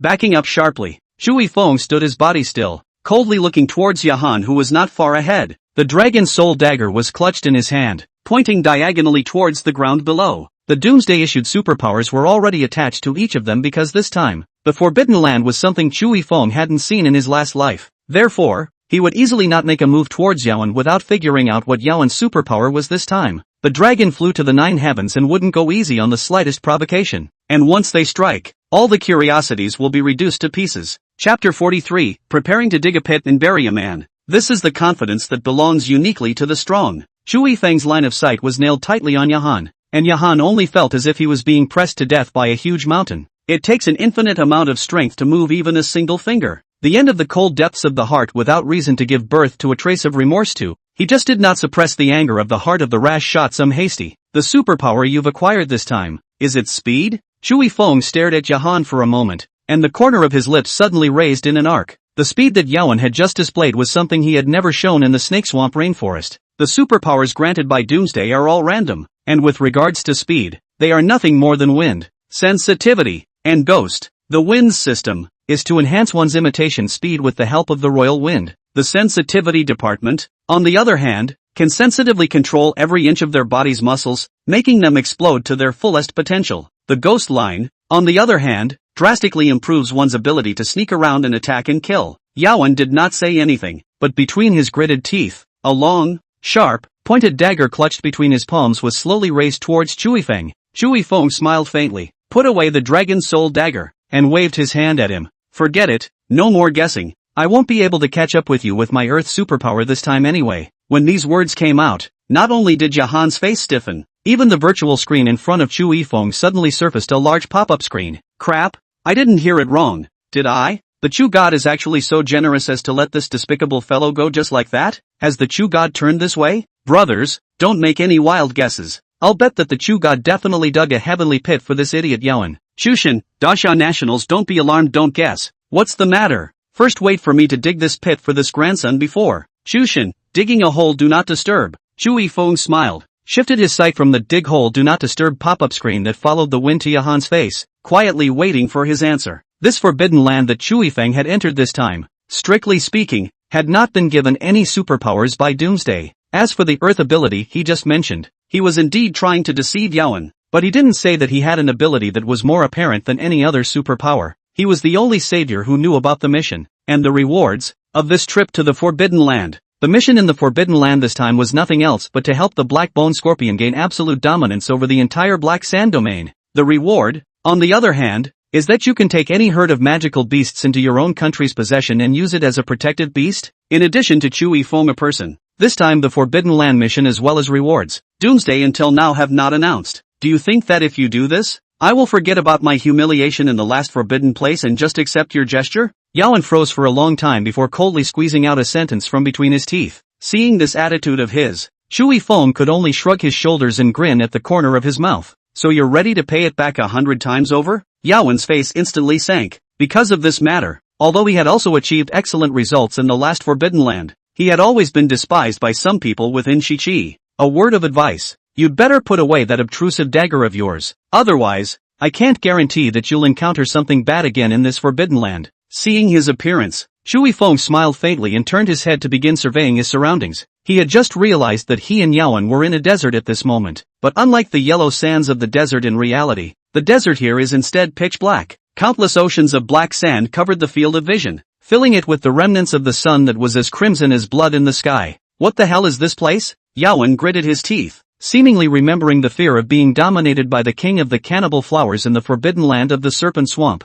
and helplessly put away his newly acquired dagger. Desert. What? You can't even tell from this? After surveying the surroundings for a moment, Shui Feng could not help but taunt Yahan. Yawen glanced at him coldly, seemingly because he had discovered that he would never be able to gain any benefits from Shui Feng verbally. He completely gave up his verbal sparring with Shui Feng. Have you received this forbidden mission given by Doomsday? After stepping on the soft sand and traveling a few steps forward, Shui Feng only turned his head as if he had just thought of this matter and asked Yahan. Yawen froze, but whirled out of his mouth. That's for sure. We, Shichi, are a kingdom that is favored by the body, and I am even a man favored by the god of doom, so how could I not receive the doom quest? Oh, Shui Feng's mouth corner grinned, and asked with a look that did not have the slightest bit of heart. Then how did you decide to help the Poison Scorpion clan obtain the Black Sand Domain? The Poison Scorpion clan? The Black Sand Domain? The end of the world cold reacted almost instantly. Shui Feng had actually received a quest prompt from Doomsday, and the next moment, Yawen's eyes couldn't help but redden slightly. It was clear that he was the one with the most outstanding physical qualities and overall ability among the saviors of the countries chosen by Doomsday. Why would Doomsday always favor Shui Feng, a Xia native? Obviously, he was nearly mad with jealousy in his heart, but Yawen didn't show the slightest bit of it on his face. After just fatally sweeping a glance at Shui Feng, Yahan put away the snake-toothed dagger that he had deliberately plucked from the black market in the western Qi country and pretended to condescend to the conversation as if he was not concerned. The Poison Scorpion clan is so powerful. If we just help them a little, the Black Sand Domain shouldn't fall into another power, right? That's true, but Poison Scorpion's nemesis, the Black Bone Scorpion side isn't easy to deal with either. Time slipped by as one of the two deliberately hedged their bets and the other deliberately dug in. And after Yawen woke up to the fact that Shui Feng actually seemed to be extraordinarily familiar with this place, a strange feeling suddenly arose from the depths of his heart. Frowning slightly at Shui Feng, Yahan asked, "Why do I feel as if you know this place well?" You don't have the map Doomsday gave out? Shui Feng asked rhetorically with a look of astonishment. You mean that map of the division of power? Only then did Shui Feng nod his head, and faithfully fished out a piece of paper out of his pocket. After seeing that Shui Feng really did possess a map of this forbidden land as he had guessed, Yawen's cynicism in his heart couldn't help but deepen a bit more. At the same time, the conviction in the depths of his heart that he was prepared to dig all the information from Shui Feng grew deeper and deeper. Seeing as how the two of us were friends in the last forbidden land, I would sincerely advise you not to try to want to help the Black Bone Scorpion obtain the Black Sand Domain. After pretending to stare at the map for a while, Shui Feng suddenly rushed at Yahan with a serious face and cautioned. Chapter 44, You two, are you ready to make an alliance? Yawen almost subconsciously exclaimed in shock. He truly knew nothing about this Forbidden Land mission. Unlike last time, when all the saviors entered the Snake Swamp Forbidden Land, they were simultaneously announced the Forbidden Land quest and the quest rewards. At this moment, he was truthfully completely unaware of the string of names of Forbidden Land creatures that Shui Feng was talking about. As for the Forbidden Land quests and rewards, there was no need to even mention them, except for the fact that when he first entered the Forbidden Land, the system gave him sensitivity as skills and talents. The rest of the time is even the shadow of the end of the day and only words have not received. How did this kid get so lucky? That is, gifted and titled, and even, knowing all the information in Doomsday? After staring at Shui Feng's background for a moment, Yawen's face could not help but become slightly ugly. Look at your carelessness. I realized it just now. You've lost the map in the Forbidden Land, haven't you? Moreover, you haven't memorized the forces of the Forbidden Land issued by Doomsday? Shui Feng suddenly stood still and looked somewhat helplessly at Yahan. Yawen was busy nodding like a chicken chattering rice. At the same time, in his heart, he could not help but laugh at Shui Feng's stupidity. Such an important matter and information was just casually leaked to a competitor? Stupid and gullible summer people indeed. It wasn't the slightest bit clear what he was thinking inside. Shui Feng looked as if he was generally impressed by his sincerity and apologies. And, for the sake of the hundreds of millions of Shizi nationals standing behind you, I'm only going to tell you again Shui Feng looked like a good old boy and reminded in a friendly manner. The main existing territory of the Poison Scorpion clan is the West Wind Cave that we're heading to right now, while the Black Bone Scorpion clan, the main territory right now is the underground, that we're currently in. Underground? Looking down at the surface of the black desert that was writhing if anything, Yawen was horrified. Shui Feng did not look at him and said to himself, just rest assured, the Black Bone Scorpions usually come out by day and night, without any big movements, we usually can't startle them. Yawen had only just subconsciously stood on his tiptoes when he heard this, and couldn't help but put his feet down in a sarcastic manner. Although Shui Feng did not look at him, the Daxia National with God's perspective took in all of these subconscious reactions of Yahan, and for a moment he could not help but be happy. What the hell? Could it be that this grandson was just crippled by the Chu god? I'm afraid Chushin has been in a pyramid scheme before, right? Such good eloquent skills? This is unexpected. Upstairs, don't be ridiculous. I bet that Chushin is definitely a high achiever who graduated from the dugout department and has been working out in the dugout base for decades. Gee guys, am I the only one who thinks this is a melodrama? This is definitely the pure lust story of the absolute dark-hearted male president and the arrogant little petite wife. I'm telling you, inadvertently stepped on the collapse of a sand grotto, staggered a little. Shui Feng inadvertently saw the pop-up screen, subconsciously turned his head to look at the end of the cold after the unexplained burst of chills. Have these rotten girls' imaginations broken through to this state? Although Yahan knew nothing about the corrupt woman culture of the Great Summer Kingdom, after seeing Shui Feng's wickedly cold expression, she still had an unexplained burst of apprehension. What's the situation? Could it be that Shui Feng knew that he hadn't received the doomsday reminder? Beginning to suspect himself? After carefully looking at Shui Feng, who was rushing on his own, and seeing that he did not show too much disgust or dissatisfaction,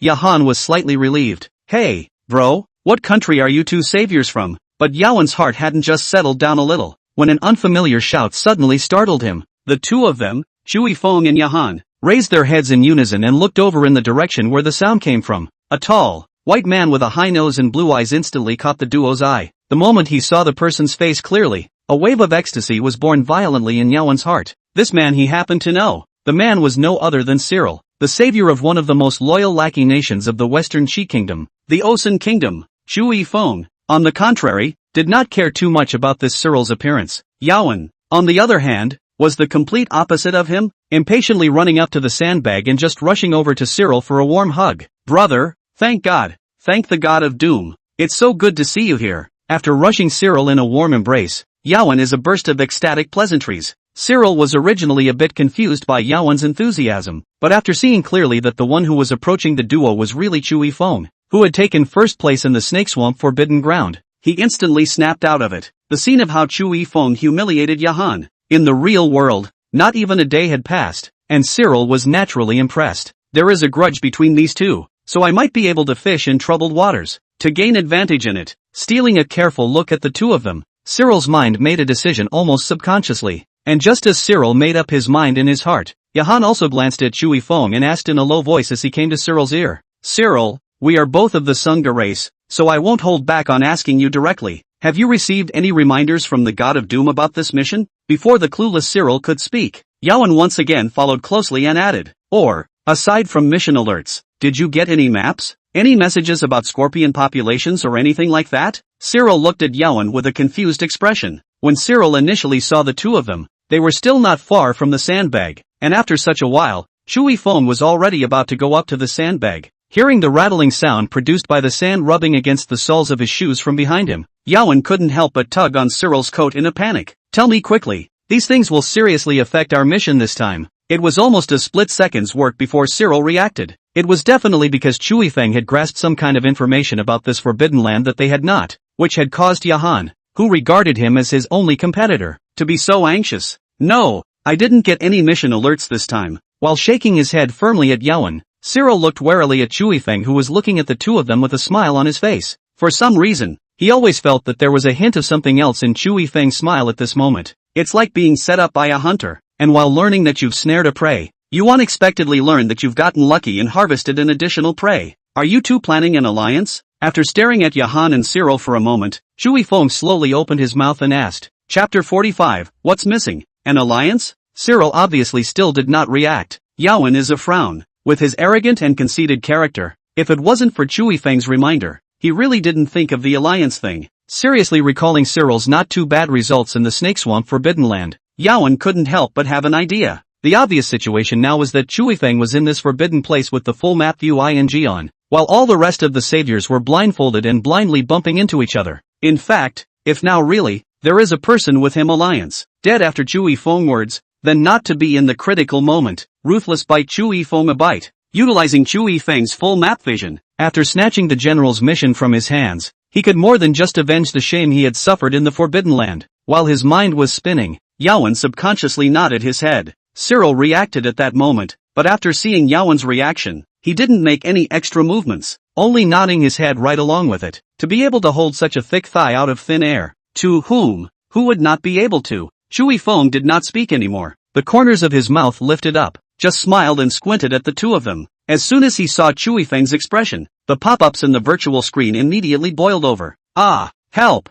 can't stop it at all. Ah, this mesmerizing pitiful little expression of Chu Xin is here again. I'm betting on a whole pack of chili fries. The Chu God is definitely preparing to send these two away in a package. Isn't this nonsense upstairs? Didn't you see these two losers make an alliance? Or was it the Chu God who reminded them? Chu Xin seems to have played a somewhat large game of chess. Nonsense. Chu Xin is clearly jealous because his little wife is close to another man. Seriously, dog's head. Guys, I'm not going to lie. I'm wet. Rub? Upstairs ladies just drive hard? As Chui Feng glanced at the last few pop-ups, there was only one thought in his mind. Dog days of doom. If you don't come up with a pop-up banning feature, I'm going to raise you ashes sooner or later. Forcing himself to ignore the pop-up screen that was starting to distort the building, Chui Feng lowered his head and thought seriously, and raised his head to look sincerely at the two of them and said, "So you guys, do you mind if I join your alliance as well? Are the shamelessness and cheekiness of this ing Dasha people innate?" Cyril and Yahan couldn't help but look at each other in dismay, and Yahan only felt 10,000 grass Nima running wildly in his heart. Is it true that this grandson doesn't know who he's targeting with this alliance he and Cyril have come up with? After madly cursing Chui Feng in his heart for a while, Yawen coldly and hardly looked at Chui Feng and coldly said word by word, "It's not impossible for you to join our alliance, but you'll have to tell us about the real Doomsday mission first, as well as, give me your map." Cyril looked at Yawen suspiciously, a little shocked. Chui Feng actually really knows about the Doomsday Quest? Moreover, what the hell is there a map? It wasn't that Cyril hadn't guessed from Yawen's words just now that Chui Feng might have key information about this Forbidden Land mission in his hands, but when he heard the Yawen conditions, he realized that what Chui Feng had in his hands was actually so crucial that he had to be used in order to complete this Forbidden Land mission. Chui Feng did not even look at Cyril and nodded his head in agreement without thinking, but then he cried and laughed as he looked at Yahan. "Just now, didn't I tell you about the Forbidden Land mission once? As for the map, I'm sorry, I can't give you that one, but all you have to do is follow me and you'll know if I'm lying to you." "What's the forbidden mission?" Cyril really couldn't suppress the doubts in his heart and curiously asked to Yawen. After Chui Feng put down this sentence, he did not even look at the two of them and turned his head to once again head toward the slanting sun in the western sky.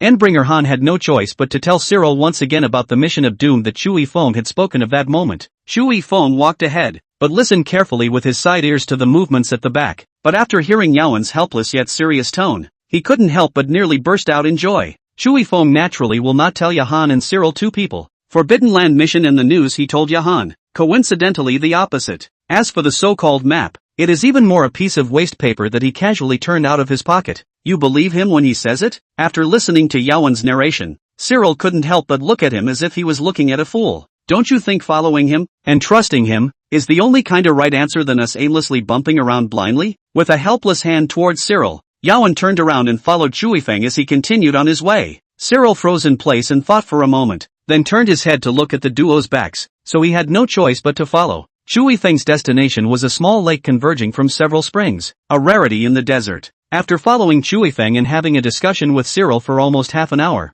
Yawen finally saw Chui Feng stop at the moment before sunset. With his spirit revitalized, Yawen couldn't think about it in detail before he quickly walked over to Chui Feng's side. "Chui Feng, we're here?" Chui Feng nodded his head without speaking while raising his eyes to scan the surroundings. "So how come we haven't seen the poisonous scorpion you mentioned?" Yawen asked in disbelief. "What's your hurry? The sun hasn't set yet." Chui Feng coldly blanked him and retreated slightly away from the lake, sneering, "When the hordes of poisonous scorpions come out of the sand layer, I hope you don't wet your pants from the shock." "What do you mean? Do you think the Yawen savior and I would be afraid of those little bugs?" Cyril came up from behind the pair and interjected coldly. Chui Feng did not speak anymore, just looked at Yahan with a smile on his face and said, "Yawen, haven't you always envied me for conquering the king of the cannibal flower in the snake swamp Forbidden Land? Come, This time I'll give you the chance to see how you managed to take in the king of poisonous scorpions. Ding! A large number of unidentified forbidden land soul organisms have been detected approaching. This system is turned on early. A familiar metallic tone in his mind suddenly rang out, and Chu Yifeng's heart suddenly rejoiced.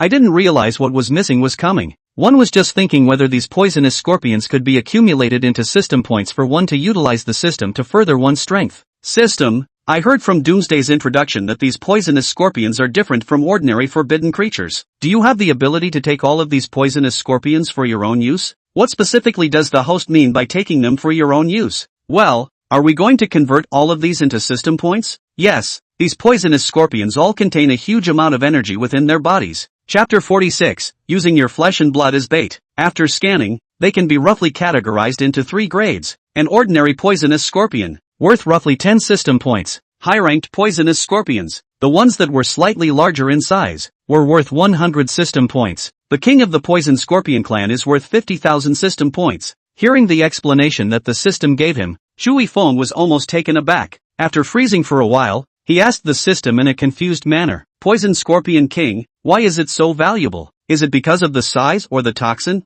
All of them? And there are also several strands of inexplicable energy in its body that are unknown through scanning. But the preliminary estimation is that those energies are what it relies on to become the Poison Scorpion King. Chu Yifeng did not speak. In the heart began to think carefully about their own plans. He was originally prepared to let Yahan and Cyril intentionally side with the Poison Scorpion, and he would then make some bad moves and dig some holes, in order to trap these two fellows to death while at the same time, he himself would be able to make a huge profit from it. But now it seems that if the Poison Scorpion is so valuable, then his move to deliberately victimize the two of them has instead become a stumbling block to his own accumulation of system points? After returning to his senses, Chu Yifeng could not help but be somewhat dumbfounded. Is this a ing trap for yourself? Chu Yifeng, what bad idea are you thinking of again? Watching Chu Yifeng froze out of his mind. Yahan frowned and asked, that, if I say that the information I told you guys at that moment was wrong, the one we want to help is actually the rival of the Poison Scorpion Clan, the Black Bone Scorpion Clan. Will you believe it?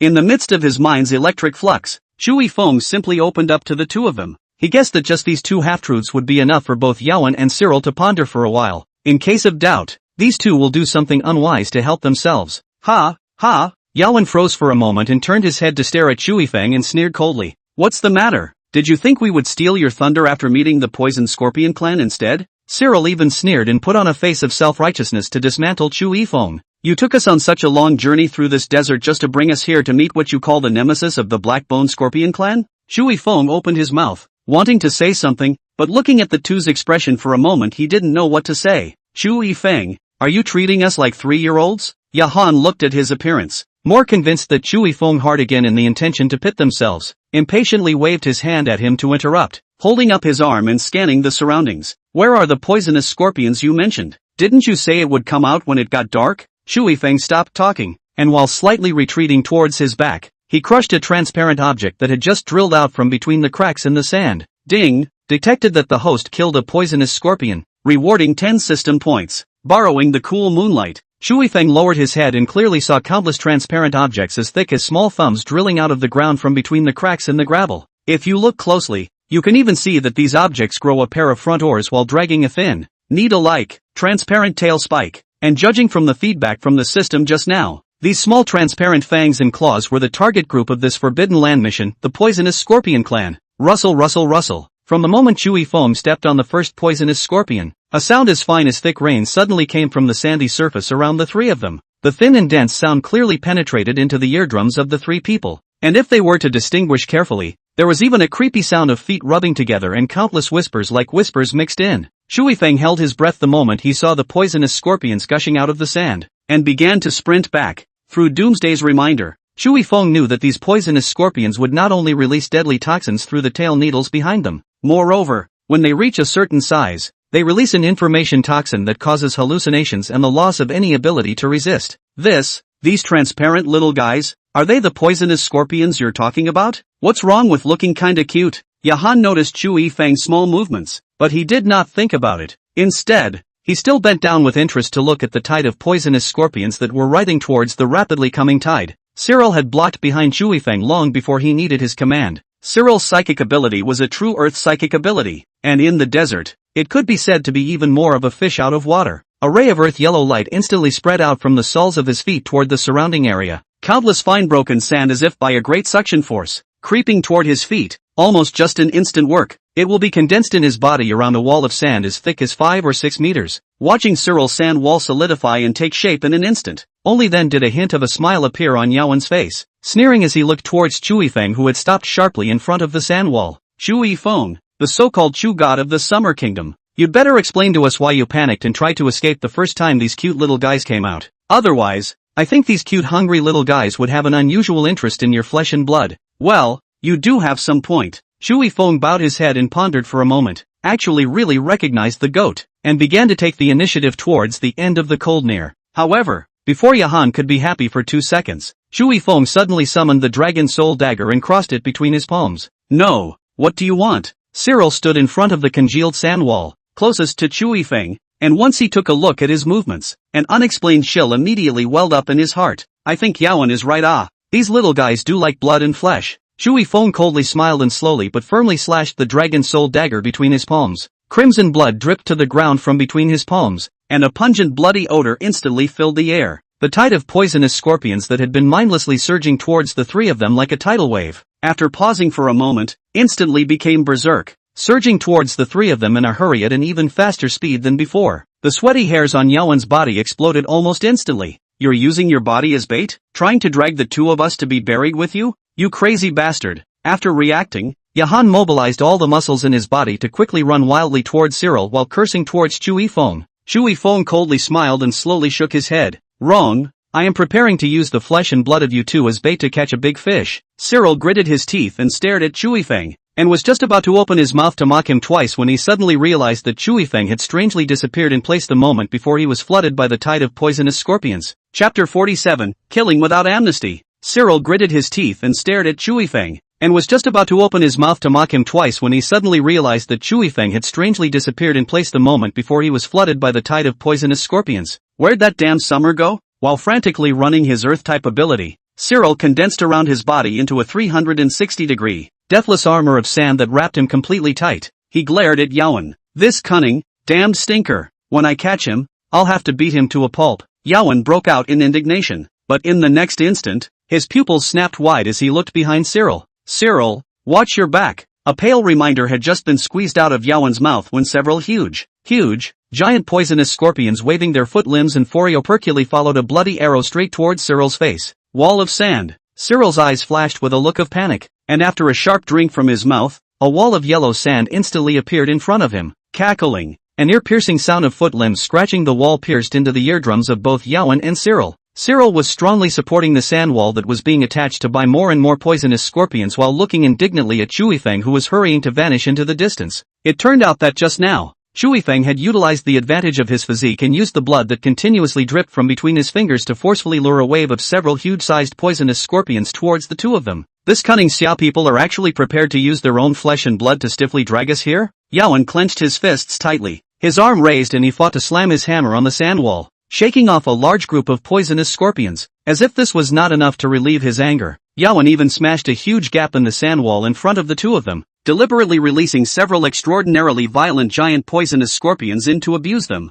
Yawen, I always feel that if we continue to be passive like this, something very bad will happen. Cyril gazed at the sandy armor around himself to condense and firm up as much as possible while twisting his head at Yawen to advise him. Crap! Yawen raised his head in hatred and once again looked at Chui Feng, who had flung a few more strands of blood arrows onto the sand wall, causing countless poisonous scorpions to surge violently and furiously towards the side, and cursed in indignation. But that Xia has always had a lot of heart. I'm just afraid that if the two of us once hastily abandon our defenses and break out with all our hearts, he'll have some other damaging tricks waiting for us. If Chui Feng knew the indignation that Yahan felt at this moment, he would definitely give him a thumbs up. Indeed, in his plan, simply using the duo of Yawen and Cyril to attract as many poisonous scorpions as possible was not the sole purpose. For the two of them to make a fatal mistake that could cause him to kick them out of this forbidden land completely when they were surrounded by poisonous scorpions was what Chui Feng really wanted to wait for. Standing on a sand dune not far from the duo, Chui Feng released the dragon soul dagger, urging it to kill as many poisonous scorpions as possible while frowning at the movements of Yahan and Cyril. He had just deliberately slashed his palm,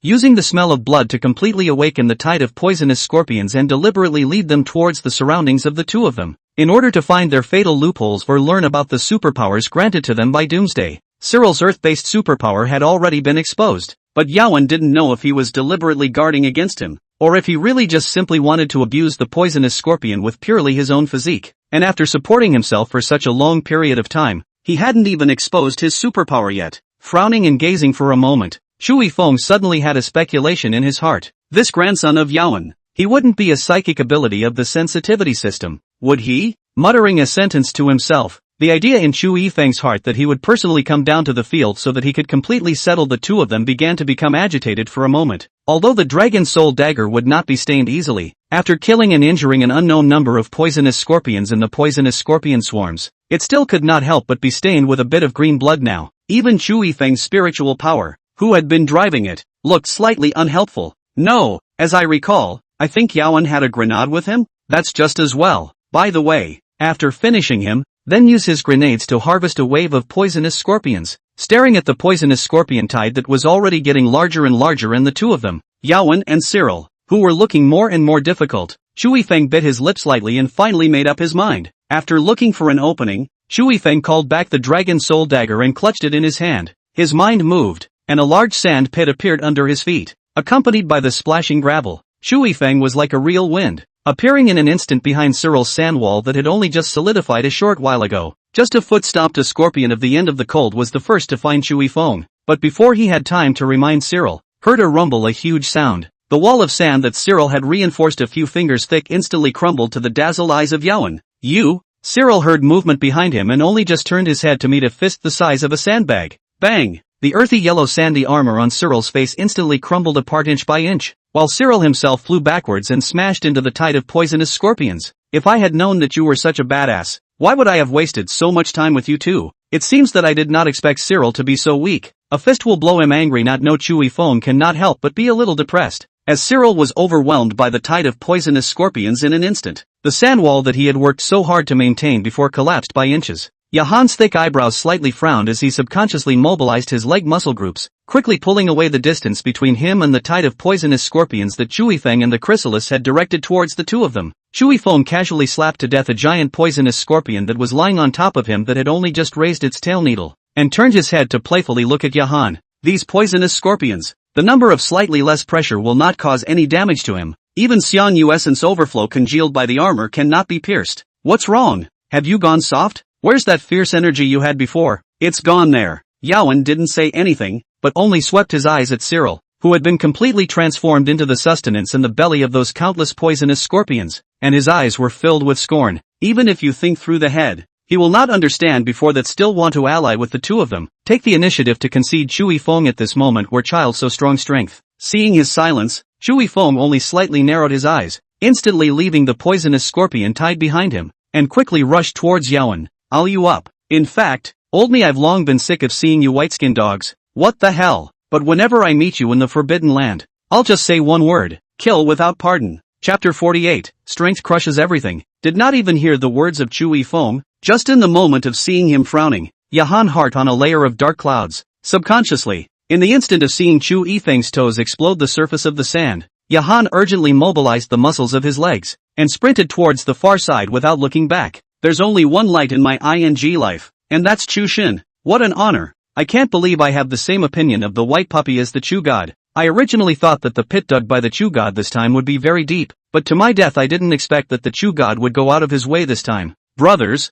what the hell is this called? This is called Strength Crushes Everything. Brothers, look, does Yawen look like a dog that failed to provoke his master and fled? I can't say it's like it's not. I can only say it's practically identical to the scene when my two dogs escaped. Looking at the way Chu Yifeng was chasing after Yahan along the way, the pop-up screen exploded again for a while. Chu Yifeng didn't have the slightest idea that all the content on the pop-up screen at this moment was warmly touting him. He just pushed his body with all his might, closely chasing after Yahan, in hot pursuit. However, even though he had pushed Xiangyu essence spirit to the extreme, Chu Yifeng still could not catch up with Yahan, who was almost only a remnant shadow. It was only when the spiritual energy supporting Xiangyu's essence spirit began to become scarce and he felt a little dizzy that Chu Yifeng stopped in his tracks, exhaling a long, turbid breath and withdrawing his sight from Yahan, who had long since disappeared. Chu Yifeng then sighed helplessly and cursed angrily. This grandson, he's really a ing rabbit, helpless to temporarily give up the end of the cold. Shui Feng twisted his head to look at the direction, but found that the scorpion tide just stopped in a coffin like the general shape of the sand dunes next to the stop.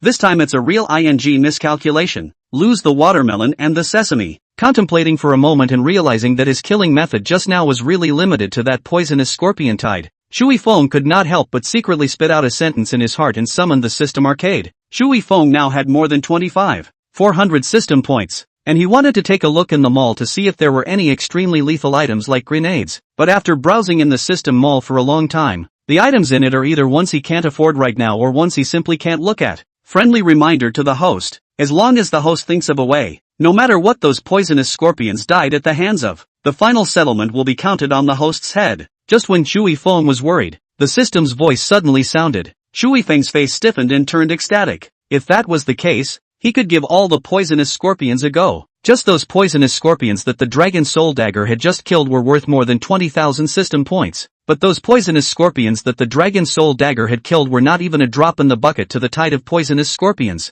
So, how many system points should come in if the tide of poisonous scorpions was completely resolved? Thinking of this, Shui Feng immediately rummaged in his mind about the territory of the Poison Scorpion clan's nemesis, the Black Bone Scorpion. Unlike the poisonous Scorpion clan that was occupied with several rare water sources in the desert, the territory of the Black Bone Scorpion clan, according to Doomsday's reminder, should now be in a weathered stone forest in the northern part of the desert. Raising his head to distinguish the direction through the stars in the sky, and turning his head to look at the tide of poisonous scorpions that had already been hidden in the night, Shui Feng drew his feet and walked towards the north. In the desert during the day, Shui Feng didn't know what it was like. At night, however, the desert has an uncharacteristically perceived chill. I don't know when a night wind appeared, mixed with a piercing chill straight into people's bones. Around us Shui Feng has Xiang Yuesen's spirit protection body, but still by this cold night wind to make the lips white. Body chills. I don't know how long he had been walking, just as Shui Feng's consciousness was nearly blurred by the freezing. A large tree with a strange appearance suddenly appeared in his eyes, touching the pocket. Remembering that he really carried a lighter, Shui Feng could not help but be overjoyed. Almost without thinking,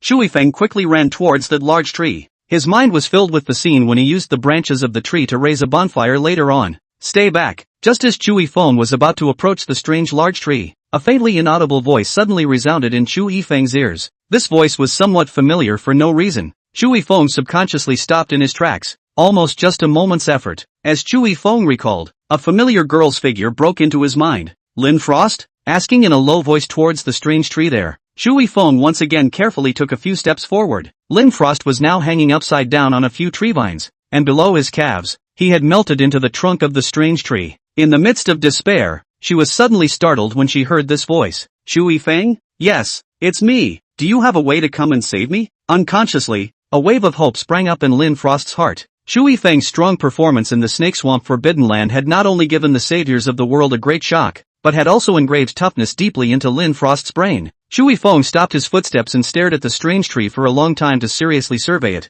and only then did he see Lin Frost, who had half of his body melted into the branches of the strange tree. With a violent shock in his heart, Shui Feng subconsciously took half a step back. After thinking about it, Shui Feng frowned slightly and lowered his voice towards Lin Frost. What's going on with you? How do I get you out of this weird tree?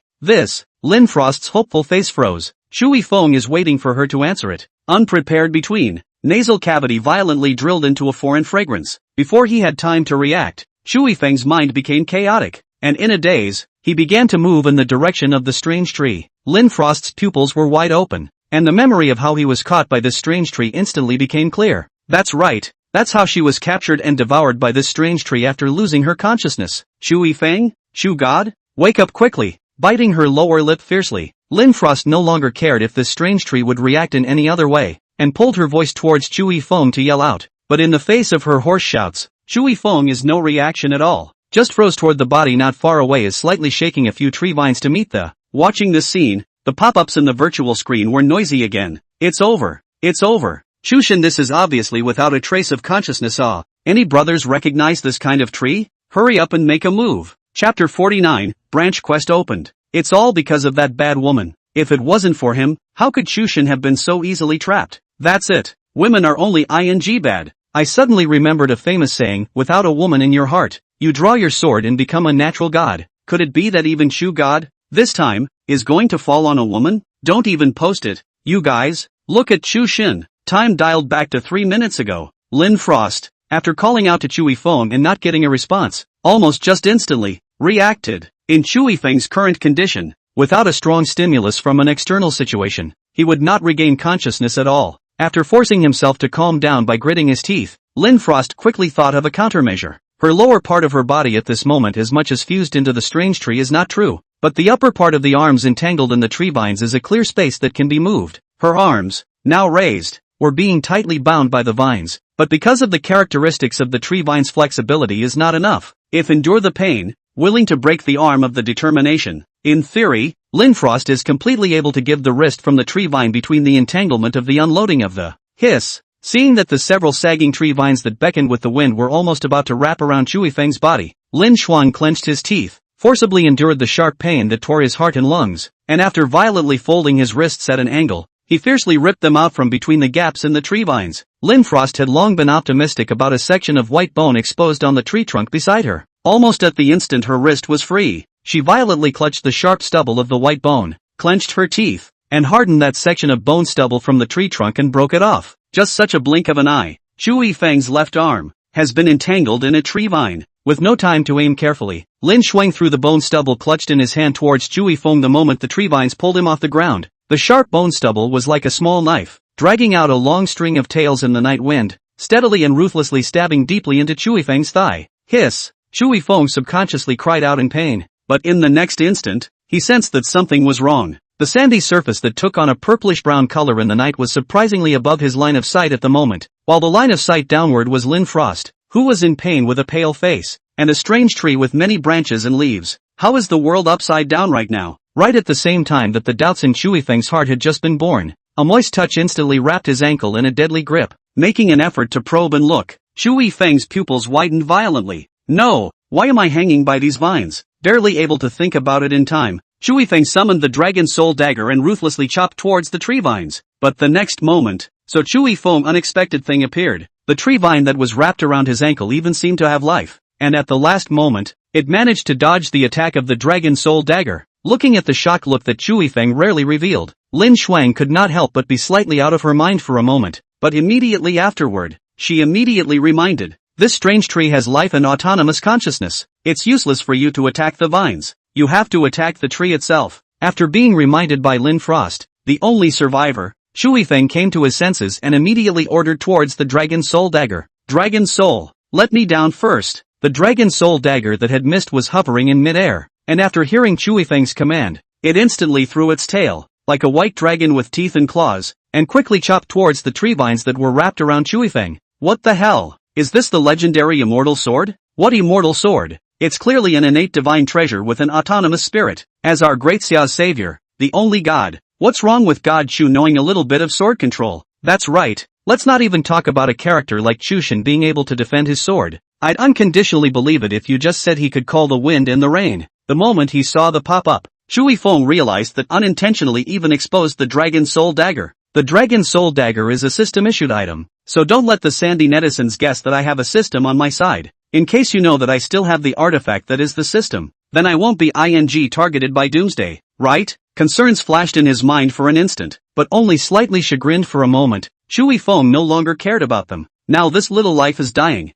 Who the hell cares that much? Having made up his mind, Chui Feng fought to fall his body, aggravating the tree vine as much as possible so as to reduce its flexibility in order to create conditions for the Dragon Soul Dagger. Dragging the constantly struggling Chui Feng, the flexibility of the tree vines obviously decreased drastically. In just a moment's time, the Dragon Soul Dagger flashed through the tree vines that were wrapped around Chui Feng's ankles. Chui Feng's body lightened, the world flipped steeply, and after shaking his head to dispel some of the dizziness and discomfort in his mind, he reached out and recalled the Dragon Soul Dagger. The tree vines wrapped around Chui Feng's left arm did not know whether they had realized that the situation was not right or what, but they actually took the initiative to let go of him the moment he raised the Dragon Soul Dagger. Bang! After the tree vines sent the entanglements away, Chui Feng steeply crashed to the ground, and in the moment of landing, Chui Feng has not had time to celebrate regained freedom. Will find a large cloud violently will be his whole person enveloped in which, looking up, Chui Feng's face instantly turned pale. Countless tree vines that twisted like small snakes had descended from the sky and swiped towards him.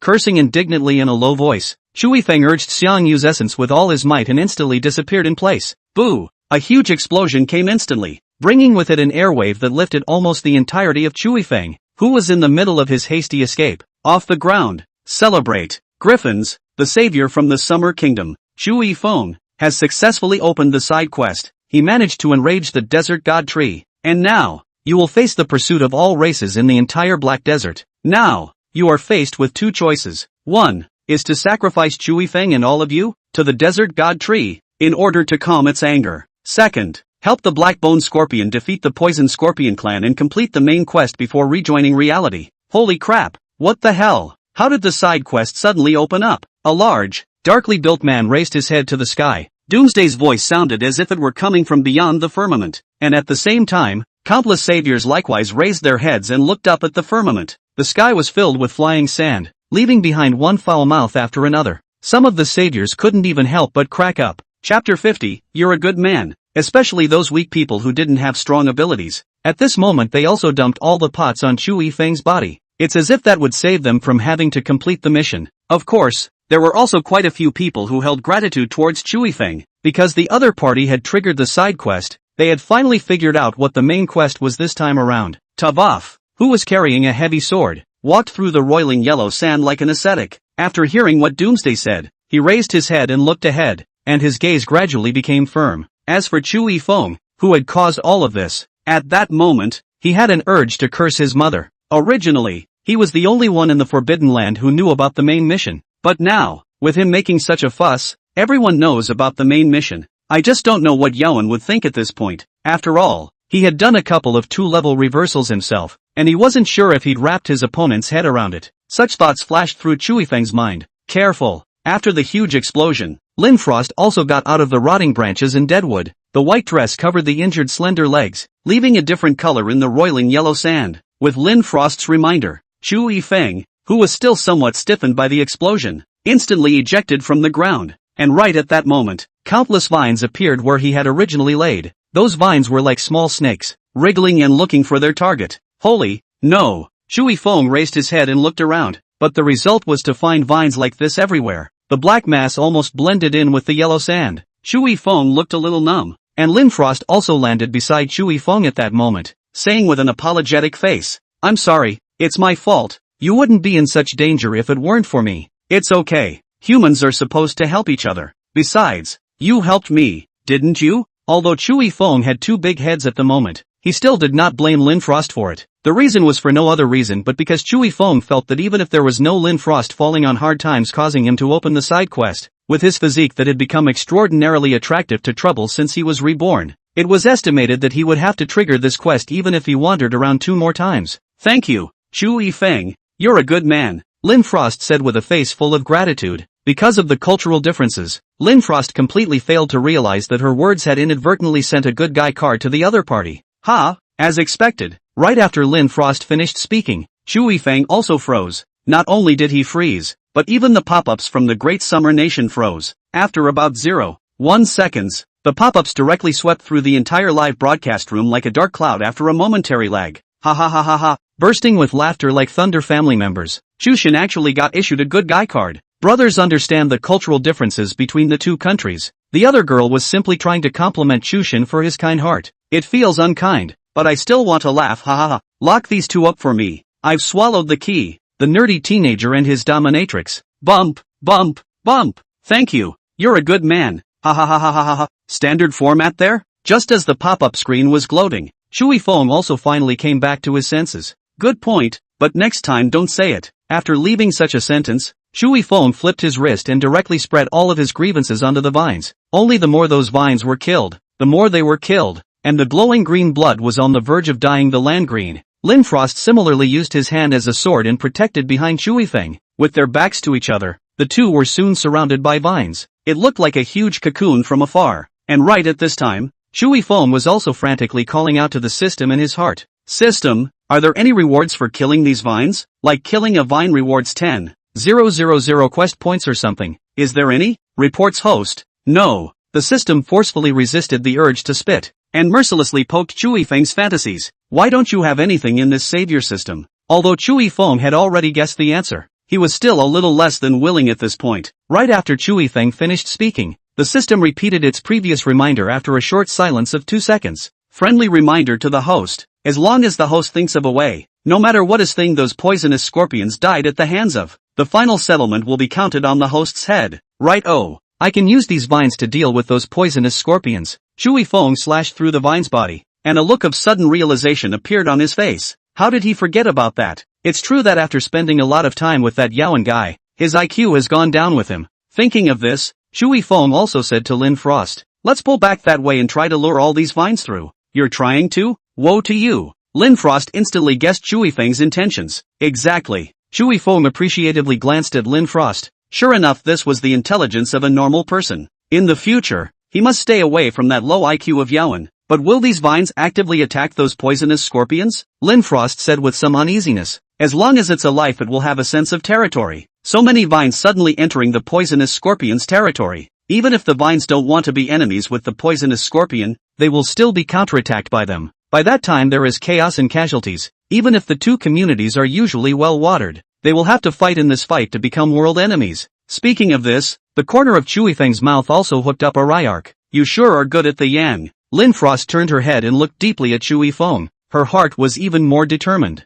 It was fine to offend anyone in this forbidden land, but definitely not Chui Feng. We have a military art called Sun Tzu's Art of War in Daxia, so you can take a look at it if you're interested. After leaving behind such a sentence, Chui Feng also began to try to break through the encirclement of vines. If the vines were allowed to continue to surround the area, then this area was afraid that a super large cocoon similar to a copper wall would appear. Lin Frost also understood this, so just as Chui Feng was looking for a break in the cocoon, while she was solving the vines in front of her, the other side of her was also taking the time to help Chui Feng. The skill that Lin Frost had acquired in the Forbidden Land this time was Electric Blade, but it wasn't very powerful. But the good thing was that electric blades had a natural restraining effect on these deadwood vines. Chapter 51, Arousing the Wrath of the People. That was why every time Lin Frost struck out, there would be vines that would be frightened and dodge away. And Chui Feng had likewise noticed this. Can you rip a gash with an electric blade? Although the Xiangyu essence in his hand was pulling full attack power, whenever he wanted to cut a hole and bring Lin Frost to break through the siege, the vines outside would frantically surge in again to fill the gap that Chui Feng had cut. This is the thickness of the cocoon. Chui Feng simply couldn't find the right moment. There are too many vines for me to necessarily do it, but I can try. Lin Frost replied uncertainly. Although her skill was Electric Blade, in reality, Lin Frost hadn't utilized 1/12 of Electric Blade's ability. Hearing Lin Frost's reply, Chui Feng also fell silent. He couldn't accuse the other of not being strong enough. After all, not everyone was like him. However, he couldn't let Lin Frost make a rash move, because with each failed breakout, the thickness of the cocoon increases by 1 point. Not many opportunities were left for the two. It's over, guys. This seems to be a stalemate. And from God's point of view, the green egg seems to have gotten a little bigger. The Chu God shouldn't be directly trapped to death here. Don't ever think of something. Is there any big man who studies physics who can calculate the weakest point of this encirclement? Go Chu Shin. We will always support you. You'll definitely be able to break through from the inside. That's right. We'll always believe in the Chu God. As he watched a pop-up flash past his eyes, Chui Feng also gripped the dagger in his hand tightly. He absolutely cannot fall here, because behind him are 40,000 Daxia nationals. If he were to die, all would be plundered along with him. The only way to live is to win a clear sky for those Daxia nationals who believe in him. Thinking of this, Chui Feng also said in a deep voice, Lin Frost, later I will try my best to tear open an opening. At that time, you watch the timing to make the electric blade hit that opening. As long as we can delay these vines from forming a new encirclement, we will be able to escape from here. Yes, Lin Frost nodded equally heavily. She knew that at this point in time the only way to survive was to fight for her life with Chui Feng. Those vines also didn't know if they had already possessed a group consciousness long ago, right after they gathered together to trap Lin Frost and Chui Feng to death. These vines no longer rushed to attack, but instead continuously consumed Chui Feng and Lin Frost. Not only were Chui Feng and Lin Frost looking for opportunities, they were likewise looking for opportunities. As soon as the two were loose now, they would deal the most deadly blow to the two vulnerable humans in front of them. Ready for action in 3, 2, 1. Only Chui Feng's eyes were like eagle eyes staring at the encirclement. As the last syllable landed, the dagger in his hand stabbed out like a swimming dragon. At this moment, a hissing sound was heard. The originally tight encirclement was torn apart by an opening, and right at this moment, Lin Frost also used all his strength to hit the electric blade on that opening. The vines that should have quickly completed the new encirclement were also moving sluggishly at this moment. It was only for a short second though. but Chewy Fong still tightly seized this moment, pulling Lin Frost's wrist, and directly came out from the encirclement of vines. The youth and the white-clothed girl broke through the encirclement of vines, and were hidden from the sea of green between the roiling yellow sands. It's like a world-famous painting. Strong, Chew God. This wave of fusion techniques I would call thunder tearing through the sky. Phew. Scared me to death. Scared me to death. I thought that Chushin would be forced to martyr himself this time. It seems that I was still overthinking it. This reminds me of the Divine Eagles. There is no kowtowing to the Divine Eagles family members. I said it. I believe Chushin will have no problem. No matter how tough it is, he will definitely meet the men and overcome the difficulties. I said it, comrade above. Hot-blooded is hot-blooded, but the word male is really mistyped. Bro Mo. Hit the public screen on the cowl. The yellow sand in the sky once again appeared in Chewy Feng's field of vision. Although this scene of yellow sand in the sky was also depressing to watch, it was compared to the previous scene of being wrapped in a cocoon by vines. Now this scene was heaven for Chewy Feng. Right after Chewy Feng and his duo broke through the encirclement, the green big cocoon also instantly disintegrated, and then followed the direction of the two of them again. Countless constantly wriggling vines were like small snakes, following closely behind the duo like a green torrent. Chewy Feng pulled Lin Shuang's wrist and kept running wildly towards where the poisonous scorpion was. And along the way Chewy Feng and Lin Frost had met quite a few saviors. Those saviors were ready to call for help the first moment they saw Chewy Feng. After all, the opponent's performance in the first Forbidden Land was still fresh in his mind. However, when they saw the vines behind Chewy Feng and Lin Frost, the words that came to their mouths were swallowed back. They then say why the mutant monsters in this area haven't attacked them. It turned out that the hate values had all been pulled away by Chewy Feng. What are you guys waiting for? Do you still want to finish the main quest or not? Hit them. Seeing those saviors looking at them one by two as if they were nothing, Chewy Feng was also furious. Although he is partly to blame for what has happened to these people, but at this point in time, not to save themselves instead of presuming to rely on the blessings of others. This is not a brain problem? You say you'll fight. Ha? Who do you think you are? Someone had a stiff upper lip. I'm your father. Chewy Feng glanced at the other party before continuing to flee with Lin Frost. At this moment, Chewy Feng also did not realize in the slightest that his hand was still firmly grasping someone else's girl's wrist. Under Chewy Feng's life-threatening escape, soon he also arrived at the territory of those poisonous scorpions. The place had been a rotten mess for a long time, and a number of saviors had died under the hands of the poisonous scorpions. Looking at these corpses that had yet to be refreshed, Chewy Feng's brows knitted slightly. Doomsday's tawdry maneuver had directly disrupted his earlier plans. This person is indeed Chewy Feng. Bastard, this beast has finally appeared. I was enjoying the beauty of the yellow sands in the sky, but this beast triggered the side quest and almost didn't get me killed. Anyway, we can't pass the main quest anymore. Or let's kill Chewy Feng together. Chewy Feng's appearance immediately caused a commotion. Quite a few people looked towards Chewy Feng, especially those saviors who were all about to go crazy from being chased by the monsters in the Black Desert even directly exploded their foul mouths. Chapter 52, Success. Although they also knew that it was Chewy Feng who triggered the side quests before letting them know what the main quest was, but they still held a grudge against Chewy Feng, and felt that if it weren't for the other party, they wouldn't have been hunted down and killed so miserably. So the moment Chewy Feng appeared, he committed a public outrage. Hello. Chewy Feng opened his mouth without a good mood. I thought that after the test of the last Forbidden Land, you would have grown, but it turns out that you people, how come you still look like this? They've all entered the Forbidden Land, and they're actually all still holding out for a chance? Even if I don't trigger the side quest, with your cowardly and whiny character, do you think you can survive in the Black Desert? Really? Silly little man. Chewy Feng mocked without mercy, doesn't care that he's been targeted. Even Lin Frost looked at Chewy Feng with some confusion. Shouldn't this be the time for everyone to join together to deal with the poisonous scorpion? Why would the other side even want to deliberately inflame the conflict? Who did you call stupid? Someone else stepped forward. Chewy Feng looked at the other party with contempt. Obviously, I'm scolding you. If you're capable, come over here and fight me one-on-one. How about I let you have one hand? You. The man stood out in questioning though with great vigor. However, when Chewy Feng mentioned single combat, he did not dare to pick up the conversation. No one had forgotten that in the last Forbidden Land, this man in front of him had come out on top with terrifying strength. Instead, he had not even accomplished his mission and had caused the country behind him to suffer. So you don't dare to speak? I thought that after the side quest was triggered,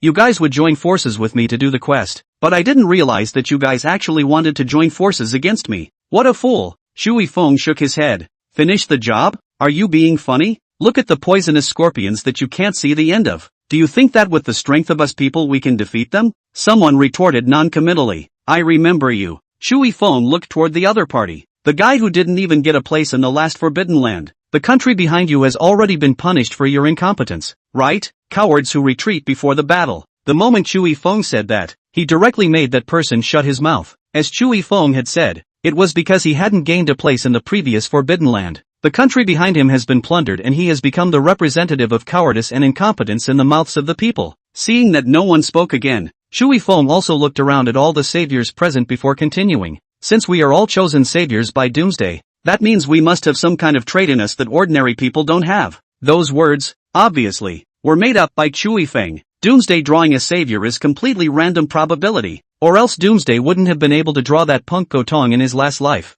But even so, Chui Feng's words gave the crowd a hint of encouragement. A glimmer of hope had risen within them at this point, having already suffered a setback to their self-esteem. Yeah, since they can be chosen by Doomsday to be the saviors, that must mean they're not ordinary people. There can't really be anyone who believes what the Chu God says, can there? This scene in front of me, why do I feel like I've seen it somewhere before? Isn't this success talk? By the looks of these people, they seem to be listening? It's over. Chushin is fooling people again. I just hope that this time he won't fool himself into limping. Let's invite the master of success, Chushin below. At this time Chui Feng has long been his closed pop-ups. See in front of these people have put their own words to listen in, is also to strike while the iron is hot said. We are destined to be extraordinary. And from the moment we set foot in the Forbidden Land, we have no choice but to become stronger and fulfill our mission. So, whether I trigger the side quests or not, we have to complete the main quests and guard the citizens behind us, so that they can live in peace and happiness, instead of making them pay for our incompetence. Got it. Stand up, saviors, and fight together for our common future. Help the Black Bone Scorpion defeat the Poison Scorpion clan, and complete the main quest. At the end of his words, Chui Feng also raised his arms. Some of the hot-blooded saviors couldn't help but follow Chui Feng in shouting slogans after seeing this scene. The frenzy soon spread like poison. Lin Frost was suddenly dumbfounded and stopped in place. She simply did not expect that in such a situation, Chui Feng would play such a trick. Stiffen yourself from the opposite side of these saviors and get on the same page. And looking at the appearance of these people, it was clear that they had all forgotten that it was because Chui Feng had accidentally triggered the side quest that the main quest had changed from normal difficulty to hell difficulty. Okay, guys. Chui Feng hurriedly raised his hand and pressed down, signaling the crowd to be quiet. At this time of crisis, there is no need for words. I have united the descendants of the desert god tree to attack the poisonous scorpions together. And look, they will soon arrive. Saying that, Chui Feng also pointed in the direction of the vines. There, a torrent of green invaded the poisonous scorpions' territory in a rampage.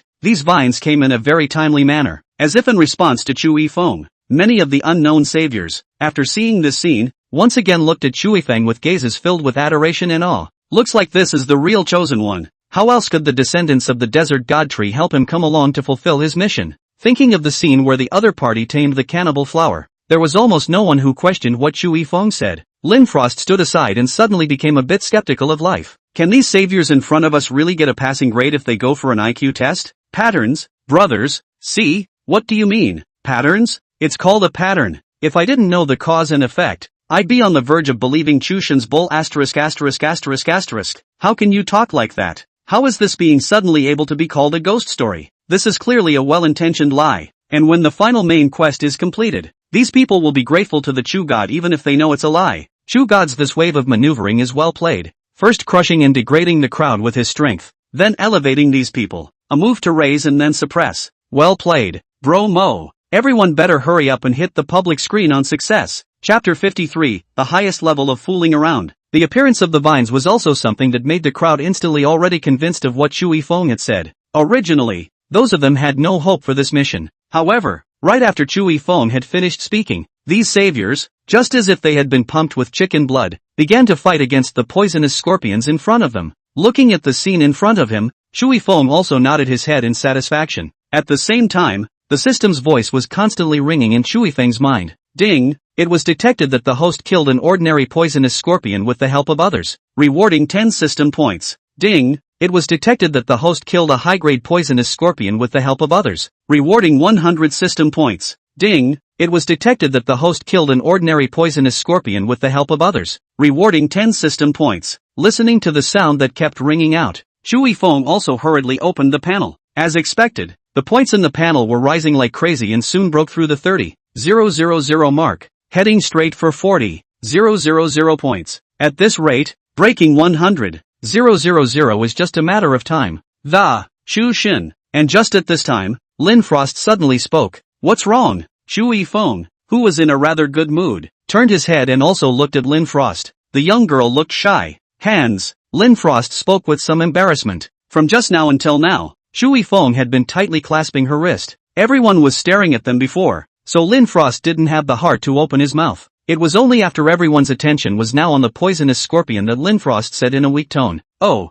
sorry, I forgot." Chu Yifeng hurriedly let go of the other party's hand. From just now until now, his spirit has been tense. So Chu Yifeng also managed to forget that he was still holding someone else's girl's hand and had held it all the way. I forgot to put it down when I raised my arms earlier. Holy crap, isn't this serial better than some idle drama played by a traffic kid? The domineering president and his little second wife. Knock, knock. Does holding hands together count as permanent? This wave is called the invisible bubble girl, the most deadly. I'm already writhing in bed like a maggot, and that's too good a knock. The crowd in the live broadcast room was also so shocked by the scene that they managed to forget how critical the situation at hand was, and got high on CP. Only a few sensible viewers were still shouting about where Yaowen had gone. Although the other party was not as strong as Chu Xin, as a toolman the other party was still qualified. Right after Chu Yifeng released Lin Frost's hand, the latter rubbed his somewhat reddened wrist and spoke. Then I'm off to help out too. Though, Lin Frost mused for a moment, searching his intestines and not finding a suitable adjective to describe Chu Yifeng's actions just now, so he had no choice but to continue. But what you just said is correct. To complete the main quest, we need all of us to unite and work together to resist foreign enemies. Only then would they be able to successfully complete the main quest. After hearing what Lin Frost said, Chu Yifeng's gaze towards the other party was also filled with praise. The other person, though a girl, had a courage that many men didn't have. Awareness is good, but you're a long-range damage, so it's better to blend in with the crowd and take the time to make up for it. There's no need to physically fight those giant poisonous scorpions. Chu Yifeng admonished. I know, you have to protect yourself too. I'll try to survive. Lin Frost let out a deep breath, and the expression on his face became determined. With Chu Yifeng's ability, he would definitely be able to survive until the end, and she couldn't be too much of a drag to do so. Go for it, go for it. Seeing the young girl's determined expression, Chu Yifeng also waved his hand, cheering the other party on. Only after Lin Frost had also joined the battlefield did Chu Yifeng then look afresh at the deepest part of the Black Desert, where the Black Bone Scorpion was located.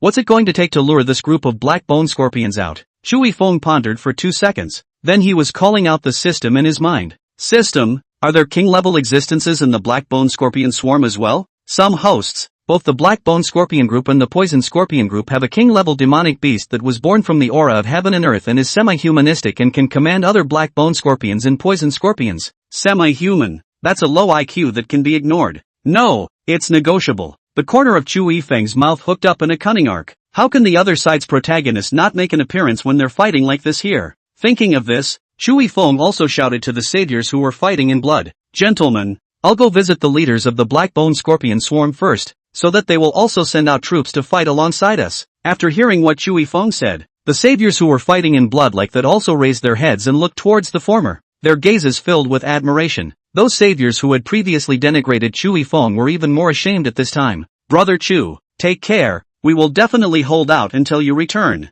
Worthy of being a Chu god, not only has he been blessed by the desert god tree, but he has also become friends with the boss of another clan. If only I were half as powerful as Chu Xin. Brothers, join me and clear the way for the Chu god. There's no need to clear the way. It's you guys, you must wait for my return alive. Let's fight for the future of mankind together. After leaving behind such a sentence, Chu Yifeng also raised his leg and walked towards the deepest part of the Black Desert. The sad backdrop was a sight to behold, and a crowd of saviors were in tears. That's the real savior. Just as everyone was moved by Chu Yifeng's fearless spirit, Chu Yifeng turned his head and ran in the direction from which he came. He remembered, the Black Bone Scorpion swarm is not deep in the desert. Of course, when running back, Chu Yifeng deliberately avoided the saviors, because the saviors were fighting side by side, and because of the help of the vines, Chu Yifeng did not suffer from any other monsters chasing after him as he rushed to his destination. It wasn't until Chu Yifeng re-entered the territory of the Black Bone Scorpion swarm, looking at the roiling yellow sand in front of him, Chu Yifeng also recalled the introduction of the Black Bone Scorpion swarm. These Black Bone Scorpions usually come out by day and night, and it's not even dark yet. Such thoughts had only just appeared in Chu Yifeng's mind when the earth beneath his feet began to shake. What's going on? Chu Yifeng looked at the yellow sand that was constantly vibrating under his feet with a shocked expression. At this point, he hadn't fully realized that his arrival had provoked a chain reaction like a stone thrown in a lake. Chapter 54, The Appearance of Piggy Teammates. A black-boned scorpion burrowed out of the yellow sand. The golden sand slid down from its huge body, as if it had gilded it with a layer of golden light. From afar, it looked like a golden beast. Sizzle, sizzle, sizzle, sizzle. Just as Chewy Fong was sizing up the monster in front of him, the black-boned scorpion suddenly screamed. This was the first time Chewy Fong had heard a scorpion's cry. Before he could be surprised, that black-boned scorpion was already charging towards Chewy Fong. The agile figure weaved through the waves of sand, and Chewy Fong had only just seen it make a move when the sharp spikes were already in front of him. Crap, that was really fast. Chewy Fong hastily sidestepped to avoid it, and at the same time, countless black-boned scorpions similarly drilled out from all sides of him, directly surrounding Chewy Fang in the center. The sizzling sound was constant. It's as if it's some kind of code word that only the packs understand each other. Chewy Fong constantly moved his body, his eyes vigilantly looking at this black-boned scorpion as he shouted with his mouth. Hey, guys, we're on the same. Before Chewy Fong companion's word had even been uttered, the closest black-boned scorpion had already appeared around him. Bang! The black-boned scorpion threw out a tail, and its long tail lashed onto the sand. At once, yellow sand flew. On the other hand, Chewy Fong was forced to take several steps back explosively. It was also at this time that Chewy Fong suddenly realized that the eyes of these black-boned scorpions did not seem to be working very well. With that strike just now, even if he hadn't avoided it, that black-boned scorpion's tail wouldn't have swiped at his own body. Could it be that the reason why these black-boned scorpions came out at night was because they couldn't see during the day? Thinking of this, Chewy Fong also carefully squatted down, and then picked up something that he didn't know whether it was a stone or animal remains and threw it to the east. In an instant, those black-boned scorpions rushed towards the thing like ghosts. Still really invisible. But these guys are so sensitive to sound that the moment he opens his mouth to speak, he will cause these black-boned scorpions to attack. Not right. Chewy Fang suddenly raised his head and looked into the sky. When he and Yaowen and the others had passed through this place before, none of these black-boned scorpion swarms had shown any intention of attacking, and moreover, they hadn't gone against their nature and come out during the day. Was it because of the Doomsday comment earlier? Now, you will face the pursuit of all races in the entire Black Desert. So, all of these races include the black-boned scorpion swarm as well? Thinking of this, Chewy Fang really had the urge to curse. He glanced at the black-boned scorpions that kept popping up, and with a calm expression, he called up the live panel. As expected, just as he had anticipated, the subjects of the Great Summer Kingdom had likewise discovered this. I second Austria. The end of the day cannot be a person even if you do not want to be a person, that also do some personnel cannot What the hell kind of mission is this? Asking the saviors to help the black-boned scorpions defeat the poison scorpion clan while having all the races hunt down and kill the saviors. Isn't this bull ********? I really threw up how can I do this quest? It doesn't give people a chance to live at all, okay? Chushin really tried his best. If it were up to me, I'd really want to just throw in the towel and leave. What's the point of playing this? Suggest all the saviors just reboot. Looking at the crowd that kept bursting into foul language, Chewy Fong turned off the live broadcast with satisfaction. He had no way of opening his mouth to curse, so it was extremely nice to see someone else curse Doomsday. Right after Chewy Fong turned off the pop-ups in the live broadcast, those black-boned scorpion swarms were also hidden in the yellow sand once again. Their nature was to lie in wait by day and come out at night. If it wasn't for Chewy Fang's appearance, they wouldn't have woken up from their sleep to attack each other at all. Now that the target's voice had disappeared, they naturally fell into slumber once more. Looking at the endless yellow sand in front of him, Chewy Fong also silently sighed. He could not really think of any good way to communicate with these black-boned scorpion swarms for a while now. And just as Chewy Fang was somewhat distressed, a small black dot appeared in his field of vision. The black dot continued to enlarge, eventually revealing a blurry figure. A familiar face appeared in front of Chewy Fang. The end of the cold. The first instant he saw the other party, a look of ecstasy appeared on Chewy Fang's face. He's got an idea. Just the moment Chewy Fang saw Yahan likewise saw Chewy Fang. Only in comparison to Chewy Fang's ecstasy, Yahan was in agony. Is this ing over? Why is this savior of the Great Summer always shady? Ever since Yaowen had learned of the mission given by Doomsday, he had had the exact same thoughts as Chewy Fang had before. Wanting to take advantage of the conflict between the two groups, he discussed with the boss of the Black-Bone Scorpion group and went to attack those poisonous scorpions together. As a result, he had to fight his way through thorns and thorns to get back here. But the first person he saw was Chewy Fang. Don't go away. How about working together? When Chewy Fang saw that Yahan wanted to turn around and escape, he hurriedly gestured. Get out! Yaowen stretched out his hand and put up an international gesture of friendship. He would be a pig if he believed Chewy Fang's bull ***** again in his life. Come on,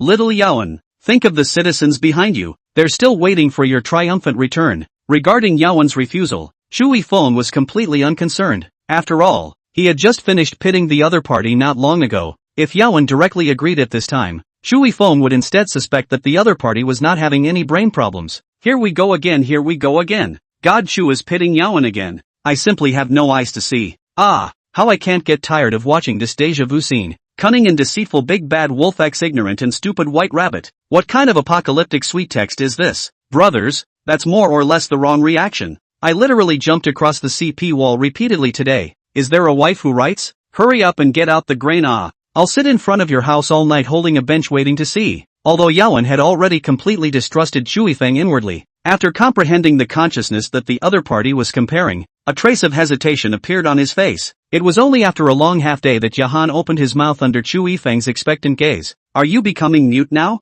Only just after Yawen's words were finished, those black-boned scorpions that had originally re-hidden themselves in the desert swarmed around once again. The latter was frightened and flailed about. Shui Feng. It seems that his previous conclusion was not wrong. This guy, indeed, has a low IQ. He had already been gesticulating here for half a day, and as a result, the other party actually dared to open his mouth and speak, and say it so loud? At this moment, Shui Feng suddenly had little confidence in the idea that had popped up in his mind earlier. Chapter 55, The Underlying Strength Given by the Chu God. Just as Shui Feng was thinking about whether or not he should simply find a way to find the black-bone scorpion swarm commander himself, Yahan suddenly began to run for his life in the direction he was heading. Looking at the black-bone scorpions that kept pouring out behind the other party, Shui Feng raised his middle finger. The international friendly gesture fully reflected Shui Feng's inner thoughts at this moment. Why don't these damned black-bone scorpions attack you? Is it because you have some kind of aura on you? Or a secret weapon? Yawen asked in a stern voice while escaping in Shui Feng's direction. Are you out of your mind?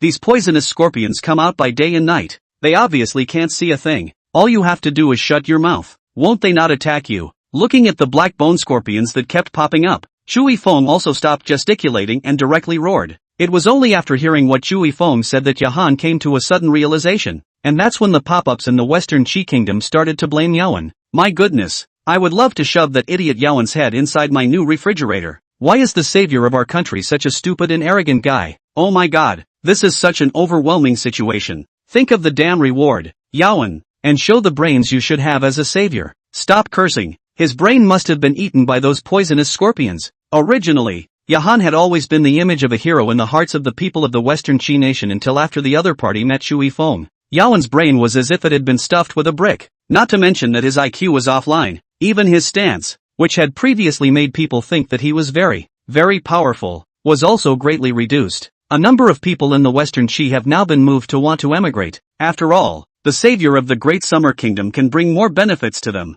The Western Qi state, on the other hand, has always been a state where profit is paramount since its inception. The concept of the state is rather less profound. Right after Shui Feng reminded him, Yahan also finally reacted. He dodged the attacks of these black-bone scorpions while keeping his voice to a minimum, until the last black-bone scorpion swooped in, and Yawen's voice was already completely gone. Shui Feng looked at the other party with some surprise. The skills that the opponent had acquired this time were quite suitable for fighting these black-bone scorpions. Right after the voices all disappeared, those black-bone scorpions were also once again still covered by the yellow sand, and eventually disappeared in front of Shui Feng and Yahan. The two looked at each other, wide-eyed. Of course, to be precise, it was Shui Feng who looked at the other party with a cloudy face. On the other hand, Yawen was looking at Shui Feng angrily as if he couldn't wait to eat the other party. Brothers, a new world-famous painting has appeared. These two aren't going to watch and kiss, are they? Though, but, this pair is really good knockers. Much better than secondary girls. Gee May, is there a missus? Is there a missus? I'm really on my knees begging for food production. My mom asked me why I was watching the broadcast with an anti-smile on my face. Compared to the pop-ups of the Western Qi Kingdom that were all about chastising Yahan, the pop-ups of the Great Xia Kingdom were a lot more relaxed. A number of people even kowtowed to CP. It doesn't even look like a bunch of nationals in a doomsday predicament. And all of this was naturally because of Shui Feng. The other party's heroic performance in the Forbidden Land had given them a lot of confidence, so that they didn't have to worry all the time about being suddenly attacked. Why are you counting on me? Yawen held his tongue for half a day, and finally gestured with a face full of anger. Although Shui Feng would like to tell the other party that there is an old saying in the Daxia country that yesterday's day should not be left behind. Things that have passed are past, but those contents were too laborious to compare. so Chui Feng did not directly answer the other party's question, but instead pointed his finger towards the ground. Can you just detonate the grenade and make those black-bone scorpions wake up early from their slumber? Why should I do what you say?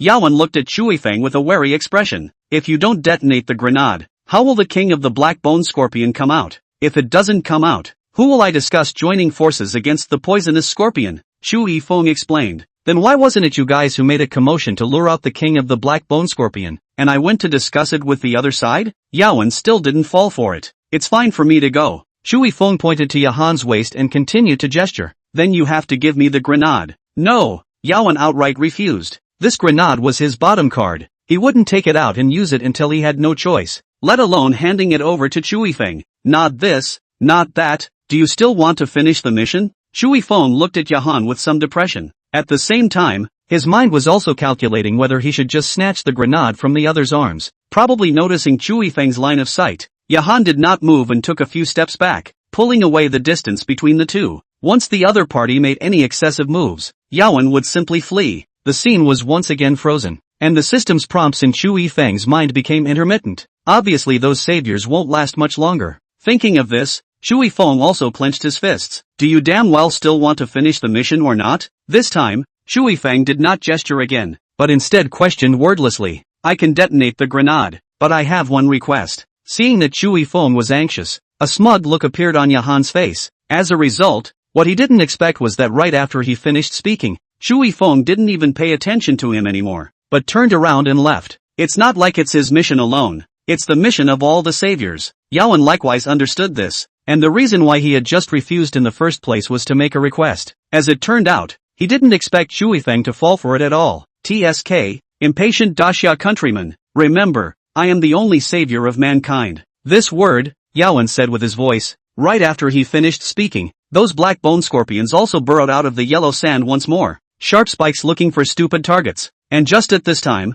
Yawen also took out the grenade on his waist and violently threw it towards the back. After throwing the grenade, Yawen even straightened his hair with a relaxed expression. Boom! There was a loud bang. Waves of air tumbled away. Chui Feng hurriedly lay on the ground to avoid the airwaves. But even so, Chui Feng was still injured by the power of the grenade explosion. After all, when Yawen threw the grenade just now, it was thrown in the reverse direction of where he was about to leave. If he hadn't reacted sharply enough, he probably would have reopened it by now. Chui Feng turned his head to look at Yahan, who was playing handsome, leaving a national curse. Chapter 56, Messenger of the God of Doom. Right after the grenade exploded, the area where Chui Feng and Yawen were located also shook violently. Chui Feng didn't even manage to stabilize himself in such a violent shaking. He had no choice but to grab a black bone scorpion and stand on the other's head. The black bone scorpion's tail flung up violently, trying to stab into Chui Feng's body, but it was cut off by the latter with a direct slash. Blood dyed the desert red as Chui Feng stepped on his opponent's head. The sky seemed to have darkened a bit at this moment. Originally still playing it cool, Yahan was likewise frightened, and his mouth was forced to swallow a few mouthfuls of yellow sand. It looked a lot more wretched than Chui Feng. The constantly trembling ground caused a number of vortices to appear in the yellow sand, and a large number of black bone scorpions awoke from their slumber as they crawled out of the yellow sand, their eyes full of rage. As diurnal monsters, they possessed a good routine, and this was the time when they were dreaming beautifully, and when they were suddenly woken up, they were naturally enraged. But the hot sun made it impossible for them to see the scene in front of them, until the appearance of a huge figure changed all that. The tens of feet tall monster appeared in front of Chui Feng and Yahan. As it appeared, the light of the sky dispersed, and Chui Feng only felt a darkness in front of his eyes, as if the sky had suddenly gone black. Holy, this monster, it's taller than the king of cannibals. Chui Feng tilted his head and looked at the king of black bone scorpions in front of him, and a look of shock appeared on his face as well. Previously, he had felt that those black bone scorpions were huge in stature, but in front of this king of black bone scorpions, the black bone scorpions that had appeared earlier could only be described as little guys. Boundless yellow sands, raise the might of our black bone scorpion clan. You rats, how dare you hurt my people? This crime shall be executed. A hoarse voice came out from the black bone scorpion king's mouth. As the king of the black bone scorpion clan, its eyesight was not affected by light. That was why the king of black bone scorpions quickly locked onto Chui Feng and Yahan's location. It looked at the two tiny humans in front of it, and a hint of contempt flowed out of its rather humanized beast pupils. After it finished speaking, the black bone scorpion swarms also began to stir. As long as the king of black bone scorpions gave the order, they would tear the two humans in front of them who disturbed their dreams into pieces. Wait, Chui Feng shouted. King of the Black Bone Scorpions, do you want to be the only king in the dark desert? I can help you. Yawen hurriedly followed. This time he didn't want to be robbed of the credit by Chui Feng. After all, he threw the grenade and the credit should be his. Just you guys. The Black Bone Scorpion King's line of sight swept over Chui Feng and Yawen's bodies, finally landing on the ladders. From the other's body, it smelled a hint of gunpowder. Did you make that explosion just now? The Black Bone Scorpion King asked in a calm tone. That's right, it's me, Yawen replied with a proud face. So it was you who blew up so many of our clan's descendants. Deserve to be killed. The Black Bone Scorpion King's tone became sinister. For some reason, right after these two humans appeared in front of him, the bloodthirsty impulse in its body couldn't be suppressed no matter how it was suppressed, even though it understood that it should first figure out why these two humans were here. Right after Yawen admitted that he was the culprit with a proud face, the Black Bone Scorpion King couldn't help himself and directly signaled his men to make a move. And right after it finished speaking, countless Black Bone Scorpions rushed towards Yawen, who hurriedly fled. With the King of Black Bone Scorpions blocking the sunlight, those Black Bone Scorpions who couldn't see anything earlier were now locking onto Yawen's position. Even though Yawen had gained the ability of the sensitivity department, he was still being chased in an extremely difficult situation at this time. Looking at the tragic image of Yahan, Chui Feng couldn't help but mourn for the other party for 2 seconds. Brothers, I can feel Chushin's gloating even through the screen. I was a fan of the King of Cannibals, but now I announce that I climbed the wall. People are ruthless. This Black Bone Scorpion King, I'm powdered. Is there a Mrs. Painting anthropomorphism out to take the job? This is what happens when you backstab my Chu God. Tell me, what is it that you have taken the trouble to seek me out for? Just as the Black Bone Scorpion's descendants were chasing after Yawen, the Black Bone Scorpion King's gaze also landed on Chui Feng's body. It's like this. I've contacted the other groups in the Dark Desert to attack the Black Scorpion group together and assist you in becoming the only true king in this land. Chui Feng replied with a serious face, not a trace of lying in sight. If it wasn't for the fact that the crowd in the live broadcast room had known about the other party's plan from the beginning, they would probably have been fooled by the other party. What? The King of Black Bone Scorpions froze similarly. Even though it was used to seeing big scenes, it didn't react at this moment. After all, it's just too much bull asterisk asterisk asterisk asterisk. I said that I have contacted the other groups of the Dark Desert to join in attacking the Black Scorpion group to aid you in becoming the only true king of this land. Chui Feng still repeated what he had said before without a red face or heartbeat. Do you think I will believe what you say? The Black Bone Scorpion King that had returned to its senses also looked at Chui Feng with a face of contempt. It did not believe that the other party was able to command the other clans in the Dark Desert, especially the Desert God Tree. That was a being with higher intelligence. How could it possibly listen to a human? If your excellency doesn't believe me, why don't you take a look around and see if all your neighbors have disappeared? Chui Feng was not surprised by the Black Bone Scorpion King's questioning. He had been ready to convince the other side for a long time. Right after Chui Feng finished speaking, the King of Black Bone Scorpions also looked around. As expected, all of its little neighbors were nowhere to be seen at this point. Could it be that what the human in front of me was saying was true? But how was that possible? Honorable King of the Black Scorpions, I am an emissary sent by the God of Doom, responsible for making you the master of this land, which is why the communities in the Dark Desert are at my disposal. Seeing that the King of Black Scorpions seemed to have some intentions, Chui Feng also struck the iron while it was hot.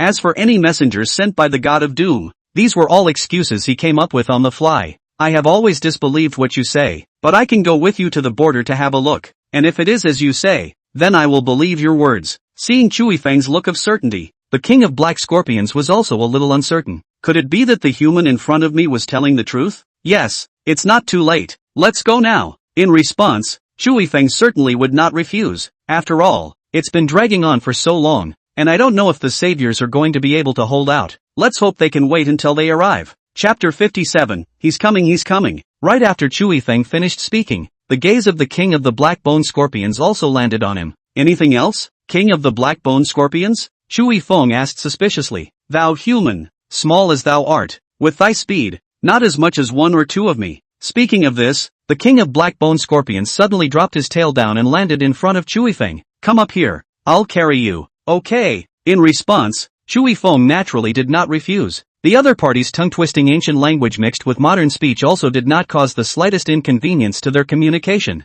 With the help of the King of Black Bone Scorpions, Chui Feng stepped on the other party's tail and then stood on the other party's shoulders. From afar, the huge body of the King of Black Bone Scorpions was like a ferocious god that had walked out from the ancient times. The Chui Feng standing on the other party's shoulder was even more imposing, like a god of war. This scene directly caused the crowd in the live broadcast to explode. On the diversity of Chu God's mounts, There is the king of cannibal flowers in the front and the king of black bone scorpions in the back. One word. Absolute. Chugod is so handsome like this. Have taken a screenshot. From now on this will be my cell phone screensaver. Isn't it just the black scorpion king giving Chugod a mount? What's so surprising? I'm just kneeling in front of the live stream to watch. My husband is still usually very approachable. And without further ado, the king of the cannibals has come to fetch me to my husband's chambers. Wake up upstairs, dreamer. Chushin doesn't like men. Bro mo. Hit the public screen on Warlord. Sitting on the black bone scorpion king's shoulder, Shui Feng instantly felt that everything beneath his feet was small, especially Yaowen. Under the pursuit of the many black bone scorpions, the latter had become a small black dot scurrying around. After once again mourning for the other party in his heart for 2 seconds, Shui Feng raised his hand and pointed in a direction and opened his mouth. The battlefield is there. Sit tight. The king of black bone scorpions gave a low bark. Then his huge body sped across the desert. The yellow sand that filled the sky was brought up, and Shui Feng, who was standing on the shoulder of the king of the black bone scorpion, decisively closed his eyes after holding on for half a minute. It wasn't that he didn't want to keep playing handsome, but this sand blowing into his eyes was really bad. Under the king of black bone scorpions rushing with all his might, the one man and one beast soon arrived at the border. The saviors are also looming in the background at this moment, and right at that moment, Shui Feng also opened his eyes, looking at the scene before him with a solemn expression. Countless poisonous scorpions emerged from the yellow sand in the sky, and a large number of vines tangled with the poisonous scorpions, green and red blood intertwined, which was also mixed with the remains of the human savior. Although they had the other races to hold them back, some of the saviors with poor physical qualities still didn't manage to hold out until Shui Feng returned. Now do you believe it? Shui Feng's cold voice rang out. The hell-like scene in front of him was also something that didn't make his heart feel too comfortable, though he knew that, in a way, he was in competition with these saviors. But this one was clearly different from the previous ones. This time, Shui Feng was on the same side as these saviors. Great Doomsayer, thank you for your help for the Blackbone Scorpion clan. Looking at the scene of countless communities attacking the poisonous scorpions in front of him, the king of the Blackbone Scorpions also believed in what Shui Feng had said earlier, and because of his initial suspicion of Shui Feng and thus feel very guilty. Thank you is not necessary. You'd better quickly get your men to join the battlefield. Your own territory still needs to be guarded by yourself. Shui Feng spoke to the king of Blackbone Scorpions in a serious tone. Yes, great Doomsayer. The king of Blackbone Scorpions nodded heavily. Then he turned to the swarm of Blackbone Scorpions behind him and gave the order to attack. After the Scorpion King gave the order, the Blackbone Scorpion group was like a well-trained army attacking towards the poisonous scorpion's territory. This scene also alarmed the saviors who were in the midst of a bloodbath. They all tilted their heads to look in the direction from which the Blackbone Scorpion swarm had come. It's the Chu God. Someone shouted. The Chu God has brought the Blackbone Scorpion clan to save us. In an instant, everyone's gazes fell on Shui Feng's body. Along with that comes the country behind them. At this moment, it would not be an exaggeration to say that the entire Blue Star was watching Shui Feng. The latter grew long and stood on the shoulders of the king of Blackbone Scorpions, mighty and intimidating. This is the world's most famous painting. The previous ones were weak. Brothers, give me the public screen on the one and only savior. God, Chu is so handsome. I want to give you a monkey. Once again, my mom rushed in and asked me why I was on my knees watching the broadcast. Chushin is really too available. Gmail guys, buy shares without loss. Buy shares without loss. Just as the saviors were going wild, the pop-ups in various countries were likewise abuzz. Compared to his own country's savior, Shui Feng was as strong as if he was hung. While the other saviors were still thinking about how to solve those annoying poisonous scorpions, Shui Feng was already standing on the shoulders of the king of Blackbone Scorpions.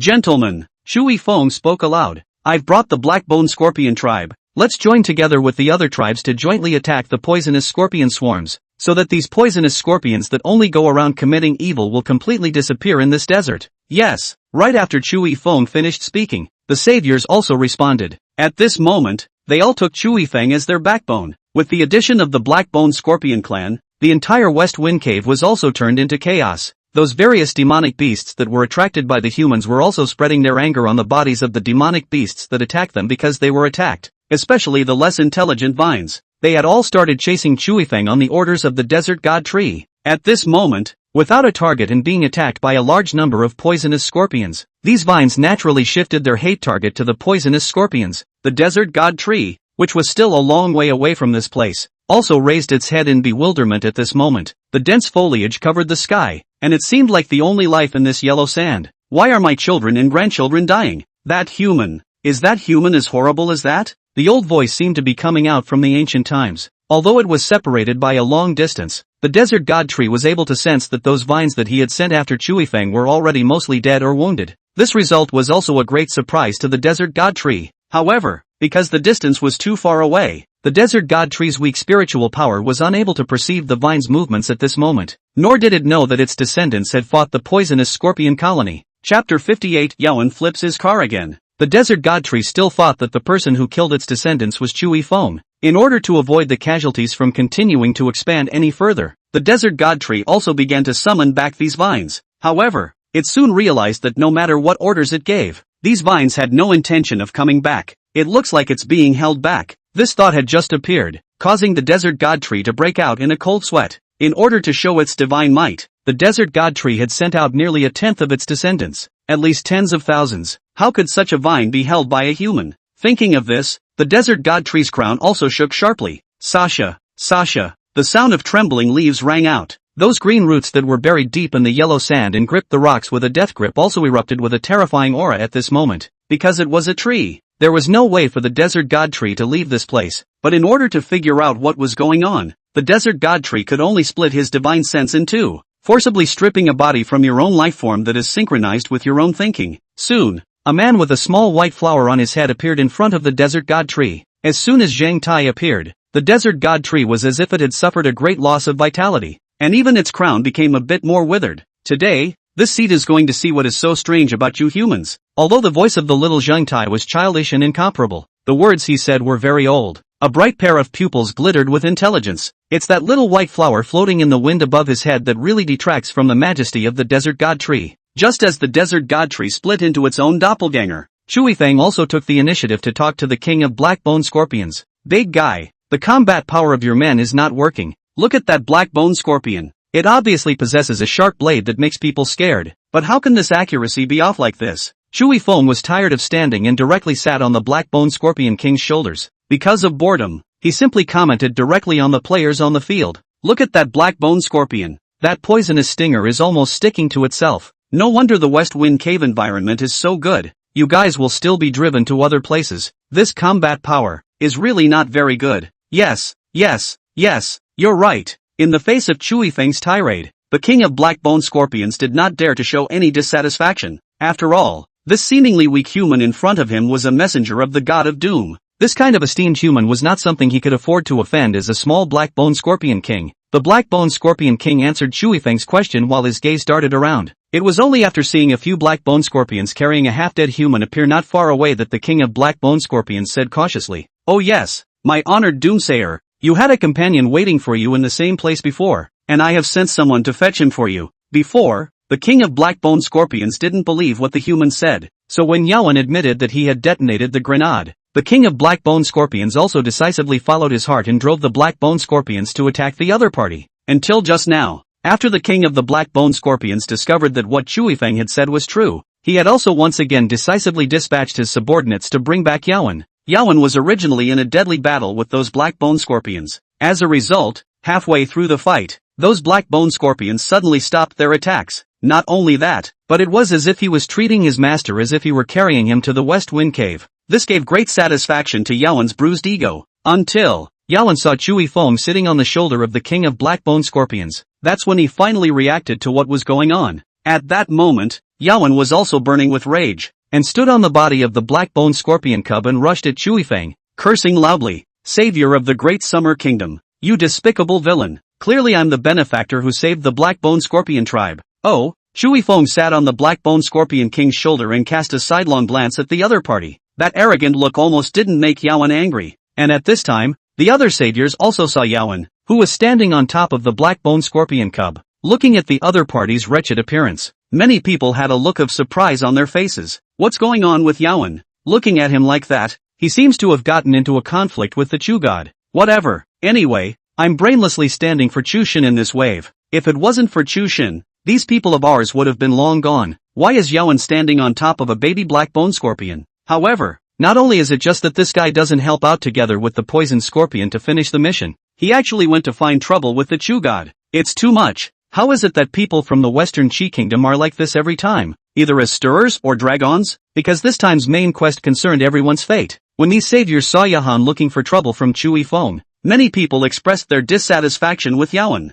Yawen likewise heard these unmasked murmurs and instantly roared. All of you people have been deceived by him. Shui Feng is just a mouth full of lies. Ahem. Before Yawen finished his words, the black-bone scorpion cub that was still carrying him also threw the other party out directly with a tail. The already ragged Yahan, after being flung away by the black-bone scorpion cub with a tail, also landed head first on the ground, and then the quicksand tumbled and directly engulfed Yahan. The other guy never finished his sentence until he died. Nice work, big guy. Shui Feng reached out and touched the black-bone scorpion king's head in praise. He naturally knew clearly that the reason why the black-bone scorpion's cub had flung out Yawen with its tail was because it had been signaled by this king. This ugly human dares to insult the messenger of the god of doom. He deserves to die. The black-bone scorpion king replied with an agitated expression. It was now on the verge of becoming the master of this desert with great difficulty. So naturally, it would not allow anyone to cause trouble. And Yawen's behavior of insulting Shui Feng was, in the eyes of the king of the black-bone scorpions, sabotage. It's not cuter than the king of the cannibals? It's not cuter than the king of the cannibals? It's not cuter than the king of the cannibals? Y1S1. I still prefer the king of cannibals. After all, people are dorky enough. The king of the black-bone scorpions is the eternal god. The king of the cannibal flowers? Which one? We're not familiar. You guys are climbing the walls too fast, aren't you? A few days ago it was not the king of cannibals, but today it's not cooked? I've already recorded the scene of Yawen being engulfed by the yellow sand just now and sent it to a certain voice. So everyone go and give me some likes. That's it? A top agent? My grandma is here, and she's got a better brain than him. Chapter 59, You Deserve to be Judged. Just as the pop-ups in the live broadcast room were frantically discussing whether it was Shui Feng X King of the Cannibal Flower or Shui Feng X King of the Black Bone Scorpion, Shui Feng happened to open the live broadcast panel. He had originally thought about how these domestic viewers would feel when his old rival was eliminated. As a result, I didn't realize that the group was crooked to nowhere. Lao Tzu doesn't like these strange things. Lao Tzu likes women. Shui Feng really couldn't hold back a low retort. The last sentence, though, he didn't say outright. After all, there were so many people at the scene, and he wanted to save face. Don't like anything? The Black-Bone Scorpion King looked down at Shui Feng and asked suspiciously, had he done something to upset the great doomsayer? It's okay. Shui Feng waved his hand, then directly turned off the panel of the live broadcast. He was afraid that if he read any further he wouldn't be able to resist the urge to follow the virtual internet threads to find each and every one of the people who were saying these things and then beat them up one by one. Did you guys hear that? Shojin said he doesn't like these strange things, so that means he likes me. Bull asterisk asterisk asterisk asterisk. The true god is Yawen's. Knock off all the cults and get out. The true god is ours. Can you consider Chushin's feelings when you kowtow to CP? Brothers, stop talking and hit the public screen on CP fans. One last sneaky word. If you're buying shares, why don't you buy Chushin and Lin Frost? They're the YYDS, okay? Shui Feng's interaction also once again caused countless Dasha people to discuss. They were even close to forgetting how crisis-ridden the scene at hand was. However, Shui Feng did not forget, so after turning off the live broadcast panel, Shui Feng also looked at the king of Black Bone Scorpions and asked, why hasn't the king of these poisonous scorpions appeared after fighting for half a day? It was important to realize that before, Yawen had merely thrown a grenade to blow up the king of Black Bone Scorpions, and now that they had made such a mess here for half a day, the king of poisonous scorpions was still nowhere to be seen. As he said those words, Shui Feng's gaze was also scanning around in the West Wind Cave. Because he was sitting on the shoulder of the king of Black Bone Scorpions, Shui was able to see a wide range. But even so, he saw no tracks of the king of the poisonous scorpions. Did you say poisonous scorpion king? The Black Bone Scorpion's eyes became visibly resentful when he mentioned this name. Thousands of years of struggle had long since turned the two groups into feuds, with each side eager to kill the other. That's right, that's it. This poisonous scorpion is already mostly dead and wounded. Why hasn't the king of this poisonous scorpion appeared yet? Shui Feng was likewise thinking in his heart when he asked that. Could it be that it was because this poisoned scorpion king saw that the scene was too chaotic and directly ran away? Just as Shui Feng was puzzled, a terrifying laughter echoed in the sky.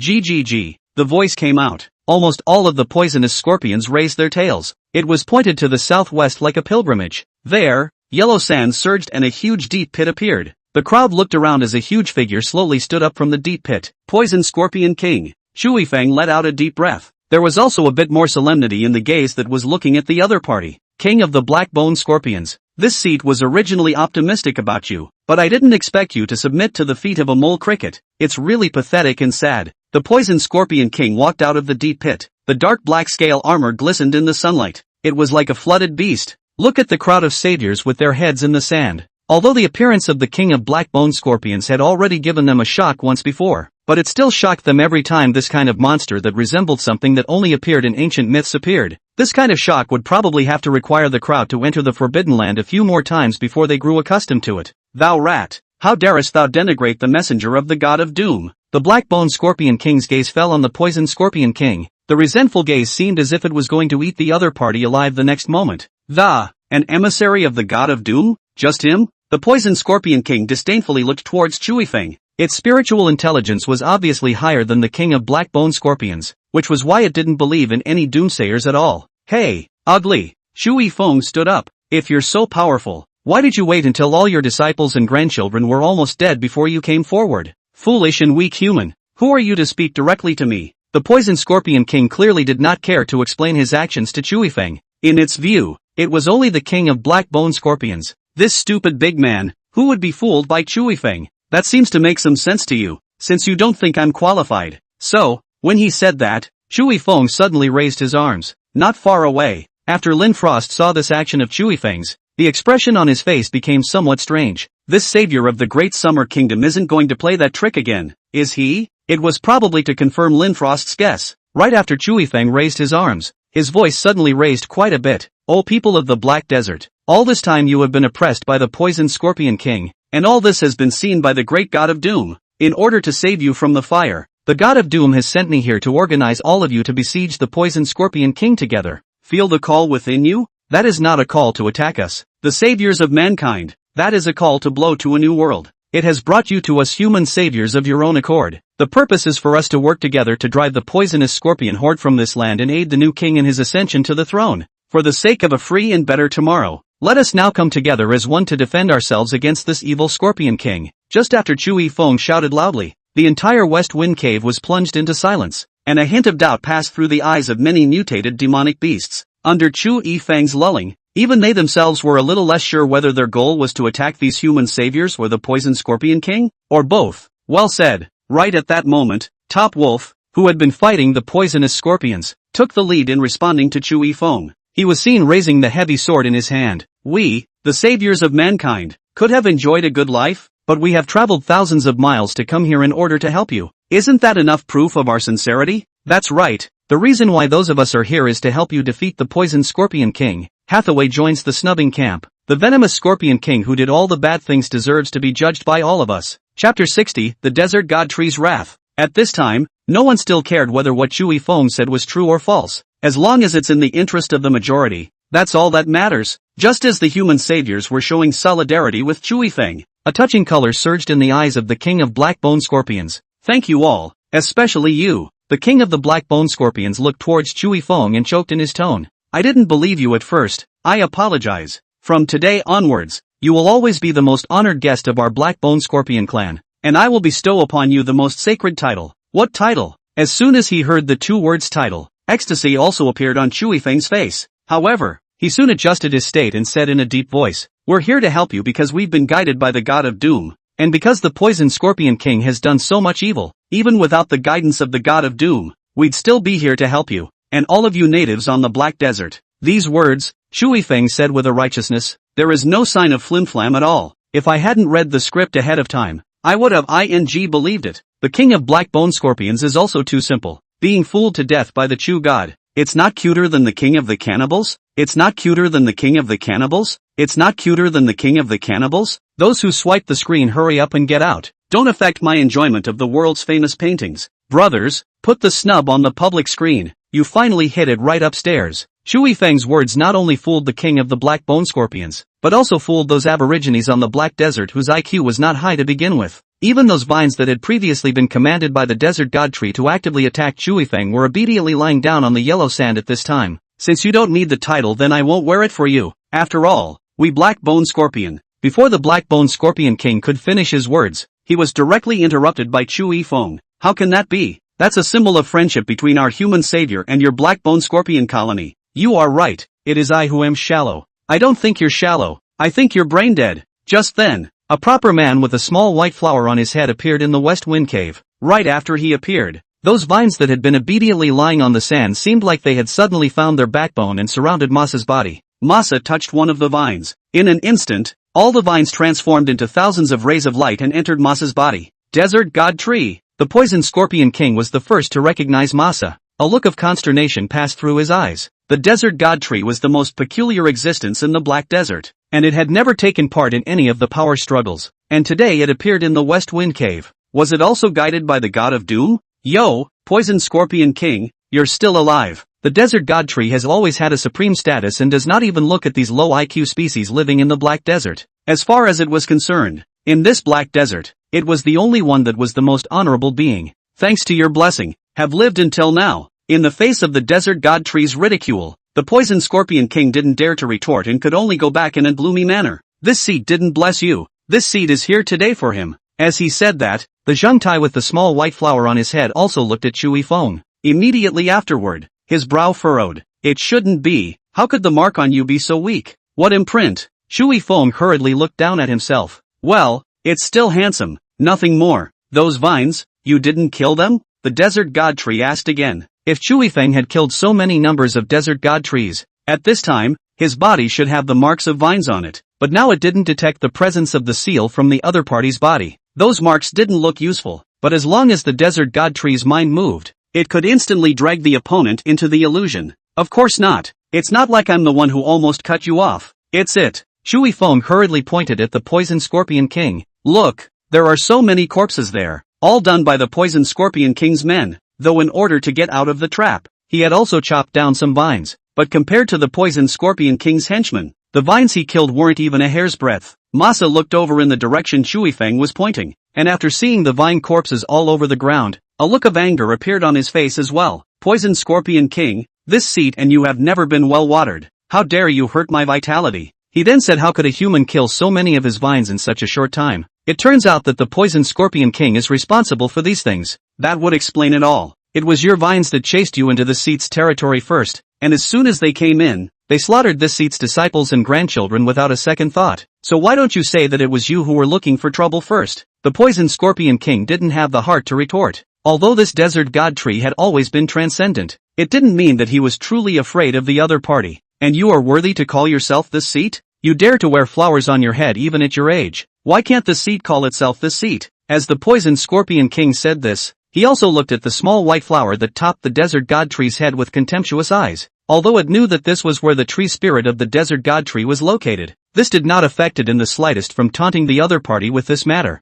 This is the tree spirit of this seat. You short-sighted, uninformed, inferior creature, say as if you are the God of Doom, and, I have long been looking at you with displeasure. Every day end up with a status, thinking that they are much more remarkable, but the result is still not anywhere cannot go. How dare you talk to the seat like that? The Desert God Tree was infuriated. It hadn't expected the Poison Scorpion King to actually dare to talk to it like that at all. For a moment, the Desert God Tree had forgotten that it had come to find trouble with Chui Feng. Chui Feng, who was watching the scene from the side, as well as the human saviors, after seeing the scene, fight. The first person to fan the flames, Chushin. I thought that Chushin would only dig pits. Then Chushin told me that he could fool around. Then I realized that Chushin was also well versed in the art of war. This is the perfect male god. Brothers, I'm really dying of laughter. I feel like this isn't a tense and exciting adventure in the Forbidden Land, but a live broadcast of elementary school students arguing. Does anyone else feel that this image of the Desert God Tree is a bit like the headman of a certain village? The Desert God Tree is so adorable. Gmaze, I declare I'm climbing the wall again. Can we stop kowtowing to some weird CP? Please. Chapter 61, Hunting Poisonous Scorpions. Over there, the Desert God Tree and the Poison Scorpion King were quarreling. Over here, the Black-Bone Scorpion King was already arranging for his tribe to encircle the entire West Wind Cave under Chu Yifeng's authorization. Two major scorpion clans were pitted against each other in a land that stretched for 10,000 miles. Lin Frost walked to the feet of the King of Black-Bone Scorpions at an unknown time, then tilted his head and looked at Chu Yifeng. It was obvious that he had something to say to Chu Yifeng. Seeing that, Chu Yifeng also leaped down and landed in front of the other party. Is something wrong? Chu Yifeng asked suspiciously. It's almost dark, Lin Frost whispered. Right after the other party finished speaking, Chu Yifeng also raised his head to look to the west. There, a setting sun is exerting its last rays. When the orange glow is gone, that's when the Black Desert enters night. Yeah, what's wrong? Chu Yifeng was also unable to react to what the other party was trying to express for a moment. Didn't you say before that these black-bone scorpions come out by day and night? Then that means night is their stage. So as long as we drag it out until nightfall, then our odds of winning can be greatly improved. Lin Frost explained. The two of them had shared some information with each other when they were fleeing for their lives earlier. Therefore, Lin Frost also had a slight understanding of the habits of the black-bone scorpion community. Heroes see the same thing. Shui Feng tilted his head and looked towards the desert god tree as well as the poison scorpion king who were still arguing. So that's why I don't interrupt them. In Shui Feng's opinion, the ideal state would have been for the two dumbass, the poison scorpion king and the desert god tree, to fight directly over the argument, and then they would sit back and reap the benefits. Of course, if there was no fight in the end, Shui Feng would find a way to drag it out until nightfall. After all, it was only at night that the strength of the black-bone scorpion colony would be maximized, instead of attacking at distances that were off to the point of being humanly impossible, as was the case during the melee just now. I thought you'd forgotten that, so I came here specifically to remind you, Lin Frost said with some embarrassment. She originally thought that Shui Feng had forgotten about this, but it turned out that she did not expect that the other party was planning to do just that. Rather, she was overthinking it. But thinking about it, it was right. Shui Feng was good at strategizing. How could he possibly overlook such an important point? Just as Lin Frost and Shui Feng were talking, Tuo Wafer also walked over with a group of saviors. When both Yaoan and Shui Feng were absent, Tuo Waifu became the leader of these saviors. After all, although the other party's performance in the previous Forbidden Land was not as good as Shui Feng's, he was likewise a figure of the wind and was greatly admired by many people. Shui Feng, have you thought about what you're going to do? Tuo Wafer's character was relatively straightforward. He did not make much pleasantries with Shui Feng, but instead directly asked about the other party's intentions. Right after he finished speaking, the other saviors also looked at Shui Feng with an expectant expression. They were all waiting for Shui Feng to make a decision. At this point there were only 100 or so saviors still left in the Black Desert, all of whom had been given various skills by Doomsday, mostly combat-oriented though. Otherwise, they wouldn't be alive now. Unite all the forces and take out the Poison Scorpion King first, then the other Poison Scorpions as well. The other party asked dryly, and Shui Feng answered dryly. Savior of the Great Summer Kingdom, do we need to go so far? Hathaway, standing next to Topav, asked with a frown. The dark-skinned beauty was still dressed like a hottie today, her exposed legs straight and long. A power suit outlined her figure perfectly. It was a stark contrast to a secondary beauty like Lin Frost. I don't really care. After all, Doomsday's mission is only for us to help the Black-Bone Scorpion clan defeat the Poison Scorpion clan. But, when the words came to this point, Shui Feng also looked towards the place where the human saviors had fought earlier and proceeded to say, those poisonous scorpions killed so many human saviors, as well as Yaoan, who indirectly died under those poisonous scorpions. Although from the moment we stepped into the Forbidden Land, those of us were destined to be in a competitive relationship. This mission is not like the previous ones. This one will require us to be united in order to accomplish it. So, if we don't kill all these poisonous scorpions to avenge the dead saviors, I don't think they'll rest in peace in the Nine Springs. Speaking here, Shui Feng also let out a long sigh, a sad expression on his face. Top-Aw, Hathaway, Lin Frost. These three people had all dealt with Shui Feng and knew the other party's character. So when the other party finished saying those words with a sighing and emotional expression, several people were speechless. Hathaway, in particular, at this point, was particularly tempted to say, next time, can you remove the end of the chill before you say something like that? After all, the other party had just indirectly died at your hands, and it had nothing to do with the other poisonous scorpion colony. That what? Chew God, we can be resurrected after we die. We're not really dead. Just then, a savior from a southern hemisphere country said weakly, and right after she finished speaking, Shui Feng also looked at the other party and explained in a serious tone, but he died in this forbidden place, didn't he? Think about it, if the one who died was you, would you want your companion to avenge yourself? Under Shui Feng's glaring gaze, the man replied with some undercurrent. Will do. Be confident and get rid of the word bar. Will. The man nodded firmly. Seeing that, Shui Feng also smiled with satisfaction. It's over. Another savior has been crippled by the Chu God's neglect. Be confident. Not one, but a bunch. At this moment, the expression on my face is the same as the expression on Fairy Lin Frost's face. The earthly sober little Lin Frost. Super flimsy big Chushin. This CP is really good to knock. Gmay guys, buying this stock is really a sure thing. Guys, put the public screen on lulz. So, Shui Feng glanced around at the saviors in front of him and then said, everyone heard that. In order to avenge those dead saviors, let's go straight to hunting those poisonous scorpions that are about to fall into darkness. Who did you say you were hunting? Right at this moment, the Poison Scorpion King's voice suddenly rang out. Without knowing when, the Desert God Tree and the Poison Scorpion King had stopped arguing and turned their heads to look at Shui Feng. What the latter had just said, they had heard clearly. The poison scorpion king, in particular, was staring at Chui Feng with a shadowy face. Chapter 62 sends you a little white flower. The Scorpion King did not expect that a small savior would actually think of destroying his entire clan. If it wasn't for the fact that he had heard it with his own ears, coupled with the fact that the desert god tree, this old man, was also there, the poison Scorpion King was about to be unable to help but wonder if he was hallucinating. So you guys are done arguing. Ha! Chui Feng, who had been successfully caught, had a flash of embarrassment on his face. But soon, he regained his composure and turned to look at the poison Scorpion King. The desert god tree is really good-tempered. We humans have a saying that the more powerful a person is, the broader his heart is. That's what the desert god tree is talking about, right, kid? You want to die? The poison Scorpion King glared angrily. Weren't Chui Feng's words an insinuation that it wasn't as powerful as the desert god tree? That's a good point, little brother. This seed has suddenly begun to appreciate you. The desert god tree then looked at Chui Feng with a smiling face. Originally, it was still very dissatisfied with this audacious human, and had even issued a hunting order. However, at this time, seeing that Chui Feng was so sensible and had the poison Scorpion King as a comparison, at that moment, the desert divine tree's dissatisfaction with Chui Feng also dissipated a lot. The hatred was also all pulled away by the poison Scorpion King. I'm just being honest. I hope you won't be offended if I have offended you much before. Chui Feng similarly said to the desert god tree with a smile on his face. At this point, he didn't care at all if he would lick the desert god tree too much if he spoke like that. In his opinion, as long as he could continue to stir up the conflict between the desert god tree and the poison Scorpion King and drag the time into the night, then let him say whatever he wanted. After all, getting the job done is what matters. Since you've already said your words to this point, then this seat will forgive you. As the desert god tree finished speaking these words, the low IQ demonic beasts that had originally blindly attacked the human savior raised their heads with puzzled faces.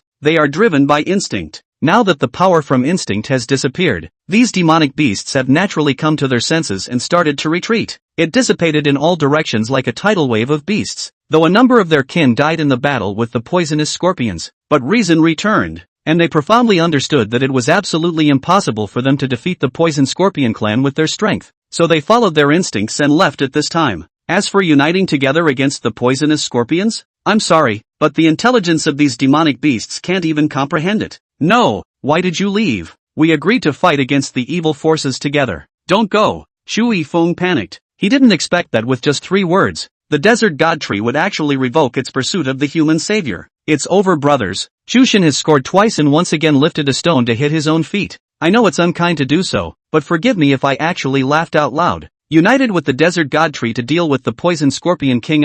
This guy looks a bit dull, but his strength should be okay, right? It's so cute when Chushin is defeated. I fell in love on the spot. Bird eating cute. After Chushin comes out of the Forbidden Land, I'll greet him directly in my wedding dress. At this time, the pop-up screen of the Great Summer Country was in harmony, just like the New Year. However, Chui Feng's heart was like falling into an ice cellar, screaming in agony. He had originally thought of utilizing the forces of all parties to completely annihilate the poison scorpions, in which case his points would be able to accumulate to a terrifying degree. But now it seems that his plans are mostly going to fall through. No need to be nervous, human savior. The desert god tree landed in front of Chui Feng. Compared to Chui Feng, who had a slender stature, the little zhengtai that the desert god tree had manifested was only tall enough to reach Chui Feng's waist. The latter need to lower their heads in order to talk to each other. This seed is transcendent to the Black Desert, and normally, it will not interfere with the division of forces in the Black Desert. But this poison scorpion king, this seed dislikes it very much.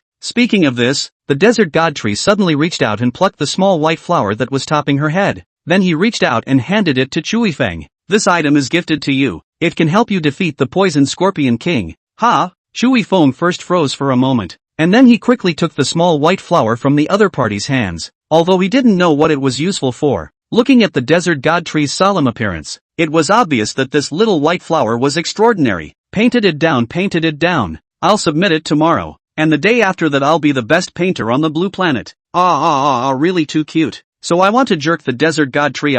The scene of it picking itself is also too cute. My heart melted on the spot. Brothers, a new CP has appeared. Chu God X Desert God Tree. Isn't this better than some secondary goddess? Y1S1. The desert god tree is so powerful. Why didn't it just obliterate the poison scorpion king? Ever played a MOBA game where neutral creatures don't engage in direct combat? This is the pop-up I've been thinking about for 2 years and 3 months. After handing the little white flower to Chui Feng, the desert god tree did not explain too much, but instead turned its head to look at the poison scorpion king, who was already on the verge of going berserk. Desert god tree, this seat has no grudge against you. Why are you harming me like this? The poison scorpion king stared at the desert god tree with red eyes and roared. You hurt this seat with so many vines, causing this seat to suffer a great deal of vitality. And you actually have the nerve to say that you have no grievances or enmity with this seat? The desert god tree sneered. If it weren't for the restrictions, this seat would have long ago made a direct move to obliterate you, a low IQ being. After saying that,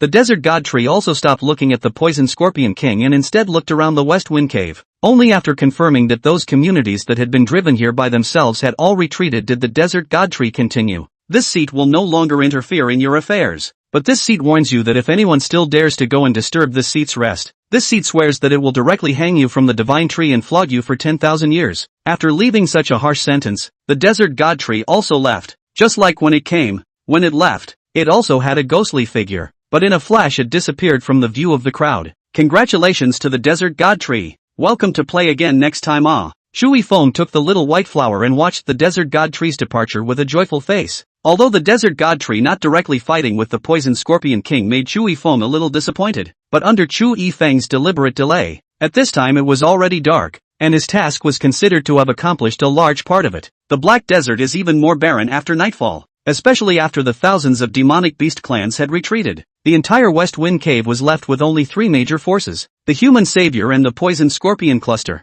as well as the black bone scorpion cluster. The desert god tree's departure also made the poison scorpion king breathe a sigh of relief. Although it wasn't afraid of the desert god tree, if it wanted the other party to intervene, then it was indeed no match. Chapter 63, Large-Scale Illusion. After all, no matter how strong the poison scorpion king was, he couldn't possibly beat the combined efforts of the two forces. And now that the desert god tree had left, its opponents would only be the black bone scorpion clan. As for the savior of mankind, is that a rivalry? The poison scorpion king looked at Shui Feng with contempt. In his opinion, the human savior in front of him, who had been noisy and kept messing up, would be the king of this group of saviors. Human king, if you are now willing to kneel down and admit your mistake and hand over the soul-devouring illusion grass to this seat, then this seat can still consider letting you live. Soul-devouring illusion grass? Isn't that a flower? Shui Feng looked towards the small white flower in his hand. The little white flower didn't look any more peculiar than those born in the wilderness on the blue planet. Though, this name is quite domineering.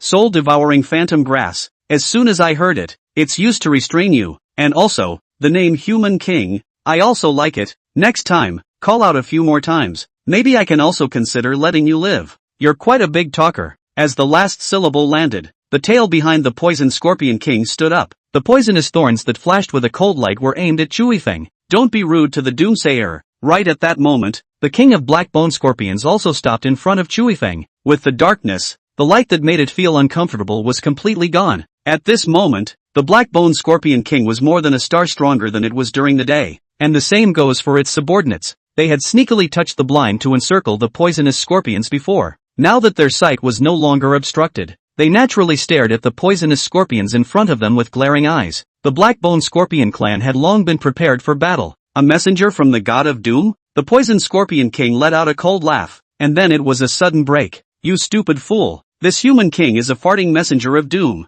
All those swarming packs are here to deal with them. The saviors of mankind. And you're the only one who's as stupid as a fool. Actually believing this human's bull ********. Right after the poison scorpion king finished cursing, the black bone scorpion king didn't argue with the other party either, but instead stared at them with a calm expression. The poison scorpion king, who was still angry, instantly reacted. Things had already developed to this point, with the desert god tree appearing and leaving. How could the black bone scorpion king not know that the so-called doomsday messenger was a lie fabricated by Shui Feng? The reason why the other party hadn't been able to dismantle it was simply because they wanted to take advantage of the opportunity to round themselves up with the humans. Thinking of this, the eyes of the poison scorpion king looking at the king of black bone scorpions also became ruthless. In the beginning, this seat should have killed you instead of just expelling you black bone scorpions from the West Wind Cave. I told you, I will return, and the West Wind Cave is my land. When he said the last, the tone of the black bone scorpion king gradually became firm.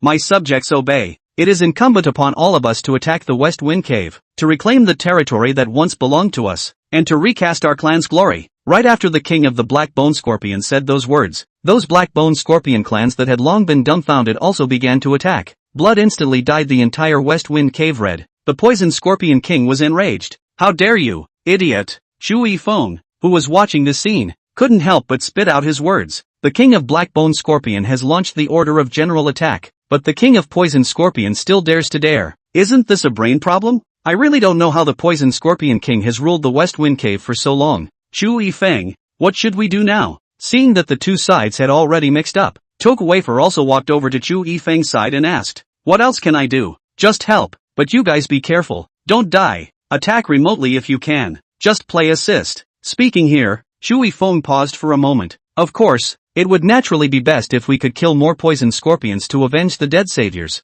Listening to the system beeps that were constantly ringing in his head, Chu Yifeng's mood at that moment had also become extremely good. Although the Poison Scorpion King was still alive, there were very few Poison Scorpion clans left. The previous wave of beasts had already consumed most of the Poison Scorpion clan's numbers, and now what was left were some old and weak soldiers, not enough to be feared. Overall, this one should have been solidified. Just as Chu Yifeng was happy, the Poison Scorpion King also completely stormed out, and the poisonous stinger on his tail was emitting a demonic light at this moment. "You and others have bullied me, insulted me, and killed my people. This revenge is not shared." After saying these words, the Poison Scorpion King also roared up to the sky, his sharp voice like a sharp thorn pouring into everyone's ears. Chu Yifeng was just about to utter a few words of mockery to completely disrupt the other party's mind, but just at this time, Chu Yifeng suddenly saw a blur before his eyes. The Black Desert actually disappeared right out of his, replaced by the familiar rental house, and at that moment he was sitting in front of his computer, the memories dissipating in his mind.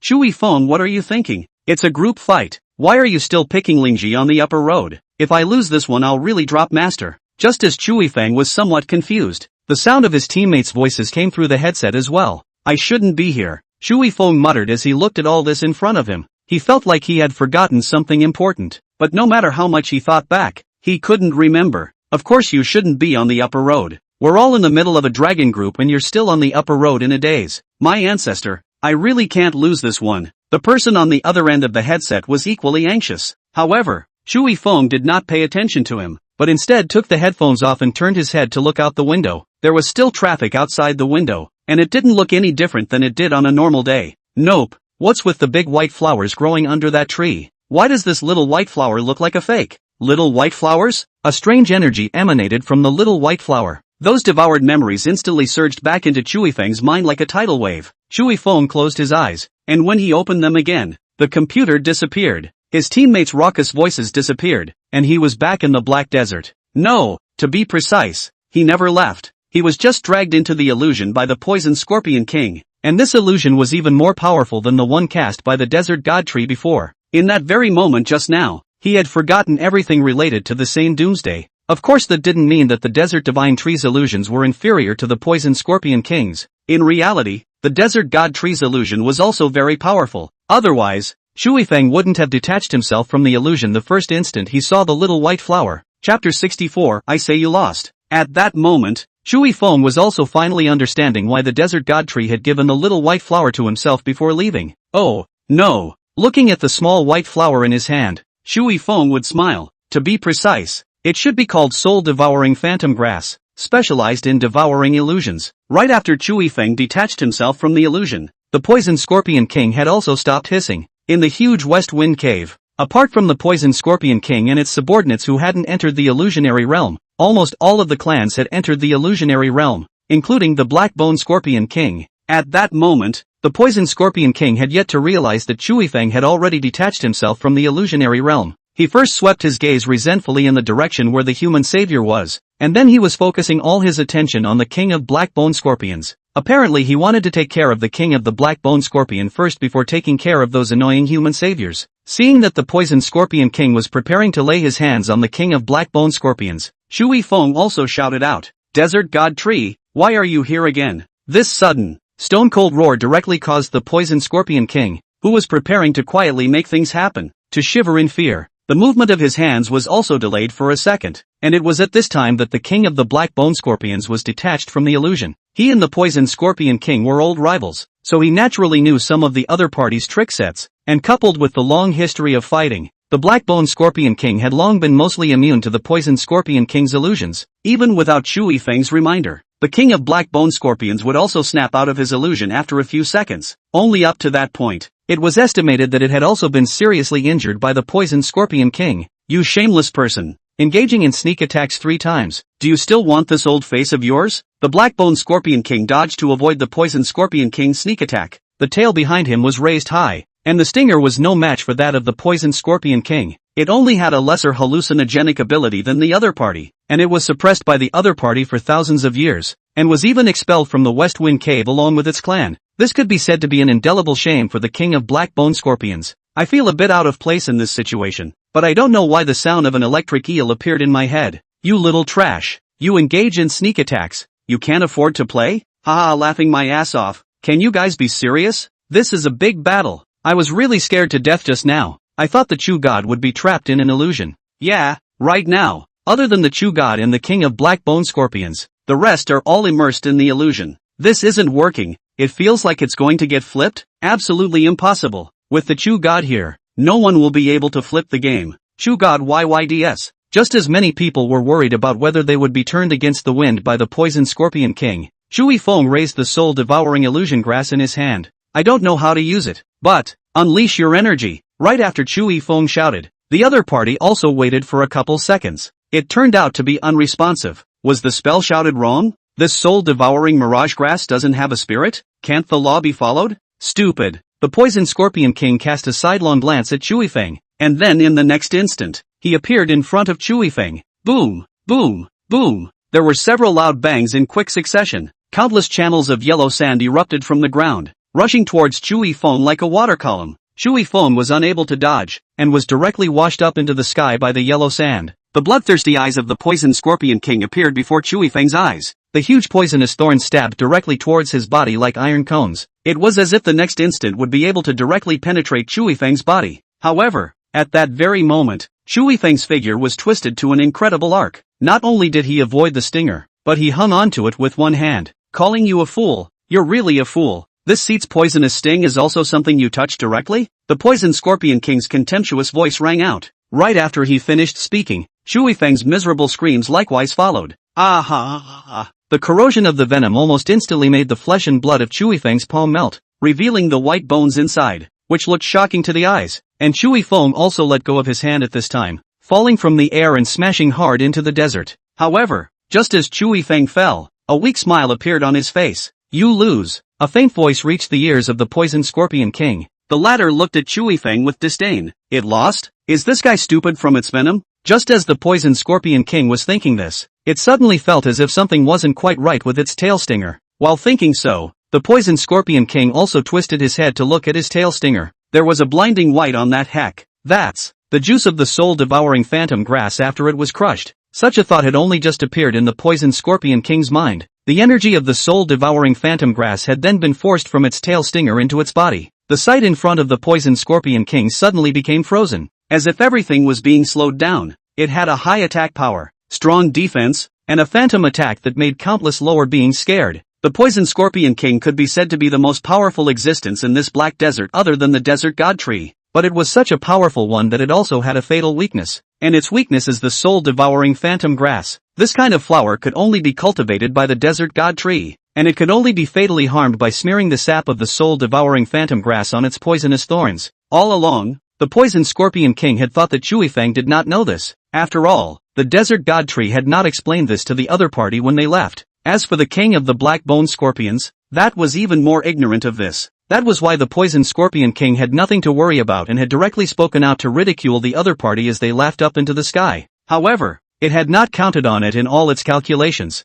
Chui Feng was a forbidden land walking hanging, although the desert god tree did not tell him how to stimulate the energy in the soul-devouring illusion grass. After obtaining the soul-devouring illusion grass, Chui Feng also decisively asked the system, and the system answered in the affirmative. That was why, despite Chui Feng's obviously sensitive figure, he had not dodged the waves of sand that rose up to the sky, and had also been assassinated by the poison scorpion king. The latter was always looking for an opportunity. It was only in order to conceal his true purpose that Chui Feng was deliberately pretending to be crazy there. Chui Feng, who had fallen to the ground, was also struggling to climb up from the sand at this time. He looked at the poison scorpion king, whose face was full of incredulity, and smiled. I told you, you've lost. Chapter 65, Poisonous Scorpion King Falls. Almost the instant Chui Feng finished saying those words, the king of black bone scorpions was already rushing to the side of the poisoned scorpion king. Taking advantage of the moment when the soul-devouring phantom grass dealt fatal damage to the poisoned scorpion king, the poisonous stinger of the king of the black bone scorpions also completely penetrated the opponent's body.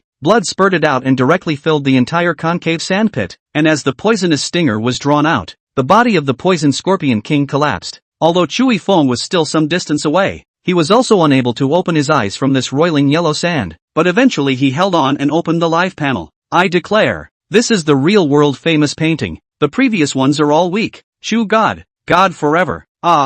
Chu God is really handsome. I just got nervous, my heart is going to stop beating. I really storm cry. That's a real ING man. That's a ING tough guy. Brothers, kill me to help the Chu God. Chushin is looking at the pop-ups. Guys, Chushin is looking at the pop-ups. Chushin, go and bandage your palms. Mommy fans look so distressed. Chui Feng? What the hell is mommy powder? Doesn't he only have girlfriend fans? Although he was spitting in his heart, Chui Feng did not show any clues on the surface, but continued to look like he was on cloud 9. This was despite the fact that his right hand was on the verge of being ruined, and his entire body was involuntarily trembling from the extreme pain. And just at this time, the system's beep sounded. Ding! It is detected that the host has killed one poisoned scorpion king, rewarding 50,000 system points. Ding! Congratulations to the host for breaking through 1,000,000 system points, reaching a hidden achievement and awakening the natural skill, illusion. Forget about the talent or not talent skills for a moment. Do stores sell painkillers? I feel like I can't hold on any longer. As he said this, Chui Feng's hands had begun to wobble, completely out of control. This is a pathological response that only occurs after a person has reached a certain level of pain. Yes, host, after the system replied only. A panel that only Chui Feng could see appeared in front of him. Chui Feng swept a glance, then directly spent 10,000 system points and bought the cheapest healing and pain relieving Dan. He was about to get out of the Forbidden Land, and after he did, the injuries on his body would instantly recover. That was why Chui Feng didn't choose those pills that could directly cure his hand injury, but instead chose the most cost-effective one. 1,000,000 system points may seem like a lot, but in reality, it wasn't spent at all. It's over. It's over. Chushin won't be dying, right? The flesh above Chu God's right palm has been corroded like that. A person would have to pass out directly. Chu God being able to hold on until now is already inhuman. Why haven't those saviors come out of the illusion? Hurry up and come out with someone whose skill is healing. If the great Xia state has a hero like the Chu God, why worry about not prospering? Bravo to my great Chu God. I really see the defense broken. The only reason we are able to sit here and watch the live broadcast is because Chushin stopped the danger outside the gates of the country. Yeah, or we'd be the ones getting hurt or losing our lives right now. The atmosphere in the live broadcast room was also gradually becoming heavy. Many people even clenched their fists, wishing they could rush in and share Chui Feng's pain. But right at that moment, Chui Feng spoke. I'm fine. No need to make it so sad. It's not like I can die. A little injury. As he said this, Chui Feng also used his other hand to rip off the lower part of his long t-shirt, and then frowned as he bandaged his right hand. Fresh blood continuously seeped out of the cotton fabric, and then was covered up again, until the last loop was wrapped towards. Chui Feng's right hand had also been wrapped like a dumpling. The scene once again brought tears to the eyes of the crowd in the broadcast room. Almost everyone was bowled over by Chui Feng's iron will. Even the Black Bone Scorpion King looked at Chui Feng with a face of admiration. In such a situation, the other party was actually able to bandage himself with a calm face. Oh human from a distant world, thank you for all you have done for our clan, and from this day forward, you are our clan's most honored guest. As he spoke, the Black Bone Scorpion King's body also bowed forward, his head dropping down as if he was bowing to Chui Feng. And just as it had finished saying those words, Chui Feng also heard the system's beep. Congratulations to the host for gaining the friendship of the Black Bone Scorpion Clan and earning the title, Guest of the Black Bone Scorpion Clan. Please ask the host if he wants to activate the title. Sure, Chui Feng agreed without thinking, activating the title for the host. Title activation complete. The host's physical ability has been strengthened by 40%, and he has gained the special ability of the Black Bone Scorpion Clan, the Poison Sting. Physical ability has been enhanced, which means my ability to sustain combat has been strengthened. But what is this poisonous sting? When he asked this, Chui Feng also habitually glanced behind himself. After seeing that there was no tail growing out, Chui Feng was also relieved. He couldn't want to go from a human to a half-beast. Poison Sting is the life-saving skill of the King of Black Bone Scorpions, capable of delivering a fatal blow to the opponent at the critical moment, and also capable of escaping when the opponent is stunned by the Poison Sting when encountering an unbeatable opponent. the system explained. And right after the system finished explaining, Shu Yifeng's expression became excited. In that case, this poison stinger was a really good life-saving skill. I just don't know if there's a limit on usage. Shu Yifeng's thought had only just appeared when the system's voice sounded once again. Remind the host that the poison stinger can only be used just once in each forbidden place. Can you only use it once? Shu Yifeng had some regrets. If there was no limit on the number of times, then he would really be able to walk sideways inside the Forbidden Land in the future. Honorable guest, are you not satisfied with the title? The Black-Bone Scorpion King asked in a somewhat apprehensive tone. Just after it had finished speaking until now, Shu Yifeng had not made any comments. It made it a little worried if it shouldn't have mentioned the title thing. Satisfied. Of course, it's a symbol of our friendship. Shu Yifeng laughed. At the authorization of the King of Black-Bone Scorpions, he once again stood on his opponent's shoulders. Although at this moment,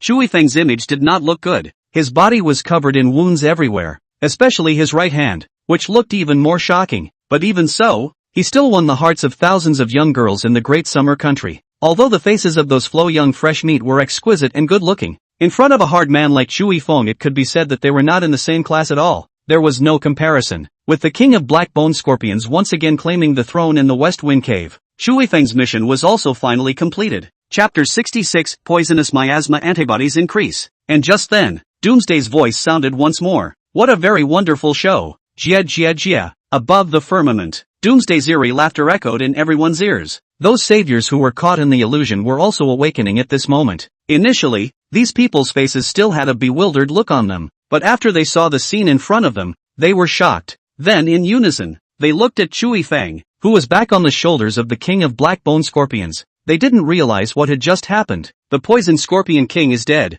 From now on, this West Wind Cave will be decided by the King of Black-Bone Scorpions. Shu Yifeng opened his mouth. Spirited. Gentlemen, we won. We won. These four came out as soon as they did. All the saviors went wild with it. They fought hard all the way to the end and finally won. Lin Shuang, who was standing in the crowd of saviors, was likewise looking at Shu Yifeng with an admiring expression. Freshly dressed teenage boys. Jia jia jia. What a mind-blowing scene. Just as the saviors of mankind were reveling, Doomsday spoke again. You guys have done well this time. Not only did you make the Black-Bone Scorpion King the ruler of this land again, but you also killed the Poison Scorpion King. Common sense would dictate that I should grant you the Forbidden Land. After all, this Forbidden Land was opened by me out of the blue, and not after a month's interval. But like I said, I don't like weaklings, so this time around, only the top 10 will still be rewarded. The moment these words came out, the human saviors who were still celebrating were frozen in place. They had fought so hard for so long, and it was so hard to complete the mission.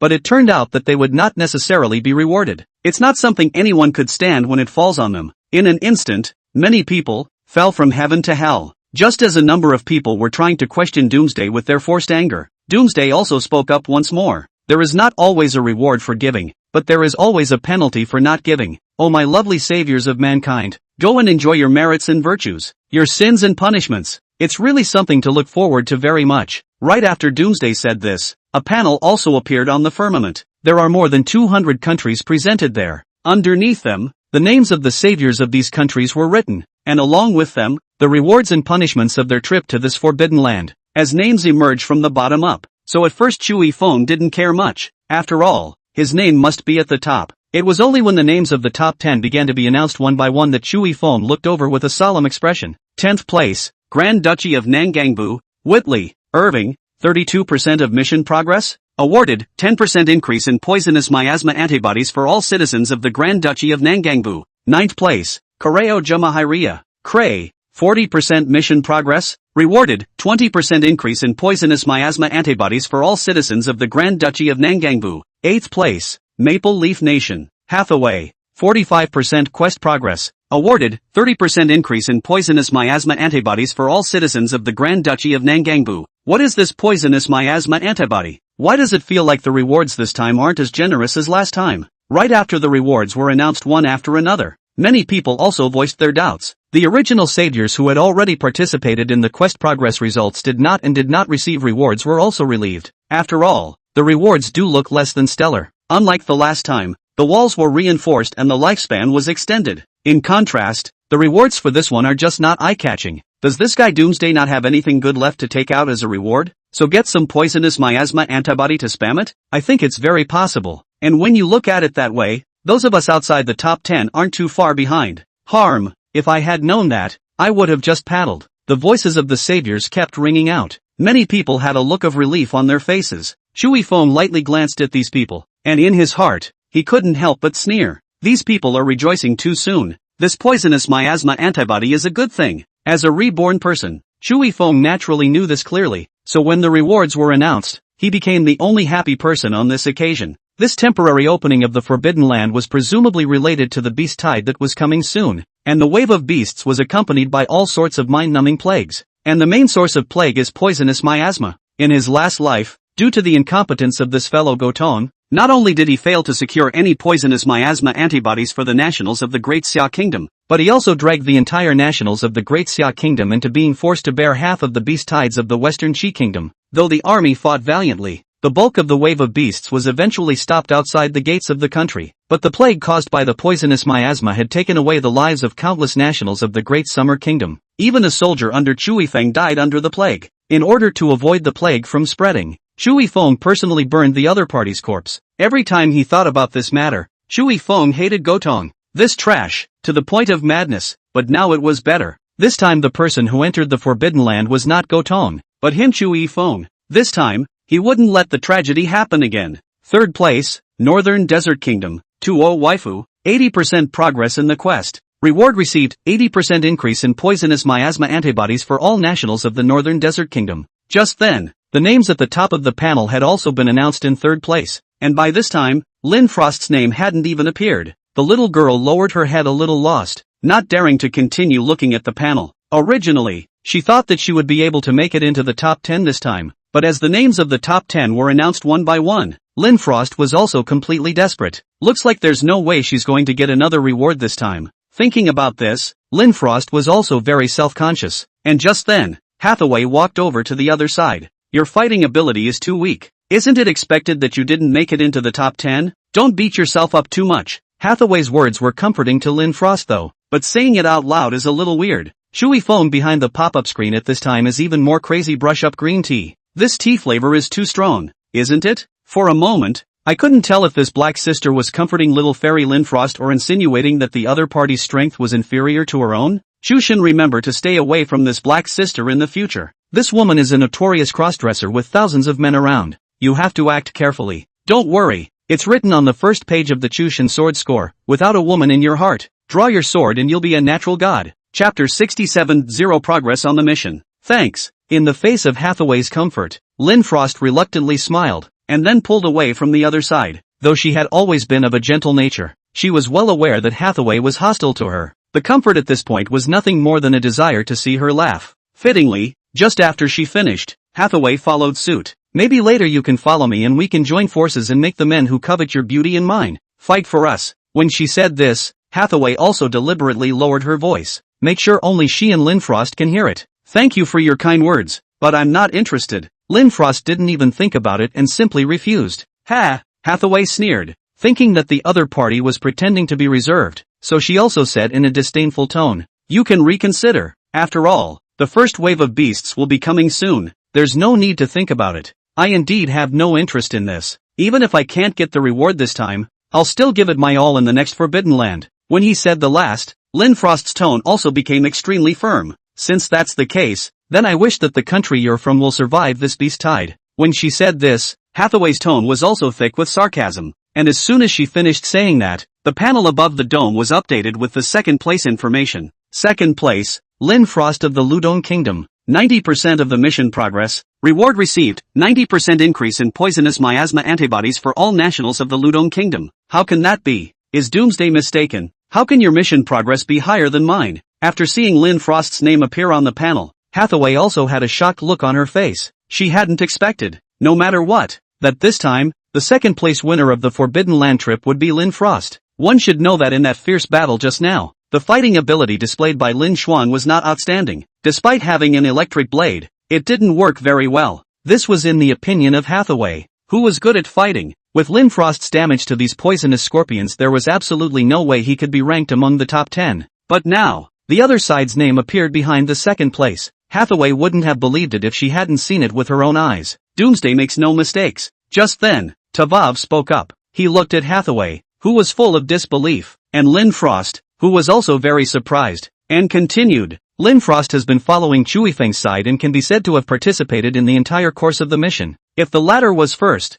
then Lin Frost would definitely be second. Though this time, he still came in third, but Tavoff didn't feel any resentment towards Lin Frost because of this, because in his opinion, the strongest people look for reasons in themselves. That's right, Lin Frost came in second. Isn't that something everyone expected? Right at that moment, Chui Feng also said in solidarity. Although at this moment, he was still standing on the shoulders of the king of black bone scorpions, but because the system had been remodeled, Chui Feng's 5 senses were also enhanced, and the conversations of several people were clearly transmitted to his ears, including before. The words that Hathaway had secretly said to Lin Frost had likewise been heard word for word by Chui Feng. Originally, he didn't feel much for the dark-skinned beauty, but at the moment it was more than a little disgusting. You're in a place like the Forbidden Land, and you're still thinking about bullying and cultivating an army of lickspittles. This woman is really a high-class green tea like the pop-ups say. After being disliked by Tuofu and Chui Feng one after another, Hathaway stopped speaking and instead glared viciously at Lin Frost before looking back at the live broadcast panel.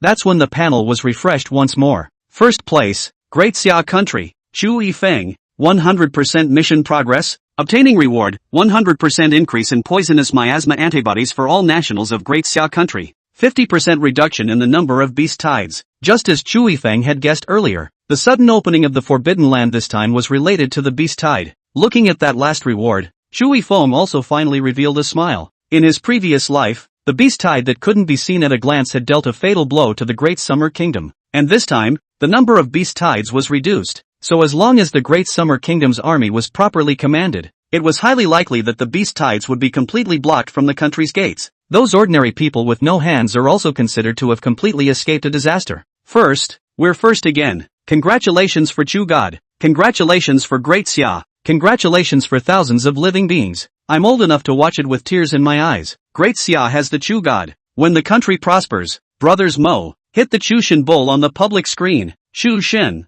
I'm Northeast Dirigible. I want to give birth to monkeys for you. Put some clothes on upstairs. Chu God. Drop God forever. At this moment, Chui Feng also opened the live broadcast panel. He wanted to share the joy of the moment with his compatriots. Looking at the pop-ups that were constantly scrolling all over the screen, Chui Feng's face once again revealed a smile. Hadn't he fought so hard for so long for this moment? Just after the full contents of the panel above the vault surfaced, the saviors who had died earlier for various reasons appeared in the clearing at this time. In addition to this, there are also a number of saviors in the Black Desert in unknown corners of the world are also forced to transport over. A large percentage of these people are losers. Although they were not here just now, everything that happened here is what they had already learned from the live broadcasts of various countries, and the words of doomsday. They heard the panel. Naturally, they saw it. Aside from some saviors who died because of their mission and were not punished, the saviors who were teleported over at this point were basically all punished. This even includes Yaowen, 190th place,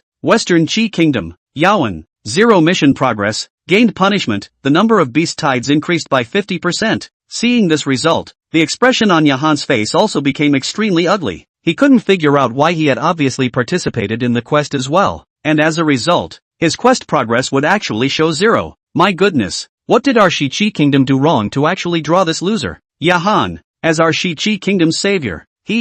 I've all but stopped asking for Yaowen to bring rewards to our Western Qi Kingdom, and only ask for the other party to be a human being and not give it away again. Obviously following the Chu God will be able to mix up the rewards, but as a result, this stupid guy actually went to find trouble with the Chu God. He's simply a fool. Who knows the exact location of Yahan's exit from the Forbidden Land? I'm going to bring the AK-47 that my grandfather left me to shoot this kid in one shot. Chapter 68, The White Lotus in Full Bloom. How does this deserve to be called an agent? My little niece is better than him up there. Damn Yaowen, you'd better go home and drink your milk. Don't disgrace our Western Qi Kingdom again. As a Western Summer person, I'm already applying for the nationality of my original homeland. Bye-bye Yulu bastard. The pop-ups in the Western Qi country were obviously the complete opposite of the pop-ups in the Great Xia country. On the other side of the world, there was a lot of singing and dancing, while on the other side of the world, there was a lot of swearing. After merely glancing at the pop-ups in the live stream, Yaowen simply closed the panel. Then he raised his head to look at Chui Feng, who was standing on the shoulder of the king of black bone scorpions, receiving thousands of admiring eyes. That's where he should have been standing. The first should be his as well. Thinking of this, Yaowen also gritted his back teeth and growled. Damn the Great Summer Kingdom savior. You counted on me 3 times and put the Western Qi Kingdom in danger. You're simply a despicable villain. Shameless to the core. Are you talking about me? Shui Feng pointed to himself with some surprise. Compared to the stormy end of the cold, Shui Feng is extremely calm. Look down. And some innocent. This scene directly irritated Yahan. If it wasn't for the fact that the other party was still standing on the Black-Bone Scorpion King's shoulder at this moment, he would have already made a move on Shui Feng. Don't pretend to be innocent there. You people of the Great Xia country are the most hypocritical, but I was fooled by you. Otherwise, I would have let everyone to complete the mission long ago, and there wouldn't be so many people killed by you. Saying that, Yaowen also glanced at those saviors who had been punished by Doomsday. These people also looked at Shui Feng after Yaowen finished speaking. Some of the stupidity is setting in. The trip to the Forbidden Land is not yet over, and their powers have not yet been stripped away. At this moment, if the group were to attack, even if Shui Feng had heavenly abilities, he would still have to be seriously injured. As Shui Feng looked at the saviors who were constantly having their emotions stirred up, the corner of his mouth also hooked up into an arc of sarcasm. He looked down on the crowd, and his eyes finally landed on Yaowen's body. I thought you were just a little blindly arrogant at best, half-male green tea at best. When he said here, Shui Feng paused for a moment, and his tone became even more contemptuous and said, as a result, I didn't realize that you, this guy, are actually still a blooming white lotus flower. You, Yahan's face flushed red at Shui Feng's words, and he just wanted to retort. As a result, Shui Feng grabbed the first step. You're saying I caused you all to be punished? Those words, it's really a slip of the tongue. Obviously it's your own lack of ability, but you're dumping the pot onto someone else's body. I think it's more appropriate for you guys to stop participating in some Forbidden Land test and go to a pot dumping competition. The moment Shui Feng's words came out, quite a few people present burst out laughing. Especially those saviors who had passed the test were unrelenting in their mocking outbursts. You people are really good at what you do and number one at dumping. Blame your incompetence on someone else's. This wave of learning is ruined. The Chu God asked you to come over and fight side by side with us, but you ended up staying in some nook or cranny. And now that you've been punished and are unwilling to do so, what's the difference between you people and a giant baby? Hey, I thought certain people were really agents, but it turns out they're just a male green tea too. TSK. Although it has long been known that people from certain countries have always been shameless, today's sight is still somewhat breathtaking. They, the saviors, were not rewarded, but they were likewise not punished, and sometimes not getting a punishment is already considered a success for them. After all, they didn't have such a good chance in the last Forbidden Land. The ridicule of the crowd in Shui Feng's disdain also caused the expression on Yahan's face to completely hang on. Shui Feng, there will come a day when you will pay the price for what you did today. Don't forget that based on the strength of the country alone, our Western Qi country is on top of your Great Xia country.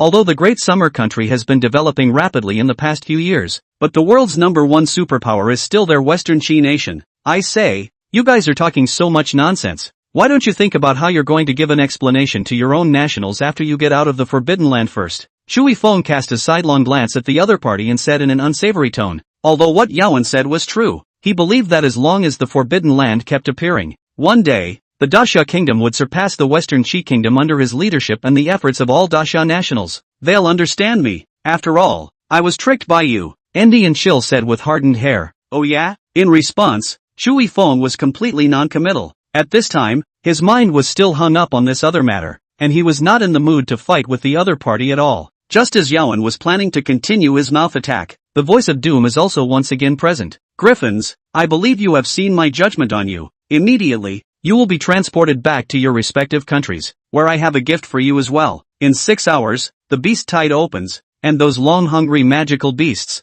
will pass through the time portal to reflect reality. Human flesh and blood is the only food that fills their bellies. Feel the fear of doom. Jia. Doomsday's rampant laughter echoed in the voice of the vault. Shui Feng clenched his fists. He knew that the temporary opening of the Forbidden Land this time had nothing to do with the beast tide, but more than that, what made Shui Feng care was, this time in the Forbidden Land, the quests issued by Doomsday had once again deviated from the quests he had known in his last life. Originally, Shui Feng had thought that after Doomsday announced the rewards, he would let the king of the Black-Bone Scorpion materialize into reality and become the guardian divine beast of their Great Summer Kingdom. As it turned out, Doomsday didn't even mention it until the end of the mission. Obviously from the beginning the other side did not have that intention. Could it be that? Is all this also due to the butterfly effect? Thinking of this, Shui Feng also frowned. If that was the case, then his advantage as a reborn would be weakened quite a bit. Why does it feel like Chushin isn't very happy with the rush? Haven't they all gotten their rewards already? Is the one upstairs a fool? The beast tide is about to start. Where can the Chu God be happy?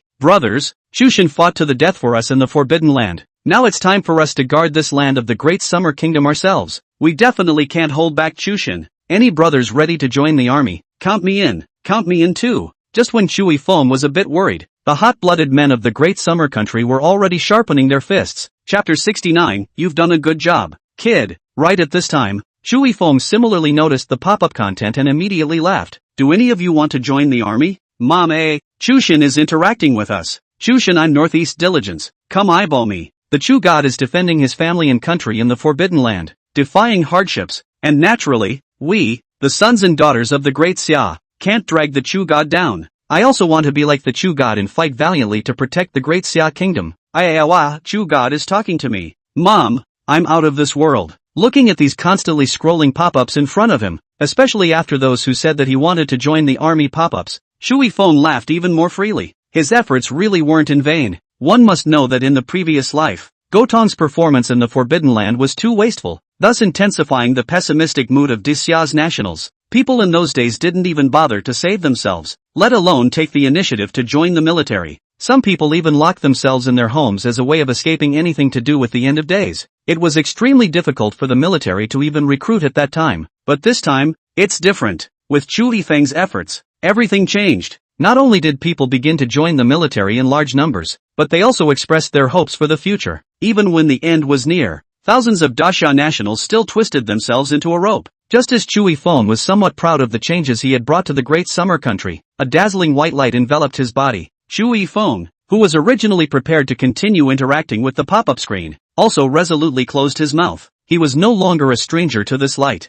Soon, Chui Feng was transported back to the Blue Star by this light. Before he could react from his dizziness, deafening cheers were already ringing out. Chu God, God forever. Chu Shen, we love you forever. Welcome the Chu God home. Congratulations for the Chu God. Congratulations for Great Xia. Chui Feng opened his eyes to look at the scene before him. More people came over to congratulate him this time than the last. He looked up and couldn't even see the end of it. Luckily, there was a human wall formed by the police, which firmly protected him. Otherwise Chui Feng was worried that he would not be swallowed up by these fanatical people. With the experience from the previous time, Chui Feng acted extremely calm this time, facing the excited and incomparable people. Chui Feng also raised his hand to greet these people just like last time. At once, these Daxia nationals became even more excited. Mr. Chu. Right at that moment, the black-faced soldier who had received Chui Feng last time also appeared in front of Chui Feng. It's you. Chui Feng was a bit surprised. Thank you for everything you did for the Great Summer Kingdom in the Forbidden Land. You are a hero of the Great Summer Kingdom. After saying that,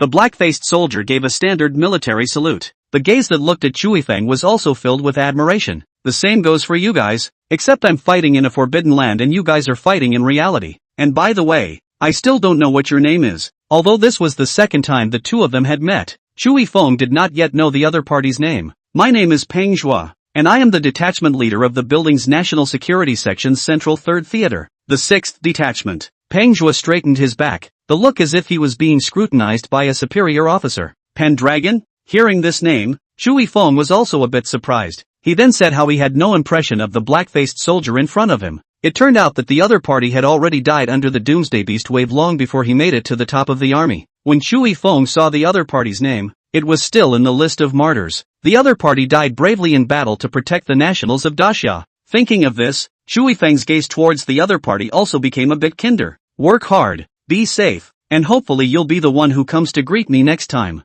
Yes. Peng Zhuo looked agitated and gave another military salute. God knows how excited he was at that moment, but his military temperament kept him from showing it. Go. Chui Feng patted the other party's shoulder and walked at the front. Yes, Mr. Chu. Peng Zhuo hurriedly followed Chui Feng's pace, then reported in a low voice in Chui Feng's ear. Chief Qin and your friends are waiting for you at the Goan Hotel. Elder Qin hasn't left yet? Hearing those words, Chui Feng was also somewhat surprised. With Elder Qin's status, he should be very busy during this period of time. He hadn't expected the other party to wait for him until now. There was also Old Eight as well, and with the other's character, he should have gone home to be with his father as well. After all, the old man is just about at the end of this. You'll see when you arrive. Peng Zhuo did not directly answer Chui Feng's question, but sent the other party to the car. Soon, under military escort, Chui Feng appeared in the National Security Hotel. At this moment, Elder Qin was sitting on the sofa with his eyes closed while Older Eight stood by the side in a disciplined manner.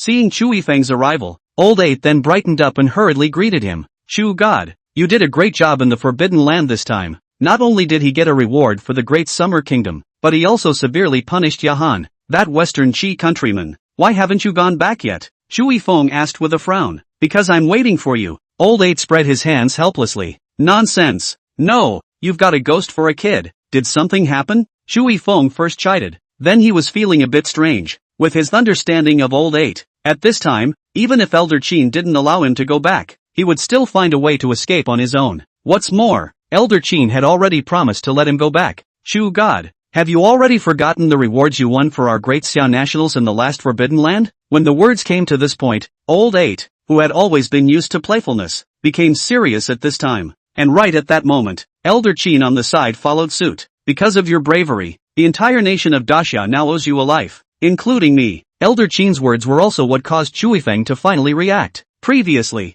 he had been focusing on catching up with Old 8, so Chu Yifeng had also completely ignored this matter. And the same goes for Old 8. After all, the shock that Chu Yifeng's appearance had brought to him was simply too great, so for a moment he had forgotten that there was such a thing. It was only after Chu Yifeng entered the Forbidden Land that Old 8 recalled it, so after making a call to his father, Old 8 also stayed behind and waited for Chu Yifeng to come out of the Forbidden Land together with Old Qin. You kid did a good job in the Forbidden Land this time as well. Elder Qin's gaze looked approvingly at Chu Yifeng. Despite having important matters to attend to, Elder Qin watched the entire broadcast off and on. Chapter 70 Special Operations Group. Thinking of Chu Yifeng was his soldier before, Qin Lao also cannot stop proud. The subordinate is fortunate. Speaking of which, Chu Yifeng also performed a standard military salute. Old 8, who was on the side, also had his heart pounding after seeing this scene. What kind of luck did he have in his last life to be able to become a brother with a character like Chushin? Though even now, Old Hachi was still a bit groggy. After talking about the matters in the Forbidden Land, Elder Qin also shifted the topic to the beast tide that was coming soon. I think you heard what Doomsday said before. In less than 6 hours the first wave of beasts will come. I was planning to take you boys to the banquet hall for dinner, but now it looks like that meal will have to be postponed. Speaking of this, Elder Qin's expression also became serious. I'll leave here soon, go back to do military deployment, until the beast tide is over. You guys stay well in the National Security Hotel. Although the National Security Hotel was a hotel, it was an industry under the government of the Great Xia state. Only guests with extremely honorable status can stay here, so naturally there is no problem with security here. Reporting to the chief, I do not accept this arrangement. Chu Yifeng rejected it outright without even thinking about it. A wave of beasts was coming, and he, as a soldier, could not hide in the back. If that's the case, then what's the difference between him and Goton? I know what you think, but you now have a special identity. Cannot tolerate a little sloppy, so you still stay in the National Security Hotel. Elder Qin had long predicted that Chu Yifeng would refuse,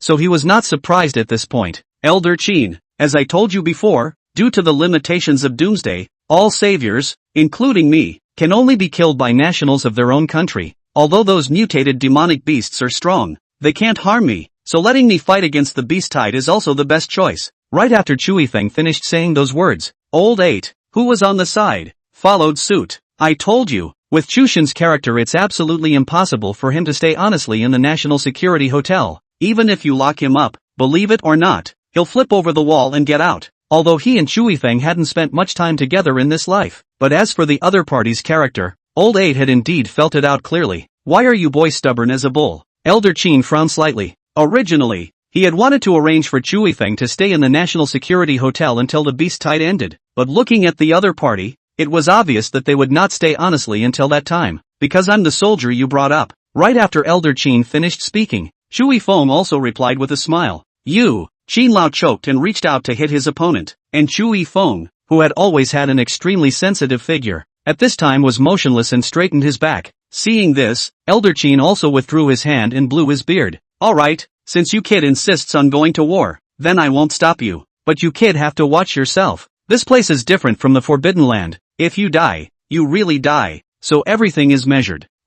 Chief. Chu Yifeng once again gave a military salute. Put the matter of forming a legion on hold. Didn't you say before that you still have a few brothers? Go and get them together first. If you want to get into Laozi's legion, you can't do it without 2 brushes. As he said this, Elder Qin also glanced at Old Bastard, who hurriedly straightened his back following Chu Yifeng's example. Seeing this, Elder Qin was satisfied and continued. There's not much time, and it's too late to make other arrangements, So let's say that the squad headed by you will be called the Special Action Team for now, and will be responsible for assisting the army in protecting this city together, with the right to assist in commanding it. As he said this, Elder Chin added another sentence. Not many people know your true identity, and although your performance in the Forbidden Land was very brave, you have no merit in reality. So those people may not always listen to you, and that's something you need to get over on your own, okay? Don't worry, Chief, I promise to complete the mission. Shui Feng didn't care about that at all. After all, that's what he was from the military. He had always been very clear about the rules of the military.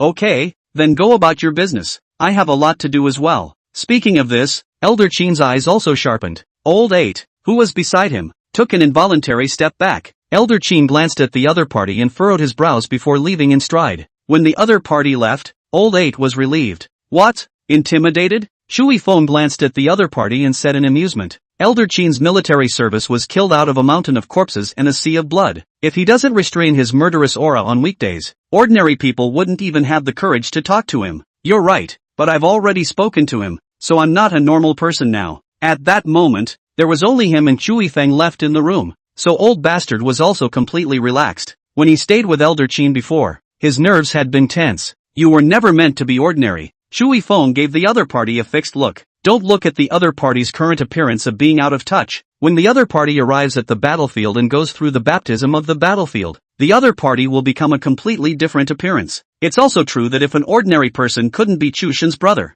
Old Hachi complimented playfully. He never dreamed that one day he would become Chushin's brother. Until now Old Buster was still a bit giddy. Okay, let's not blow each other up commercially here. There's not much time. Let's just get to the dogs. Think of the dog. The smile on Shui Feng's face also grew a few points wider. To live again and be able to once again fight side by side with the brothers you once had. Just thinking about it, Shui Feng's mood couldn't help but get excited. Under Peng Zhuo's escort, Shui Feng and Old Bastard quickly arrived at the entrance of an internet cafe. The dog is in there surfing the net? Looking at the flashing signboard in front of the internet cafe, Old 8 asked curiously. He didn't know much about the dog's origin, only that the other party was called Cheng Sheng, and that he had become a good brother who had been born and died together with the future. He should be working as a webmaster in there now. After Chui Feng explained, he let Old 8 inside. Only this time, he wore a mask. After all, the current Chui Feng was no longer the same as before, and his appearance had long been memorized by thousands of Dasha nationals. If they were suddenly recognized, they would inevitably cause a commotion. After entering the internet cafe, Chui Feng went straight to the front desk. Temporary card or membership card? Chen Sheng, who was eating instant noodles in front of the bar, also put down his hands when he saw a guest coming in. Chapter 71 Military Deployment. Are you full? Chui Feng did not directly answer Chen Sheng's question, but instead asked. Chen Sheng froze for a moment. He did not recognize Chui Feng's identity at first glance like Old 8 did. If you're full, come out with us. Chui Feng smiled and opened his mouth. You guys are here too, smashers? Chen Sheng said with some uncertainty. There was also a wary look in the eyes that looked at the two of them. Shu Shen, are you sure that this kid is the dog you're talking about? But, looking at him like this, he's silly and stupid. He doesn't even look like the same person as the fierce general you're talking about. You should know that in Chui Feng's description, Chen Shang was a tough general, but the youth in front of him, apart from his somewhat stout figure, looked like an internet-addicted otaku anyhow. People like that, can they really go to war? Bro, Chen Shang put the spoon in his hand down, then got up and walked around to the bar. Who are you calling stupid? Due to the large height difference between the two sides, Old 8 was as thin and weak as a monkey in front of Chen Shang, plus the former had dyed his hair a flirty pink color. The battle between the two sides is clear to see. Old Hachi smiled sarcastically and took a step back, pulling away from the distance between them. That's not what he meant. Shui Feng stopped in front of Chen Shang with one hand, taking the mask off. He looked at the other man with a big smile. Shu God. Chen Shang froze. He had not expected at all that the Chui Feng who had reigned supreme in the Forbidden Land would suddenly appear in front of him. It's crowded here. Let's go out and talk. Chui Feng put his mask back on. Good. Yes. Chen Shang nodded his head repeatedly with an excited expression. Several people walked out of the internet cafe. Under the balsam camphor tree, Chen Shang was still a little taken back, seeing that no one was around. He then opened his mouth a little incredulously and asked, "Are you really the Chu God, Chui Feng?" Although the two look exactly alike, but the Great Summer looked like a lot of people. That was why Chen Shang wasn't sure if the man in front of him who looked like Chu God was Chu God. It's me, dog, long time no see. When he said that, Chui Feng's tone was also somewhat nostalgic. After living a new life and seeing these old friends again, It was hard to avoid feeling emotional in his heart. Shu Shen, did we know each other before? And why do you know my nickname? Chen Sheng reached up and scratched his head. A look of disbelief filled his face. Old 8, who was on the sidelines, interjected. Not only do we know your nickname, but we also know that you guys are so hurt by love that you let go of the family business and willingly soak inside this small internet cafe as a webmaster. These were all things that Chui Feng had told him earlier. You guys investigated me? Chen Sheng became more and more somewhat puzzled. If this were anyone else, he would have wondered if these people had ulterior motives, but this man in front of me is Chu Xin. No, we haven't investigated you, Chui Feng said, and also told the whole story. And right after he finished speaking, Chen Sheng froze in place. His mind wasn't as active as old 8's, and he didn't accept and digest things as quickly as the other. Dog, I know it's a little hard for you to take in for a moment, but that's okay, there's plenty of time for all of us. As he said those words, Chui Feng also placed one hand on the other party's shoulder. Chen Sheng did not dodge, but reached out and rubbed his somewhat itchy nose. So you've come to me this time because you want me to join you in jointly dealing with the upcoming beast tide? When he said this, Chen Sheng himself felt a bit incredulous, though right after the end came, he had thoughts of wanting to go into the military, but being personally invited by Chui Feng, and having to deal with the terrifying beast tide as soon as he came up, Chen Sheng himself had the feeling of a dream. You boys aren't wimping out, are you? Seeing this, old 8 on the side couldn't help but flirt. That's not true. Chen Sheng shook his head. I've had the idea of being in the military before, and I just think there's something. For a moment, Chen Sheng couldn't find a suitable adjective. Come on, don't be some. Come along, there's a big battle tonight. Chui Feng didn't give the other party any more time to continue dwelling on it, but instead pulled the other party away. Wait, I have to call my boss. Chen Sheng stopped the other party's movement and took out his cell phone. A middle-aged man's voice soon came from the other end of the phone. What?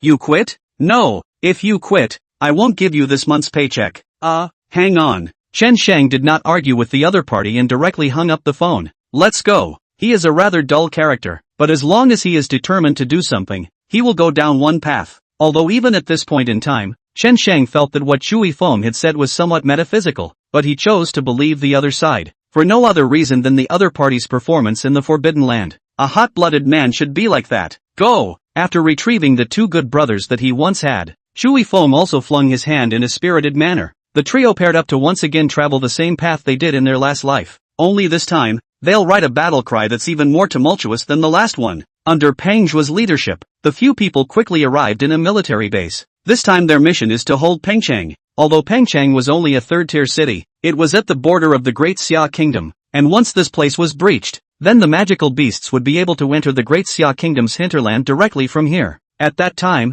it would become very difficult to exterminate these magical beasts, and at the same time hundreds of millions of Daxia nationals' lives will be threatened. So this time the burden pressed on Chui Feng was very heavy, and at this time, there were only 3 hours left before the beast tide opened. Mr. Chu, as soon as Chui Feng appeared in the base, immediately a man in military uniform took the initiative to welcome him, and he was followed by a group of officers. As soon as the man came up, he gave a standard military salute to Chui Feng. There was a look of awe in his eyes. The other party's performance in the Forbidden Land had completely conquered him. Hello. Chui Feng similarly gave a military salute. That posture was actually more standard than the other side. A flash of color flashed across Zhang Hongyuan's face, but he soon returned to normal. Mr. Chu, my name is Zhang Hongyuan, and I am the top person in charge of this operation. Zhang Hongyuan first introduced himself before continuing. There is the purpose of your coming over, of which we were informed 2 hours ago. Just consider that you were not in the military before. Plus you have a special status. That is why this time I am also suggesting that you stay in the rear to assist in command. Chapter 72 forms a squad of 5. Although Zhang Hongyuan's admiration for Chui Feng was like a torrential river that went on, but this place is different from the Forbidden Land after all, and the other guy wasn't a soldier, and hadn't fought in any battles. Therefore, Zhang Hongyuan felt that it was the best choice to have Chui Feng stay in the rear to assist in command. This keeps the other side safe and engaged in the battle. But Chui Feng obviously wouldn't agree. As a soldier who has been on the front line for a long time, how could he possibly stay in the rear and live in peace at this time? I think we'll stick to the original plan. Seeing that Zhang Hongyuan still wanted to retort, Chui Feng also said in a cold voice, or are you going to disobey a military order? I wouldn't dare. Zhang Hongyuan's face changed and he hurriedly explained. It's just that my subordinate feels that it's really inappropriate for Mr. Chu to risk his life on the front lines due to his dignified status, and none of us know exactly what we'll be facing this time. The Great Summer Kingdom can't afford to gamble. When he said the last, Zhang Hongyuan's tone also became extremely solemn. It wasn't that he didn't believe in Chui Feng's ability. After all, Chui Feng's performance in the Forbidden Land was enough to convince everyone, but now it's outside the Forbidden Land. If the other party really did have any trouble, then killing him wouldn't even be enough to thank him for his offense. Don't worry, I'm not going to die. When he said that, Chui Feng's tone was filled with confidence. For a moment everyone present was bluffed by him. Could it be that the savior is just as resurrected outside the Forbidden Land as he is in it, even if he dies? Doubts arose in the minds of the people, but before these people could think of a reason, Chui Feng was already continuing. How's your military deployment coming along? Zhang Hongyuan was just about to open his mouth. However, his gaze suddenly fell on old 8 and Chen Shang. He could trust Chui Feng unconditionally, but he was wary of these two strangers, especially old bastard. The other party was dressed like a socialite and was not a good person at first glance. Noticing Zhang Hongyuan's line of sight, old 8 shrugged somewhat helplessly. Why don't you and I take a moment to recuse ourselves? Chui Feng was originally prepared to refuse, but considering Zhang Hongyuan's position, he still said, then you guys wait for me, I'll be right over. When he said those words, Chui Feng's tone was also tinged with a few apologies. It's fine, we just happened to be able to visit the legendary military base as well. It didn't matter to old 8. If he were Zhang Hongyuan, he would have similarly reacted the same way. After all, war is not child's play. And on the side, Chen Shang nodded along. In his opinion, as long as he followed Chui Feng, the other party would fight wherever he pointed. That's good. Chui Feng patted the shoulders of the duo before following Zhang Hongyuan into the command room. By now the command room was filled with generals. As soon as Chui Feng came in, these generals stood up and gave a military salute towards Chui Feng. The expression was thrilled and excited. The Forbidden Land livestream they watched as well. Regarding Chui Feng's performance in the Forbidden Land, they were likewise very respectful. Some people even took Chui Feng as their idol. Zhang Hongyuan coughed, and only after seeing everyone look over did he introduce Chui Feng in turn. Only after Chui Feng finished greeting these generals did Zhang Hongyuan briefly report the situation in the base to Chui Feng.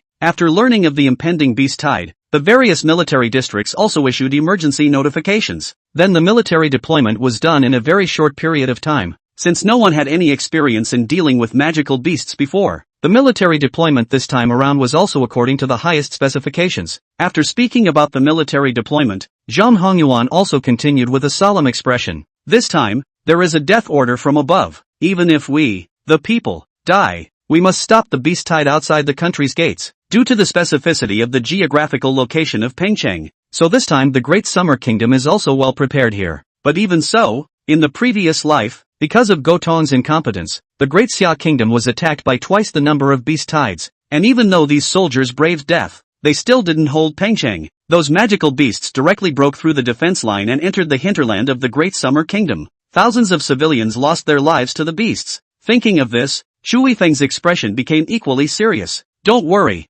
you won't die this time, and those magical beasts will never set foot inside the mansion. Since he has been reborn, just never let a tragedy happen again. Hey, even if we have to die this time, we can die twice. One of the generals also said with a smile after Chui Feng finished speaking. Due to Chui Feng's heroic performance in the Forbidden Land, all of them could have a chance to be resurrected. Even if you die, you can be resurrected and fight again. Not only that, thanks to the Chu God's blessing, the beast tide that our Great Summer Kingdom is facing this time is only half of what other countries are facing. Don't forget that the Chu God also secured 100% immunity to poisonous miasma for us, although we don't know exactly what this immunity to poisonous miasma is good for, but that guy called Doomsday shouldn't give useless rewards. When I think of the misery in other countries, I think we soldiers have it pretty good. That said, I'm going to have to take a 3-minute moment of silence for the Western Zionist state. Old young, this time when I go to the front line, I'll really let go of my hand. It's time for you to see what I was like when I was young. Chui Feng's words made these generals relax. Due to Chui Feng's performance in the Forbidden Land,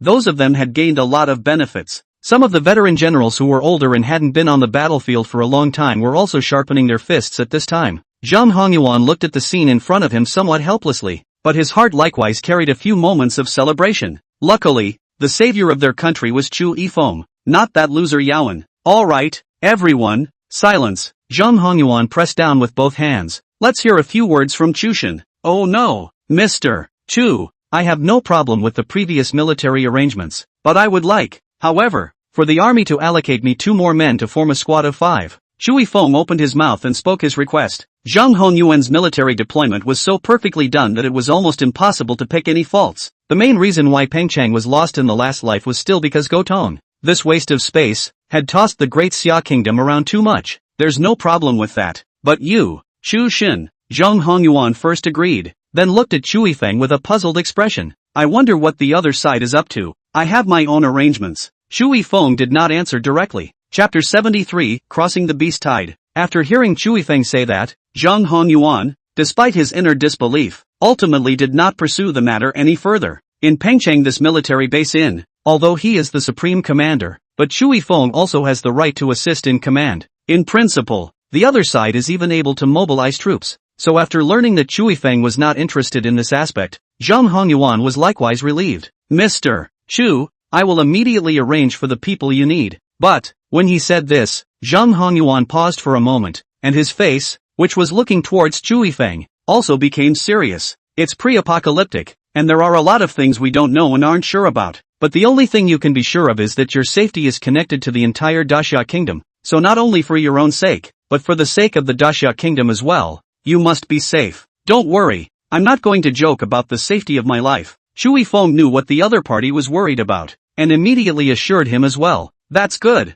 Only after hearing Chu Yifeng say that did Zhang Hongyuan completely put his heart down. He wasn't worried about anything else. He was worried about Chu Yifeng's safety. After all, the other party was very important to the Great Summer Kingdom. At the meeting, Zhang Hongyuan explained some more minutiae. Only after things were all arranged did he take Chu Yifeng out of the conference room. Mr. Chu, the two men we have set up for you this time are among the elite of our military, and one of them you recognize. As he said this, Zhang Hongyuan also waved towards Peng Zhua. The black-faced soldier rushed up and gave a standard military salute. Commander Zhang, Mr. Chu, aha. Zhang Hongyuan first nodded his head, then only then did he continue to introduce himself to Chu Yifeng. This kid came down from the front line, and although he's been in charge of protection for the past 2 years, his strength is nothing to sneeze at, and he's been number 1 in the big exams every year. Nice. Chu Yifeng nodded. He originally had a good impression of Peng Zhua, and at this time, Zhang Hongyuan transferred the other party to himself, which was also in line with what he had expected at the beginning. Seeing Chu Yifeng nodding in satisfaction, Zhang Hongyuan also sighed in relief, then said in a serious tone to the excited Peng Zhua, from now on, you'll be following Mr. Chu, and his orders are supreme. Commander, my subordinate promises to complete the mission. Peng Zhua straightened his back and assured, his face filled with pride. He had never dreamed that he would actually be able to fight side by side with the Chu God one day. After transferring Peng Zhua to Chu Yifeng, Zhang Hongyuan brought Chu Yifeng to another squad. This squad is all elite members of this military base of theirs. Since he wanted to transfer people to Chu Yifeng, Zhang Hongyuan naturally chose from the best of the bunch. Yu Wu Jin, step forward. Right after Zhang Hongyuan gave the order, a young soldier standing at the very front of the squad also walked to the front of the two with a standardized pace. Captain Lu Yuzhen of the 1st Detachment of the Pengcheng military base greets the commander and Mr. Chu. After saying that, Lu Yuzhen also gave a military salute. Then he used his afterglow to survey Chu Yifeng. Right when Zhang Hongyuan brought Chu Yifeng over, he had already recognized Chu Yifeng's identity. Only the iron discipline of a soldier also made him suppress the excitement and thrill in his heart. Even now, he was staring straight ahead with an expressionless face, only daring to look at the other side with his afterglow. Yu Wu Jin is likewise the best of our group of young sergeants. Zhang Hongyuan turned his head to Chu Yifeng and introduced him. This one's good too. Chu Yifeng nodded in satisfaction once again. Unlike Peng Zhua, Lu Yuzhen's name was one he had heard of in his last life. The latter performed extremely well in the defense of Pengcheng. With the strength of a small team, the first wave of the beast tide was hardened. Later, the entire Pengcheng defense line collapsed, and he still fought to the end. Never left until he died. Such martyrdom. Chu Yifeng also admired from the bottom of his heart. Then he's yours too. After saying that, Zhang Hongyuan also looked at Lu Yuzhen with a smile. From today onwards you will follow Mr. Chu, no matter what the other party says, you need to follow orders unconditionally.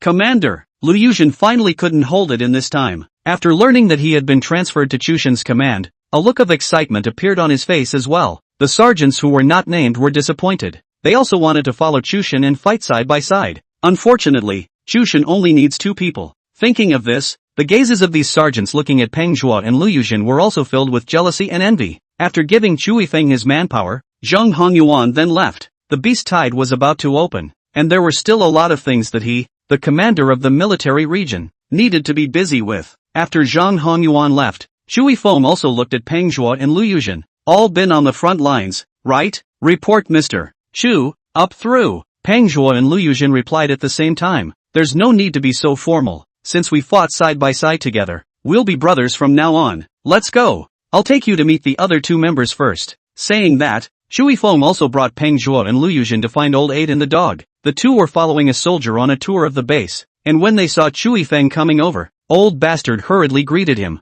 Well, is it done? Old 8's gaze also fell on Peng Zhuo and Lu Yuzhen as he spoke. Peng Zhuo he still understands, but Lu Yuzhen is a new face. Got it done. These two are the people I asked for from Commander Zhang, and are now members of this special operations team of ours. After saying that, Shui Feng also introduced both parties to each other. Only after the two sides had familiarized themselves with each other did Shui Feng open his mouth. Our mission this time is simple, and that is to hunt a magical beast called the Blasted Wind Phantom Butterfly Dragon. The strength of this magical beast was terrifying, and it was located behind the portal. That means we'll have to cross the beast tide to meet him, so this mission is very dangerous, and our lives may be in danger at any time. You now have one more chance to quit. Previously, when facing Zhang Hongyuan, Shui Feng did not mention this matter. The main reason was because this operation was very dangerous, and he was afraid that Zhang Hongyuan would not let him go after he said so. After all, the safety of his life was directly linked to the security of the Great Summer Kingdom. Right after Shui Feng finished speaking, several people also looked at each other, and their faces also revealed looks of surprise. Blast Wind Phantom Butterfly Dragon. The name of this magical beast seems so familiar. Old Hachi frowned and opened his mouth. Chapter 74, Scarlet Portal. Present. After hearing those words from Old 8, Shui Feng also looked at the other party with a surprised expression. It's hard to believe that the other person recalled what happened in the last life. There's a wraith inside the map with the same name, the dog said with his usual demeanor. Right after he finished speaking, Old 8 also slapped his forehead. I told you why it sounded so familiar. Shui Feng was instantly speechless. You two get real. I'm serious. This mission is very tough, and if you're not careful, your lives will be in danger. I know, but can it be as dangerous as you being in a forbidden place? Old 8 looked at Shui Feng with interest. Early on, after Shui Feng finished telling him about his last life's experience, he was already completely awakened. Although he hadn't experienced the baptism of war yet, he believed that he would grow up faster and stronger this time than in his last life. As for Chen Shang, his thoughts were relatively more innocent. That was to follow Chui Feng, and the other party would fight wherever he pointed. The remaining Peng Zhuo and Lu Yuzhen were equally meaningless. They were all veterans who had gone to war, so naturally they wouldn't be afraid of danger. As long as they could protect the land under their feet, it would cost them their lives. The reason why they froze before was entirely because the amount of information contained in what Shui Feng said was too great, and they simply did not react to it for a moment. Equally dangerous. Shui Feng answered Old 8's question. Despite the crisis in the Forbidden Land, none of the saviors will actually die, but not in reality. After running out of chances for a resurrection, when people die, they really die. After hearing Shui Feng's answer, Old 8 did not feel afraid, but instead went on to ask, did that Blastoise Phantom Butterfly Dragon have a big impact on this battle? Right after he asked, the rest of the people similarly looked at Shui Feng with a curious expression. It's big. As long as we hunt that blasted Phantom Butterfly Dragon, the portal will close early. Shui Feng replied with a serious face. That was why he had taken a group of people to specifically cross the beast tide to hunt a magical beast near the portal.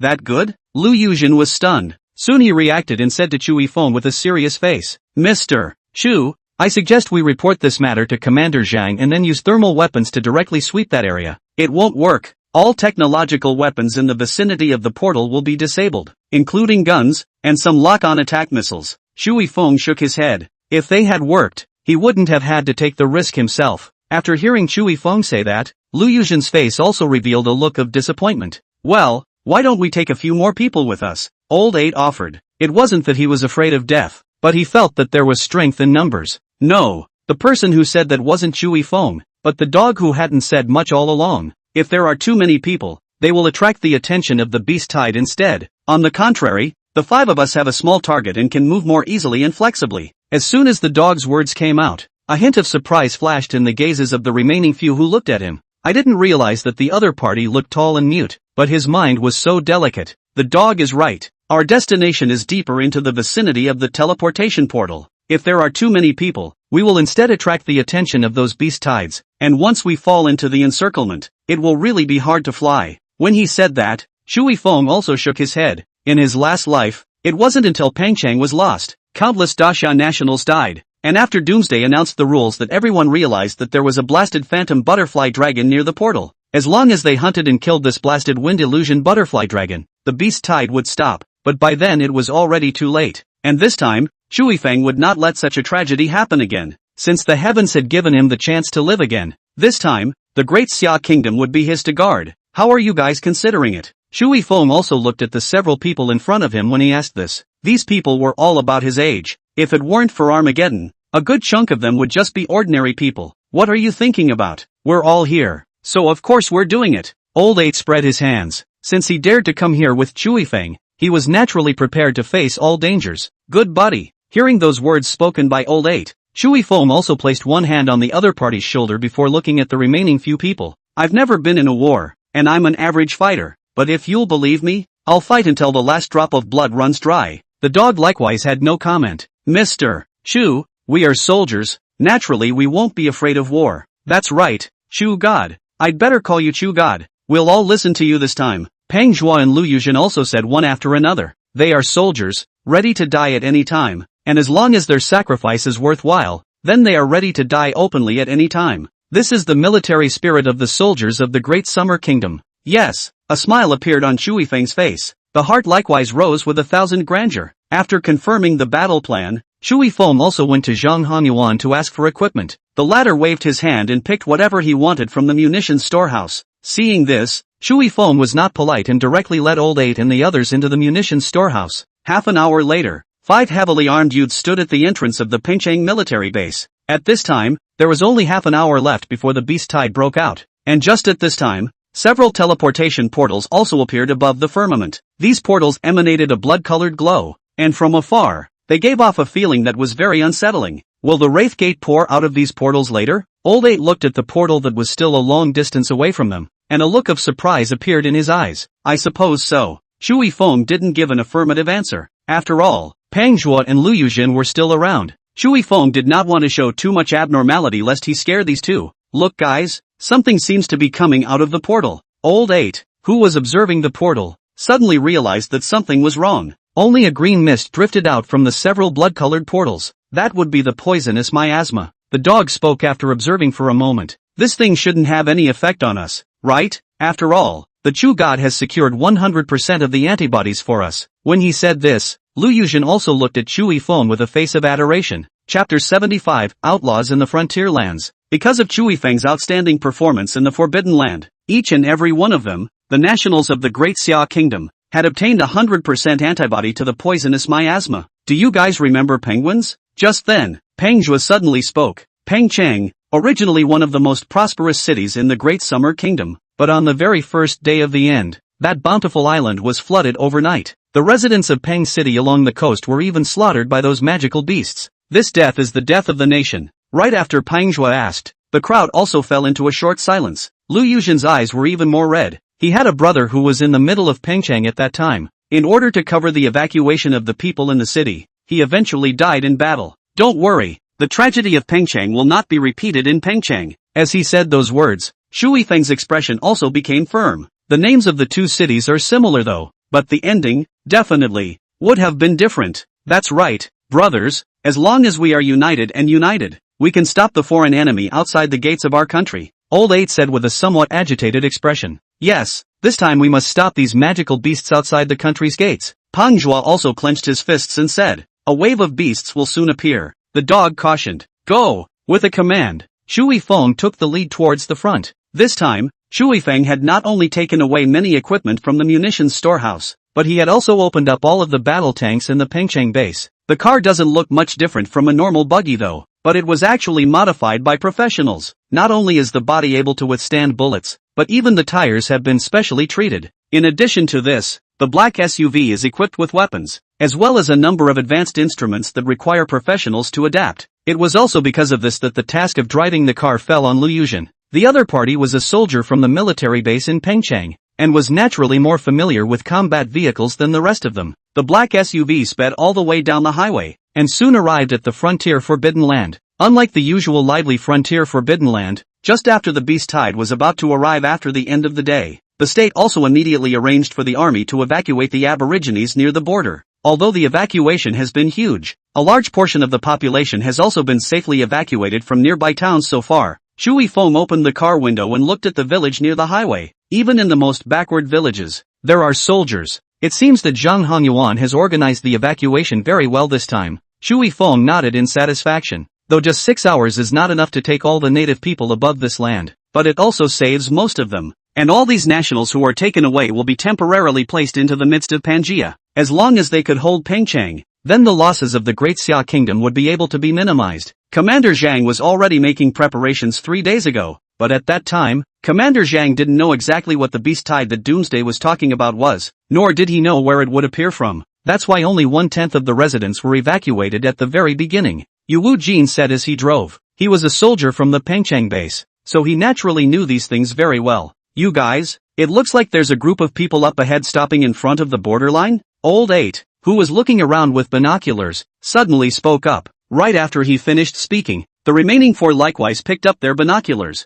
Shui Feng looked over, and as expected, a group of people appeared on the highway that was still some distance away from the borderline. The men were lined up in front of the highway and had weapons in their hands. It's all clear machine guns. Crap, you can still buy these things in Daxia? After seeing the scene in front of him, Old 8 couldn't help but burst out. Panghua similarly frowned. These people should be criminal gangs that have been roaming the borderlands for a long time, and the weapons in their hands should have been smuggled from one of the other countries, because of the vast desert next to the border. Even if the army of the Great Summer Kingdom was stationed as tightly as possible, there would often be some desperate smugglers and criminal gangs traveling between the two countries through the desert to carry out criminal activities. It looks like they should be interested in our car. The dog lowered his binoculars and said in a deep voice, and right after he finished speaking, Lu Yuzhen also looked at Shui Feng through the rearview mirror. Shu Shen, what do we do now? Pull over and see what they want to do. Shui Feng made a decision after slightly thinking for 2 seconds. With the strength of those of them, they could naturally take care of the group of outlaws on the highway with ease, but the beast tide was about to start,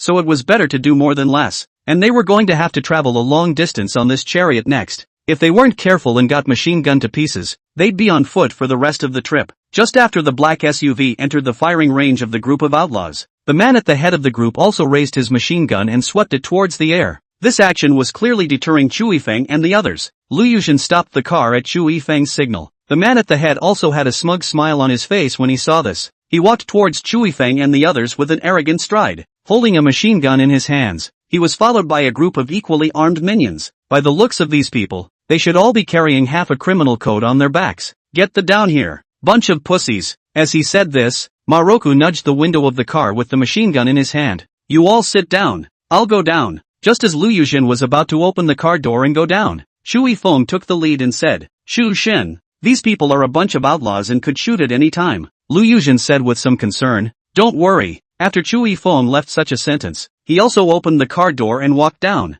Although these people were holding machine guns in their hands, but at such a close distance, if they suddenly made a move, he would not be the only one who would be injured. These men were outlaws, but they were not fools. Wouldn't do it before things were even clear. But even so, right after Shui Feng got out of the car, Pang Zhuo and the others were ready for the task of fighting at any time. What? Everyone else on the bus is a coward, and you're the only one who dared to. Dare. Chu God? Ma Lu was shocked out of a cold sweat by Chu Yifeng's face before he could finish his words. The little brothers behind him were similarly staring at Chu Yifeng with stupefied faces. Chapter 76 Gifts from the End of Days. The 2 Forbidden Land live broadcasts had already caused them to completely memorize Chu Yifeng's face. Although these people of theirs had no evil to do, they respected Chu Yifeng from the bottom of their hearts. Malachi even stuttered. I am Chu Yifeng, but this is your preparation? Chu Yifeng's gaze fell on Ma Lu and the others. Being stared at by Chu Shen like this, Ma Lu almost directly dropped the machine gun in his hand. No, it's fine. We were just bored and wanted to say hello to the passing passers-by. Chu Shen, didn't you just get off the air? How? Why are you here? The beast tide is about to begin, and I've come over on a mission. Shui Feng did not hide the purpose of his trip, and right after he finished speaking, Ma Lu's gaze towards Shui Feng was filled with admiration. Now people near the border are trying to find ways to leave, and those who can't leave are also in danger. So how can they still take the initiative to come to the border? Shu God, Ma Lu, have never served anyone in my life, but you are this, said Ma Lu also raised his thumb. Yes, Shu God, all our brothers obey you. Shu Shen, you are good. The way you beat up Yaowen is really handsome. That's right, Shu God, you are the pride of our great Xia people. Right after Ma Lu finished speaking, his group of juniors also said with excited expressions one after another. Seeing this, Shui Feng also raised his hand downward pressure, waiting for the crowd to quiet down. He then said, "There isn't much time left now until the beast tide begins, so even if you guys want to leave this place, you won't be able to do so for a while." After saying that, Shui Feng continued, "The borderline of the desert is too long, and there are many places that the soldiers of the Great Summer Kingdom may not be as familiar with as you are. So for the sake of yourselves, and for the sake of the Daxia nationals behind you, use the weapons in your hands to aim them at the coming wave of beasts, not at your fellow countrymen." After saying that, Shui Feng's hand was also placed on Ma Lu's shoulder and patted it. This move directly made Ma Lu's blood boil. "Okay, Shu God, Ma Lu, promise to complete the mission. Well, I'll be off then. Keep yourselves safe and remember to notify anyone you know." Seeing Ma Lu's appearance, Shui Feng also knew that his purpose had been accomplished, so he didn't linger any longer, but got back into the car. The crowd in the car also looked at Shui Feng with a face of admiration. The other party had really conquered these outlaws by sheer charisma this time. "Drive. There's not much time," Shui Feng said to Lu Yuzhen. "Yes, Shu Xin." In response to Shui Feng's order, Lu Yuzhen did not hesitate in the slightest. The black SUV was once again driving down the highway. Ma Lu looked at the back of the SUV that kept moving away, and finally couldn't hold back his excitement and cursed. "Damn, living Chu God, this life is not in vain. Boss, what are we going to do now?" The group of juniors similarly asked with excited expressions. Those of them, although they did all the bad things in the daytime, deep down they also had a heart to protect the family and the country. And this heart, the moment it met Shui Feng, was also completely ignited. What to do? Call all the brothers on this road. Of course, what if these ungrateful guys stop Chushin's car again like we did? The Chu God is going to do something big. After saying that, Ma Lu also took out his cell phone. "Hey, Iron Wolf, this is Ma Lu. I'm telling you, later on an off-road vehicle will pass by on the A54 highway, and now it is estimated that it has almost reached the town of Desert Valley. I'm not asking you to stop it. It's the ING Chu God's car. Chu God, Shui Feng. I'm not drunk. Are you ING retarded? Can't you understand when I say it so clearly? Anyway, do as I say, and call your brothers as well. Whoever dares to stop Chushin's car, don't blame me for being rude. Hang on." After Ma Lu hung up the phone, he called the next brother. Once again, he repeated what he had just said. Soon, the matter of Shui Feng coming to the vicinity of the frontier to defend against the beast tide without fear of danger had also spread to many people's ears. And so along the way, Shui Feng and the others also saw such a strange sight. Countless people in different dresses appeared on the highway. All of them were Daxia people who were stranded near the border, though the majority of this group was carrying half of the penal code on their backs and a variety of weapons in their hands. But when the black SUV drove by, the men raised their hands and saluted toward the black SUV. These people of theirs usually didn't obey the heavens or the earth, but they obeyed heroes like Shui Feng. The other party's performance in the Forbidden Land had long since been the one that had convinced these people. The black SUV never stopped until it was out of the borderlands, and by this time there was only 1 minute left before the beast tide began. A green poisonous mist filled the entire borderland. Lu Yuzhen turned the high beams to the maximum to barely see the road ahead. It was a good thing that the blood-colored light emanating from the portal was unaffected by these mists.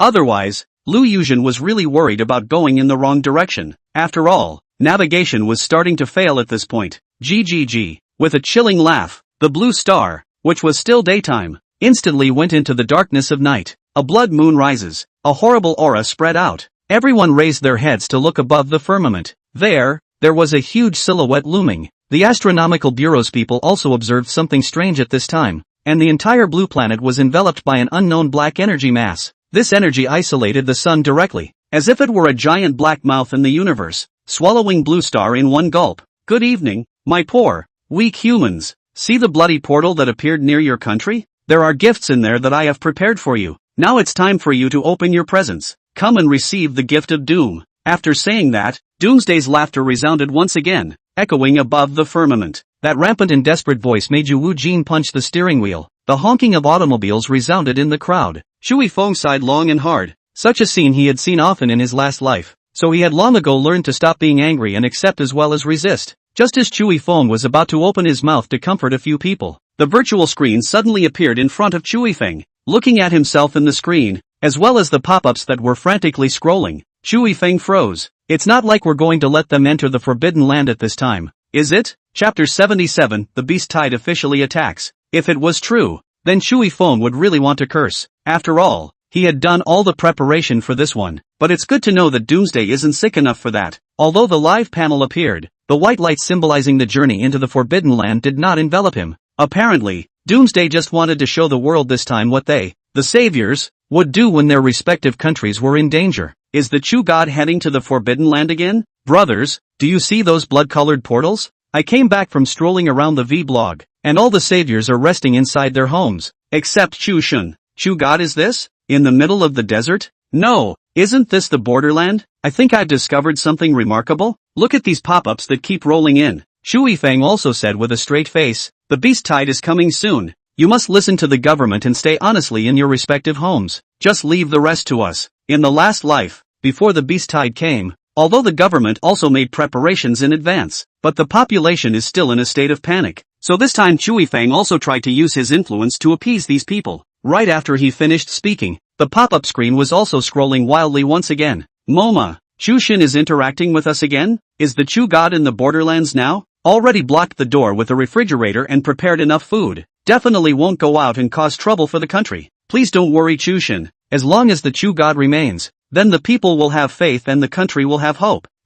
Isn't that tall-looking brother next to Chu God the internet administrator of the internet cafe in my neighborhood? Good brother, my computer is dead. Can you come over and help me look at it? What's the use of looking for a network administrator when the computer is dead and restarting? Look at these constantly refreshing pop-ups. Shui Feng suddenly realized that these nationals didn't seem to need his pacification, even though the beast tide was coming soon. Looking at these people, they didn't seem to be worried. This was a stark contrast to the last time the beast tide came, when some people lined up to commit suicide in fear of dying in the mouths of the magical beasts. Ouch! I appeared in the screen too. This feeling is so new. Right at that moment, Old Eight also came over to Chui Feng's side. With her short pink hair, she immediately drew the attention of countless people. But before they could spit, their attention was diverted once more. The blood-colored portal above the dome of the sky showed a difference at this moment. Countless hissing sounds of magical beasts came out from the portal, under the watchful eyes of thousands of blue Starians. One magical beast after another with huge bodies and terrifying faces came galloping out of the portal. At this moment, the earth trembled with it. The live broadcast panel in front of Chui Feng's eyes. The pop-ups all stopped scrolling at this moment. Obviously people were subdued by the scene in front of them.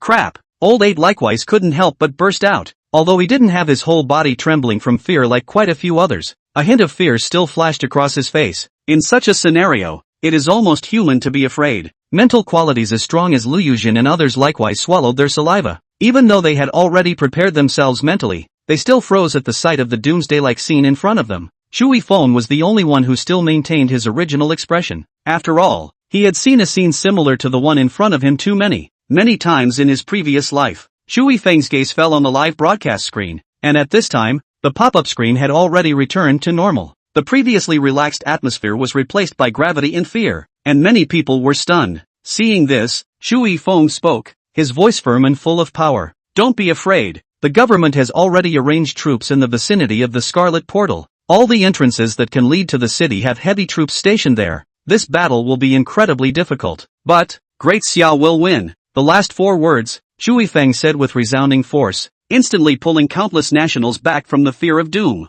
Liu Yuzhen slapped the steering wheel and yelled after him. That's right, Da Xiao will win. Great Xiao will win. Peng Zhuo likewise shouted after him. In the face of such a horrifyingly shaped and massive magical beast, fear was human nature. But soldiers are able to overcome nature. Use your spine to hold up the sky for the Daxia nationals before danger strikes. Liu Yuzhen and Peng Zhuo's furious roars similarly brought Old Bastard and Doggy back to their senses. They were ordinary people who, before today, had never imagined that one day they would be faced with what was right in front of them. But thinking of the people behind them, and what Chui Feng had said to them earlier, Old Eight and Doggy's hearts suddenly surged with infinite courage. This courage gave them an instant victory over fear. Phew! Old Buster let out a long breath, feeling excited about this. Let's just find a place to get out of the way. The dog offered. Their goal was to deal with the blasted phantom butterfly dragon behind the portal. There was naturally no need to waste time with these prancing magical beasts. Well, 2 miles further on, there's a stationing point where we can wait for this wave of beasts to pass before moving on.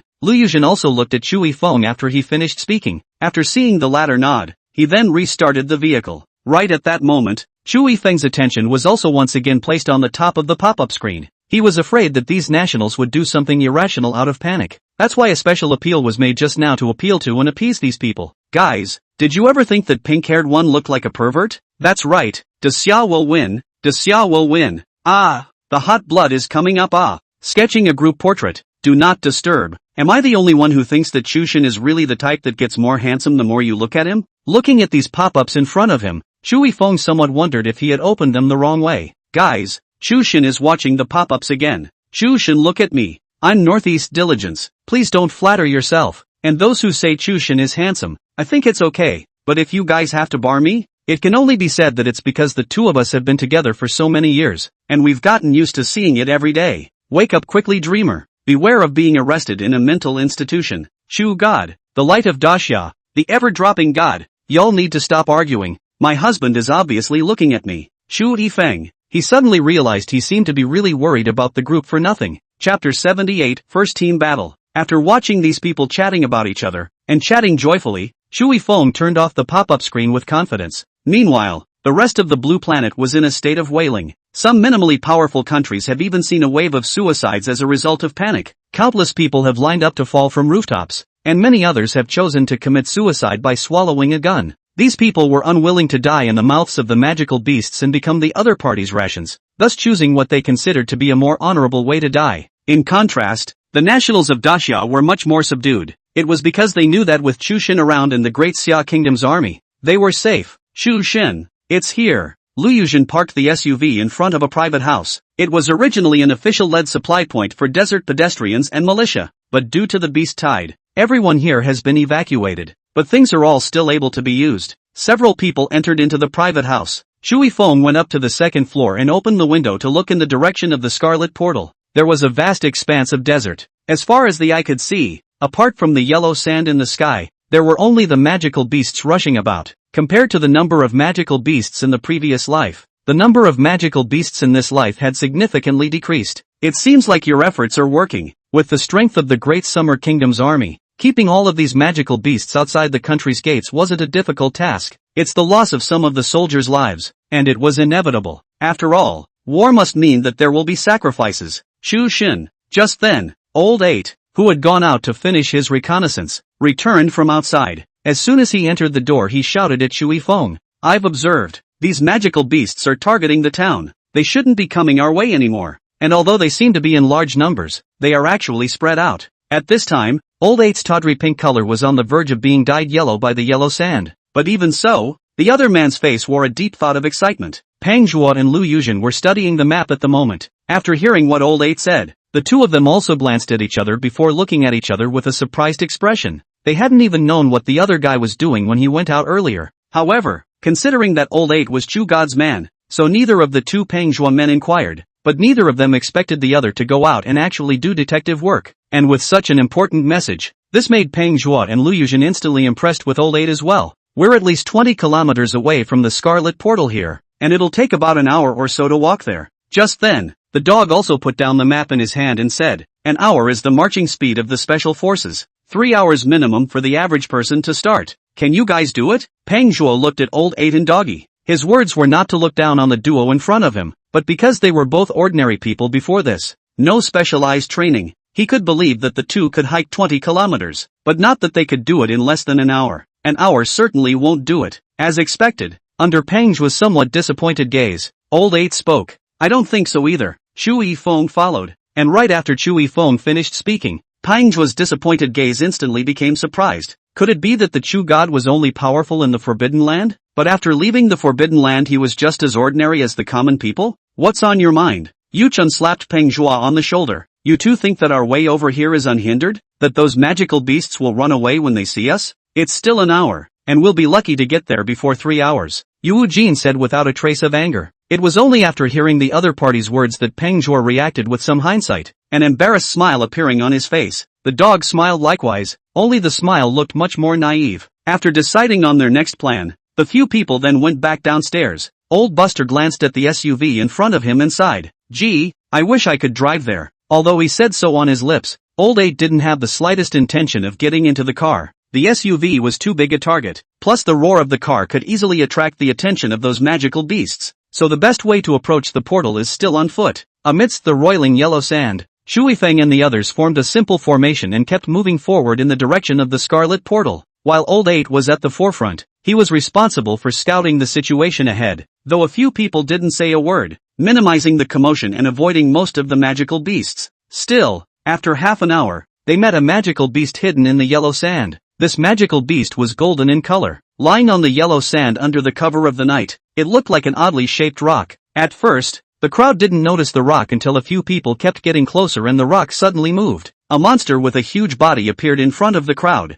Do it! Almost the instant the monster appeared, Shui Feng drew the dagger at his waist. Because of the infinite proximity to the portal neighborhood, at this point all guns and ammunition were useless, and hot weapons were no different than a piece of scrap metal at this point. Just as Shui Feng gave the order, the rest of the people also instantly moved to surround the magical beast and surrounded the other party. They were likewise holding weapons in their hands that they each specialized in. Why don't you use a gun? Doesn't everyone have a gun on them? Take a gun and shoot. Is it stupid to say that those who shoot with guns are stupid? If guns were useful, Shu Xin and the others would have taken them out in the first place. What the hell are they doing? Shu God? Why can't I see it? Brothers, I'm the same as old bastard. I'm back from scouting the enemy. Most of the saviors of other countries are cowering in the back at this time. Only our family's Chushin rushes to the forefront. Others are staying away from the beast tide. Our Chushin, come on, battle it out. Just as Chui Feng and the others surrounded the rock demon beast in front of them, the pop-up screen also exploded once again. Everyone didn't know why Chui Feng would come all the way here, but they knew that Chui Feng was still fighting for them this time,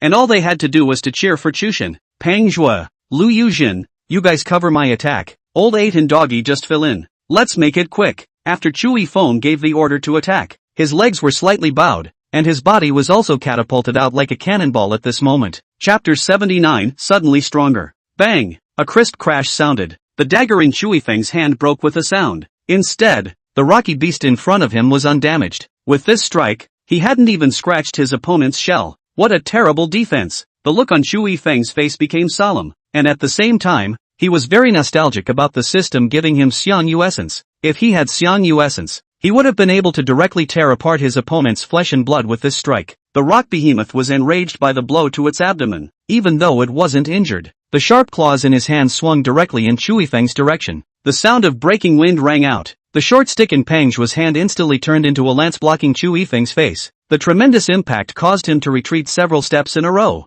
the soles of his feet sinking deep into the yellow sand. And at that moment, a stunned look appeared on Pang Zhua's face as he suddenly realized that he seemed to have become much stronger. The power is stronger than before as well. If it were before, he would never have been able to carry this blow from the rock beast. What's going on? Don't freeze! Chui Feng's voice of reminder rang in Pang Zhua's ears. Pang Zhua hurriedly returned to his senses and looked at the rocky behemoth in front of him. Although he could not understand the change in his body, Pang Zhua, as a soldier, quickly adapted to the change. The same goes for Yu Wujin. Right after Pang Zhua joined the fight, he also rushed up with his weapon. Soon after, he was revealing the same look as Pang Zhua, and then quickly returned to normal. Now is not the time to think about such things. Lu Yuzhin rushed to the back of the rocky beast, waving his long sword, directly towards the rocky beast's abdomen. It's the softest part of the other person's body, but even so, the long knife in Lu Yuzhin's hand still failed to break through the opponent's defense. Hit it in the eye. Its weakness is its eye. Just then, Old Eight's voice rang out. After Chui Feng heard what the other party said, he also raised his head to look into the eyes of the rocky giant beast. Underneath that hard armor, it seemed that these eyes were the only ones that were unprotected. Dogs cover me! Chui Feng once again moved his body towards the rocky giant beast. The dagger that had broken in half earlier had already been thrown away by him, and Chui Feng drew a new dagger from his knee. Hearing Chui Feng's command, the dog also carried a heavy knife and slashed towards the rocky giant beast. Pang Zhua, Dog Z, and Lu Yuzhin simultaneously held the rock beast at bay, and that's when Old Eight picked up his slingshot. Phew! The slingshot bounced off. The pink powder lingered around the rocky behemoth. For a moment the rock behemoth couldn't see the scene in front of him, and just then, a black figure like a ghost landed on it again. Before the rock behemoth could react, the sharp blade glowed with a cold light and directly penetrated its pupil. Blood gushed out along the beast's pupil, and Chui Feng's body was instantly covered in blood. Shu Shin, retreat! Old Eight shouted evenly. The rock behemoth would surely be beastly when it was heavily wounded. The best thing to do now was to wait for the opponent to attack again after he had exploded and become weak. However, right after Old Bastard had finished shouting, Chui Feng still had not gotten down from the rocky behemoth's body, and the rock behemoth was just as Old Eight had predicted. Right after its eyes were dealt a heavy blow, the rock beast also completely stormed out. The roar of the beast shook the sky, and then under the unbelievable gazes of the crowd, Chui Feng threw the short stick in his hand into the mouth of the rocky giant beast. The short stick was already turned on by the mechanism before it was thrown in. The moment Chui Feng threw it into the other party's mouth, the the short stick directly rose up into the sky, turning into a long spear that penetrated the rocky beast's throat. Even though the lance didn't directly pierce through the rocky behemoth's throat, it also inflicted a fatal injury on the opponent. And right at that moment, Shui Feng drew the dagger out, then flipped over and stabbed it into the other pupil of the rocky beast. It all happened in a matter of moments. By the time the crowd reacted, the rock behemoth was already on the ground. There was a loud boom. Dusty. It almost mesmerized the crowd. Crap, what did I see? Manpower against a magical beast? Is this a ING regiment that a human can fight? Holy, I feel like I'm watching a sci-fi movie. That wave of Chu God's operation just now was also too handsome. Right, when the rock behemoth opened its mouth, I thought Chu God would be swallowed by the other party in one bite. Sure enough, it's still my pattern that's small. 5 minutes. Brothers, Chu God and the others dealt with a demonic beast in just 5 minutes. So it turns out that these demonic beasts aren't unbeatable. Chu God is mighty. Only after resolving the rock giant beast did Shui Feng jump down from the opponent's body. Then he tilted his head and looked around, speaking in a deep voice. Let's go. The commotion here just now made too much noise. Later on there will probably be other magical beasts coming over. Aha! The crowd nodded, and the gazes that once again looked at Shui Feng were filled with admiration. Although they had already been impressed by Shui Feng's performance in the Forbidden Land before, seeing it with their own eyes was another matter. Especially Old 8. When he thought of the fact that Chushin was actually his brother in his previous life, a wave of pride also arose in Old 8's heart. Under Chu Yifeng's leadership, the several people quickly left this place. After waiting until it was safe, Lu Yuzhen couldn't help but open his mouth about the changes in his body during the previous battle. Did you guys just? Before Lu Yuzhen finished his words, Old 8 was already following the other party's words. Doesn't it feel like you've gotten stronger? Whether it's the bounce or the power in your muscles, you've gotten stronger, right? Old 8 looked at the crowd with an excited face. He had just sensed this when he was fighting the rock behemoth. Only that he, like Pang Zhuo and the others, didn't have time to think about the changes in his body before plunging into the tense and exciting battle. Do you guys remember the reward Chushin received in the first Forbidden Land? Just then the dog, who had been silent, suddenly spoke up, and right after he finished speaking, Pang Zhuo was the first to react. Are you saying that all nationals are 80% more physically fit? Aha! The dog nodded. Words remained few and far between. However, the crowd had gotten used to this way of speaking from him, so right after the dog finished speaking, Old 8 followed the other's words. So the reason we're getting stronger has something to do with this reward? That's not right. Before, when I learned that the Chu God had obtained this reward, I specifically tried it out, and at that time, I didn't have the feeling that I have now. Saying that, Old 8 also clenched his fists. Now it feels like the power is all coming up. Chapter 80, Fighting for the Great Summer Kingdom. Do you think this could be related to the opening of the Beast Tide? At that moment, Shui Feng, who hadn't said anything, suddenly opened his mouth. The Beast Tide didn't open before, so your physical qualities didn't change. And now that the Beast Tide has officially opened, your physical qualities have followed suit? As a matter of fact, Shui Feng had already known this. It was only that in his previous life, he had never experienced what it meant to be physically strengthened because of Goton's incompetence. All there is endless weakness. Unlike the Western Qi nation, with the outstanding performance of Yawen in the Forbidden Land, almost every one of the Western Qi nationals was a special forces soldier by the late stage of the apocalypse. Actually, I think Chushin's guess should be right. Just then, Old 8 followed suit. After all, everything Doomsday has given us has to do with dealing with future disasters. Well, it should be. Yu Wu Jin followed and nodded. And Pendragon likewise agrees with this. After all, that's the only reasonable explanation at the moment. Just as a few people were discussing this matter, other Disyan nationals likewise followed suit. Guys, I'm jumping down from the second floor. Okay, I'm done. My legs are fine. I never thought that one day I would be able to split a durian with my bare hands. If I continue to increase my physical fitness by another 80%, then will I become Superman in the movie? Why do you want to turn into Superman? Wouldn't it be good to become a chunin? Originally I thought I was too weak to join the army, but now I'm going to the recruiting department overnight to enroll. Brothers, I'm back from lurking. The good brothers on the extranet are blowing up right now. It seems like a small country in the West was directly exterminated 10 minutes after the Beast Tide opened. This last pop-up caught the attention of Chu Yifeng and the others. 10 minutes to completely destroy a small country. Old Buster gulped. Suddenly it felt like a heavy burden had been lifted. Chu Yifeng's eyes darkened, and the expression on his face gradually became cloudy. In the last life, although they also lasted until the end, they also faced the same crisis of losing their country and destroying their race. By then, there weren't many countries left on the blue planet, and the next country that is recognized to be wiped out right after the next disaster hits is the country of Daxia. It wasn't until the dog slapped Shui Feng on the shoulder that Shui Feng snapped out of his past memories and turned his head to look at the other party. With you here, and with 40,000,000 compatriots, there is no way that the Great Summer Kingdom can be destroyed as easily as that small country. That's right, in the 5,000 years of history of our Great Summer Kingdom, when the sky breaks, we come to mend it. When floods come, we go to reclaim the sea. And such things as the death of a nation and the destruction of a race can never happen to our heads, Peng Zhu said in the same impassioned tone. Apparently he was also irritated by the news that had just been brought to the top of the pop-up. When the sky is broken, come and mend it. When the flood comes, go and reclaim the sea. Hearing what the dog and Peng Zhu said, the gloomy look on Shui Feng's face also completely dissipated.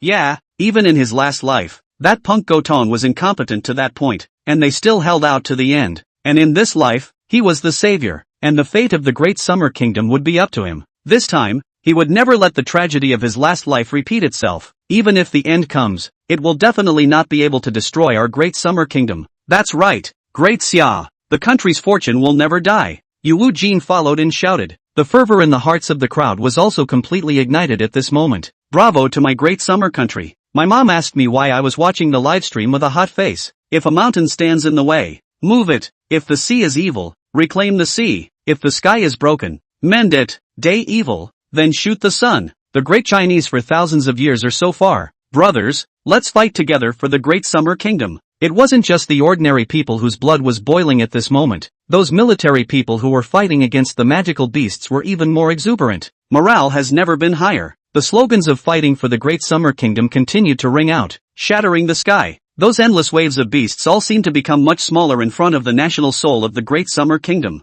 Shui Feng exhaled deeply and suppressed the agitation in his heart. Now is not the time to be happy and excited. They have more important tasks to accomplish. That road just now is no longer accessible. So it's a good thing there are a lot of roads in the middle of the desert. As Shui Feng said those words, he also turned back to look in the direction of the rock beast, where countless magical beasts had already rushed over. Those magical beasts looked around, seemingly searching for the culprit who had killed the rocky beast. Is that going to be a detour? Old 8 similarly took a look through the binoculars and then asked. It would take too long to go around, so let's go this way. If we meet a lone wraith, we'll just make quick work of it. But if the number of wraiths is a bit much, then we'll just keep going around again. As he said that, Shui Feng also glanced at the Scarlet Portal. Although they could see the Scarlet Portal all the time, in reality, the Scarlet Portal was still a long way away from them. After hearing what Shui Feng said, the crowd also nodded. Since everyone is fine with it, let's move. Shui Feng gave an order, and the squad with him at its core also moved out on the desert once more. Soon, they met another rocky beast. Like the rocky behemoth from before, these magical beasts seemed to have a lazy personality. Just as all the other wraiths were sprinting in the direction of the town, most of them found a random sand pit to bury themselves in. It's not until an ignorant human passes by that they open their bloody mouths and feast. With the experience from the last time they fought against the rock giants, this time, Old 8 and the others had obviously become much more skillful. Just as the rock beast had just launched its attack, Old 8 and the others were already cooperating with Shui Feng to stand in formation, surrounding the rock beast in the middle of the group. Once again, the siege war was on the line. Shui Feng held his dagger towards the rocky beast, while the others drew attention for Shui Feng. Dogsy rushed to the front with his heavy blade in hand, and just as the rocky beast made a move, he was already slashing towards the opponent's head. Even though there was no way to break the defense, it was enough to bash the opponent's head in. Taking advantage of the moment when the rocky behemoth was smashed unconscious, Shui Feng's dagger stabbed into the other party's pupil in a deadly manner, and then violently withdrew and stabbed into the other party's other eye. The rock behemoth growled again. Chapter 81, I Kill Myself. Shui Feng aimed at the right moment and threw the short stick in his hand once again. Only this time, he didn't have the good fortune he had before. The short stick bounced off early after being thrown, and was erected between the rocky behemoth's double teeth. The 2-meter-long spear was hardened and squeezed into half a meter. The red tasseled lance was set in the teeth of the rocky beast, and although it poked through the opponent's gums, the damage caused was minimal. Shui Feng glanced at the rocky behemoth with some disappointment, and his body landed on the sand. And the rock beast that had been pierced through its eyes one after another was also completely storming out at this moment. Old 8 and the others were also staring at the other party with nervous faces at this time, and as soon as the other party launched an attack, they immediately changed their formation. But just then, the rock behemoth stuck its claws into its bloody mouth as it tried to rip the short stick out of its mouth. However, the rocky beast had just made a move, and not even half a second after the short stick embedded in its gums had been angled, the mechanism, which had been restrained by an external force, completely popped open. The tremendous impact caused the lance to be thrust directly through the soft nasal cavity of the opponent's head. The top was on the skull. Although it didn't break through the hard shell, it had ended the life of the rocky beast. The massive body fell to the desert. Shui Feng and others? No. I posed for it and it worked itself out? Old Hachi was still a bit reeling. If it wasn't for the fact that everything in front of him was too real, he couldn't help but wonder if he was dreaming. It's a bit outrageous, but it ends well. Peng Zhuo was likewise somewhat speechless. Who would have thought that the rock behemoth would kill itself by mistake? Even the originator, Shu Yifeng himself, had not thought of it. He scratched his head. He had never seen such a scene in either his last life, or this one. At this moment, not only were Chu Yifeng and the others stunned, even the crowd in the live broadcast room was similarly stunned. Brothers, is this the legendary I kill myself? I'm dying of laughter. I was all ready for the rock beast to storm out and then Chu God and the others to surround the rock beast, and as a result, ha ha ha ha ha ha ha, if only all the magical beasts were this kind of simpleton, then our soldiers could kill these simpletons just by playing. The rock giants also died too pitifully. They didn't do anything and were just killed by the Chu God and the others.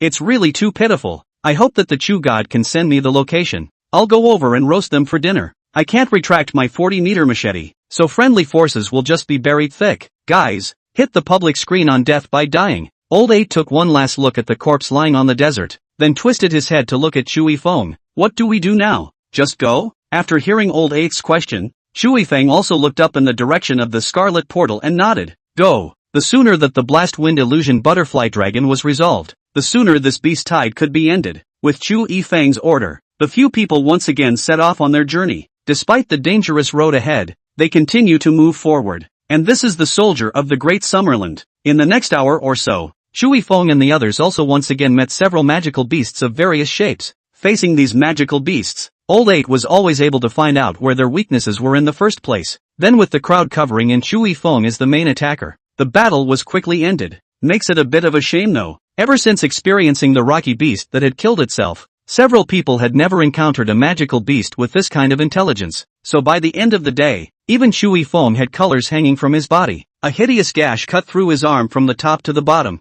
and blood flowed out directly staining his uniform. And Chu Yifeng also spared his injuries to settle the demonic beast that had caused great trouble for their squad. Soon, the few people also finally arrived near the Scarlet Portal. Compared to the sparsely distributed magical beasts in the periphery, the vicinity of the Scarlet Portal was basically full of all kinds of magical beasts. These magical beasts were generally large and hideous looking. Each one looks like a badass master. Other than that, there was still a steady stream of magical beasts teleporting out of the blood-colored portal. It's almost like one after the other, like a huge torrent that never stops. They can't keep teleporting in like this. Lu Yujin, who was creeping slowly forward in the sand, couldn't help but whisper even after seeing this scene in front of him. That's right, if we calculate at this speed, from just now until now, at least 100,000 magical beasts have been teleported out of the portal. After Old 8 estimated the quantity, a solemn look also appeared on his face. Since they were in the vast and endless desert before, they didn't have too much of an intuitive sense of the number of magical beasts. It wasn't until they were close to the Scarlet Portal that they realized how many magical beasts had been teleported into the territory of the Great Summer Kingdom.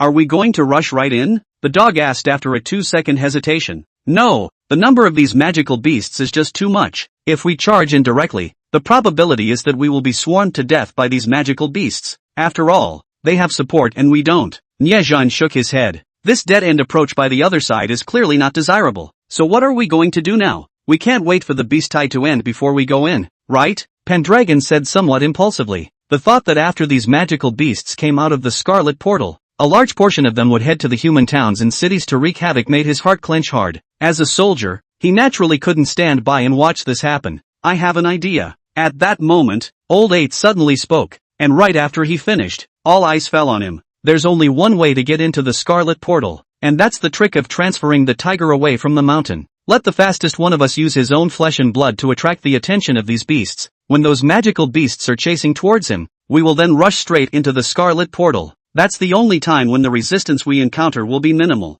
Old Hachi spelled out his plan. It was the best he could come up with at the moment. Right after Old 8 finished speaking, Peng Zhuo and Lu Yujin also said in unison, I'll go. No, none of you can go. The dog, who had always seldom voiced his own opinions, retorted in a decisive tone at this point. If I'm going to go, I'm the only one who's going to go. There wasn't a hint of fear in the dog's eyes when he said this. Chapter 82, the plan to move the tiger away from the mountain. How can that be? At this critical moment, we are soldiers, of course we go first, even if it's a sacrifice. It has to come from us first before it falls to the common man. Although this last sentence Pang Zhuo and Lu Yuzhen did not say it, the meaning was already obvious. Although Doggy and Old 8 had both displayed extraordinary fighting strength just now, but even so, in the eyes of Pang Zhuo and Lu Yuzhen, they were still ordinary people. You two are soldiers, yes, but this is not the time to get carried away, the dog said in a hushed voice, a serious and earnest look on his face. Both of you are better fighters than I am, and Old 8 has a scouting instinct that I don't have.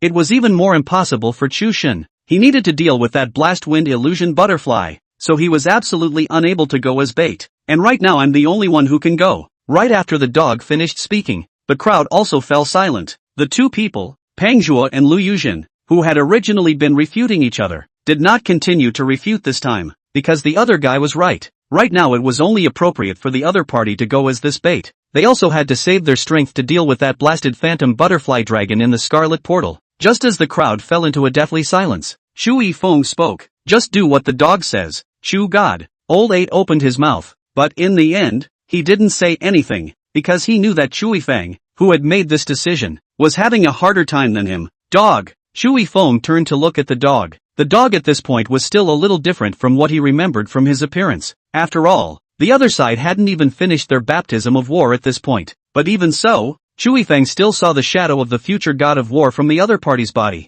He was the same then as he is now, and was always the first to rush forward when in danger. It was never humongous. Don't worry, everyone, I have one more chance to come back to life. I won't really die. In the last sentence, the dog was looking at Chu Yifeng. He knew the other man was worried about himself. Wait for us to come back. You must wait for us to come back. Shu Yifeng's hand clapped on the dog's shoulder. The force is not heavy, but the feeling it gives is incredibly heavy. I will. After leaving such a sentence, the dog got up violently and ran in the opposite direction of the crowd. The other party's movements instantly caught the attention of those magical beasts. The originally crowded magical beasts became tumultuous. Roar! Ho ho ho! The succession of hisses was deafening. The dog stopped in his tracks. At this moment, he was about 20 meters away from Chu Yifeng and the others. He raised his head to look at the fierce-faced magical beasts not far from him, and a sardonic smile that was even more terrifying than those magical beasts appeared on his face. The brutality in his bones, crushed by his upbringing, seems to be awakening at this moment. Hey, you damned bastards!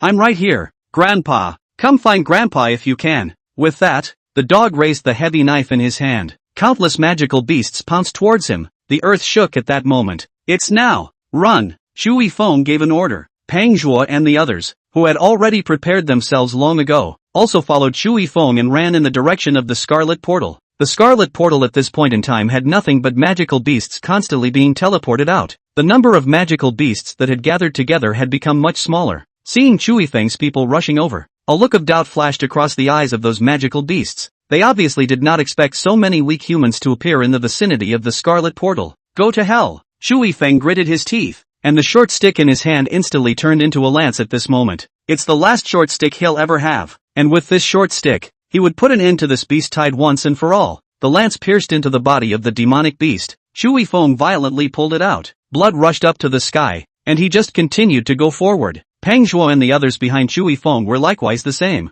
On the moonlit desert, blood red seemed to be the second dominant color at the moment. Under Chu Yifeng and the others' brazen and violent onslaught, they also finally arrived in front of the scarlet portal. At that moment, a magical beast happened to be teleported over, and it didn't even have time to even look at this strange new world. The soft abdomen was then pierced by the lance, the legs were even chopped off by the double blades, and the beast pupil was similarly struck hard. Almost in an instant, the magical beast's vitality was completely obliterated. And right at that moment, Shu Yifeng and the others also stepped into the scarlet portal. Behind the portal was a world nothing like Blue Star, a wilderness overgrown with a blood-colored glow everywhere. As far as the eye could see, it was scarlet. It seems like hell in here. Hachi looked back and the blood-colored portal had disappeared. This place can be scarier than hell. After Chu Yifeng glanced around, he then said, the blizzard illusion butterfly dragon should be in the rainforest ahead. And there's good news. There are no other magical beasts in the rainforest. So bad news? Lu Yuzhen couldn't help but ask.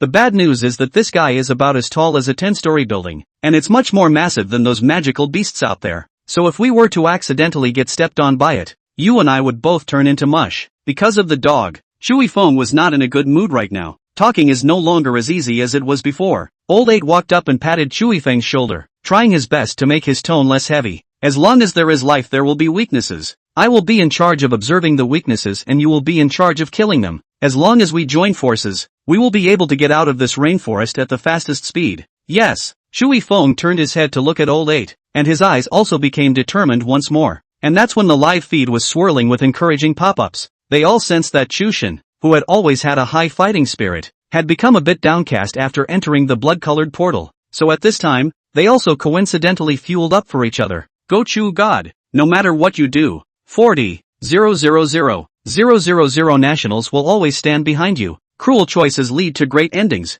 Sacrifices are made for better salvation. We all have one chance to come back to life, and the dog will be fine. Come on, Chu Shin, you're the best. Chu Shin, don't be discouraged. You've done a great job. You're the best savior in the entire blue star above. Go Chu Shin, go Lao Ba, and go other military brothers. Looking at these pop-up screens that kept flashing by, the expression on Shui Feng's face also finally eased quite a bit. Chapter 83 Negative Emotions. Likewise, Shui Feng realized that something was wrong. As a soldier, it was almost impossible for him to have such negative emotions during a battle. But since entering this world, he realized that his emotions and thoughts were starting to get out of his control. Thinking of this, Shui Feng also looked around. The blood-red patch was extraordinarily irritating to his insides. This place was actually a completely new place to Shui Feng as well. In his last life, Gotong hid after the beast tide opened. The reason why Shui Feng knew that entering into the Scarlet Portal to kill the blistering wind illusion butterfly dragon would end the beast tide was still because of Doomsday's own narration after the beast tide ended.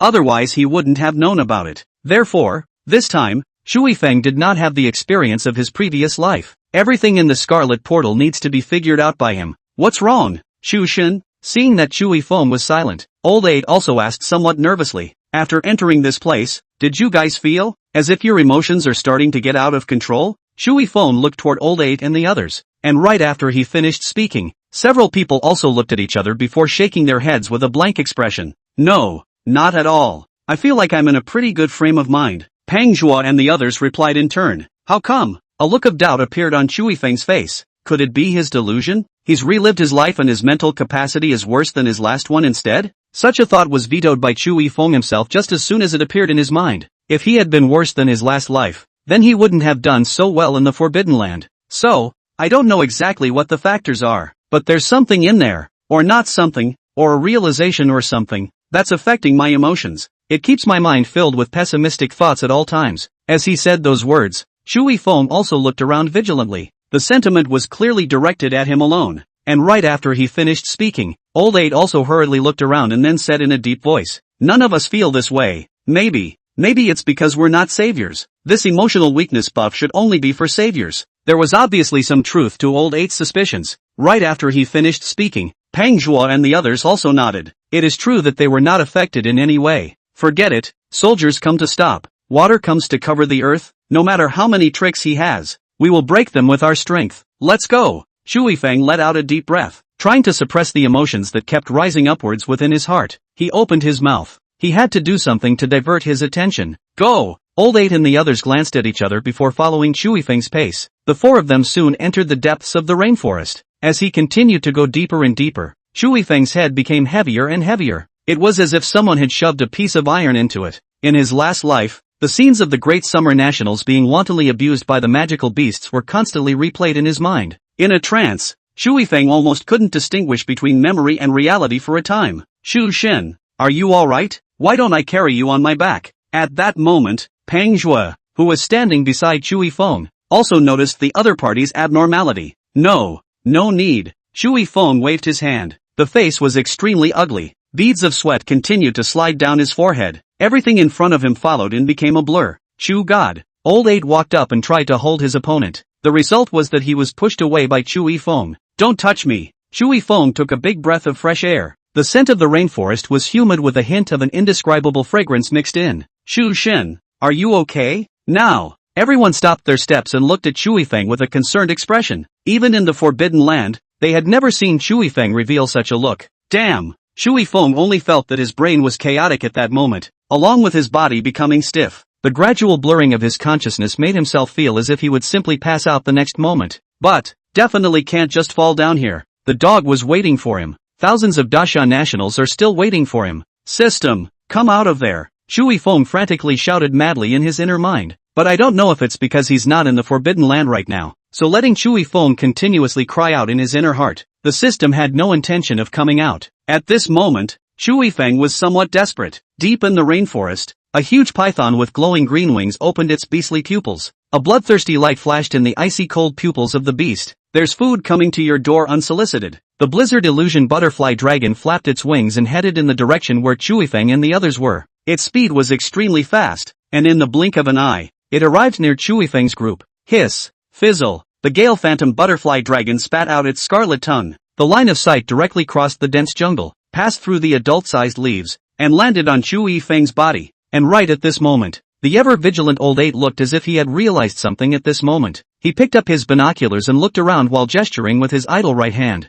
This move of the other party quickly attracted the attention of Pang Zhuo and the others. The three of them formed a circle, protecting Chui Feng in the center. Hiss! Just as the three had just set up their formation, not far ahead, a huge figure was already sensitively passing through the towering ancient trees towards them. The sound of bodies sliding over soil and branches continued to resonate. Giant leaves were crushed in the movement of the, dispersing as enough leaves to cover the sky. A behemoth appeared in front of the crowd. Even though a large portion of the opponent's body was still coiled up, the exposed portion alone was enough to make one tremble with fear. It's over. This time it's really over. Crap. It's so big. Even Jurassic monsters wouldn't dare to grow this big. If you don't know, how many gold bumps did this snake eat? Chew God, wake up. Without you. Forget it. Even with you, I still feel like I can't beat it. It's not even a dimensional war for its sake. I finally know what I look like to an ant when it sees me. Wake up, Chew God. The great summer still depends on you to save it. Under the stunned gazes of several people, the blasted wind illusory butterfly dragon looked towards Chui Feng in the middle of the three,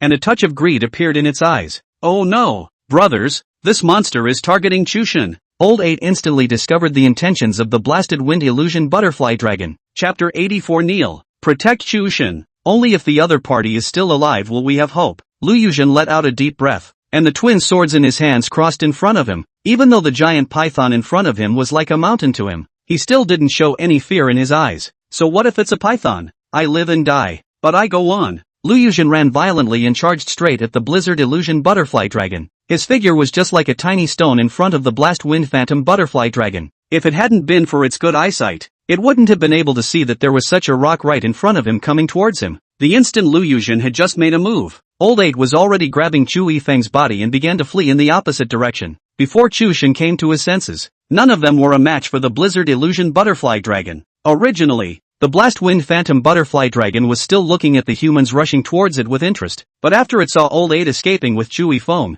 it became enraged. It didn't even use its tail to directly whip Lu Yuzhen, just a roar, and Lu Yuzhen was directly blown away by the sweeping hurricane. This damn thing really isn't a dimensional war. How is this going to be fought? No, be reasonable. When we were in the Forbidden Land, at least there was hope, but in this blood-colored portal, this is not leaving any hope for humans at all? I can't think of any way to break the game at all. How can I fight this now if in reality I could still try to strike with nuclear weapons? Hit the hammer. Even if Nuwa came back to life, she'd have to shake her head when she saw this snake. You call this thing a snake? Isn't it a ING monster? You couldn't grow this big if you let Bai Sujin grow a few thousand years longer. Right after Lu Yuzhen was directly blown backwards by the breath exhaled by the blistering wind phantom butterfly dragon, the entire nation of Daxia was in despair. It wasn't that they didn't trust Chu Yifeng and the others. Rather, it is true that there is no hope in sight. Even if an ant possessed a will of steel, would it be able to decapitate a human? Old 8, who had fled furiously all the way with Chu Yifeng, was also desperate at that moment. He was now struggling purely on his trust in Chu Yifeng. If it were anyone else, he would have just waited to die, because it really can't be beaten. Either way, the contraption behind him was beyond human comprehension. Even a science fiction movie wouldn't dare to shoot it like that. My Chu God, wake up. If you don't wake up, there's really nothing I can do. Old 8's face was bitter as he glanced at Chu Yifeng, who was still caught up in the chaos. The latter's brow was furrowed, his face was pale, and he didn't look like he was waking up at all. Hiss, hissing. The voice of the blast phantom butterfly dragon came from far away. Old Buster glanced back. Lu Yuzhen and Pang Zhuo were already far behind each other. Although these two people had tried their best to stall for time, There was only still no way to stop the blizzard phantom butterfly dragon's attack. The hindrance of a few people was nothing more than a mantle to it. Just as the blast wind phantom butterfly dragon was infinitely close to Old 8, the latter's coiled body suddenly straightened out. Straight across a distance of several meters, he appeared behind Old 8. Roar! The growl came along with a fishy odor that almost didn't cause Old 8 to pass away outright. It's over. This time it's really over. Such a thought appeared in Old 8's mind. He closed his eyes in despair, ready to be swallowed by the monster in one gulp. Let's hope for a quick resurrection. Preferably the kind where you just die and go back to town. Old Hachi couldn't help but pray internally. And just then, a chorus of voices rang out. On your knees. Old 8 opened his eyes and looked at Chui Feng with a face full of shock. The latter didn't know when he had awakened from his stupor. And at this time this was full of displeasure as he looked at the giant python behind Old 8. On your knees. Another chortle. The blizzard illusion butterfly dragon stopped its attack and looked at Chui Feng with a puzzled expression. It understands human language. Only. Is the other guy scared out of his wits? How dare you talk to it like that? I said. Kneel. This time, Chui Feng's tone was no longer as angry as before. He looked at the blast wind phantom butterfly dragon in front of him and repeated it again. And right after he finished speaking, the blast wind illusion butterfly dragon suddenly realized that his body began to be out of control. The suppression from its bloodline made its body slowly creep downwards.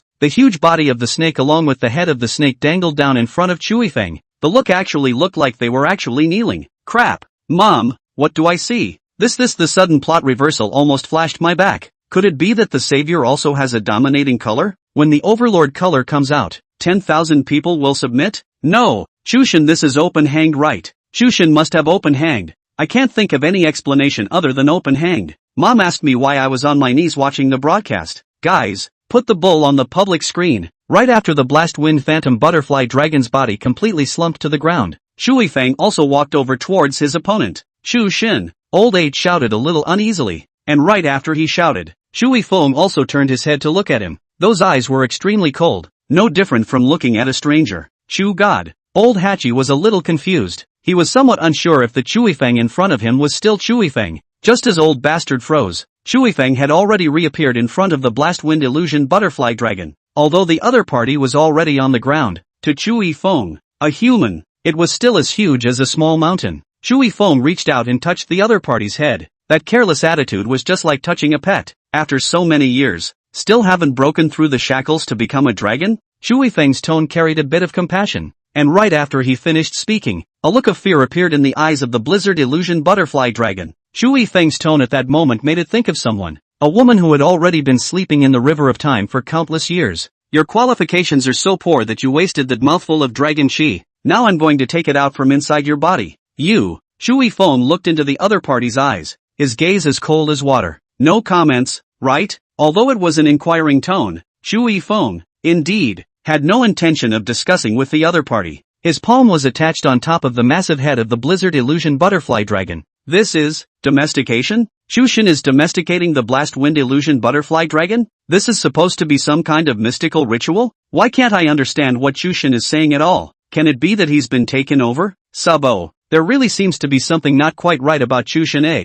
Guys, whatever. It's good to break the ice. Chapter 85, the beast tide has stopped. Right after Chui Feng's palm covered the head of the blast wind illusion butterfly dragon, a trace of struggle flashed through the opponent's beast pupils as well. It seemed to be trying to break free of some kind of restraint, its tail wagging hard behind it. But even then, it still couldn't move its head halfway. It's as if it's being held down by something heavy. You're a bad boy. Chui Feng's tone had become much softer though, but a few moments of impatience were revealed in those eyes that were as light as water. Upon closer inspection, there was that hint of tyranny. Hiss. The blizzard phantom butterfly dragon let out a piercing and heavy hissing sound. Hot air kept coming out of his nose. This caused Chui Feng to be very dissatisfied. He closed his eyes and an obscure language came out of his mouth. Originally, the blast wind phantom butterfly dragon that was only a little restless also revealed a look of fear in its beast pupil at this time. It's scared. The gale phantom butterfly dragon's beast tail continued to struggle, but its upper body still couldn't move a single bit, as if it was being contained to death.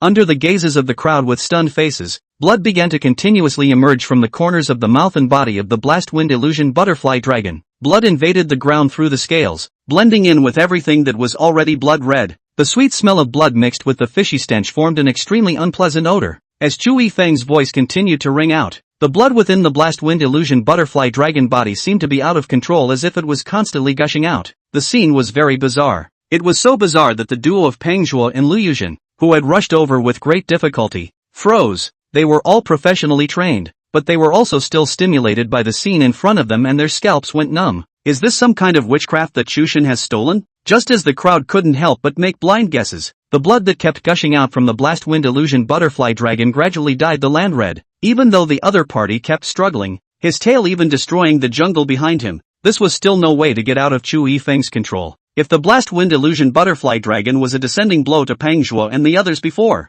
then the current Chu Yifeng was likewise a descending blow to the blast wind illusion butterfly dragon. The two hadn't even really exchanged blows. By the time the crowd reacted, the blizzard illusion butterfly dragon was already on the verge of coming to the end of its life. The life that should have slept should not have awakened, and the life that should have awakened should not have been hidden by the long river of time. Chu Yifeng opened his eyes and looked at the corpse of the blast wind illusion butterfly dragon with a compassionate expression, then withdrew his hand, and the blast wind illusion butterfly dragon also completely fell in this instant, until it died. Its eyes never closed. It probably didn't even think that it would just die on the day it was about to get its fill. As the blizzard illusion butterfly dragon completely gulped its breath, a golden-colored gas suddenly surged out of its body, and then all of it was poured into Chu Yifeng's body. But the scene was not seen by the outside world, because right after the blood inside the blast wind phantom butterfly dragon's body continued to gush out, Chu Yifeng's body was also shrouded into the blood mist. People can't even see what's going on in there. One can only judge by the shadows that keep coming through. But even so, there were still quite a few people who noticed that the Blastoise phantom butterfly dragon seemed to have stopped struggling. The blast phantom butterfly dragon is dead?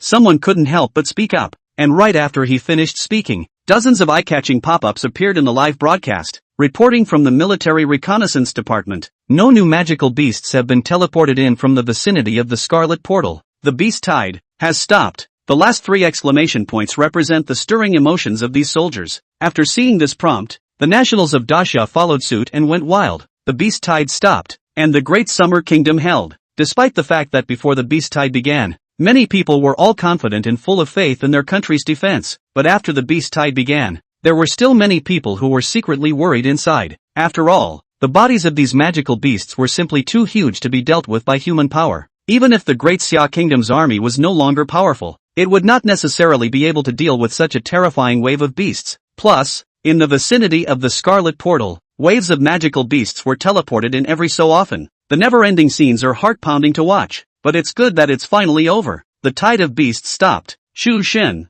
Awesome. At this point in time, people's minds seemed to be unable to think of any other adjectives other than these 4 words. The pop-ups were rolling like crazy. All of them are clear of the Chushin Bull. And right at that moment, Chu Yifeng also finally came back to his senses. He looked at the behemoth in front of him as his consciousness gradually returned. Crap, Chu Yifeng froze. He just seemed to be controlled? Think of a certain little one with whom he had once made a pact. Chu Yifeng also closed his eyes once more. Due to the fact that the other party hadn't appeared since the last time they had appeared, it caused Chu Yifeng to forget about such a thing. It wasn't until just now, after he fell into the illusion of the blasted wind phantom butterfly dragon, that a little loli gave him a kick, and only then did he wake up from the illusion. And when he woke up, everything he had done before had formed memory fragments that appeared in his memory, filling in the gaps that had disappeared. Although the things in the Forbidden Land could not be brought into the real world under normal circumstances, but behind the bloody portal was not the real world, so Chu Yifeng wasn't too surprised by the appearance of the little elf. Hey, is the little guy there? Chu Yifeng shouted tentatively in the sea of consciousness, but right after he shouted,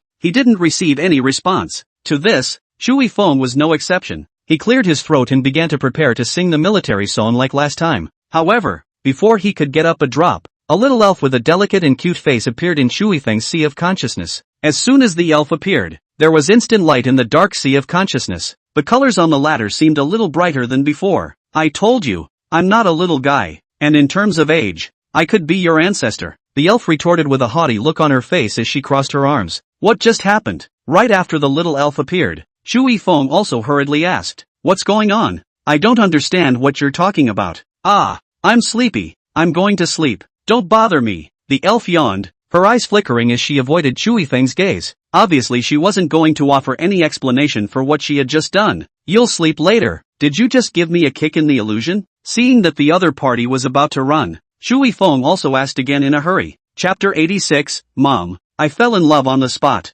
What kick? I can't understand what you're saying. I've got things to do. I'm going back to sleep. Bye. With those last words, the elf disappeared once more. This time, no matter how much Chu Yifeng shouted, the other party never appeared again, even if he sang the military song again. Seeing that the other party was dead set against reappearing, Chu Yifeng could only give up. But it was also possible to tell from this that what had just happened was indeed the pixies' doing. But what exactly was the other party's origin? To actually be able to instruct a magical beast that already possessed spiritual intelligence to commit suicide? Although others did not know, Chu Yifeng was very clear that the blast wind illusion butterfly dragon had just died in its own hands. To be precise, it was the blood in its body that betrayed its subjective consciousness and murdered itself. It sounds a bit tongue-in-cheek, but it's the truth. The elf seemed to be able to directly control the power of this magical beast's bloodline. Chu Xin. Just as Chu Yifeng was pondering these things, Old Eight's tentative shouts appeared in his ears. Chu Xin, are you okay? Even though in Old Buster's opinion, Chu Yifeng was most likely no longer Chu Yifeng, but even so, there was no way he could abandon his brother and leave. Buster, are you guys okay? Right at that moment, Chu Yifeng also turned to look at the three people. By now the blood mist had dispersed quite a bit, and vision was no longer as obstructed as it had been before. Are you the one who's okay? You just. Old Eight wanted to speak. He had just been truly frightened by Chu Yifeng's appearance. Although the other party's appearance had not changed in any way, the look revealed by his eyes was extremely unfamiliar to him. It's as if the core inside has been switched. I'm fine. It was just an accident. After Chu Yifeng first spread out and said that he didn't have anything going on, he then continued. I got some treasure in the first Forbidden Land before, and that treasure just happened to restrain the blasted wind illusion butterfly dragon. That's why I was able to take care of my opponent so easily with that treasure's boost. Chu Yifeng didn't say anything about the elf. After all, he was still broadcasting live. Although only people in their own country can see it, it is inevitable that some soft-bone traitors will be tipped off. Old Bastard had likewise noticed this point. So right after Chu Yifeng finished speaking, his face slightly changed, and then he followed Chu Yifeng's words. Oh. So that's what it was. It scared the hell out of me, said Old Eight, also patting his chest. Peng Zhuo and Lu Yuzhen similarly gathered around at this point. They all looked at Chu Yifeng with some curiosity. After listening to the other party's explanation, the Peng Zhuo duo also nodded thoughtfully. Although the other party's explanation just now was full of loopholes, as soldiers, they had always taken obeying orders as their vocation. What Chu Yifeng did not want to say more about, they naturally would not ask more. Are you alright? Chu Yifeng repeated the question again. At this time, besides Old Buster, both Peng Zhuo and Lu Yuzhen didn't look too good. One that looked like it had rolled through a mud puddle all over again. The blood and the mud puddle were already mixed together. The other, on the other hand, was half crusted with blood and looked extremely sad. Although the blasted phantom butterfly dragon hadn't intended to attack them before, they still became the way they were now. One could imagine how terrifying the strength of that blast wind illusion butterfly dragon was. Just two people with good physical quality, in exchange for ordinary people would have been unable to hold on. Heroic sacrifice. Right after Chu Yifeng asked, Peng Zhuo and Lu Yuzhen glanced at each other, and both of their faces revealed a smile of excitement as they said in unison, we're fine. Just finished the job. Bravo. Chu Yifeng couldn't help but praise it. No wonder these two were able to do so well in the military. It was no wonder that Zhang Honyuan had praised these two to the skies when he transferred them to himself. This Peng Zhuo and Lu Yuzhen are indeed two very good soldiers. Perhaps in the future he would be able to take them under his wing together. Thinking of this, the smile on Chu Yifeng's face grew even wider. Chu God, look, the scarlet portal has appeared again. Just as several people were talking, Old Eight suddenly pointed in the direction from which they had come. There, the blood-colored portal that had originally disappeared appeared once more. Come on, let's go save the dog. Seeing this blood-colored portal, Chu Yifeng also took the lead and rushed at the front. Four figures broke out of the blood mist, like four war gods that had walked out of hell. My gosh, it's really handsome. Mom, I'm in love with so many soldier boys in the country. When can I get one? Bing all for you guys. Shushin for me. Dream on. Shushin is my northeast dirigible. At this point I have to say one more thing. World famous paintings. After Chu Yifeng killed the blasted wind phantom butterfly dragon and caused the beast tide to completely stop, the atmosphere in the live broadcast room was also like New Year's Eve. People began to talk about things that had nothing to do with the beast tide. With all the discussion in the crowd, Chu Yifeng led Old Eight and the others across the scarlet teleportation gate and once again returned to the blue star. After a period of darkness, the color of blood in front of Chu Yifeng's eyes disappeared, and was replaced by a sea of sand under the night. At this moment, there were still quite a few magical beasts roaming around the vicinity of the scarlet portal. These magical beasts directly attacked after seeing the humans. Don't get caught up in the battle. It's important to find the dog. Seeing that Peng Zhuo and Lu Yuzhen were still planning to compete with these magical beasts, Chu Yifeng also hurriedly reminded. With his physical quality, he would have no problem fighting these magical beasts for another 100 rounds or so. But not Peng Zhuo and Liu Yuzhen. These two are actually at the end of their rope. If the battle continued, I'm afraid that instead of dying in the mouth of the blasted wind illusion butterfly dragon, I'll be folded. Hearing Chu Yifeng's reminder, Peng Zhuo and Liu Yuzhen began to stop fighting, and the few of them ran and fought at the same time. Soon enough, he escaped from the vicinity of the Scarlet Portal, and in the meantime, they didn't see the dog's body. Seeing that, Chu Yifeng was also relieved. It seems that the other party was lucky and actually escaped from the encirclement. After leaving the vicinity of the Scarlet Portal, Chu Yifeng also rushed towards the stagecoach station where they had stayed before with a few people. If the dogs had escaped from the encirclement, then the other party should be waiting for them at the stagecoach at this time. Chu Yifeng and the others roared along, and when they encountered some fallen magical beasts, they either quickly resolved them or bypassed them. Soon, they were once again in front of the stagecoach. Looking at the SUV parked in front of the bungalow, Chu Yifeng breathed a sigh of relief. It's a good thing those wraiths didn't find their way here. Chapter 87. Let the wind blow for a while. Something doesn't seem right. Just then, Old 8 suddenly spoke up.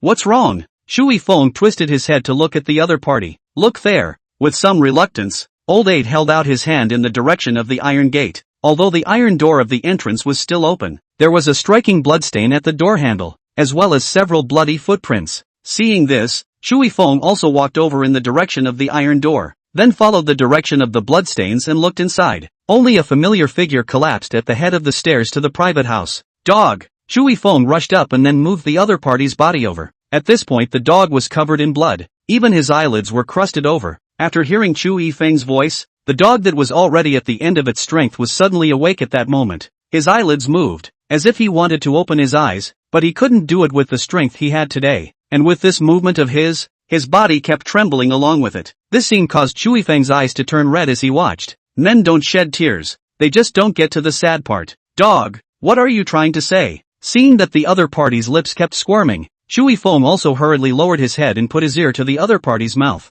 Chu God. The dog's voice was low and inaudible. There was a pause for almost every word uttered. The waves of blood churning upward in his chest made him almost unable to speak several times, but he still persisted in asking. Mission. Is the mission complete? Done. Doggy, the mission is complete. With your delay, we managed to enter the Scarlet Portal and successfully slaughtered that blast wind illusion butterfly dragon, and the beast tide has stopped. Chu Yifeng hurriedly told all the results of the mission, and just after he finished, the dog laughed, though his smile looked a little grim because of the dog's injured face, but at this time in the eyes of thousands of building nationals, this is the most beautiful smile. Yes. After saying the last word, the dog's hand that was gripping Chu Yifeng's hand was also powerless and fell off. As an ordinary person, it was already a miracle that he had managed to last this long. Dog! Chu Yifeng gripped the palm of the other party's falling hand and shouted with a tearful heart. At this moment, he seemed to have returned to his last lifetime, when he was so powerless, watching his brethren leave him one by one. Shu Shen, don't get excited. The dog is fine. Seeing Chu Yifeng in this state, Old Bastard comforted him in a loud voice. If the dog was really in trouble, then he would have just come back to life by now. Don't forget,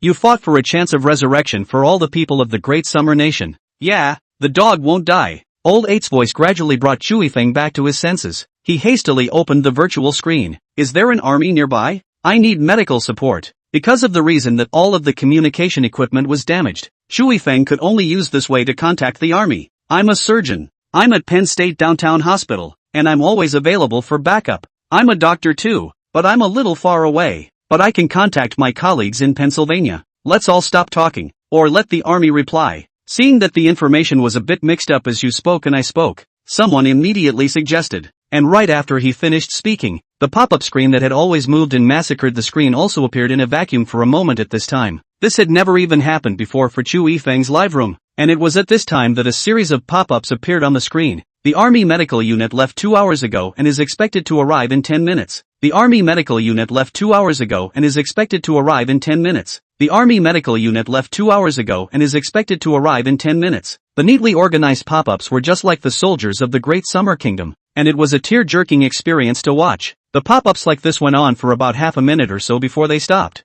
Thanks. Thank you. Looking at these pop-ups, Chu Yifeng's tone became choked. From the time he was reborn until now, no matter how difficult the mission in the Forbidden Land was, no matter what kind of danger he met, even if his entire hand was corroded by the venom, he had never once reddened his eyes. But just now, he was having an urge to shed tears. Not only him, but behind him, Pang Zhua, Lu Yuzhen, Old 8 and the others were likewise the same. Ugh, it's too windy. Hachi rubbed his eyes and turned his back. Yeah, it's too windy. Pendragon bowed his head and repeated, let the wind blow for a while. Lu Yuzhen similarly covered his eyes. Seriously, guys, for the first time in my entire life, I truly feel that it's great to be a national of the great summer. Yeah, it's really great to live on this side of the land. It's really great to meet a savior like Chu God, and countless soldiers like Pang Zhua, Lu Yuzhen and Old 8 dogs and the rest of them. Brothers Mo, put the great summer kingdom mighty on the public screen. At that moment, Chu Yifeng, who had been paying attention to the pop-ups, also saw them.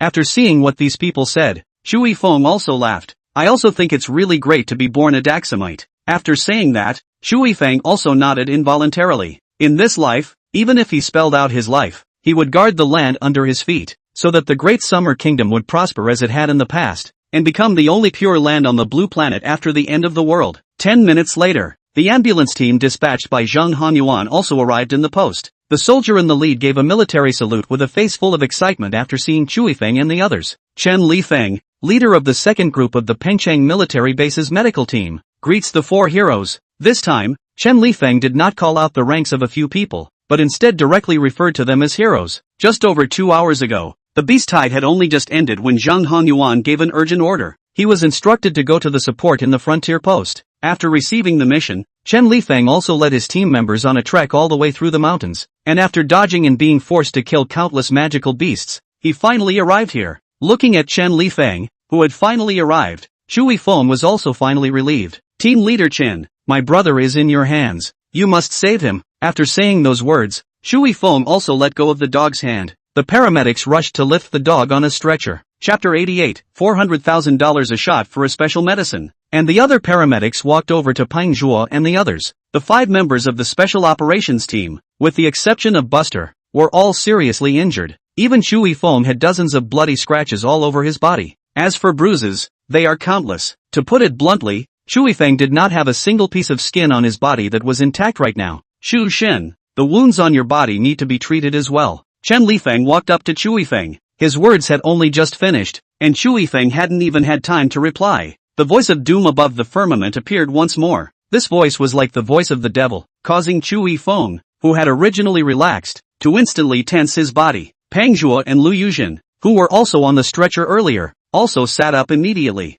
Old 8 even took out his weapon, and his gaze was vigilant as he looked above the firmament. Jia Jia Jia. From the east, the great summer kingdom. Congratulations on passing the test of the beast tide and finally guarding your country. But there's no reward for that, and certainly no punishment. Other countries that are fighting against the beast tide, I'll share some good news with you. The beast tide will officially end in 3 days. I just don't know how many more countries will survive by that time. It's really something to look forward to very much. Jia Jia Jia. With a wild laugh, Doomsday disappeared again. All that remained was the blood moon above the firmament. Kill this guy sooner or later. Chu Yifeng clenched his fists. Yes, there will be a day. I believe you. Chen Lifeng, who was standing in front of Chu Yifeng, said in a deep voice. He believed that as long as Chu Shen was around, one day, Doomsday would be wiped out by him. I believe in all of you, too. As Chu Yifeng finished those words, the virtual screen behind him disappeared. Seeing this, Chu Yifeng is also a bit surprised. It seems that this virtual screen only appears when there is still a disaster beginning in the Forbidden Land,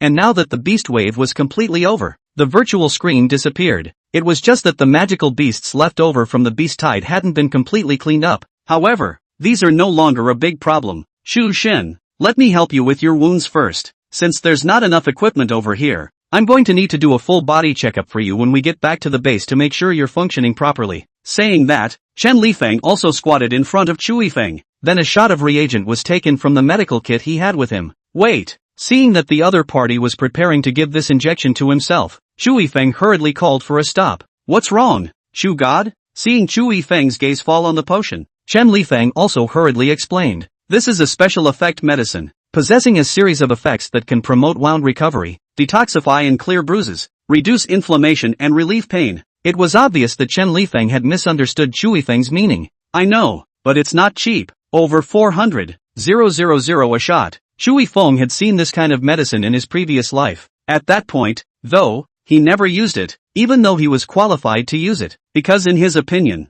this kind of life-saving needle, unless it was a very urgent situation, he would never use it. After all, the quantity of this drug is very small and the research and development cost is extremely high. The price of each shot is at least more than $400,000 a shot. At that time, the brothers in the army also cherished this medical resource, while Gotong, that waste savior, is never cherished. The other hit this shot before and after more than 40 times. In later years, Gotong hated to take this kind of special effect medicine even if he had a simple cold or flu. When Chui Feng learned of this matter at that time, he wanted to kill the other party. After all, if this medicine was used on all those seriously injured brothers, I don't know how many fewer people could have died. God Shu actually knows about this medicine? Chen Lifeng looked at Chui Feng with some surprise, but very quickly, he came back to his senses and continued. This medicine is expensive, but it's not expensive at all when used on Shushin's body. After all, Shushin had been so heavily injured for their sake. No, I can still carry it. Leave this potent medicine for the brethren who need it. Chui Feng shook his head.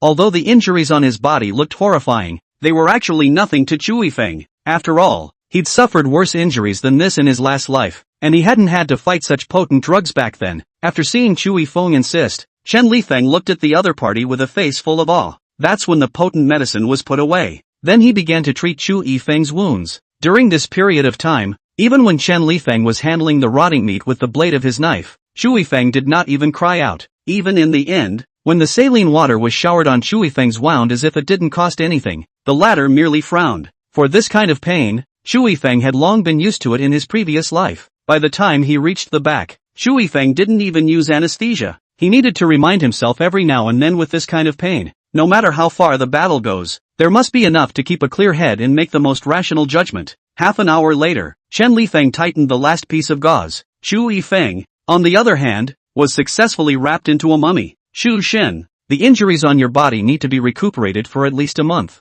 and it must be changed every 3 days and not touch water to prevent inflammation. Also, during this period of time, you will not be able to fight again, or else the wound will tear and the subsequent treatment will be more troublesome. Don't worry about the cuts on your face though. I've given you the best medicine and it's something that will never leave a scar, although I know you probably don't care about that. To the end, Chen Lifeng himself was laughing. Although Chui Feng didn't care, Chen Lifeng still used the best medicine for the other party. Got it, please, Chui Feng similarly said with a smile. When he finished, he was also receptive to asking, those brothers of mine, how are they? You can rest assured, this medical team of ours, although we can't say it's the first in Blue Star, it's still ranked in the world. As long as he's breathing, we'll be able to save him. When he said this, Chen Lifeng was also incredibly confident. That's good. After hearing the other party's words, Chui Feng also finally put his heart down. Although everyone has a chance to be resurrected once, this chance will not necessarily be available after this use. So if you can save, that's naturally the best. After talking about things related to his condition, Chui Feng also asked in a low voice, how is it over at Pengcheng? No magical beasts have entered the city, right? Don't worry, those magical beasts have all been blocked by us outside the city gates. Although some soldiers were sacrificed, all of these soldiers came back to life after their sacrifice. Chapter 89, Catching a Thief. This is war. After all, even if they win, it can't be without sacrifice. The aftermath of these soldiers. Chui Feng looked toward Chen Lifeng, wanting to speak. Don't worry, Shu Shin. General Zhang will arrange all these. That's good. Only after hearing Chen Lifeng say that did Chui Feng settle down. The aftermath of the martyrs had always been his main concern. The beast tide in the Great Summer Kingdom had ended though, but the wave of beasts in other countries continues. The news these days is basically related to the beast tide. In addition to the Great Xia Kingdom, even the once top powerhouse Western Qi Kingdom had fallen to a state this time, with nearly 10 million nationals dead or injured. When he received this news, Chui Feng did not sympathize much, but he likewise raised no objections to the humanitarian assistance of the Great Summer State. After all, those who understand the nature of such assistance understand it. Both Peng Zhua and Lu Yuzhen were seriously injured in this ad hoc task force operation. He was carried into the ICU intensive care unit after returning to Penn. Though at the stagecoach, both of these men had shown that they seemed to have a fighting chance, but in fact it was clear to anyone that what supported these two to continue fighting was that strong willpower. In fact, the two people's bodies had already been unable to hold out for a long time, and now that they had learned that the beast tide had stopped, after their mental strength had slackened, infinite fatigue completely consumed their consciousness. The same goes for the dog. The shot that Chui Feng didn't take hit the other party's body, so the dog recovered faster than these two. By the time the next day rolled around, it had been transferred from the ICU to the VIP ward. Also in the VIP ward was Old 8. The other party was not as badly injured as the other three, but it was likewise categorized as a serious injury in medical terms. As for Chu Yifeng, the injuries he received were actually more serious than all four of them, but he was the one who was discharged from the hospital the earliest.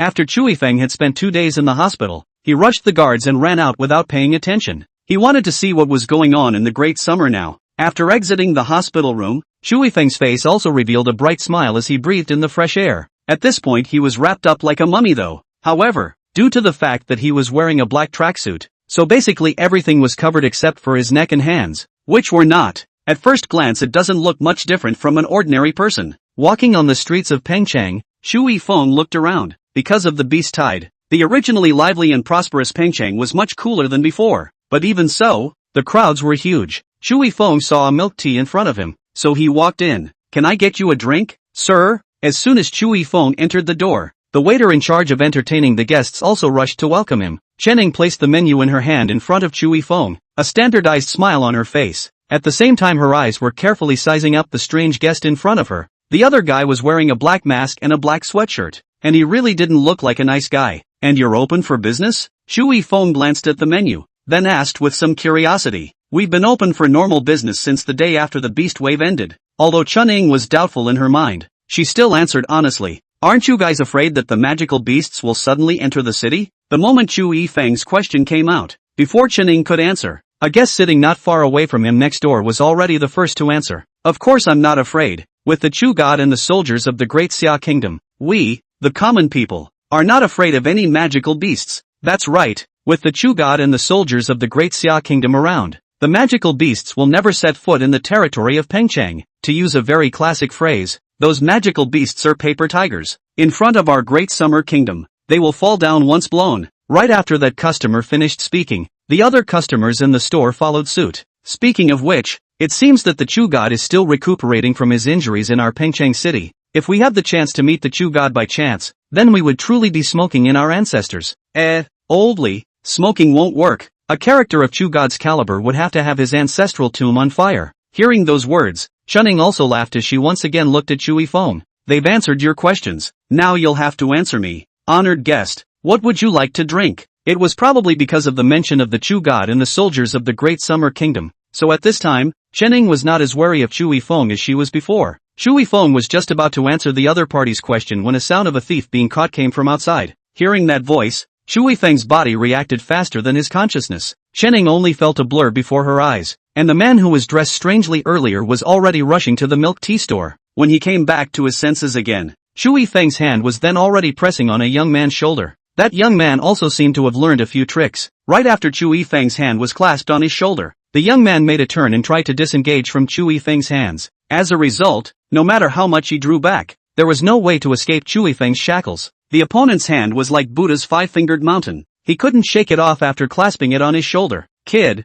I advise you to mind your own business." Seeing that the people behind him were about to catch up, the young man was obviously in a bit of a hurry. His eyes stared ferociously at Chu Yifeng, wanting to use this to scare the other party back. As a result, the moment the two sides' eyes met in the air, the young man's face became somewhat strange and excited. Despite the fact that the nosy kid in front of him was wearing a black hat and a black mask, the pair of dark eyes that were revealed was one that instantly reminded the young man of someone he's been seeing every day lately. But such a thought only appeared in the young man's mind for a split second before the other man dismissed it. How could a character like Chu Shin appear here? With that thought, the young man also raised his foot towards Chu Yifeng's abdomen, trying to use this to completely put distance between the two. But apparently he thought too highly of himself. Just at the moment he raised his foot, Chu Yifeng directly swept his leg, and swept the other party's foot that was standing on the ground directly over. Flutter. The young man fell in front of Chu Yifeng. This fall was extremely powerful. The young man showed his teeth and stared at Chu Yifeng, his mouth still cursing.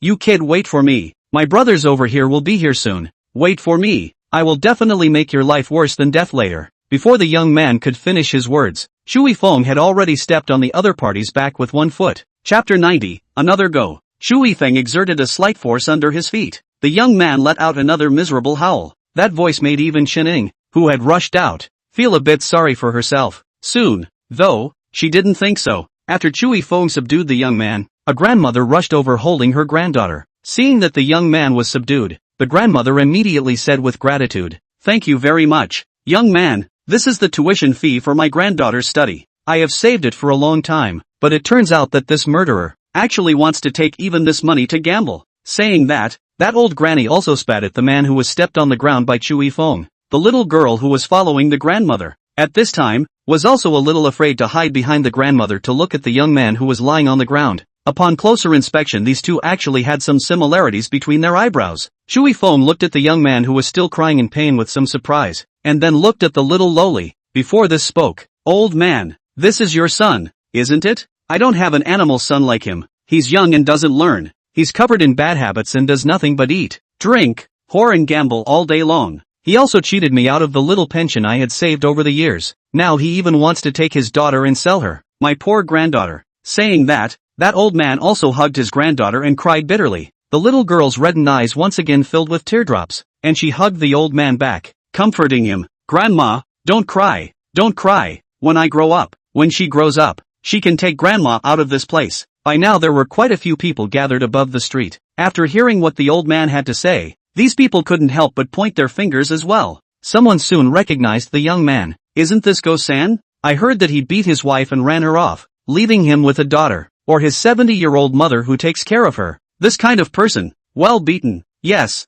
well played. This kind of scum needs to be taught a good lesson. Alas, this little girl is so cute, and she's got such a father. It's really a bitter fate. If this Go-san didn't go gambling, how much better this life would be." After hearing these murmurs, Chui Feng had almost figured out the ins and outs of the matter, but that name on the other side, Go-san, thinking of a certain incompetent savior, Chui Feng also had even less good feelings towards the young man at his feet. He crouched down and snatched the bag from the other man's hand, then uncrossed his legs and walked towards the poor pair of grandchildren. "Old man, this is your stuff, right?" "Yes, it's my stuff. Thanks a lot. Young man, thank you. You'll definitely live a long life in the future. Buddha will protect good people like you." Receiving the bag, the old man also looked at Chui Feng with a face full of gratitude. "Thank you, uncle." The little girl who was in the old man's arms was equally timid. "Good boy." Chui Feng reached out and tried to touch his opponent's head, only to raise his hand and realize that his hands were full of straps. So just as Chui Feng's hand reached halfway,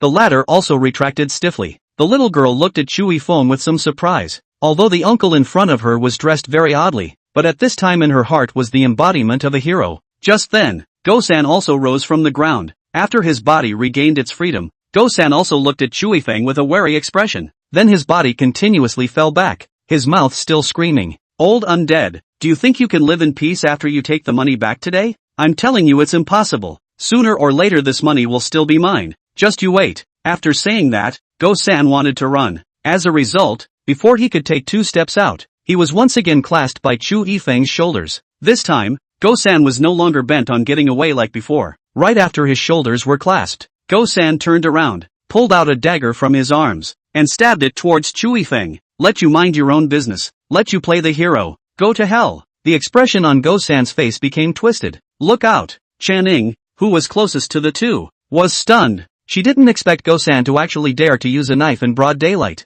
Chui Feng likewise did not expect it. But fortunately, his body's fighting instincts were still there. So just at the moment Go-san stabbed over with his dagger, Chui Feng was already restraining his opponent with one hand. Chui Feng's wrist slightly exerted force, and as Go-san let out a heartbreaking scream, the dagger fell to the ground. While Chui Feng did not stop there, he had already given his opponent a chance. As a result, the other party did not cherish it. "It's not a big deal." Chui Feng smiled somewhat embarrassedly. He really didn't want to cause trouble for Chen Lifeng. It just happened to come up with this thing, and with his character he couldn't leave it alone. So things have come to this. "Who? Is that the bold one who actually dared to touch my Wan Hu's brother?" Just then, a couple of fierce, burly men came through the back of the street. Since they had come straight through the alleyway, Wang Hu and the others did not see Chen Lifeng and these soldiers at first. It wasn't until after they walked out of the alley that Wang Hu and the others got a good look at the scene in front of them. Crap! Wang Hu's face froze. He first glanced at Go-san, who was lying on the ground like a dead dog,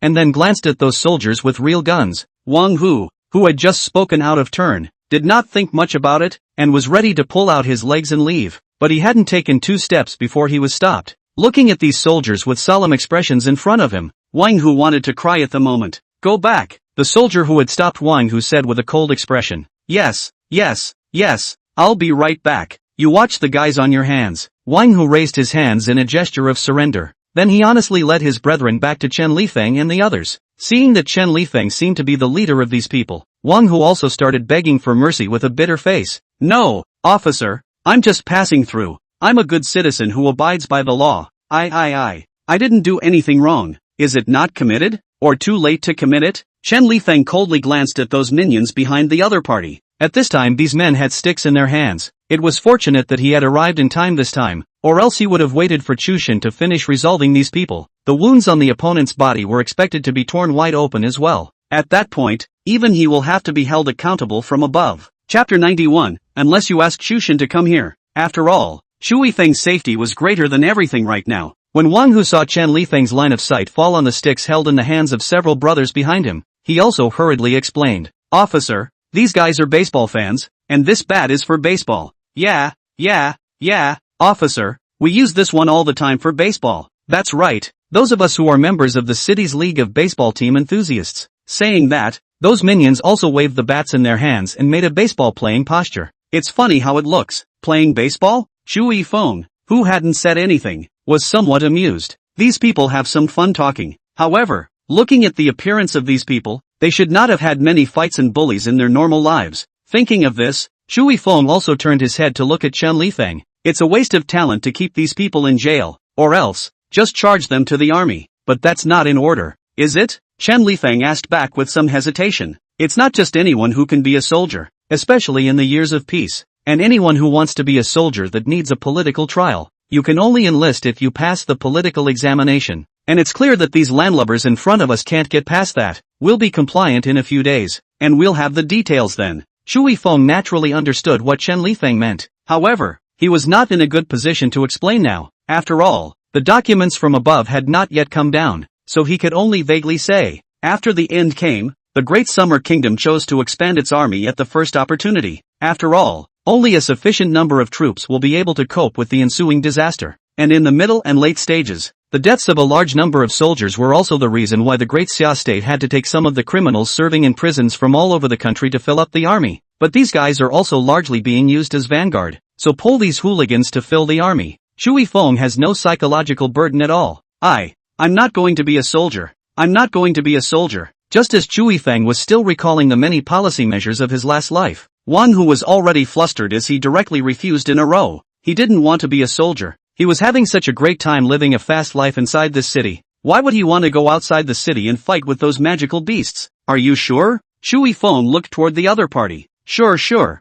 I'm not going to be a soldier. Wang Hu righteously refused. In his opinion, only a fool would go to enlist in this world. Wang Hu's reaction annoyed Chen Lifeng. He didn't dislike the other guy, but he disliked the soldier first? I say, you kid, you have a knack for bullying in the middle of this pengchang. Letting you go to the battlefield, isn't it a matter of minutes before you piss your pants in fear? As soon as Chen Lifeng's words came out, the soldiers surrounding him also laughed out loud without a care in the world. What they despised most was a yakuza like Wang Hu who only bullied the weak and feared the strong. Who said that? I, Wang Hu, do not want to be a soldier. That is because there are wives and children at home to take care of. If there is no worry in my heart, I would have been like the Chu god, to go to the battlefield to throw their heads and spill their blood. The king and his majesty would rather have the seed. Seeing the crowd casting contemptuous gazes at him, Wang Hu also hurriedly said. Right after he finished speaking, Chen Lifeng also turned his head to look at Chu Yifeng. Gotta, it's still a little fan of yours. Chen Lifeng signaled with his eyes. Seeing this, Chu Yifeng likewise looked at Wang Hu with a somewhat complicated expression.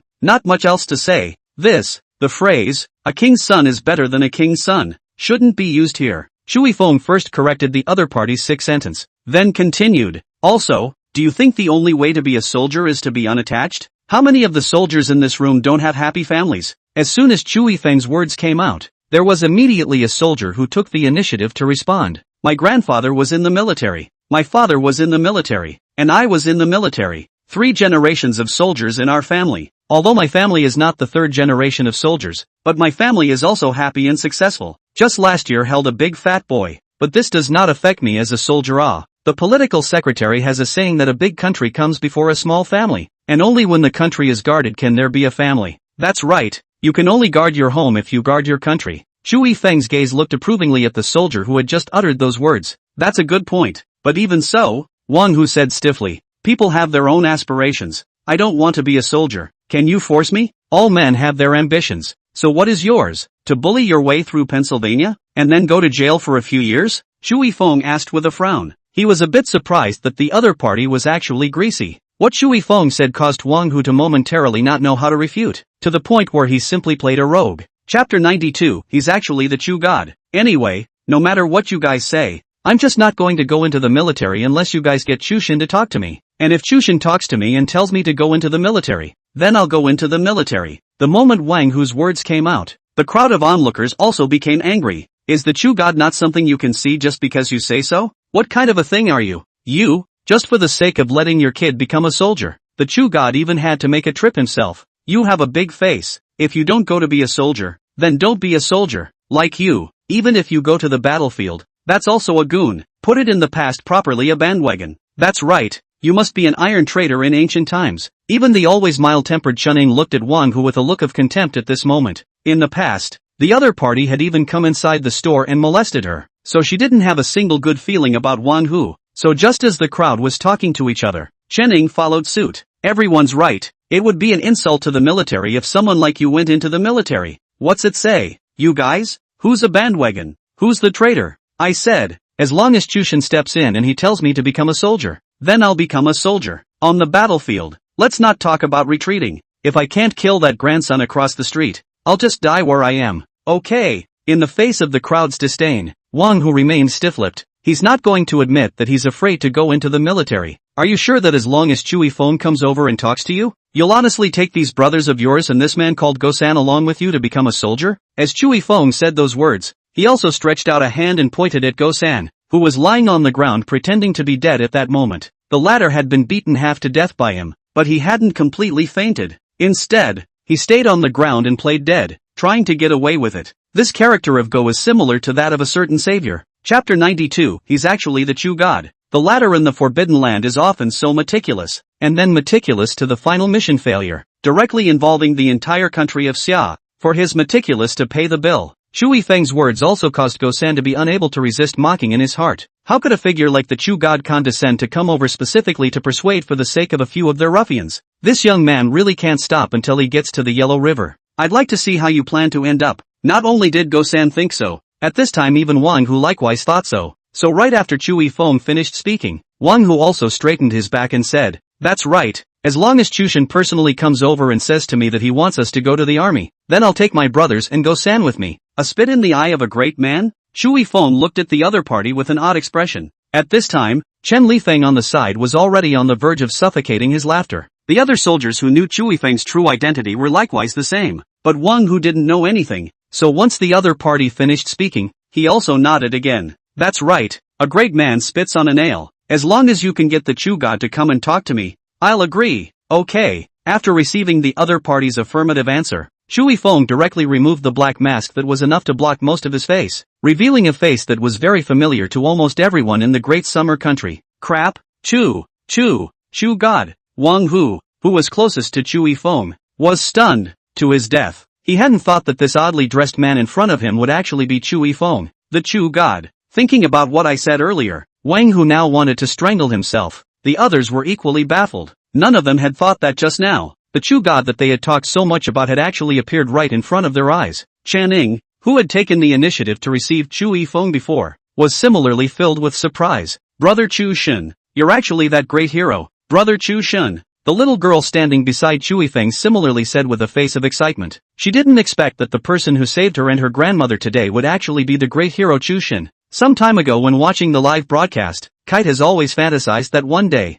the great hero Chu Shun will appear in front of her, then chase away the big bad guys and protect her and her grandmother. As it turned out, I didn't expect the fantasy to come true. The great hero Chu Shun really appeared in front of her. "Little girl, be good. Brother will talk to you after he finishes here first." Chui Feng first squatted down and touched the little girl's little head, and after placating the other party, he then looked at Wang Hu again. "Now that I'm here, shouldn't you fulfill your promise? How can you be the Chu God anymore? How could the Chu God appear here anymore?" "Oh yes, the Chu God is recuperating from his injuries in our Pengchang. So you're really the Chu God?" Looking at Chui Feng's familiar face, Wang Hu was obviously somewhat incoherent. "My gosh, Chu Shen, I'm your idol." "No, you're my fan." "Oh, not right either. I'm your fan." Yes, I'm your fan." Although Wang Hu is a small gangster, usually no evil, but also has a chivalrous heart, otherwise he wouldn't have brought his men over to save Gosan. And Chu Yifeng's performance in the Forbidden Land had completely convinced Wang Hu. Since then, Wang Hu said that Chu Yifeng was his idol to everyone, and today he met his idol. Although it was in this form, Wang Hu was still excited. It doesn't matter what the fan idol is, what matters is what you just said. Does it still count? Count on it. It counts. Of course it counts. Wang Hu nodded his head like garlic. Being able to be personally invited by Chu God to enter the army as a soldier was a great honor for Wang Hu. That's good. Chu Yifeng sighed in relief. He was really a bit afraid that the other party would not count on his words. Team Chen, I'll leave these people to you then? Since there are documents coming down from above right away, there shouldn't be any problems. Chen Lifeng answered with his mouth full. Although he looked down on these ruffians and hooligans, he also didn't understand why Chu Yifeng had to spend so much effort to recruit these people into the army. But he did as he was told, because the other party was Chu Yifeng. After receiving Chen Lifeng's exact reply, Chu Yifeng also pointed towards Go-san, who was still lying on the ground pretending to be dead, and continued, "Give me the focus to rehabilitate this guy and make him feel the love of his country for him."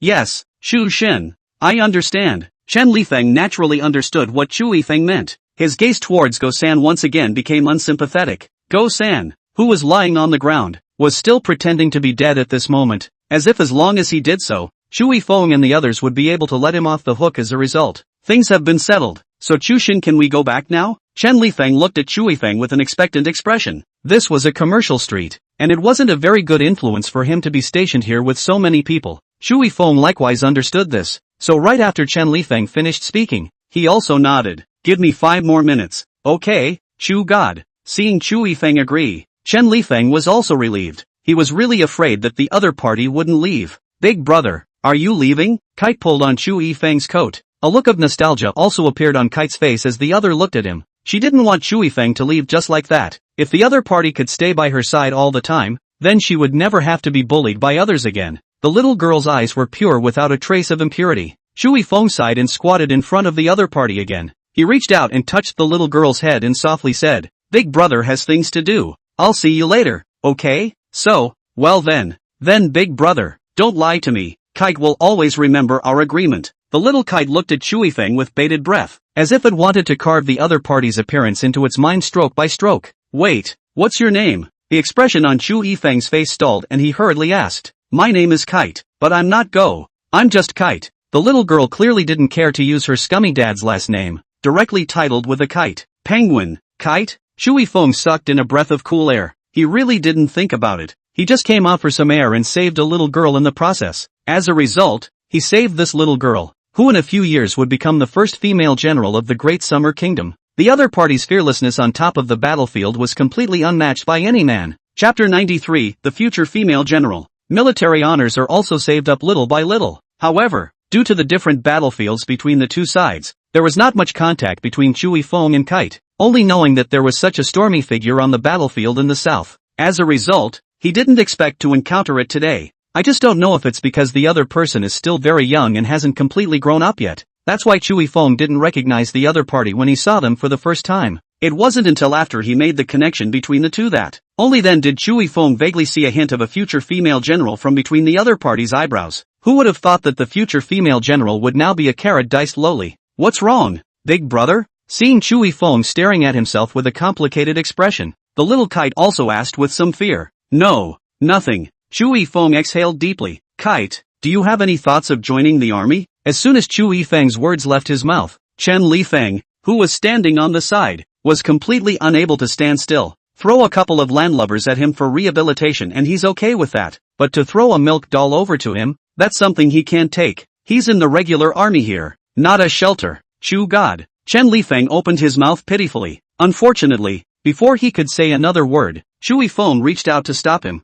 Well, do you have any thoughts of joining the army? Chu Yifeng looked at the little lowly in front of him and asked again. Can I turn into a powerful hero like Big Brother if I join the army? Little Kite doesn't seem to have realized what joining the army really means, so right after Chu Yifeng asked, she also reached out and gestured. Sure. Chu Yifeng nodded decisively. A future female general. Such a good embryo. Casually develop it, or not to shock the military world in minutes? As long as I can become as powerful as Big Brother, I'll let Little Kite do anything. After receiving Chu Yifeng's affirmative answer, Little Kite also agreed with a full mouth. Seeing that, Chu Yifeng also proceeded to ask, you haven't told your brother how old you are? I'm 12 years old. I'm in 6th grade. and I go to Red Star Elementary School right next door. The little kite snapped his fingers and replied, 12 years old. If Chu Yifeng remembered correctly, little kite had started joining the army at the age of 15. That means it will be another 2 years before the other party enters the army and then begins the legendary life of a female general. But Chu Yifeng's appearance broke the giant wheel of history. Since he had discovered little kite ahead of time,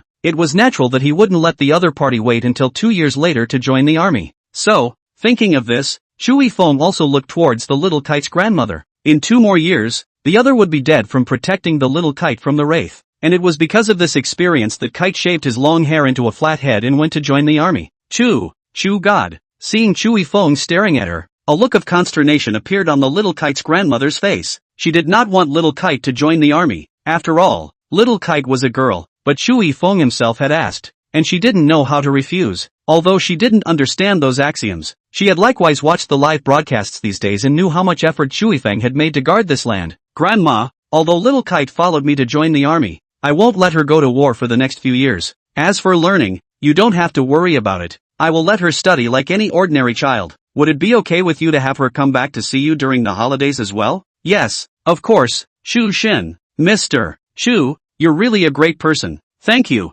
Good people live in peace. Buddha will protect you forever. After listening to what Chu Yifeng said, the old man was also grateful and kept wiping away the tears of emotion. She did not doubt the truthfulness of Chu Yifeng's words at all. After all, the other party stood behind the great summer kingdom. In the little kite's grandmother's opinion, as long as Chu Yifeng made a promise, then he would definitely do it. A promise worth 1,000 in gold, said people like Chu Yifeng. Grandma, don't cry. When the little kite saw his grandmother start crying again, he too rushed forward and hugged the other. Grandma is crying because she is happy for you. You have to study well after your big brother in the future. You must listen to your big brother. You know? I know. Grandma, I'll study hard. The little kite nodded repeatedly. After the two of them spoke for a while longer, Chu Yifeng then left with the little kite. Chen Lifeng frowned as he breathed a sigh of relief. This is great. It came as a group of people coming and left taking an extra group of people with them. I really don't know how he should explain to General Zhang later. Chapter 94 Deeply Understanding the Middle Way. As Chu Yifeng and the others left, the crowd of onlookers then discussed the scene just now with great interest. If I had known that the Chu God would accept disciples, I should have called that boy from our family over.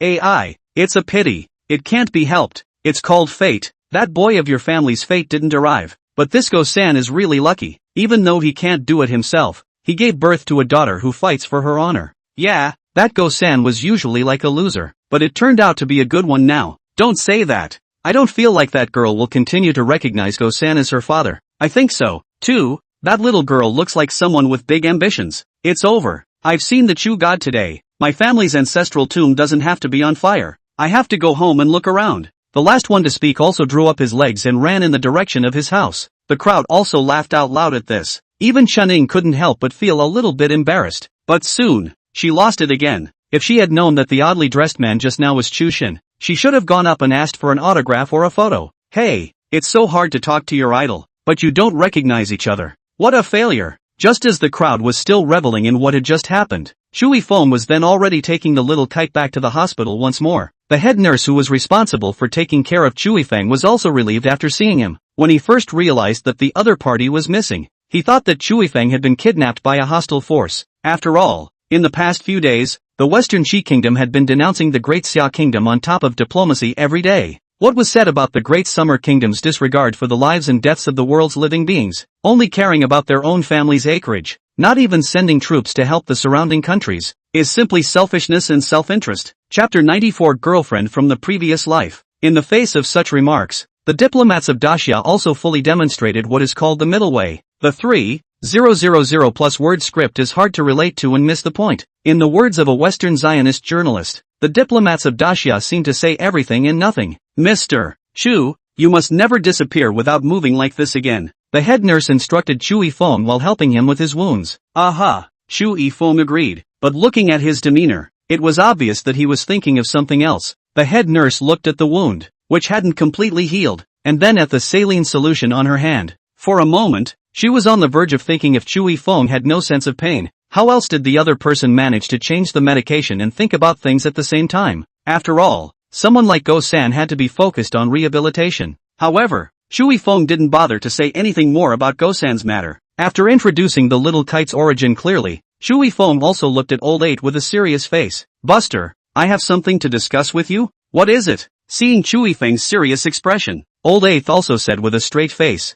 as you know about little Kite, she's still too young and needs someone to take care of her. I'm not sure about others, but I still know you and the dog for what you are. So, when he said this, Shui Feng also stopped. He looked at Old 8, who had a difficult look on his face. It's okay for you to let your brothers go to war and fight for their lives. Taking care of children. I can't, not to mention the fact that the other person was a girl. You don't try. Before Shui Feng finished his words, a bright laughter came from outside the hospital room. The two men quickly looked toward the door. Old Chin too walked in with a woman in a black leather jacket. The woman was cool and reserved. Her long waterfall-like hair was combed into a ponytail and tied up high. Exquisite looks even in today's entertainment industry. That is the existence of the ceiling of the face. And what was more noticeable was the other party's proud figure. Old 8 couldn't help but whisper to Shui Feng after merely glancing at him. Excellent. After saying that, Lao Bachi stood up straight, revealed a self-proclaimed handsome smile, and looked politely and reservedly at Lao Chin Tu and the woman. Seeing you two get together and talk like nobody's business, this body should be much better, right? Even though Old 8's voice was small just now, Old Chin obviously heard it, so at this moment, he also deliberately teased. With your old man's concern, of course this injury of ours will heal quickly. Don't you think so, Shu Shin? After saying that, Old 8 also touched Shui Feng with his elbow. As a result, there was no response from the other side. Old 8 curiously turned his head to look at the other party, but in the end, he saw that Shui Feng was staring motionlessly at the big beauty beside Old Chin too, not even blinking his eyes. Oh, my god, so Chu Shin likes this one? No wonder Lin Frost from the next country didn't react much to Shui Feng no matter how much he teased him in the Forbidden Land. Feelings that the other person likes this type. Don't just gawk. Take the initiative to greet people, Old 8 warned in a low voice. As he spoke, he also bumped Shui Feng with his shoulder once again. This time, Shui Feng also finally came back to his senses. He looked at Old Chin and the woman standing beside him with a complicated expression, and said in a somewhat hoarse voice, Elder Chin,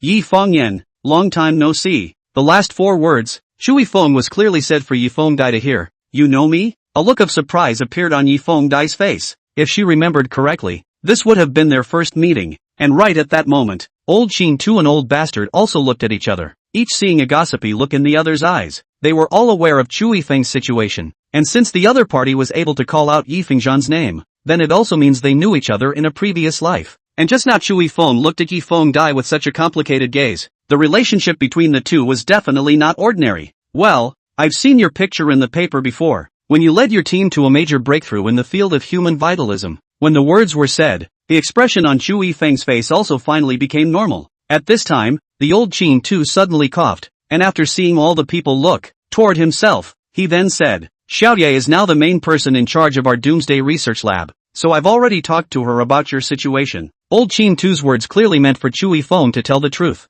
There's no need to cover it up. If it was possible, it would be best to honestly explain what Shui Feng's relationship was with the other party before he was reborn. Right after Old Chin Tu finished speaking, Yi Feng Tian likewise looked at Shui Feng with an expectant expression. She was also curious. In her last life, what was her relationship with Shui Feng? Are they comrades in arms who fight together side by side? Or are they just the most common of friends? Under the gazes of the crowd with a look of anticipation, Shui Feng decisively changed the topic. How far have you gotten in your research now? These days the lab has shipped in a large number of wraith corpses, and from them we've collected a lot of elements that don't belong to the blue planet. As for the words of Doomsday, the other party didn't even have a solid body. It was extremely difficult to detect, and using the words of existing science, it was completely impossible to explain the existence of the other party. What you said to Elder Chin before, Elder Chin also relayed to me, but the concept was too vague. But compared to what we had before then, we do finally have a general direction to work on.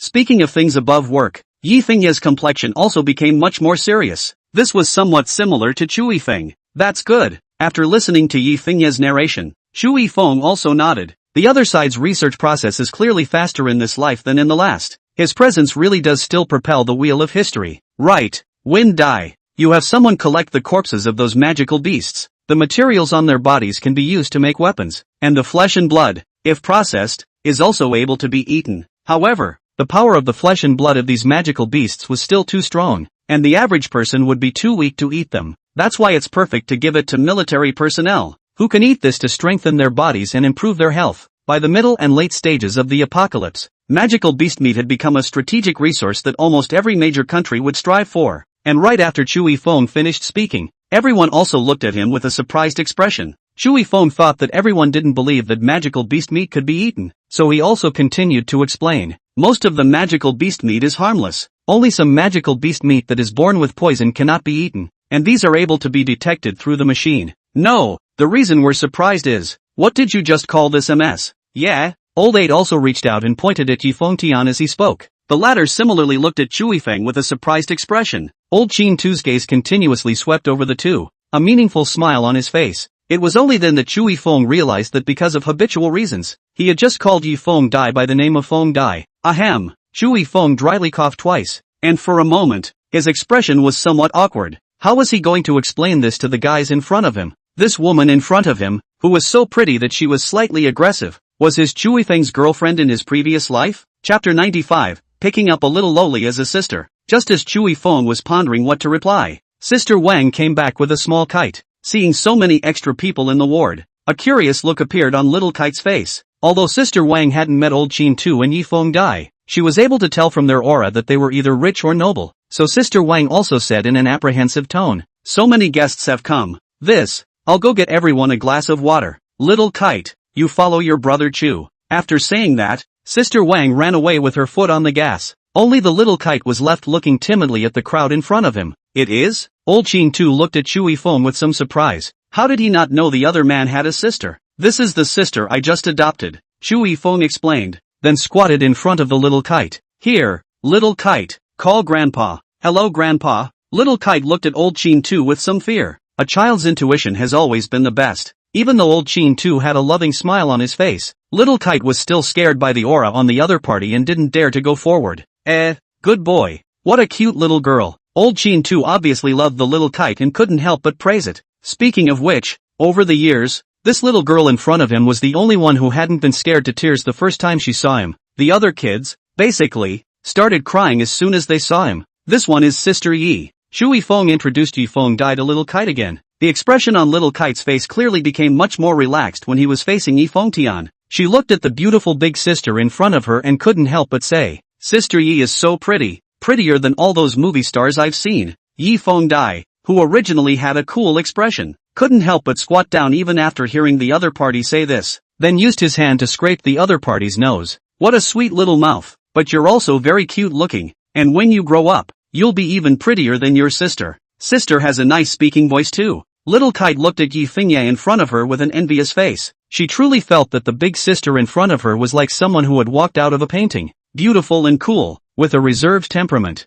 "Chu Xin." Yi Fengye raised his head to look at Chui Feng, and even the tips of his eyebrows were tinged with a smile. "Where did you find such a cute girl? Tell me, I'm going to find one." "Are you sure?" Chui Feng suddenly had an idea in his head. "What?" Yi Fengye froze slightly, before she could completely react. Chui Feng then was already speaking to the Little Kite. "Brother will be busy with many things during the weekdays, and sometimes he won't even be on the Blue Star. So how about you live with this sister for now?" Chui Feng's proposal caused everyone to freeze for a moment, including Little Kite. "I'm sure I would, but, the little girl bit her lips tightly and looked towards Yi Fengtian. It seems to be a fear of being disliked. Yi Fengye reached out and touched the other party's small head. "Sister is also very busy every day, basically soaking in the lab. Can you accept eating instant noodles in a beaker?" "Ha?" It was Kite's turn to freeze. She nodded heavily even though she didn't really know what a beaker was. "I'd eat instant noodles." For Little Kites, instant noodles are a rare treat. But, looking at this innocent look of the little lowly, Yi Feng Dai also couldn't help but laugh out loud.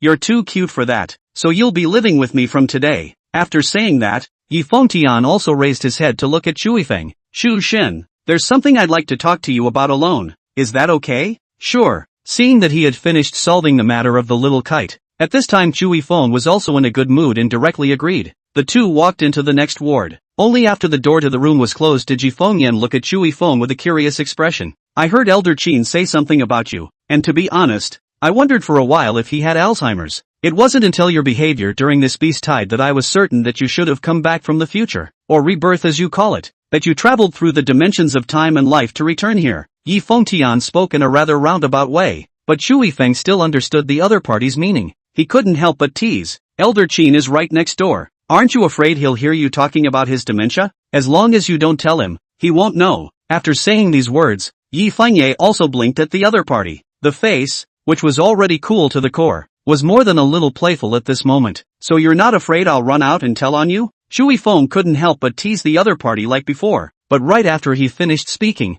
Yi Fengye wrapped his hands around his body and leaned against the white wall, just looking straight at him. But you wouldn't do that, would you? Why so sure? Shui Feng looked at the other party with some amusement. Because you definitely knew me before and there's a good relationship between the two of us. So can you tell me now? Which relationship will we have in the future? The woman's words were somewhat ambiguous, but the bottom of her eyes was a green cold. Obviously she said that just to stimulate Shui Feng and make the other party give a true answer. Are you sure you want to know? Shui Feng did not answer directly, but instead asked in return. Of course, Old Buster and Doggy are your brothers, and Elder Chin is your top boss. So what about me? Will we be comrades in arms as well? Yi Fengye looked at Shui Feng with a curious expression. Comrades in arms, so to speak, but not exactly. Shui Feng replied. What do you mean? Yi Fengye clearly did not understand the meaning of Shui Feng's words. What it means to be a comrade in arms, so to speak, but not exactly. You're going to be my girlfriend in the future. But of course I'm back here now and history has changed because of me. So according to your words,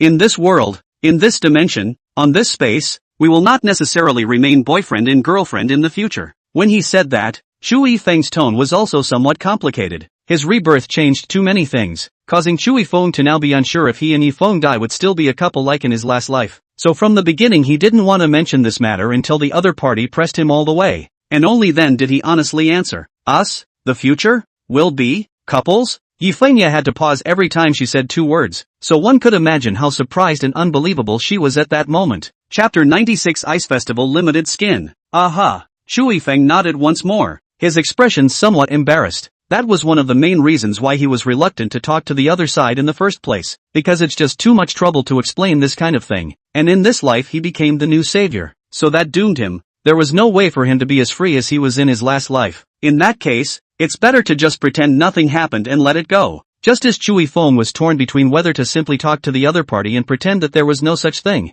a white light enveloped his body. For the first time, Shui Feng did not feel that the white light was so blinding, instead was grateful that this white light even appeared to save him from embarrassment. And with the appearance of the white light, the virtual screen also appeared in front of Shui Feng once again. Hey, brothers again. Cripes? There's an extra stunning beauty beside Chu God. Sister legs look good. Sister look at me. Sister look at me. Do you guys ever feel like Doomsday's math was taught by a gym teacher? They said 3 days and then ended up moving it up? Isn't there anyone curious about the relationship between Chu God and this great beauty? There's one way to put it. I still like secondary sisters. Lin Frost x Chui Feng is the YYDS. Nonsense. Shui Feng x Yaoan is the eternal drop god. Get out of my way. All of you. It's clear that the King of Cannibal Flowers and the Chu God are the best match. Looking at the constantly scrolling pop-up screen, Shui Feng had only one thought within his heart. That is, when the hell is Dog's End going to come out with a banning feature? He's going to ban all of these brainiacs through and through. It was fine to talk about him and Lin Frost, but why did they have to bring in Yahan and the King of the Cannibal Flowers? What's going on inside these rotten girls' heads? It's not even if it's a person, but now even monsters are trying to make a CP with him? Just when Shui Feng was thinking about how to communicate with these CP fans, his eyes had already turned pitch black. By the time he came back to his senses again, he was already standing on top of the ice field. Shui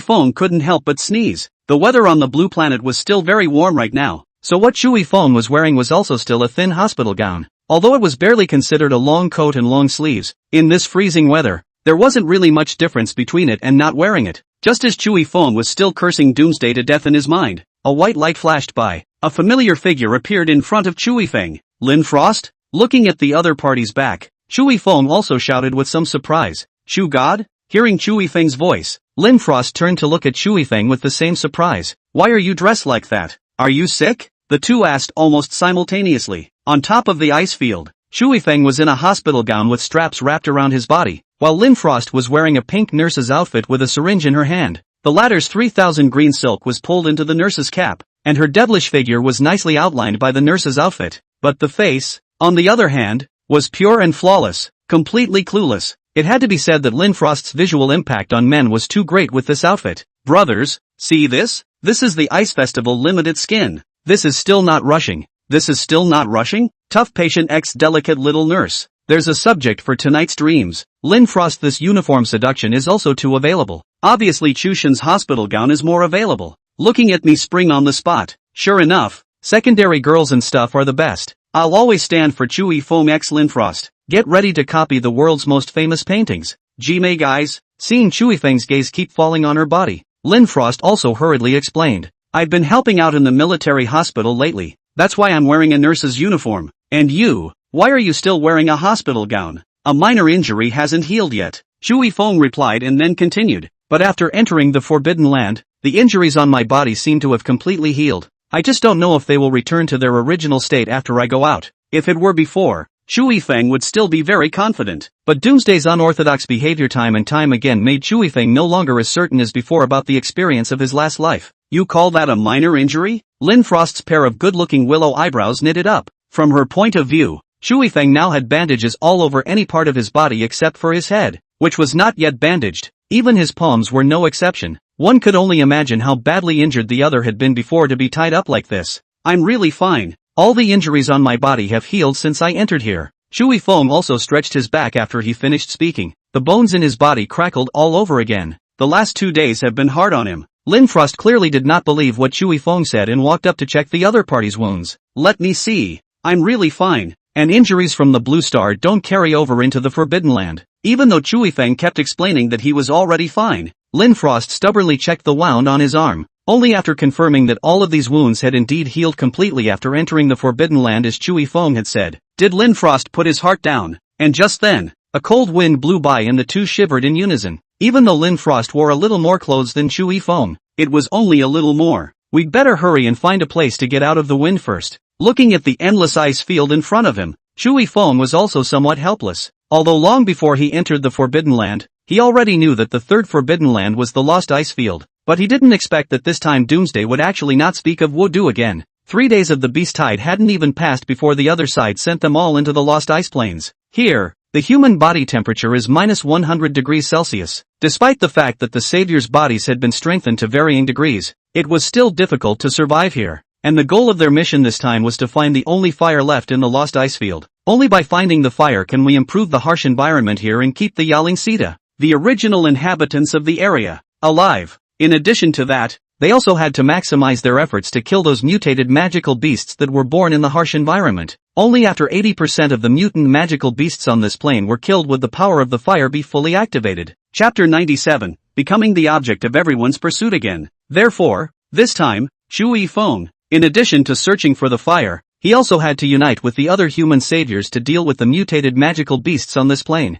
All in all, the task will be harder this time. Moreover, the most crucial thing was that Chewy Feng was not sure if this mission would deviate like the last 2 missions. Just as Chewy Feng was pondering these things, a shadow that covered the sky appeared above the firmament. It's Doomsday. Lin Frost looked up into the sky. The sky above the ice field was colored blood red with the appearance of Doomsday. Gigi. The eerie laughter echoed in every savior's ears. Chewy Feng stopped steps, raised his head to look up at the sky. The time has come to unravel the mystery. Oh my poor saviors of mankind. We meet again. I guess you must have a lot of doubts deep down right now, so don't be in a hurry. Grills, I'll tell you slowly. But now, you need to listen carefully. Every 3 hours, a storm will appear above the ice field, and a demon's eye will appear in those storms. Go, crush it. As soon as the devil's eye is shattered, the beast tide in your country will stop. Oh yes, there's a little one whose country has long since stopped being infested with beasts. As a reward I gave him a devil's eye. If you don't want to be torn apart by the storm, find him and kill him to get the devil's eye.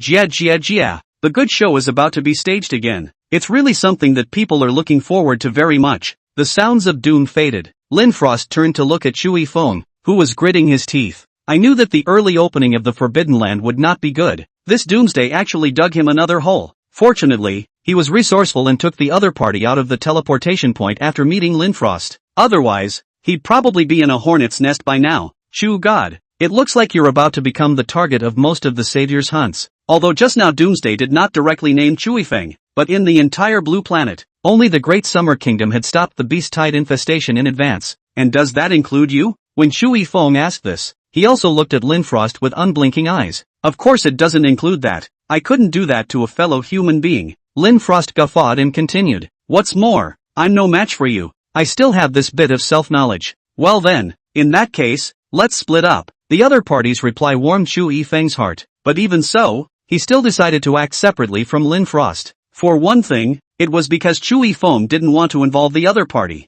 Secondly, it was because Chu Yifeng's life and death were now tied to the national fortune of the Great Summer Kingdom, and he did not want to take unnecessary risks. After hearing what Chu Yifeng said, Lin Frost also looked at the other party fixedly before nodding. Good. With her understanding of Chu Yifeng, she was naturally able to guess what the other party was scrupulous about at this time. Only knowing it was knowing it, but Lin Frost still felt lost because of it. By the way, I haven't asked yet, what are your powers this time? Chu Yifeng did not notice the other party's low mood, but asked with some curiosity. And right after he asked, Lin Frost didn't directly answer his question, but instead waved his palm. In an instant, all those snowflakes closest to Lin Frost turned into ice picks. It was actually the power of ice and snow. Chu Yifeng was somewhat stunned as he looked at this move in front of him. That's what I can do. Lin Frost lowered his hand down, and those ice cones lost control, falling and smashing into the ice field. The ice cone shattered with a crisp sound. What a strong ability. If you control it properly, your fighting ability should be among the strongest among the many abilities in this one. Chu Yifeng said in a rather envious tone. The ability to control ice and snow, if used properly, might even be able to control the ice field beneath your feet. Aha! Lin Frost nodded and didn't bother to ask Chu Yifeng what his ability was, nor did he say a word more. Well, I'll leave you then. See you later. Seeing that the other party's expression was cold, Chu Yifeng did not have the heart to continue chatting further. After waving goodbye to the other party, Chu Yifeng quickly disappeared in front of Lin Frost. Looking at the youths departing back, Lin Frost sighed in a faintly inaudible manner, and the virtual pop-up behind her was slowly emerging at this moment. Lin Frost same. What a great opportunity. You actually let him go just like that? What are you hesitating about when killing him will enable you to save your own country's people? Have you already forgotten how much the Empire has cultivated you? Those souls who died because of the beast tide won't let you go. When the cherry blossoms bloom again, those souls will also come to you to recount their grievances. Mercy to the enemy is cruelty to your own people. Don't you understand such a simple truth? Lin Frost looked at these constantly scrolling pop-ups with a cold expression, and when she saw the last sentence, she suddenly smiled. Only that smile was even colder. On the previous 2 trips to the Forbidden Land, if it wasn't for Chu Yifeng helping me, it would have been impossible for me to complete the mission. It's better to be a human being and not be too ungrateful. And I'll take the devil's eye out of the storm and crush it. My weapon will never be aimed at the Chu God. After saying that, Lin Frost also directly turned off the pop-up screen. From the moment she made this decision, she knew that she would be questioned by countless people. But it's okay, she'll prove it to them. Right after Lin Frost turned off the pop-up, Chu Yifeng had also already found a cave and drilled into it. Although it was also very cold inside the cave, it was the only place on top of the ice field that was slightly warmer. After entering the cave, Chu Yifeng also recalled the scene just now. He always felt that Lin Frost's behavior just now was a bit strange, not quite the same as before, and he didn't know if it was because of his ability. Women are really fickle. Chu Yifeng couldn't help but spit out a sentence before walking in towards the inside of the cave. He remembered that the people of the Yelensida tribe seemed to live in these caves. I realized that Chushin is really straight. I'm Lin Frost, I'm angry too. Okay? No. Why is Lin Frost angry? I can't see it either. I'm still female. Isn't it obvious? The other little girl obviously wants to act together with the Chu God. And how could she not be angry when Chushin made it clear that she didn't trust the other party? Can't you see that her tone and attitude have changed? Ah, women are such a pain in the ass. Chapter 98, The Devil's Eye. What was brushed on the pop-up screen? Chu Yifeng did not notice. In fact, he had only spat out one sentence before putting all the matters related to Lin Frost behind him. To him, the most important thing right now was that he had to touch the main quest first. Most of the caves on the Lost Icefield led underground, and Chu Yifeng traveled all the way until after his vision gradually became dim. He was also the one who finally heard breathing that was distinct from his. Just as Chu Yifeng noticed the other party, the creature hiding in the shadows also noticed Chu Yifeng. After noticing this, Chu Yifeng also tentatively opened his mouth to ask, "Is it a clan of the Yelensita?" Chu Yifeng's words had only just finished, when a stocky man had already leapt up from the hole, his sharp blade cutting through the air and coming straight at Chu Yifeng.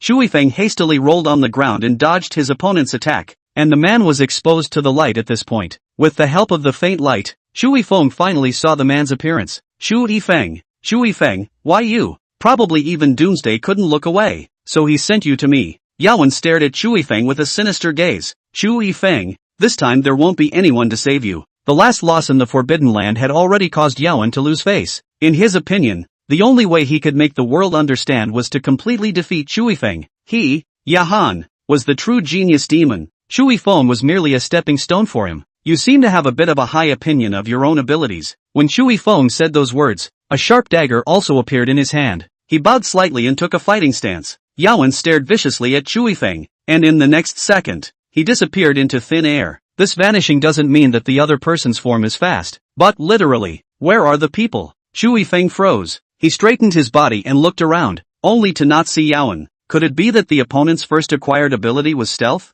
It doesn't seem to have that skill, though, does it? Despite thinking so inwardly, Shui Feng still looked around with a vigilant face. Then the dagger in his hand kept swinging. The sound of breaking air also rang out from time to time. However, Shui Feng still had not captured the whereabouts of Yahan. After 10 minutes, Shui Feng put away the dagger. He was now almost certain that Yawen was no longer here. Otherwise, given how much the other party hated him, it was impossible to hold back until now. Thinking of this, Shui Feng also opened the pop-up screen and directly asked, "Did any of you just see clearly how Yawen disappeared?" Right after Shui Feng asked, the pop-up screen also rolled wildly. "No, this guy doesn't talk about martial arts and runs away on his own after putting up a hard word? Shushin, wait. I'm going to go over a wall to see if I can see Yahan's first view on top of a certain platform. I'm going to go scroll through the wall too and see if any of the big boys have already cut out the video." Laughing my ass off, I don't even have a wall to go over. Is there a possibility that the ability that Yawen got this time is instantaneous movement? When he saw the last pop-up, Shui Feng suddenly felt a chill on his back.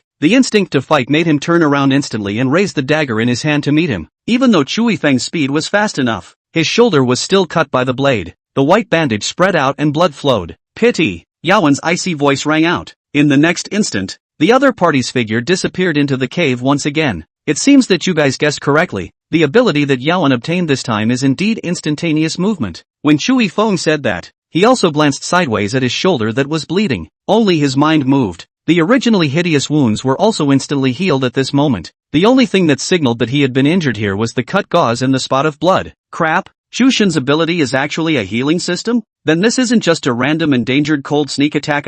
There's one thing to say. It doesn't feel like the healing faculty goes well with Trigon's persona. Should have swapped Shushin's and Lin Frost's abilities. After all, Shushin is more suited for fighting while Lin Frost is suited for being a nurse. Anyone who looks down on the healing department probably hasn't felt the fear of the undead. I came back over the wall. Yawen's ability this time is instantaneous movement. Oh, we all know that already. Ever since learning that Yawen's ability was instantaneous movement, Shui Feng had become cautious. And just at this time, the system's voice rang out, detecting that the host is on the Lost Ice Field. The quest system opens early. Quest 1. Loot the Devil's Eye. The Devil's Eye is capable of storing demonic energy and is one of the few items that can be taken out of the Forbidden Zone. This item is used when a beast tide comes, and can randomly summon a demon while fighting by itself for half an hour. Quest 2. To gain the friendship of the Yelencita. The system released 2 quests in a row. Shui Feng also froze slightly when he heard the second mission, and at that moment, Yawen appeared once more. A morose cold light appeared on Shui Feng's left side.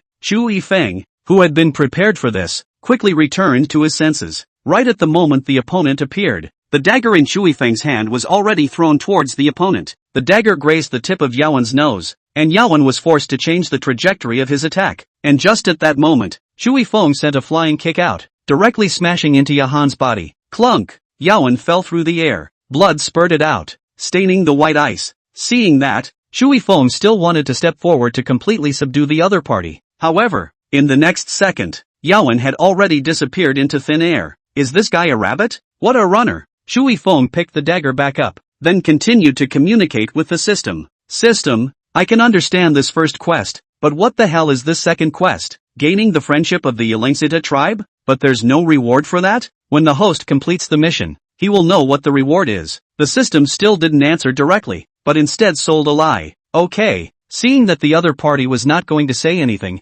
Shui Feng did not pursue the matter any further. Still, there's something tantalizing about the Devil's Eye. The ability to summon a demon for your own use after a wave of beasts. It was that this lasted for too short a time. If it had been longer, it would have allowed these demons to be used as a forerunner force against the beast tide. Thinking of this, Shui Feng was also planning to go out from the cave. Chapter 99, this guy is a tough guy. The main reason why he had entered the cave this time was to go search for the Yelencita clan and then open the main quest. But now the system had released a new quest and the rewards were so tantalizing. Shui Feng naturally wouldn't continue to delay in the cave any longer, and instead planned to go out and search for the Devil's Eye. Seeing that Shui Feng intended to leave, Yahan once again appeared by Shui Feng's side. This time the other side was faster. Where the sharp blade pointed was clearly Chui Feng's heart area. You guys must be rats, right? Looking at the suddenly appearing Yawen, Chui Feng also took a violent step back before blasting out with a fist. The wind of the fist whistled, slipping over the edge of the sharp blade and directly bombarding Yawen's body.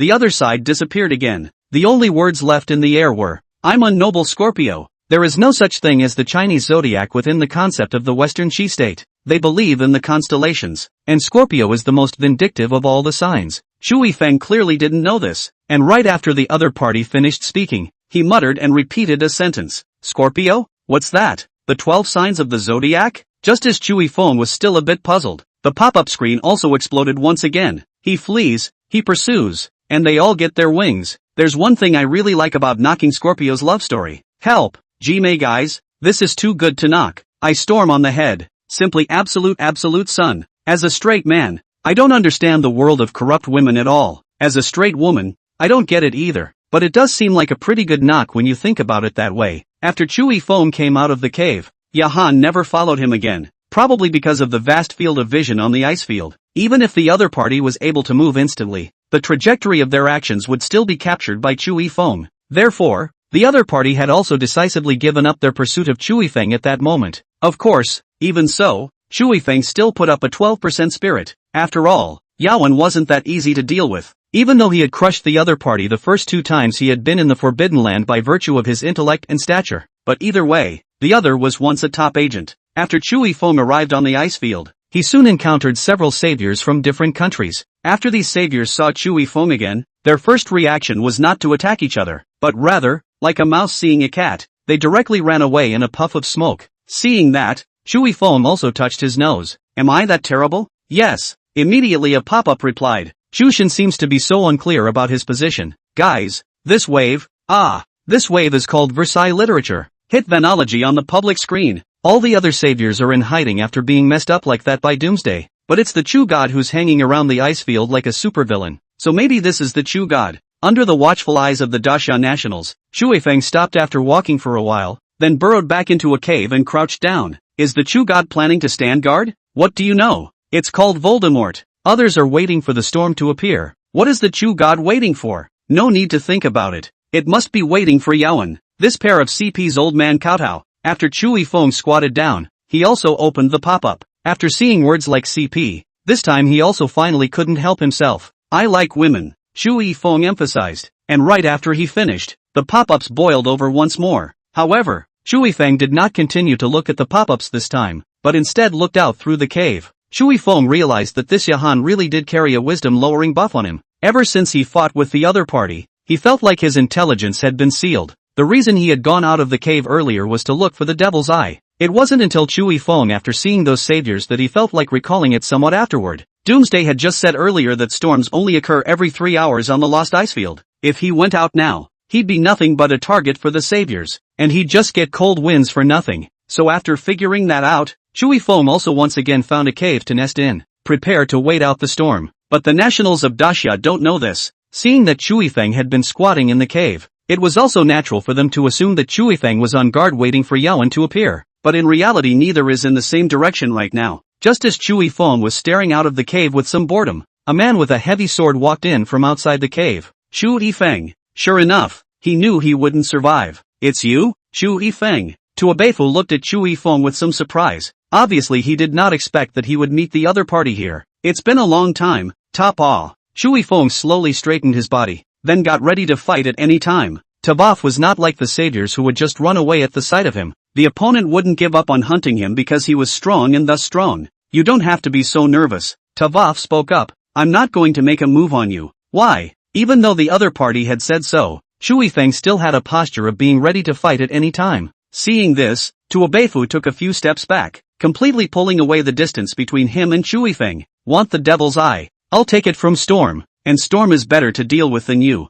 and it was because of you that we completed our mission in the last Forbidden Land. That's why I won't do anything to you this time. This was probably the longest paragraph that the other party had said since Chui Feng had known Tuobefu. After saying this, Topav didn't stay in the cave for long, but turned around and walked out towards the outside of the cave. He knew that with Chui Feng's vigilance, even if he said more, the other party would not drop his guard against him. The only way to completely reassure the other side was to leave the cave. Soon enough, Topav's figure disappeared into the flying snow. This guy, he's a tough guy. Looking at the other party's direction of departure, the corner of Chu Yifeng's mouth hooked up into an arc. Brothers, I'm going straight over the wall. What with the cannibalistic flowers and the forest frost? Chu Yifeng x Tuafu is the eternal god. This is the first time the Chu god has boasted of another savior in the Forbidden Land. Silent, high-strung offense x dark, nerdy, arrogant subject. I'll just lock up and I'll swallow the key. God Chu, the smile is also too spoiled. Who can withstand this? Chapter 100, Capturing the First Devil's Eye. Chu Yifeng held back his curiosity and did not open the pop-up screen. I'm afraid if I keep reading this, I'm going to lose my sexual orientation. A low sigh. Hey, the world is too complicated. I just want to go home. Speaking with his mouth, Chu Yifeng's hand movements did not stop. The dragon soul halberd transformed into a manuscript, and under the wave, the surrounding walls shattered. Finally a stone of equal height was dug out. In the memory of the last life, when the storm came, the visibility of the field of vision will be compressed to the extreme. The raging cold wind will also have a great impact on the hearing. In that case, the instantaneous movement of the end of the cold will inevitably pose a great threat. So Chu Yiwen decided to make the old 8 secret weapon here. Crap. Chushin is good with his hands. I'll give you a pack of chili fries for this guy. Are you looking down on Chushin upstairs? I'll add another pack. Business opportunity. Iron Men. I'll go home and make a batch of imitations. Our light has not yet fallen, and hope is always passing on. But what's the Chu god doing this for? Why can't I see any use for it? I'm Dilly's man. You don't guess what's in his mind. Amidst the pop-ups of admiration, a stone sculpture slowly presented itself to the crowd. It wasn't too fine, but the stone sculpture's body shape was the same as Chu Yifeng's. Looking at the pop-up screen, people chattering and discussing. Chu Yifeng is very satisfied. No one knows what he wants to do. This is great. If it is guessed out, the effect is much lower. Just a moment ago, no one had noticed that trigger mines had been placed at the head and heart positions of the stone statue. While there was still time, Chu Yifeng calculated that he could probably make 3 more. Black clouds enveloped the sky above the Forbidden Land, and doomsday appeared in the sky as a large, blurry face. My dear saviors, the first storm is about to hit and each time a demonic crystal is born at the center of the storm. Also, I have a little gift for you all. As soon as the words fell, the wind swept up the snow as if to engulf the land. Chu Yifeng, however, was in a bit of a trance. Looking at the direction of the wind, it seemed like he was here at the center of the storm. This luck was no one's fault. Between them a huge pillar of purple light shot up into the sky, a huge purple light ball sucking up the energy around it. It seems that in the ball of light in the sky is the demon crystallization. For a while, it won't fall. We can only wait. But what is the gift that Doomsday is talking about? Tua Waifu walked out from the other caves carrying a giant sword, and just after he finished speaking, Chu Yifeng burst out with his dragon soul halberd in hand. Get down! Without any suspicion, Topov crouched straight down, and the next, he perceived a wind sweeping above his head. Chu Yifeng retrieved the dragon soul halberd, and Tua Wafer looked back to see a black shadow of human-like nature slowly dissipating. Chu Yifeng smiled. Is this the gift of doom? Just now when Tuoth opened his mouth to speak, a mass of black shadows appeared behind him without warning. The black shadows looked strange, couldn't tell whether they were crying or laughing, and their finger parts were like sharp sides. Tavoth lifted a stone and gently tapped the monster's fingers, and with just one contact, the stone was neatly split into 2. Judging from this monster alone, the sneaking ability damage ability is not low. The only flaw is the defense ability is not high. But this is for you and me. I'm afraid that the vast majority of people will be very tricky to meet this monster. Chu Yifeng nodded, but did not speak. Doomsday, this whole job is getting sharper and sharper. There was no such thing in the previous life. It's time to look to the pop-ups for a little off-field help.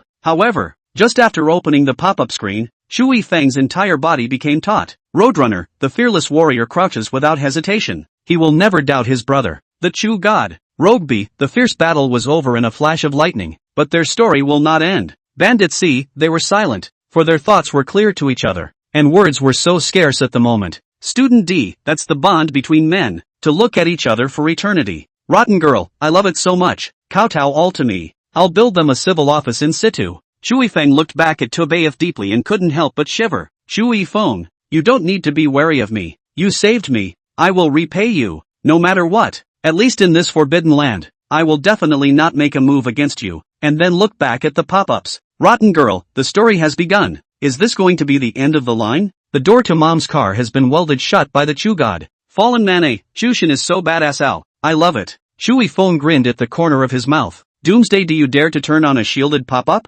Chu Yifeng, who could no longer look directly at Tuafu, turned into a stream of light and scurried back to the cave. This world is really too complicated. Why are you all scarier than the wraith in my eyes? At this moment Shui Feng incomparably missed Yawen. Shui, who's been badmouthing me behind my back? As Yawen walked through the wilderness, the cold wind mixed with snowflakes. He could only see a blur of dark shadows. In the next moment, Yawen appeared behind the black shadow, which had slowly dissipated. In this situation, my instantaneous movement is an invincible assassination skill. It's true that I'm the heaven's chosen son of heaven. Shui Feng, you wait for me. I'm going to double the shame you've brought me. At that moment, Yawen saw a blurry figure in the distance. Slender and slim. There's a road in heaven that you don't take. There's no door in hell that you barge in. Shui Feng, this time you're going to fall into my hands. Next moment. Boom! On the snowy ground in the distance, Yahan's eyebrows and hair had turned into a charred black mass, and when the wind blew over them, they turned into crumbs and went away with the wind. And Yawen's face was scorched black, as if he had just been dug out from inside a coal cellar. Despicable Daxia people. Damn it, if it wasn't for my quick reflexes, I really would have succeeded in your backstabbing. This time it was just an accident. Next time I'll make sure to make you look good. Hearing the explosions coming from the distance, Shui Feng leisurely hid in the cave. Looking at the pop-up screen full of greetings, Shui Feng expressed great satisfaction. What's going on here? Where did it explode? That was a really loud bang just now. Scared the hell out of me? Shu Shin.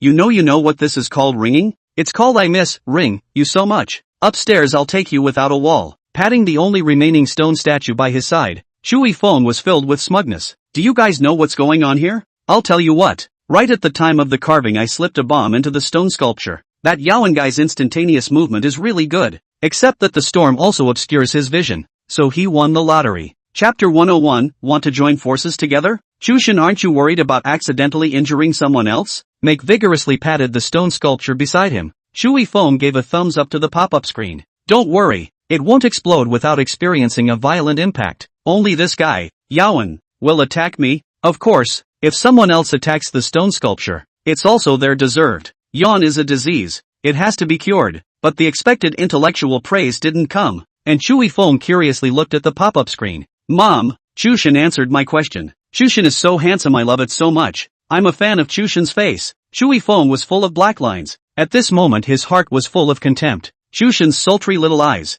I really feel sorry for her. Don't feel bad, Chushin. We actually saw it a long time ago. We just didn't say anything for fear of a leak. This kind of trap that even a 3-year-old can see. Only Yawen's breathless brain can fall for it. No way. No way. No one can really not see that. Can they? Silently exited the live interface. Shui Feng looked stagnant. Obviously every sentence is not talking about himself. But why do you feel that your intelligence has received an insult? Moving deeper into the cave, burying himself in the darkness, Shui Feng felt like he was going to close himself off. The next moment, Yawen's arrogant voice sounded once again. Despicable Daxia people. You actually made a trap to ambush me. You secretly hid in the cave yourself and were discovered by me, right? Give me death. Shui Feng's heart tightened. Did not expect Yahan actually quietly found himself. In this case, the face of Yahan's instant assassination. There is no time to react, and once he died will be involved in how many people of Daxia. Quickly turning back, Shui Feng wanted to make a method to respond, but unfortunately, reactions ultimately required time, and Yahan's instantaneous movement would not give him that chance. Damn, I blame myself for being careless. Could it be that this is how it's going to end here? A mistake is a shame. However, the expected attack did not come, only to see Yawen laughed, pounced on another direction. That is, boom, damn, are you sick? Yawen, smiling so treacherous at my old sculpture. It was a pity that Yawen didn't have the chance to answer him anymore. The aftermath of the explosion sent Yawen flying far away to lie motionless on the ground. The Daxia nationals directly laughed themselves silly when they saw the scene. This brother is a talent. Live performance, I kill myself. You guys listen to how excited he was just now. The Chuhan party will always be a god. Yawen must be a sickly girl. The dark president and the nerdy sickly girl. I'll just lock up. This Tachu god cannot even whole. Waste of feelings. On the other hand, the netizens on the western Chi side have already exploded. And such a loser comes to be our savior? Shame on you. An 80-year-old woman from my neighborhood would be much better than this loser. We've lost too many people because of this loser. And Yawen is the murderer. Goodbye, brothers. Listen to my advice. Yawen is a pit of fire. Our Shichi is simply dead. Quickly think of a way to transfer nationality. Carefully poked Yawen. Shui Feng then had some headache. It would appear that he was very dull. Just now he was still desperately struggling. As a result, Yawen was taking the last stone sculpture as himself. Hey, Dead or not? Squeak if you're dead. Ahem. Vile Daxamites. Yaowen's sudden cough scared Chui Feng. The reaction was a hard kick. Are you responsible for giving me a heart attack? Hearing the commotion, Tuobefu rushed into the cave with his heavy sword in his arms, looking at Chui Feng crouching next to Yaowen, and looking around. He didn't see any other presence. You awakened the power of blasting? After saying that, Tuofu looked around alertly. If Chui Feng awakened the ability of blasting, once he blew up the cave, it would be easy to bury himself alive. No, what I've awakened is the ability to heal. A glistening yellow light appeared on Chui Feng's finger, gradually drifting into the ground on the body of Yahan. Visible to the naked eye on the body of Yahan's wounds no longer bleed. I had nothing to do with him looking like this. He was looking at my stone statue just now, laughing pretty sickly, and then he blew himself up. A face of helpless dragging hand. Chui Feng is not going to be the pot. He himself fried half dead, with his own can have nothing to do with. They have just been in emo well. Sighing helplessly, Tavarf poked Yaowen with his heavy sword. What can he do? Never looked too bright. Just a shame about Shizi. Hearing this, Chui Feng righteously pulled Tuobefu outside. Come, we have an old saying in Daxia, don't do to others what you don't want them to do to you, and cautiously do to others what you want. That is to say, what you don't want, don't inflict it on others, and what you are willing to do, cautiously give it according to the other party's needs. You see, blowing up like this isn't something that he did to himself? Tavaf nodded honestly. I don't know, I heard it from you. Chui Feng had a serious face, like he was carrying a huge pressure inside. Tavaf, do you trust me? We have to respect Yaowen's choice. Maybe he has this fetish? Look, in case you saved him, he got up and blamed you. How bad is that? We have to respect other people's wishes and build a harmonious blue star together. I know you've always been very mature and stable. I don't want you to become a sinner who destroys the piece of blue star. Scratching his head, despite the fact that it didn't feel quite right, Tavaf couldn't find anything wrong with it after all, so he nodded obediently. Chui Feng patted his shoulder. Go brave warrior. Your country needs you. Fight bravely. Yes. Watching Tuofu fight his way far away, Chui Feng had a sincere smile on his face, as if it was mixed with infinite blessings. Ridiculous. This end of the cold can let save? West Chidesya many years of national hatred, can never be written off. Chu God's mouth deceives the ghosts, and the pure and good little furry bear is so fooled and crippled. What snubbing? Chu God, this is called knowing with love, moving with reason, convincing with reason. Chushin's new generation of success masters. Looking at the wildly excited crowd on the pop-up screen, Chui Feng smiled faintly, revealing the caring look of a big bad wolf viewing a small rabbit. Don't say that. Everyone on our blue star is going through the same suffering. We are honoring their choices and wishing the people of Shichi a happy life and a good time. The scene was then transmitted to the extranet by the majority of netizens, only for the people of Shichi to be angry and cursing for some reason, leaving Yaowen in the cave. Chui Feng looked towards the light pillar not far away. To the time to move. Chapter 102, The Damned Daxia People. On the pale snowy ground, a humanoid black shadow traveled aimlessly. Suddenly, a delicate figure appeared on the college. A gust of wind blew, and the dark shadow appeared behind the girl. The next moment, a biting attack pierced into the black shadow's head, instantly deforming it. It was too late to struggle, and the black shadow slowly dissipated, dropping. You have harvested 100 points of system value. Chui Feng revealed his figure, and along the way, he had killed dozens of black shadows off and on, and the injuries brought about were not a problem at all with the support of the healing talent. If you can heal, you'll know you're a tank. He can fight, resist and restore. It's okay. Looking at the young girl with a panicked face, Chui Feng smiled. The one in front of him was no one else but Lin Frost. Brother Chu. Seeing that the person coming was Chui Feng, Lin Frost obviously relaxed a lot. Unable to resist touching Lin Frost, Chui Feng casually asked, "Are you willing to accompany me on this journey?" Of course, there's no chance for this first demon crystallization. So, can I get mission completion? After saying that, Lin Frost blushed. If it was usual, she could naturally agree. But now she was responsible for the safety and security of the nation. Naturally she could not be too capricious. After applying a healing to Lin Frost's spirit was obviously much better. I'm not absolutely sure, but at least it will be more than you could come up with on your own. And so on the pale ice, a man and a woman grew farther and farther away from the storm. I have observed for a long time, the number of black shadows in the three directions of east, west and north are the same, only in the south, the number of black shadows is 4 or 5 times more, and the further the black shadows are, the more they are. Chui Feng and Lin Frost sat on a stone slab and slid forward. When the speed slowed down,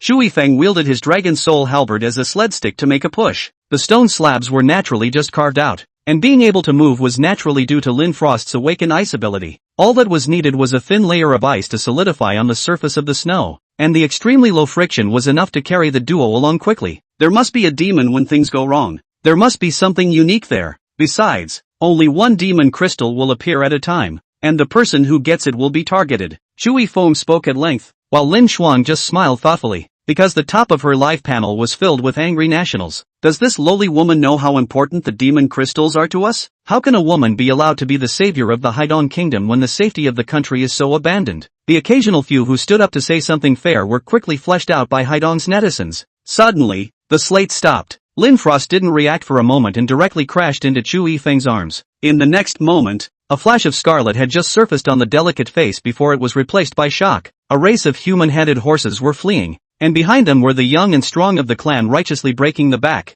though still lambs to the slaughter before the dark shadows. Damn it, if we can pull away, we'll be able to take care of these assholes. The Yalancitas have no enemies under their bows and arrows. These dark shadows are entangling us, and if we release our arrows hastily, we will have greater losses. Retreat. Chui Feng picked up Lin Frost in his arms. Use your ice abilities to build a hill we can slide down. Chui Feng leaped up and crossed the windy and snowy mountainside, and the black shadow was directly beheaded before he could react, casually throwing Lin Frost up high. Countless ice picks scattered towards the many black shadows. However, because of the long rush, plus this great exertion, Lin Frost had already lost her strength in the air, and drifted down like a butterfly with broken wings. The next moment, she fell into a warm embrace. Friends of the Yalancita, we are here to help you. After saying that, Chui Feng tilted his head and dodged the Black Shadow's sneak attack. Backhandedly, he thrust the Dragon Soul halberd into the Black Shadow's head. An arrow whistled, passing through the tips of Chui Feng's hair and accurately hitting another Black Shadow.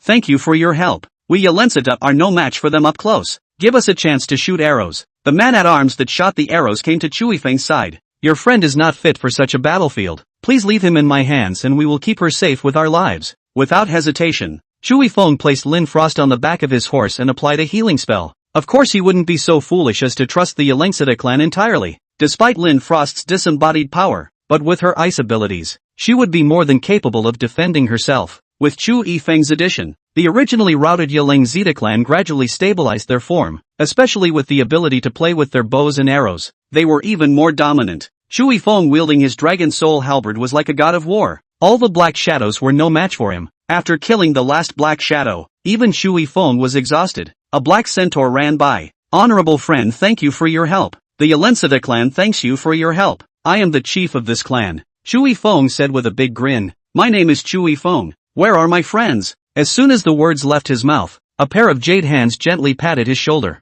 Dang it, I'm here. The black centaur came forward and said respectfully, I'll call you Lord Chu. We, the Yalancita clan, have an unkind request. It's been freezing cold here for a long time. We're fine with it, but most of the newborn children in the clan can't carry it through, and your skills are amazing. Can you help us find the lost fire? Chui Feng instantly realized that this was not the mission. In his previous life, the fire of the lost ice plain, he naturally knew the location. It was within the Great Rift Valley of the lost ice plain. However, to make friends, it is natural to help each other. A difficult look then appeared on his face. I would love to help you, but do you see the purple crystals in the purple storm? I still need to obtain them, so it's hard to find the time to help you for now. Do you think it's possible to wait for a decisive time? Looking at Chui Feng's difficult appearance, the Yalancita clan chief's chest was beating loudly. The Yalancita will not treat his friends poorly, and if you can help us get the fire, we will bless you. As to whether that is what you are talking about? Only to see the Yalancita clan chief waving his big hand, a white man walked over holding a box. Opening the box, inside were 10 demon crystals neatly placed. Normally we use the energy they give off to keep us warm, and if you can bring back the fire, these are a gift to you from the Yalancita. Chapter 103, come on, moral abduction. Looking at the neatly placed 10 demonic crystals, Chui Feng looked at Lin Frost. Lin Frost looked at Chui Feng, and then the two of them gulped. Others are still struggling to grab that one demonic crystal, and in front of them is the whole 10 demonic crystals. That is to say, it can make the 10 countries to end the beast tide ahead of schedule. My dear friend, helping others is a long-standing tradition. The Yalancita clan's plight makes me feel sympathetic, mainly because I am willing to fight for our friendship even without the demon crystals, in order to help you. Chui Feng's chest beat loudly, full of sincerity. Shun Hand is going to take away the box of demonic crystal. Who would have guessed that the Yalancita clan leader would be faster than him and whip away the box containing the demonic crystals? I am sorry, my dear friend. It was rash of me. Your noble character is marvelous. I will take back these crystals. How could I taint our friendship with material things? In Lin Frost's face of shock, Shu Yifeng jumped up again and grabbed the box with a death grip. Ha ha ha, my dear friend. These crystals are a gift from you. A precious gift of friendship. Of course I will keep them. The duo then began a tug of war. Dasha netizens are really a knife to the ass at the moment, eye-opening. I didn't realize that the world was so big that there was someone who could be as flirtatious as the Chu God. The Chu God and the Centaur are really a good match. Look how much they act like each other. It's a marriage destined by heaven. I doubt this Centaur has ever read Thickers. This is a being that can pull with the Chu God. Compared to them, I feel like I came into this world just to make up the numbers. Mom, I'm still too innocent. In this frantic pull, the box couldn't take it and shattered into 2 pieces. And the demonic crystals were also thrown out. Shu Yifeng's eyes were quick and grabbed away 3 demonic crystals. Yeleng Zeta clan chief was even more unwilling to show weakness. For hooves in the air, 4 pieces of demonic crystals also fell steadily into the bag. Before he could hurry to get his hands on them, the Yeleng Zeta clan chief watched as Chu Yifeng reached out and grabbed the remaining 3 demon crystals as if he were a dragon out of the sea. Shu Yifeng casually grabbed 2 crystals and was about to grab the third when the Yeleng Zeta clan chief was reaching out and grabbing the 2 in his hand. Shu Yifeng could only turn back to defend himself. I didn't realize that the Yeleng Zeta clan chief was just a bluff, and that the remaining piece of demon crystal was firmly in place. A man and a horse were both full of sincere smiles, even mixed with a little appreciation. But I'm afraid we all know exactly what's in our hearts. Damn it, attacking the enemy will save the enemy. This Yeleng Zeta clan leader doesn't look like a good person. Shame on you. Is this guy a hooligan? My dear friend, we have an old saying among the Yalan ***** called the remainder. Words must not run out, and things must not be done, nor can you finish a gift. Hearing this, Shu Yifeng came forward to put his arm around the Yeleng Zeta clan chief. We have this saying in Daxia. It's called being generous. It's to teach us that we have to be generous. Only a generous person can go farther. Lin Frost was dumbfounded. Generosity and behavior meant this? He had still learned some knowledge of Daxia before. How come what he had learned was different from what Chu Yifeng had told him? This word, when viewed individually, one could understand it. But when it was combined into one piece like that, and then said out of Chu Yifeng's mouth, one would not recognize it. The Yeleng Zeta clan affectionately patted Chu Yifeng's shoulder and said enthusiastically, as the saying goes, when you enter a hometown, you have to follow the customs. Just according to our Yeleng Zeta clan's tradition, those 5 pieces will be given to you first, and the rest will wait for you to fetch the fire as a gift for the next time we see each other. What do you think, Mr. Chu? People have said words to this point. Chu Yifeng is also not good to refuse again. 1 person and 1 horse because of the cooperation reached friendly patting each other's shoulders, and then more and more hard. Of course Chu Yifeng was still collecting his strength. The Yeleng Zeta clan chief could not carry the power of Xiang Yu's essence spirit. My dear friend, if you find the fire, just blow this horn and we of the Yeleng Zeta clan will come to meet you along with the gale force winds. Saying that, the Yeleng Zeta clan took out a uniquely shaped horn, which was more like a conch when they said it was a horn. Shu Yifeng had just received it when the Yeleng Zeta clan chief clutched the remaining 5 demon crystals tightly and cried out, "Farewell my friend, a slinky run away." The Daxia netizens were also inexplicably joyful as they watched the flustered pace of the Yeleng Zeta patriarch. This guy was scared out of his wits by the Chu God, and look at the pace the milk force is being used. Who wouldn't be afraid of this? I'm afraid that if I stay a little longer, my pants will be dragged away by the Chu God. What is this called? Plucking feathers from geese, gold and silver sisters. I want them all. Shu Yifeng, who was still chagrined because he was missing 5 demon crystals, looked at the pop-up screen. Turning to Lin Frost, he said, "Do I look like a bad guy?" Helplessly rolling her eyes. After thinking over the wording, Lin Frost gave a reply that she felt was very reasonable. It doesn't count. How do I put this? Should probably almost not count as a bad guy, right? A demonic crystal drew a graceful parabola in the air and landed steadily in Lin Frost's hand. Lin Frost frowned as if he was thinking about something. Only those who don't know you will misunderstand you. You're kind and smart and brave. You're a strong shield for the people's drops. You're sincere and steady and dependable. Good luck running off with you. SKR. SKR. After listening, Shu Yifeng silently looked at Lin Frost for a long time. Bao Yu. That's not a good thing to say. But you're right. I didn't think I'd hide it for so long. But you still saw the kind side of me. After saying that, Shu Yifeng raised his head and looked up at space at a 45-degree angle. Is this the loneliness of the strong? Lin Frost rolled his eyes. Was this the cheek of a strong man? However, after looking at the demon crystal in his hand, he suddenly felt that despite not having a serious mind, being with Chu Yifeng was also very good. The demonic crystal emitted a black luster, but it was exceptionally fragile, and could be easily crushed with a slight force. Doomsday's arrogant voice sounded again. Jia. At this moment there are already 2 saviors who have obtained the demon crystal, and their countries have stopped the beast tide. All the saviors can step up their efforts. When the 3rd demon crystal is broken, we will open the final mission. Jia. What's going on? Only 1 demon crystal just appeared. Where did the 2 that were crushed come from? Topav swung his heavy sword, forcing back several saviors in front of him, roaring in anger. At the moment he needed to face multiple people surrounding him at once. Chapter 104, Candies. The entanglement of multiple parties led to the fact that there was still no one who could successfully get their hands on the demon crystal. Tavav, no offense, but our country can no longer withstand the attacks of the Wraith, and we must defeat you. Those few saviors used their abilities, and the leader, the savior of the Varan nation, waved his hand. Only the snow and ice instantly sped up quite a bit, and even some of the snowflakes were as if they had gained life. It slowly climbed along to Abefu's feet. Damn! Tavav pumped his legs, trying to shake the snowflakes off. Suddenly, a pair of hands reached out from the ground and grabbed his feet tightly. Ability, the transported man. The other 3 split into 2 teams, with 2 of them constantly harassing him. The remaining one, on the other hand, connected a silver-colored thread between himself and the savior of the Varan kingdom. Precisely his ability, spirit sharing. Without his help, the Valan Salvationists simply could not get in the way of Topav. His presence is like a magnifying glass, helping the saviors of the Valan nation to use their abilities better, casually blocking away the hidden weapons thrown from afar. Tuo Wafer roared, the 5 of you, even if you defeat me, you will still need to face the others. The only 1 demon crystal is simply not enough for you to share. The savior of the Valon country sneered and laughed. Tuo Wafu, it seems that you really can't hold on anymore. Our 5 countries used to be one and the same. We will naturally help each other. Even if we don't get the other demonic crystals, we can reunite and establish the Otter Federation of the past. In the past the Otter Federation is also considered a strong country, but unfortunately later because of the division and fragmentation no longer exist, into dozens of countries, and these dozens of countries to the present day is also slowly united to form the current Valan, Mati, Sko, Bashi, Yalan 5 countries. Seeing that he couldn't get through, Tuo Wafer let out a roar. His heavy sword thrust into the ground fiercely, and a biting aura swept through the 4 directions. The first to be attacked was the savior of Skakoku, the possessor of the transported man ability. In just an instant, the immense pressure began to crack even the ground, and the savior of the land of Kos suffocated in the face of that pressure for just a breath, while the icy abilities wrapped around Topav's knees shattered in full force. The saviors of the Valan and Aramaic countries suffered a backlash and spat out a mouthful of blood,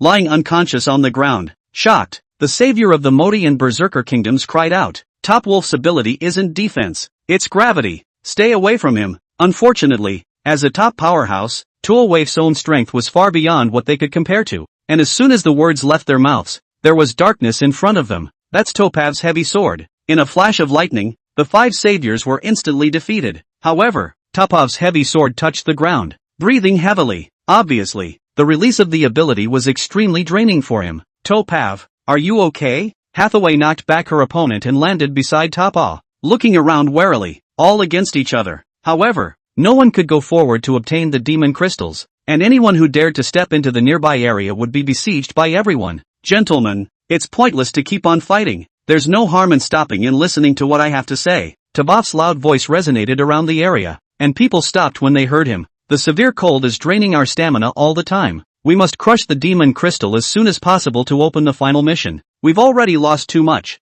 I'm afraid that we won't be able to complete the final mission if we continue to entangle ourselves. So don't fight anymore. Topav gasped. Indeed, despite being strengthened, theirs would bring about an unrecoverable exertion in this 100 degrees below zero weather. Tavaf, we understand what you're saying. Our question is simple. Who will get this demon crystal? One savior stood at a distance and was answered by many. Tavaf cleared his throat and said seriously, to ensure fairness, I withdraw, and we all vote for one. Of course, the savior who crushes the devil's eye, the country he represents, will have to offer help to all the countries, and if he dares to break his oath, he will be under siege from all of us. The crowd instantly exploded. Indeed, this was a very good solution. At least all of them would get some benefit. Gentlemen, I have a recommended candidate. Her country possesses great strength and I believe she can bring more help to everyone. Glancing at Hathaway, Tuo Wafer nodded. It would be hard for anyone present other than himself to be more suitable than Hathaway. I'm afraid, after all, Chui Feng from Disya as well as Yahan from Shichi were not present. She is. That's right. There is no one more suitable than me. Yawan. A cocky voice interrupted Topav's words, and amidst the shocked gazes of the people, Yawan limped up the hillside in front of the crowd. Raising his arms, he said, "Everyone, it seems that I am the most suitable person for the job. Our Western Chi country has the highest economy and the most advanced technology in the world. Who else is suitable but to choose me?" Looking at the bruised and battered Yawen, to a wife who only regretted why he didn't beat this guy to death at that time. At that time, it was clear that there was air coming in but not going out, and as a result, he really let him get through it. It's true that good people don't live long, and bad people are left for 1,000 years. Let me tell you, my ability is to move instantly. You should understand what the consequences of being targeted by me are, right? Yawen shook the dagger in his hand, shining with a cold light. Under his gaze, no one dared to look directly at him and lowered their heads. "I'm voting for Yawen." Looking with the voice, it was the savior of the Great Soda Kingdom, and seeing that it was him, people weren't surprised. The country of Great Soda, which has always been a staunch lickspittle of the country of Shizi, not only honors the United States in all things, but even abandons its own national language and makes Shizi the official language. And the women in the country are even more proud to serve the Shizi people. Yuck! Disgusting stuff, Hathaway whispered disgruntledly. Right after Yawen came out, all the advantages were gone, and his own country was still inferior compared to Shichi. "All those who support me, Yawen, raise their hands. I promise that Shizi will help the countries to create a strong defense line, and provide everyone with information on magical beasts. What I, Shichi, know is more than all of you." Above the wilderness, more and more people raised their hands, casting this vote for Yawen, and Yawen's pop-ups were filled with Shizi's praise. "Resourceful, truly worthy of being the savior of my Western Chi, a born leader." Chapter 105, Oil by the Barrel. When one man goes out, the world goes down. The Great Soda Kingdom is doing well. I'm going to find a few more women from the Great Soda tonight and reward them well. Ha ha ha. Upstairs is right. Reward them well tonight. What a good dog. Yawen looked at the pop-ups and looked smugly at the people in the wilderness. "I am indeed a born leader. Who dares to defy me? Even Tavoth is nothing more than a clumsy mangler, and unless he can stay alert all the time, there is no way to escape his assassination. This forbidden land I am a god." Chui Feng's side is to be much more leisurely. The Dragon Soul Halberd once again assumed this age should not have not easy. Being Chui Feng turned into a sled stick form, taking Lin Frost to sit on the stone plate. Toward the Great Rift Valley, the Dragon Soul Halberd pushed forward with all its might. Chui Feng leapt up, and the Dragon Soul Halberd returned to its original form. One person and one halberd ruthlessly smashed into a wandering black shadow like a falling meteorite, and the unstoppable power of the Dragon Soul Halberd took the life of the black shadow in an instant. And Chui Feng used his strength to leap up again and land back on the stone slab. "Isn't this heavenly flying fairy move handsome?" With a smug face, he scowled towards Lin Frost, but there was not a hard rock in sight ahead. "Ah!" Accompanied by Lin Frost's scream, the stone slab that the two of them were riding on instantly lost control and rose into the air, and the two of them were thrown into the air. "Chui Feng, you're annoying the hell out of me." Lin Frost was thrown defenselessly, and could be said to have been shaken to the core. The next moment, though, she fell into a firm embrace. "What are you afraid of? I'm here," firmly landed on the ground. By virtue of Chui Feng's protection, Lin Frost was unharmed, but her red eyes could best express her feelings. "There's no rush yet." Retaliation. Lin Frost was then shocked by what was in front of him. A huge crack spreading out on the undulating ice surface with no visible edges. The edges of the Rift Valley seemed as if they had been sliced by the sharpest of knives, and were surprisingly flat and flawless. There is the scent of the master." A light voice resounded in Chui Feng's heart. Chui Feng, who had heard this voice, naturally would not recognize it wrongly. This was the voice of that artifact spirit in the god staff. Having just entered the divine staff space, Chui Feng was ready to sing again. As the saying goes, strike first and suffer later. But before he could sing, the artifact spirit itself ran out. "There's the master's scent in that big pit. You go down and take a look." Chui Feng immediately came to the spirit. The master of the god staff. He just knows the existence, but has never understood. Take this opportunity just right. Deepen the understanding. May be able to know what's shocking inside. Hey, are you saying this big pit has something to do with your master? The artifact spirit was inexplicably a bit weaker just by speaking. "That big pit may have been made by the master's knife. I am so sleepy. I want to go to sleep." Chui Feng was immediately shocked. Such an endless pit. It was actually the owner of the divine staff who had slashed it out with a single slash. How terrifying must this be? "That, your master. Hello? Why don't you say anything? Artifact spirit, I'm going to sing if you don't come out." There was still a long silence. Without a way out, Chui Feng had no choice but to exit the artifact spirit space, and as soon as he came out, he saw Lin Frost looking at himself with a puzzled expression. "What just happened to you? Why do you keep standing there dumb?" Scratching his head awkwardly, Chui Feng snorted. Just saw such and such a big rift valley and was shocked. Looking at Lin Frost's puzzled expression, Chu Yifeng digressed. I think the fire is just below the rift. Let's go down and take a look. Lin Frost really followed Chu Yifeng's topic and picked it up. It's going to take us a long time to get down a canyon this deep, isn't it? Pointing to the stone slab stuck in the snow in the distance, Chu Yifeng blinked. Of course it's how it came to go down. Ah. It wasn't just Lin Frost's screams. The entire Daxia Live audience was also screaming. The immersive perspective brings an extraordinary feeling to all viewers. Mom, can you see it? I'm skiing with Chu Jin. What? It's too windy. I can't hear you. Help. What kind of perspective is this? I can't stand it, I'm going to throw up. Hold on upstairs. Don't throw up. Woo woo. On the smooth surface of the ice, the stone slab was falling fast. The excessive speed even forced Chu Yifeng to change the Dragon Soul halberd into a silver-colored metal wire, wrapping around the stone slab, increasing the friction to slow down the speed of the stone slab's fall.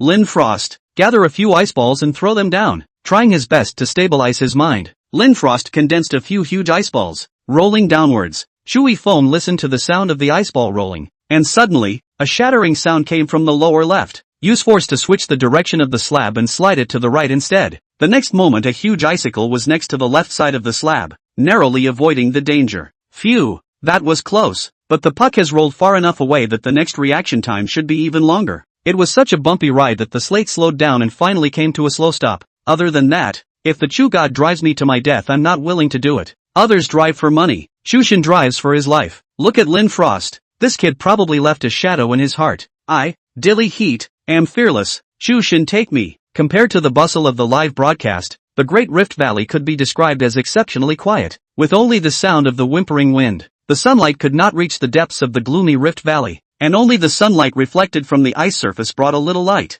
It's so empty here. So empty. Empty. Lin Frost's voice echoed endlessly in the Great Rift Valley. Chu Yifeng exchanged 2 tiny torches from the system. Pretending to dig in his pocket with his hand, he handed a torch to Lin Frost. I just happened to have an extra torch with me from the previous preparation. Be careful. It's too dimly lit to know what's at stake here, resulting in a torch. Lin Frost gave it a good fiddle. Who carries 2 torches for nothing? Is it special for yourself? Holding on to that, a bright light came from the distance. There's a light there. Stay close to me. Let's go check it out. Pulling Lin Frost's hand, Chu Yifeng ran furiously all the way. Lin Frost muttered in a low voice, the sacred relic of the Yeleng Zeta clan is right here, and they're not coming to take it, so it doesn't look like it's in any danger, does it? Suddenly, Chu Yifeng stopped and covered Lin Frost's mouth. Woo woo. Chu Yifeng pointed to the dark place where a few huge magical beasts were sleeping peacefully. Pointing at the ground again, Lin Frost looked down and saw an extremely frightening scene. Chapter 106, The Look of the God of Fortune. The glow of the fire dispersed the darkness around them.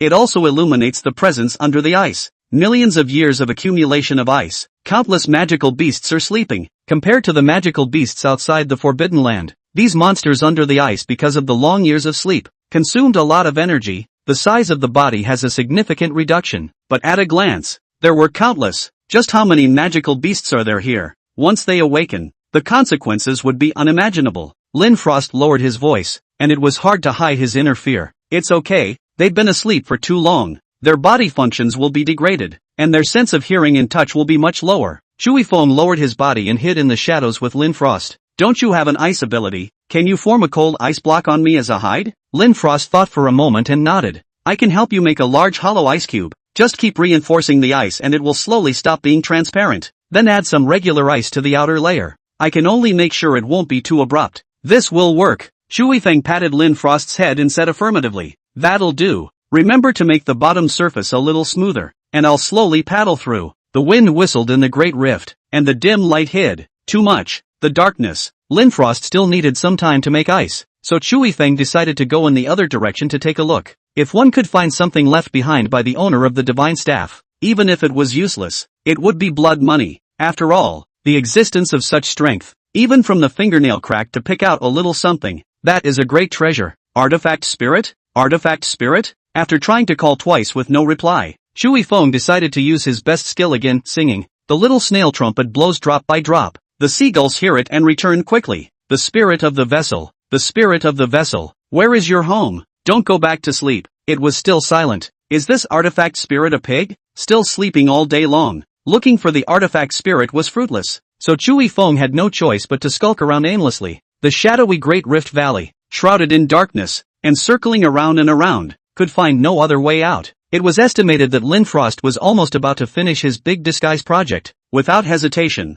Shui Feng ran wildly after determining the direction. Coming to Lin Frost's side, looking at her masterpiece, Shui Feng surprisingly couldn't see any abruptness. The dark blue icicles were generally the same as the naturally formed icicles around them, and he couldn't even find anything wrong even when he came to his heel. Touching Lin Frost's head messed up her hair, and so Shui Feng was met with justice. A hard elbow poked him in the kidney. Looking at Lin Frost's smug expression, Shui Feng covered his mouth but didn't dare to scream out for fear of attracting the attention of the magical beasts. It's true that a woman's heart is like a needle in the bottom of the sea. Quietly groping his way into the icicle, Shui Feng threw off a look of affirmation and quietly leaned towards the fire. Shu Shin is surprisingly skillful. What's with this inexplicable familiarity? When I say that upstairs, I feel as if when I peeked in my neighbor's shower, I was so quiet then. The second floor is fierce. Truly a man of God. Doesn't the second floor live in the Coldwind City 1 branch neighborhood? How do you know? Damn. I said every day when I take a shower, my hateful neighbor disappears.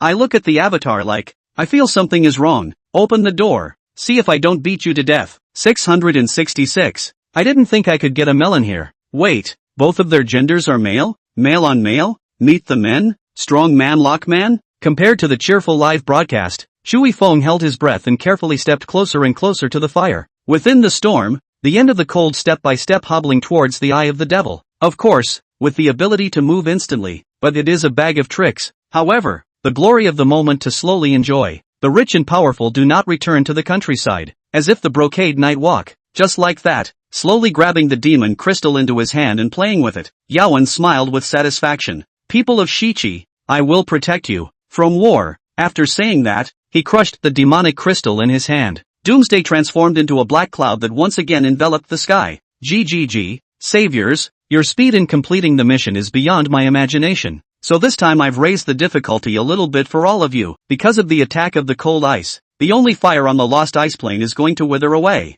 You have 15 minutes to obtain the fire, which will help you to reverse the time of the sky, and the obtaining of the fire will make the souls of the outside world's magical beasts to come here, and in half an hour, they will awaken and make contact with the outside world. Also in half an hour, the sleeping magical beasts under the Great Rift Valley will awaken. Their souls are getting in touch with the magical beasts in the outside world. Get ready. If you don't kill all the magical beasts in the outside world, their attacks will never stop. The crowd's faces darkened, since Doomsday said that he wanted to make it more difficult. With his nasty character, he was only afraid that these magical beasts would be beyond imagination. Let's go. Let's go to the Great Rift Valley and take a look. No matter what, if we go there early, we'll be able to make preparations earlier. Topav raised his heavy sword and appealed. Yahan's face was a bit ugly. He had just cancelled the attack of the Shizi magical beasts. As a result, as long as he obtained the fire now, he would deprive the souls of those magical beasts outside of the Forbidden Land. Wouldn't it mean that he would have to give away a whole lot of supplies for no reason at all? My lord,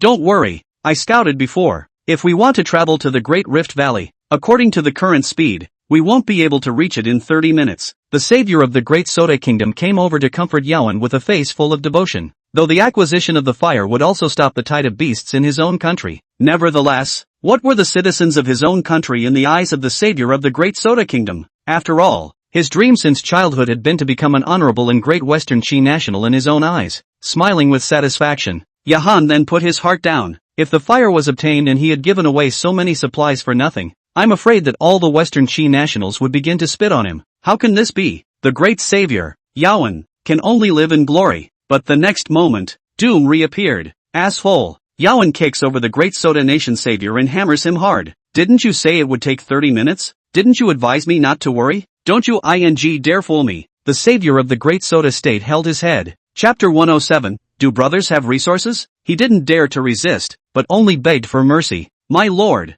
I really went to observe. My lord, don't fight. Spare me. I really don't know what's going on. How could Yaowen ignore him? His fists rained down on the savior of the Great Soda Kingdom, surprisingly killing him alive. Time returned to 2 minutes ago. Doomsday's voice clearly reached the Great Rift Valley. Shui Feng patiently listened to it and instantly froze. Is Doomsday turning the corner? Isn't this all kinds of good for itself? You immediately let the country to send people to the existence of magical beasts of various locations. I immediately take away the fire. These magical beasts will fall into a deep sleep. Everyone take the opportunity to kill them. Of course, magical beasts of the niche should be recycled. Do not keep their own. Turn it over to the country. The country needs these things, and some of the magical beasts are poisonous, so you kill them, notify the country to recycle. Look at the support from various netizens on the pop-ups. Chui Feng smiled, and after 2 seconds, the pop-up stopped. Finally, there was only one pop-up left. All the nationals of Daxia have been prepared. The special forces that will go abroad to destroy the demonic beasts can take off at any time. Just waiting for Chushin to obtain the fire. We will go back to destroy all the demonic beasts as soon as possible. Please take care of Chushin. The Daxia has raised its national army this time. Looking at the pop-up screen that was no longer refreshed, Chui Feng gathered his smile and his expression gradually became cruel. Since the magical beasts under the ice only had 30 minutes left to awaken, doesn't that mean that these magical beasts won't awaken in these 30 minutes? The biggest concern was gone, and every minute later was one more minute of suffering, so whoever dared to stand in their way would have to die. Breaking through the icicles with a roar, Chui Feng used all his strength to charge in the direction of the fire, and the few giant magical beasts hidden in the shadows were also startled. A magical beast with an image resembling the legendary chimera took the lead, and on the body of the lion, another bizarre snake grew. The snake's head gulped and shot straight at Chui Feng. The dragon soul halberd spat out a cold aura and chopped at the snake's head, immediately morphing and spreading all the way down the snake's body, finally coming to the chimera's main body and turning into a huge blood-colored flower. The other magical beasts roared as they watched the chimera being killed. It was a pity that they were too late to stop Chui Feng. Reach out and grab on. The fire was grasped in his hand. The movements of the magical beasts outside the Forbidden Land stopped, their souls temporarily deprived at that moment. So an interesting picture emerged at the border of Daxia. There were old people, children, and more still adults and youths. They were holding ladders, and their hands were even more varied, with saws and axes, and some even rushed out with kitchen knives. Slightly younger children who couldn't hold a knife were clutching a whetstone so that they could sharpen their weapons in place if they got dull. And rolling sand swept up on the distant horizon as a large truck raced across the mountains and sea. Countless people sat in their cars waiting in anticipation. It can be described as thousands of families going out and sharpening their knives for the wraith. And thus, there was the scene just now, where only the furious Yaoan was left. Protecting the kindling in his arms, Chui Feng picked himself up vertically, and in the next moment the remaining 7 magical beasts impacted on the icicle that originally contained the kindling, and the icicle instantly shattered. Their 8 magical beasts were originally sleeping under the ice as well, only because the warmth of the fire allowed them to wake up earlier. Now that they were going to take away the fire that they depended on, they naturally wouldn't agree, and with a violent roar, the 7 magical beasts stormed off. Under Chui Feng's landing point, 7 magical beasts opened their bloody mouths and waited for Chui Feng to fall. One of the magical beasts with a long tail stabbed at Chui Feng. The top of his head tilted and he managed to dodge it, only scratching his shoulder. Lin Frost, Hockey Puck, a huge ice ball appeared and ruthlessly smashed onto the heads of the 7 magical beasts, which were smashed to the point of dizziness. The dragon soul halberd stabbed straight down a magical beast was directly blown through and nailed to the ground. Chui Feng drew out his dragon soul halberd and drew a circle. The remaining 6 magical beasts were flung away. The healing ability was used, and the injuries on Chui Feng's arms were instantly healed. Like a peerless god of war, Chui Feng cloaked the 4 directions, and the remaining 6 magical beasts roared and charged up. Dragon soul halberd. The other side of the river. The dragon soul halberd transformed into a huge flower, and this move was exactly the same move that killed the first magical beast just now. Chui Feng also had an idea as a result. The 6 magical beasts crashed into each other, and were instantly riddled with holes, and the dragon soul halberd grew crazily, and in just one breath, the hearts of the 6 magical beasts were pierced. Looked back at the arm. The huge impact just now had caused his arms to lose consciousness. After all, it was the power of a magical beast, and even if it was strengthened, it was still too much worse. Chui Feng, are you alright? An anxious voice rang out. It was Lin Frost, looking at Chui Feng's injuries with extra worry. Don't worry, it won't take long. These magical beasts are about to awaken. Let's leave first. The healing ability kept recovering the arm injury. If it was a flesh wound it would have been cured a long time ago, but the current injury was to the bones, and if an examination could be done, it would be discovered that all the bones in Chui Feng's arm were covered in cracks. Treatment can definitely cure it, but it takes time. It can be hard to get up there on the smooth ice, but with Lin Frost's ice ability, none of this was difficult. A single ice step protruded from the smooth surface of the ice, not too large, but large enough to support the duo as they moved upward out of the Great Rift. Finally, with 10 minutes to go before the Wraith awoke, the duo finally came to the ground. That's when a pair of long, slender legs appeared in front of the duo. It's none other than Hathaway. What she had awakened was also a speed-type ability, but compared to Jahan's bug-like instantaneous movement, it was nothing. Why are you here? Did you get the fire? Shu Yifeng nodded. This point did not need to be hidden, nor could it be hidden. After all, the entire Great Rift Valley only needed Linfrost and the two of them. Seeing Shu Yifeng admit it, Hathaway didn't say anything. No matter what, Shu Yifeng could be said to have helped all the countries to solve the problem of the beast tide, and the reversal of the heavenly time would also be beneficial to the completion of the mission. Why are you the only one here? Where are the other saviors? Looking at the lone Hathaway, Shu Yifeng was a bit puzzled. According to his and Lin Frost's speed, everyone should have already arrived by this time. They're still on their way. I came here first because I'm faster. How many magical beasts are down there? Hearing Hathaway's reply, Lin Frost glanced at Shu Yifeng with some embarrassment. Why run over here? It's faster to make a sled and it would save more energy too. Shu Yifeng dragged his hands helplessly. There are countless magical beasts down there. Chapter 108. Hathaway frowned. How likely do you think we are to crush them? Did not speak. Shu Yifeng just shook his head. So many magical beasts, even if they stand still to let them fight at will. More than 100 exhausted people. Exhaustion they cannot finish. Hathaway's eyes darkened momentarily. Once they died in the Forbidden Land, their countries would also be implicated, and none of them would fare well according to Doomsday's bad character. In the distance, the hordes finally arrived. Shu Yifeng stood on a high slope and looked at the crowd. At this moment there were merely less than 120 saviors left alive. Gentlemen, I've already explored the Great Rift Valley. There are countless magical beasts sleeping inside. According to our strength, if we were on flat ground, we wouldn't even be able to stop a charge. Shu Yifeng's loud cry eclipsed many of the originally excited saviors. They had originally looked towards the fact that there were a large number of magical beasts this time, and it was a good time to brush up their completion points. But they didn't expect that the number of magical beasts exceeded the estimation, and what was originally a brush with points was now nothing more than sending them to their deaths. Shu Yifeng saw that some people were already starting to waver. Immediately stopped. I know this is a war without a chance to win, but we cannot give up. Once the beasts come to the flat ground, both physical strength and speed are not favorable to us, so it is pointless to escape. But fortunately, we still have a chance. We are to hold on, wait until our families, compatriots and all the Blusterians, kill the beasts outside the point. Then these beasts will no longer be a problem. We don't need to win, we just need to block this opening, not letting a single wraith out. As long as we can block them at the mouth, the only thing we need to face are those hundreds of wraiths in front of us. The saviors present all raised their confidence. Yes, the opening coming up from the Great Rift Valley was only so big. No matter how many more magical beasts there were, the only thing everyone really had to face were hundreds of magical beasts. That's a nice thing to say, but with just these people of ours, we can't hold them off at all. How can a bunch of exhausted guys have the strength to fight for a long time? Yaowen slowly walked over and said with a smug face, you just want to lull everyone to their deaths. Hey, I'm partial to not believing you this time, but I'm mastering instantaneous movement, and I'm in an undefeated position in my own right, said Yahan with a provocative face looking at Shu Yifeng, as if to say, I'll see what you do? Shu Yifeng smiled faintly, remembering those bridges in those Dragon Aotian cool texts. Maybe this is God's will and God is forcing me to show my unique charms. Ahan,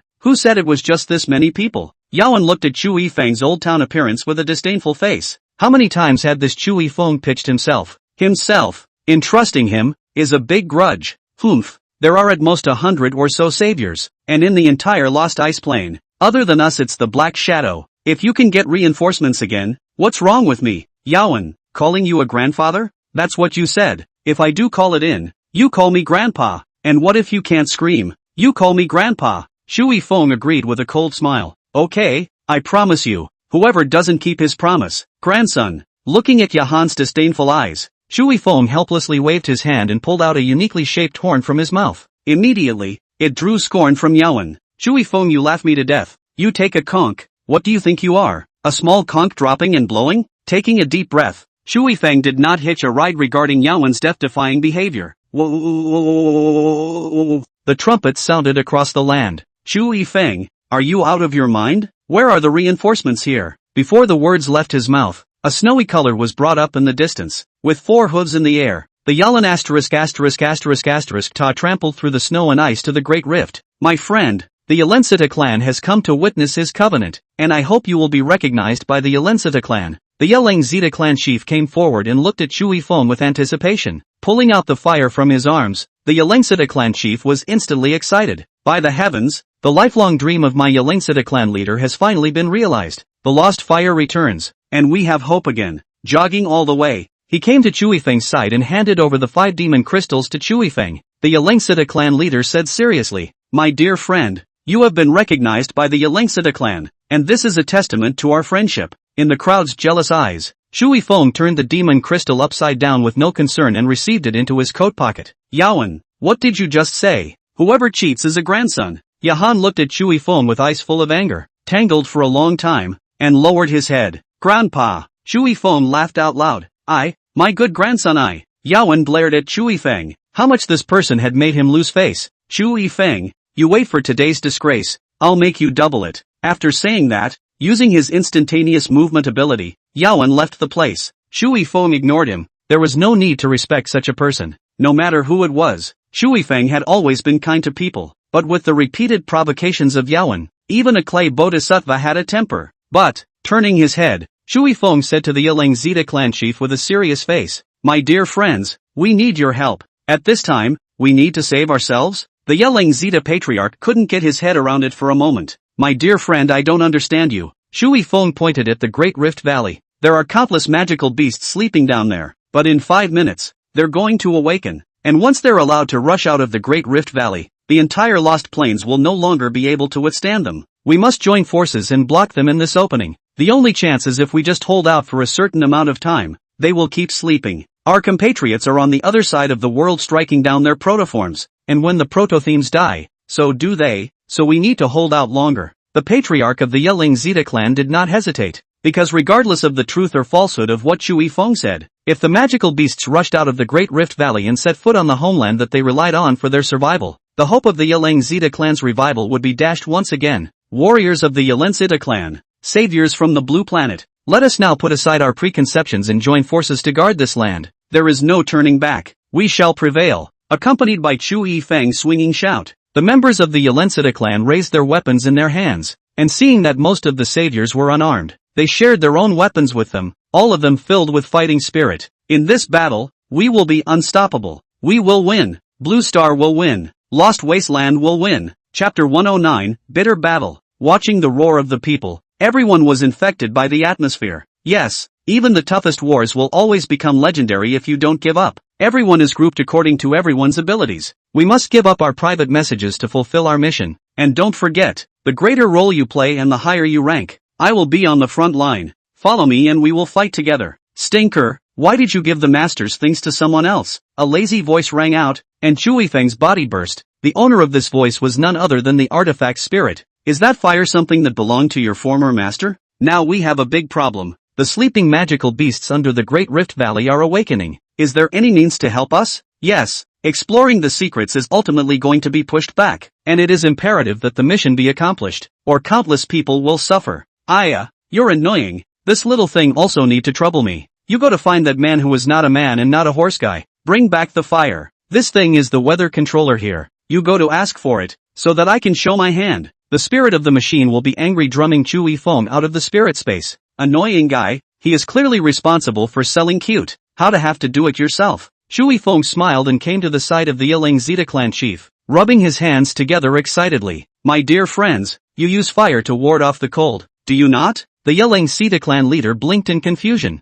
his mind spinning a bit, nodded. Yeah, right. Shui Feng was obviously very satisfied with this answer. Brother, I have an idea. You see, the fire can only dispel the severe cold in one area, but now I have a better way to dispel the severe cold in the entire lost continent. Suddenly, the air smelled of temptation. The Yelengsita clan leader couldn't help but be slightly moved. What does that mean? Shui Feng revealed his famous smile, like he had incarnated into a sincere deity. My dear friend, I have come to tell you that I have a solution now, but I need the fire in your hand. Will you see to it? The Yelengsita clan leader was a bit hesitant, although he was very moved, but the fire seed was after all about the fate of the entire race. The stakes are too high to be decided lightly. After thinking about it, the Yelengsita clan chief gritted his teeth and pulled out the fire from his arms, handing it to Shui Feng, his eyes full of struggles. Mr. Shu, our clan's hope has always rested on the fire seed. It's a big matter for us, but since you brought the fire seed back, we choose to trust you. I hope you won't let us down. This is our last hope. Receiving the fire, Shui Feng nodded fiercely, silently contacting the artifact spirit in his mind. It drifted out lazily, looking like it hadn't woken up. The artifact spirit waved its hand, and with a wave of its hand, the fire unexpectedly appeared within the artifact space. First, let's help the Yelengsita and improve their living environment with fire. Dacia people have always had an honest and promise-keeping style, and in ancient times a promise from Jibu was worth 1,000 gold. Stories such as these highlight the importance of integrity in the Dacia nation. Since the Yaling Sita had repaid their trust, they must not fail them. The vessel spirit grasped the fire in its hands and squeezed and kneaded it into the shape of a bun. It then swallowed it in one bite. What are you doing? Isn't this the controller that controls the weather? Why are you eating it? Are you a glutton for punishment? As if the artifact spirit had been revealed to his heart, he suddenly made a scene and turned red. Pulling out a ball of light from his arms, he ruthlessly smashed it on Shuifeng's head. Just the ball of light came into contact and was integrated into the body in just an instant. The vessel spirit said with a puff of anger, "Isn't it just a broken ball of light? A little bit of energy. Look at you being stingy. Isn't it just changing the weather here? I can do it too. Get lost. After another 10 minutes or so, the weather will change for the better. That ball you can move the power if you want him to." As soon as the words fell, Shuifeng was thrown out of the artifact spirit space. Just sense the weather outside. Unexpected and reasonable. There was a slight warmth to the air. "My friend, it won't be long before it becomes a warm day here." The yelling Sita clan leader also felt the warmth in the air and looked into the distance expectantly. "How many years from now, this place will be a spring bloom? I only heard about it from my elders before, but I don't know if I have the chance to be able to see it yet." Chui Feng patted the Yeleng Zeta clan chief's shoulder. "It will. The good life always comes.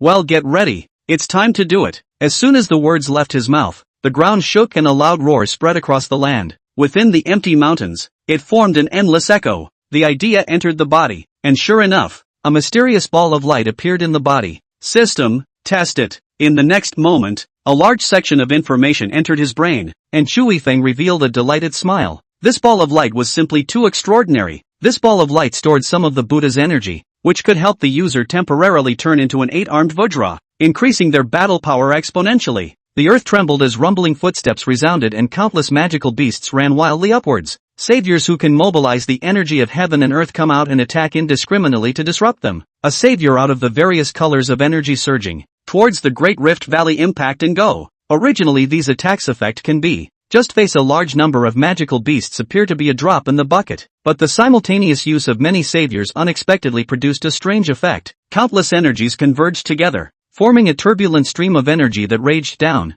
The magical beasts just sensed the approaching threat, but their low-level intelligence was not enough to help them judge the situation, so countless magical beasts made energy attacks from afar. And the magical beasts that were able to use energy attacks were the best of the magical beasts. So, when the two energies came together, a huge explosion swept through everything around them. The wraiths rushing at the front sensed something was wrong and wanted to stop to get away from the disaster, but the smooth ice apparently didn't give a chance. Slipping helplessly, and instead of dropping in speed, he fell to the ground, and the wraith behind him couldn't break his foot and stepped right on it. So none of the magical beasts in the first row died horribly at the feet of their companions. Then came the big explosion, and the earth began to shake as if there was a giant dragon turning over in the ground. The saviors and the warriors of the Yelengsita clan fell down, and it was for this reason that they managed to escape the danger of the aftermath of the explosion, as countless pieces of ice were sent up into the sky by the impact of the explosion, accompanied by the remnants of countless demonic beasts' limbs as well. The distant hillside was struck by ice, raising a high sheet of ice and snow, and when it slowly cleared, all was calm. Chapter 111, Bitter Battle. The original hillside had disappeared. The battle seems to be exceptional. Well done, brothers. Turning back, I was just about to compliment the saviors. The words came to a halt but stopped as the 30 or so saviors lay in the snow, their furrowed brows clearly in great pain at the moment. Tavoff walked over and patted Chui Feng's shoulder. The explosion just now also pulled away the energy in their bodies, and now they're all out of energy and passed out. So it's up to us next. The rest of the saviors came forward and picked up the unconscious saviors and placed them under a sheltered hillside. At this moment, the sound of footsteps resounded once again, and it was clear that despite the impressive effect of the explosion just now, the swarm of magical beasts was simply too much. Warriors of the Yelengsita clan, raise your bows and arrows and silence them. Toga Wafer drew his heavy sword and bellowed, "Frontal combatants, follow me to the top." The Speed brothers take the opportunity to fill in and look for opportunities. Hurry! Shui Feng had already disappeared at this moment. He had already stood at the only mouth of the Great Rift Valley. The Dragon Soul halberd exuded great power. With just one strike, it sent the demonic beasts that rushed at the very front flying, crashing into the other demonic beasts behind them. Despite the large number of demonic beasts, the narrow entrance to the Great Rift Valley could only accommodate less than 60 of them at the most. Shui Feng as well as Tuafu like a god of war dead blocking the narrow exit of the Great Rift Valley. Other saviors also show their abilities. It actually blocked the attack of the magical beasts. Picking himself up high, he dodged the charging demonic beast, and then the dragon soul halberd turned into a sledgehammer, smashing the demonic beast into mush. The magical beasts in the back roared repeatedly, but they were squeezed so much that they couldn't move forward. Because of the change in the time of day, the huge gusts of wind, even the magical beasts received an impact. A group of magical beasts stood out with a roar, and majestic energy tilted out, and as a result, because the magical beasts were too tall, all of them were actually bombarded on the magical beasts in the front row, without thinking that there would be an attack from the rear. The front row of magical beasts were caught off guard and suffered heavy losses. The saviors took advantage of the situation and took the life of a wraith. With a loud and clear roar, the magical beasts that were attacking from long range stopped, as if they were greeting their king, and surprisingly made way. At the end of the road between them, a huge magical beast walked slowly, and the huge sense of oppression made people unable to breathe. Seeing this, Shui Feng gritted his teeth. Tavav, I'll leave it to you here. I'll take care of it. Tavav nodded and stepped forward once more. At the very top of the line, taking on the pressure of the entire line, Shui Feng slowly stepped forward, and that king of magical beasts lowered its head as it looked at this tiny being in front of it. With a roar, several magical beasts rushed out to tear Shui Feng into pieces. The dragon soul halberd swung and killed several of the demonic beasts in front of him one by one. Shui Feng ignored his arm injury and raised the dragon soul halberd to point at the king of the demonic beasts. Looking at this tiny being that actually had good battle power, the eyes of the king of demonic beasts narrowed slightly, and at this moment, it was surprisingly interested in this tiny being. With a roar, the magical beasts behind them came out in a line, bypassing the king of magical beasts and Shui Feng, and ran towards the other saviors. However, the originally narrow exit of the Great Rift Valley, after such an extra piece of blank space, the speed of the magical beasts rushing out slowed down. Even without the support of Shui Feng was able to support it. Without hesitation, Shui Feng shot out explosively, turning into a residual shadow and running towards the king of demonic beasts. Just as it was about to approach, Shui Feng immediately urged the light mass inside his body. The light mass received the call and turned into a golden stream flowing all over Shui Feng's body. Drop! Detecting a large amount of risk in the host's body, with the risk of self-explosion, this system will automatically turn on the reward, the recognition of the Yeling Sita clan, and all of the boosted attributes will be used for physical body strengthening. Dripping. The system is monitoring the host's body for collapse characteristics, activating the emergency aid function. Will use backup energy for flesh strengthening. The system is running low on energy and is about to shut down for energy recovery. May the host be safe, accompanied by a series of words. Shui Feng could feel his body filled with power. Come, today I'll show you what strength means. Ability activation, Buddha's power. As for why he said that, of course it was to find a reason for himself. After all, if he got such a big change for no reason, it was bound to cause suspicion, and the ability was the best explanation. He was lucky to get such a powerful ability. Who could blame him? Anyway, after he got out of the Forbidden Land, he would disappear, and wouldn't be cared about too much. The power of the Buddha spread throughout his body, and 6 brand new arms grew out of Shui Feng's body, and his entire body grew in size. The body shone with golden light. The king of wraiths realized that something was wrong. This huge energy was also a huge threat to him. However, it was already too late. Dropping his guard and letting Shui Feng get too close, not to eat some bitterness which could be so easy to go, the dragon soul halberd struck the demon beast king's body, erupting with an ear-piercing ringing sound, and the demon beast king's scales and armor splashed with fire. It was actually forced to take 2 steps back. The tail behind him took advantage of the opportunity to fling and heavily hit Shui Feng's body, but the huge defense brought by the Vajra's body could not be breached so easily. Taking advantage of this opportunity, Shui Feng changed his dragon soul halberd into a Zen staff, and the power of the Buddha completely erupted. Seeing the iron staff inserted into the ground,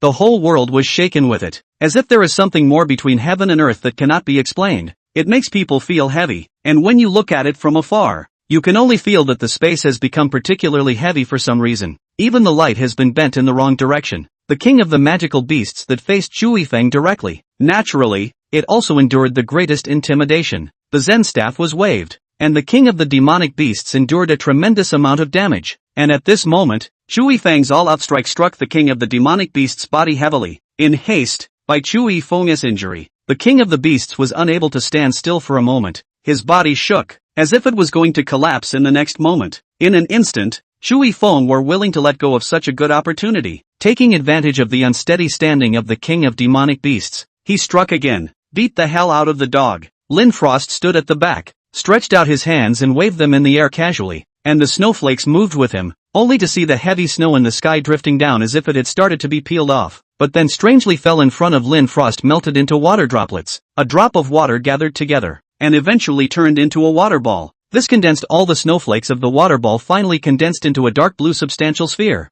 Does not look big, but the cold air on it is compelling. Just by making it, Lin Frost was a bit unsteady, his body a bit shaky. Chapter 112, Demons. But she gritted her teeth, held on, and threw the ice ball towards the King of Wraiths. A magical beast jumped out from the side, wanting to block this blow, but just after touching the ice ball, its whole body froze and stiffened, and it actually collapsed into blood-colored ice shards. Unfortunately, with this Wraith's block, the speed of the ice ball finally filled up by 1 point, and the King of Wraiths stabilized his stance and looked to dodge the blow, but his tail wasn't so lucky. The ice ball exploded. The king of the magical beasts let out a wail. His tail after the ice ball exploded, spreading out countless ice surprisingly as a sign of freezing. Swinging his claws and chopping his tail off, the King of Wraiths stormed off, originally holding a mentality full of catching rats. I didn't expect it to be because of the sneak attack of this group of despicable humans. I can't believe I'm still in this mess, and I've lost my tail. The king of the magical beasts angrily ran towards Lin Frost, but how could Chewy Foam let him have his way? Taking advantage of the distraction of the king of the demon beasts, he held his Zen staff and slammed into the king of the demon beasts. At this time he found that the face of the king of the magical beasts actually showed a humanized expression.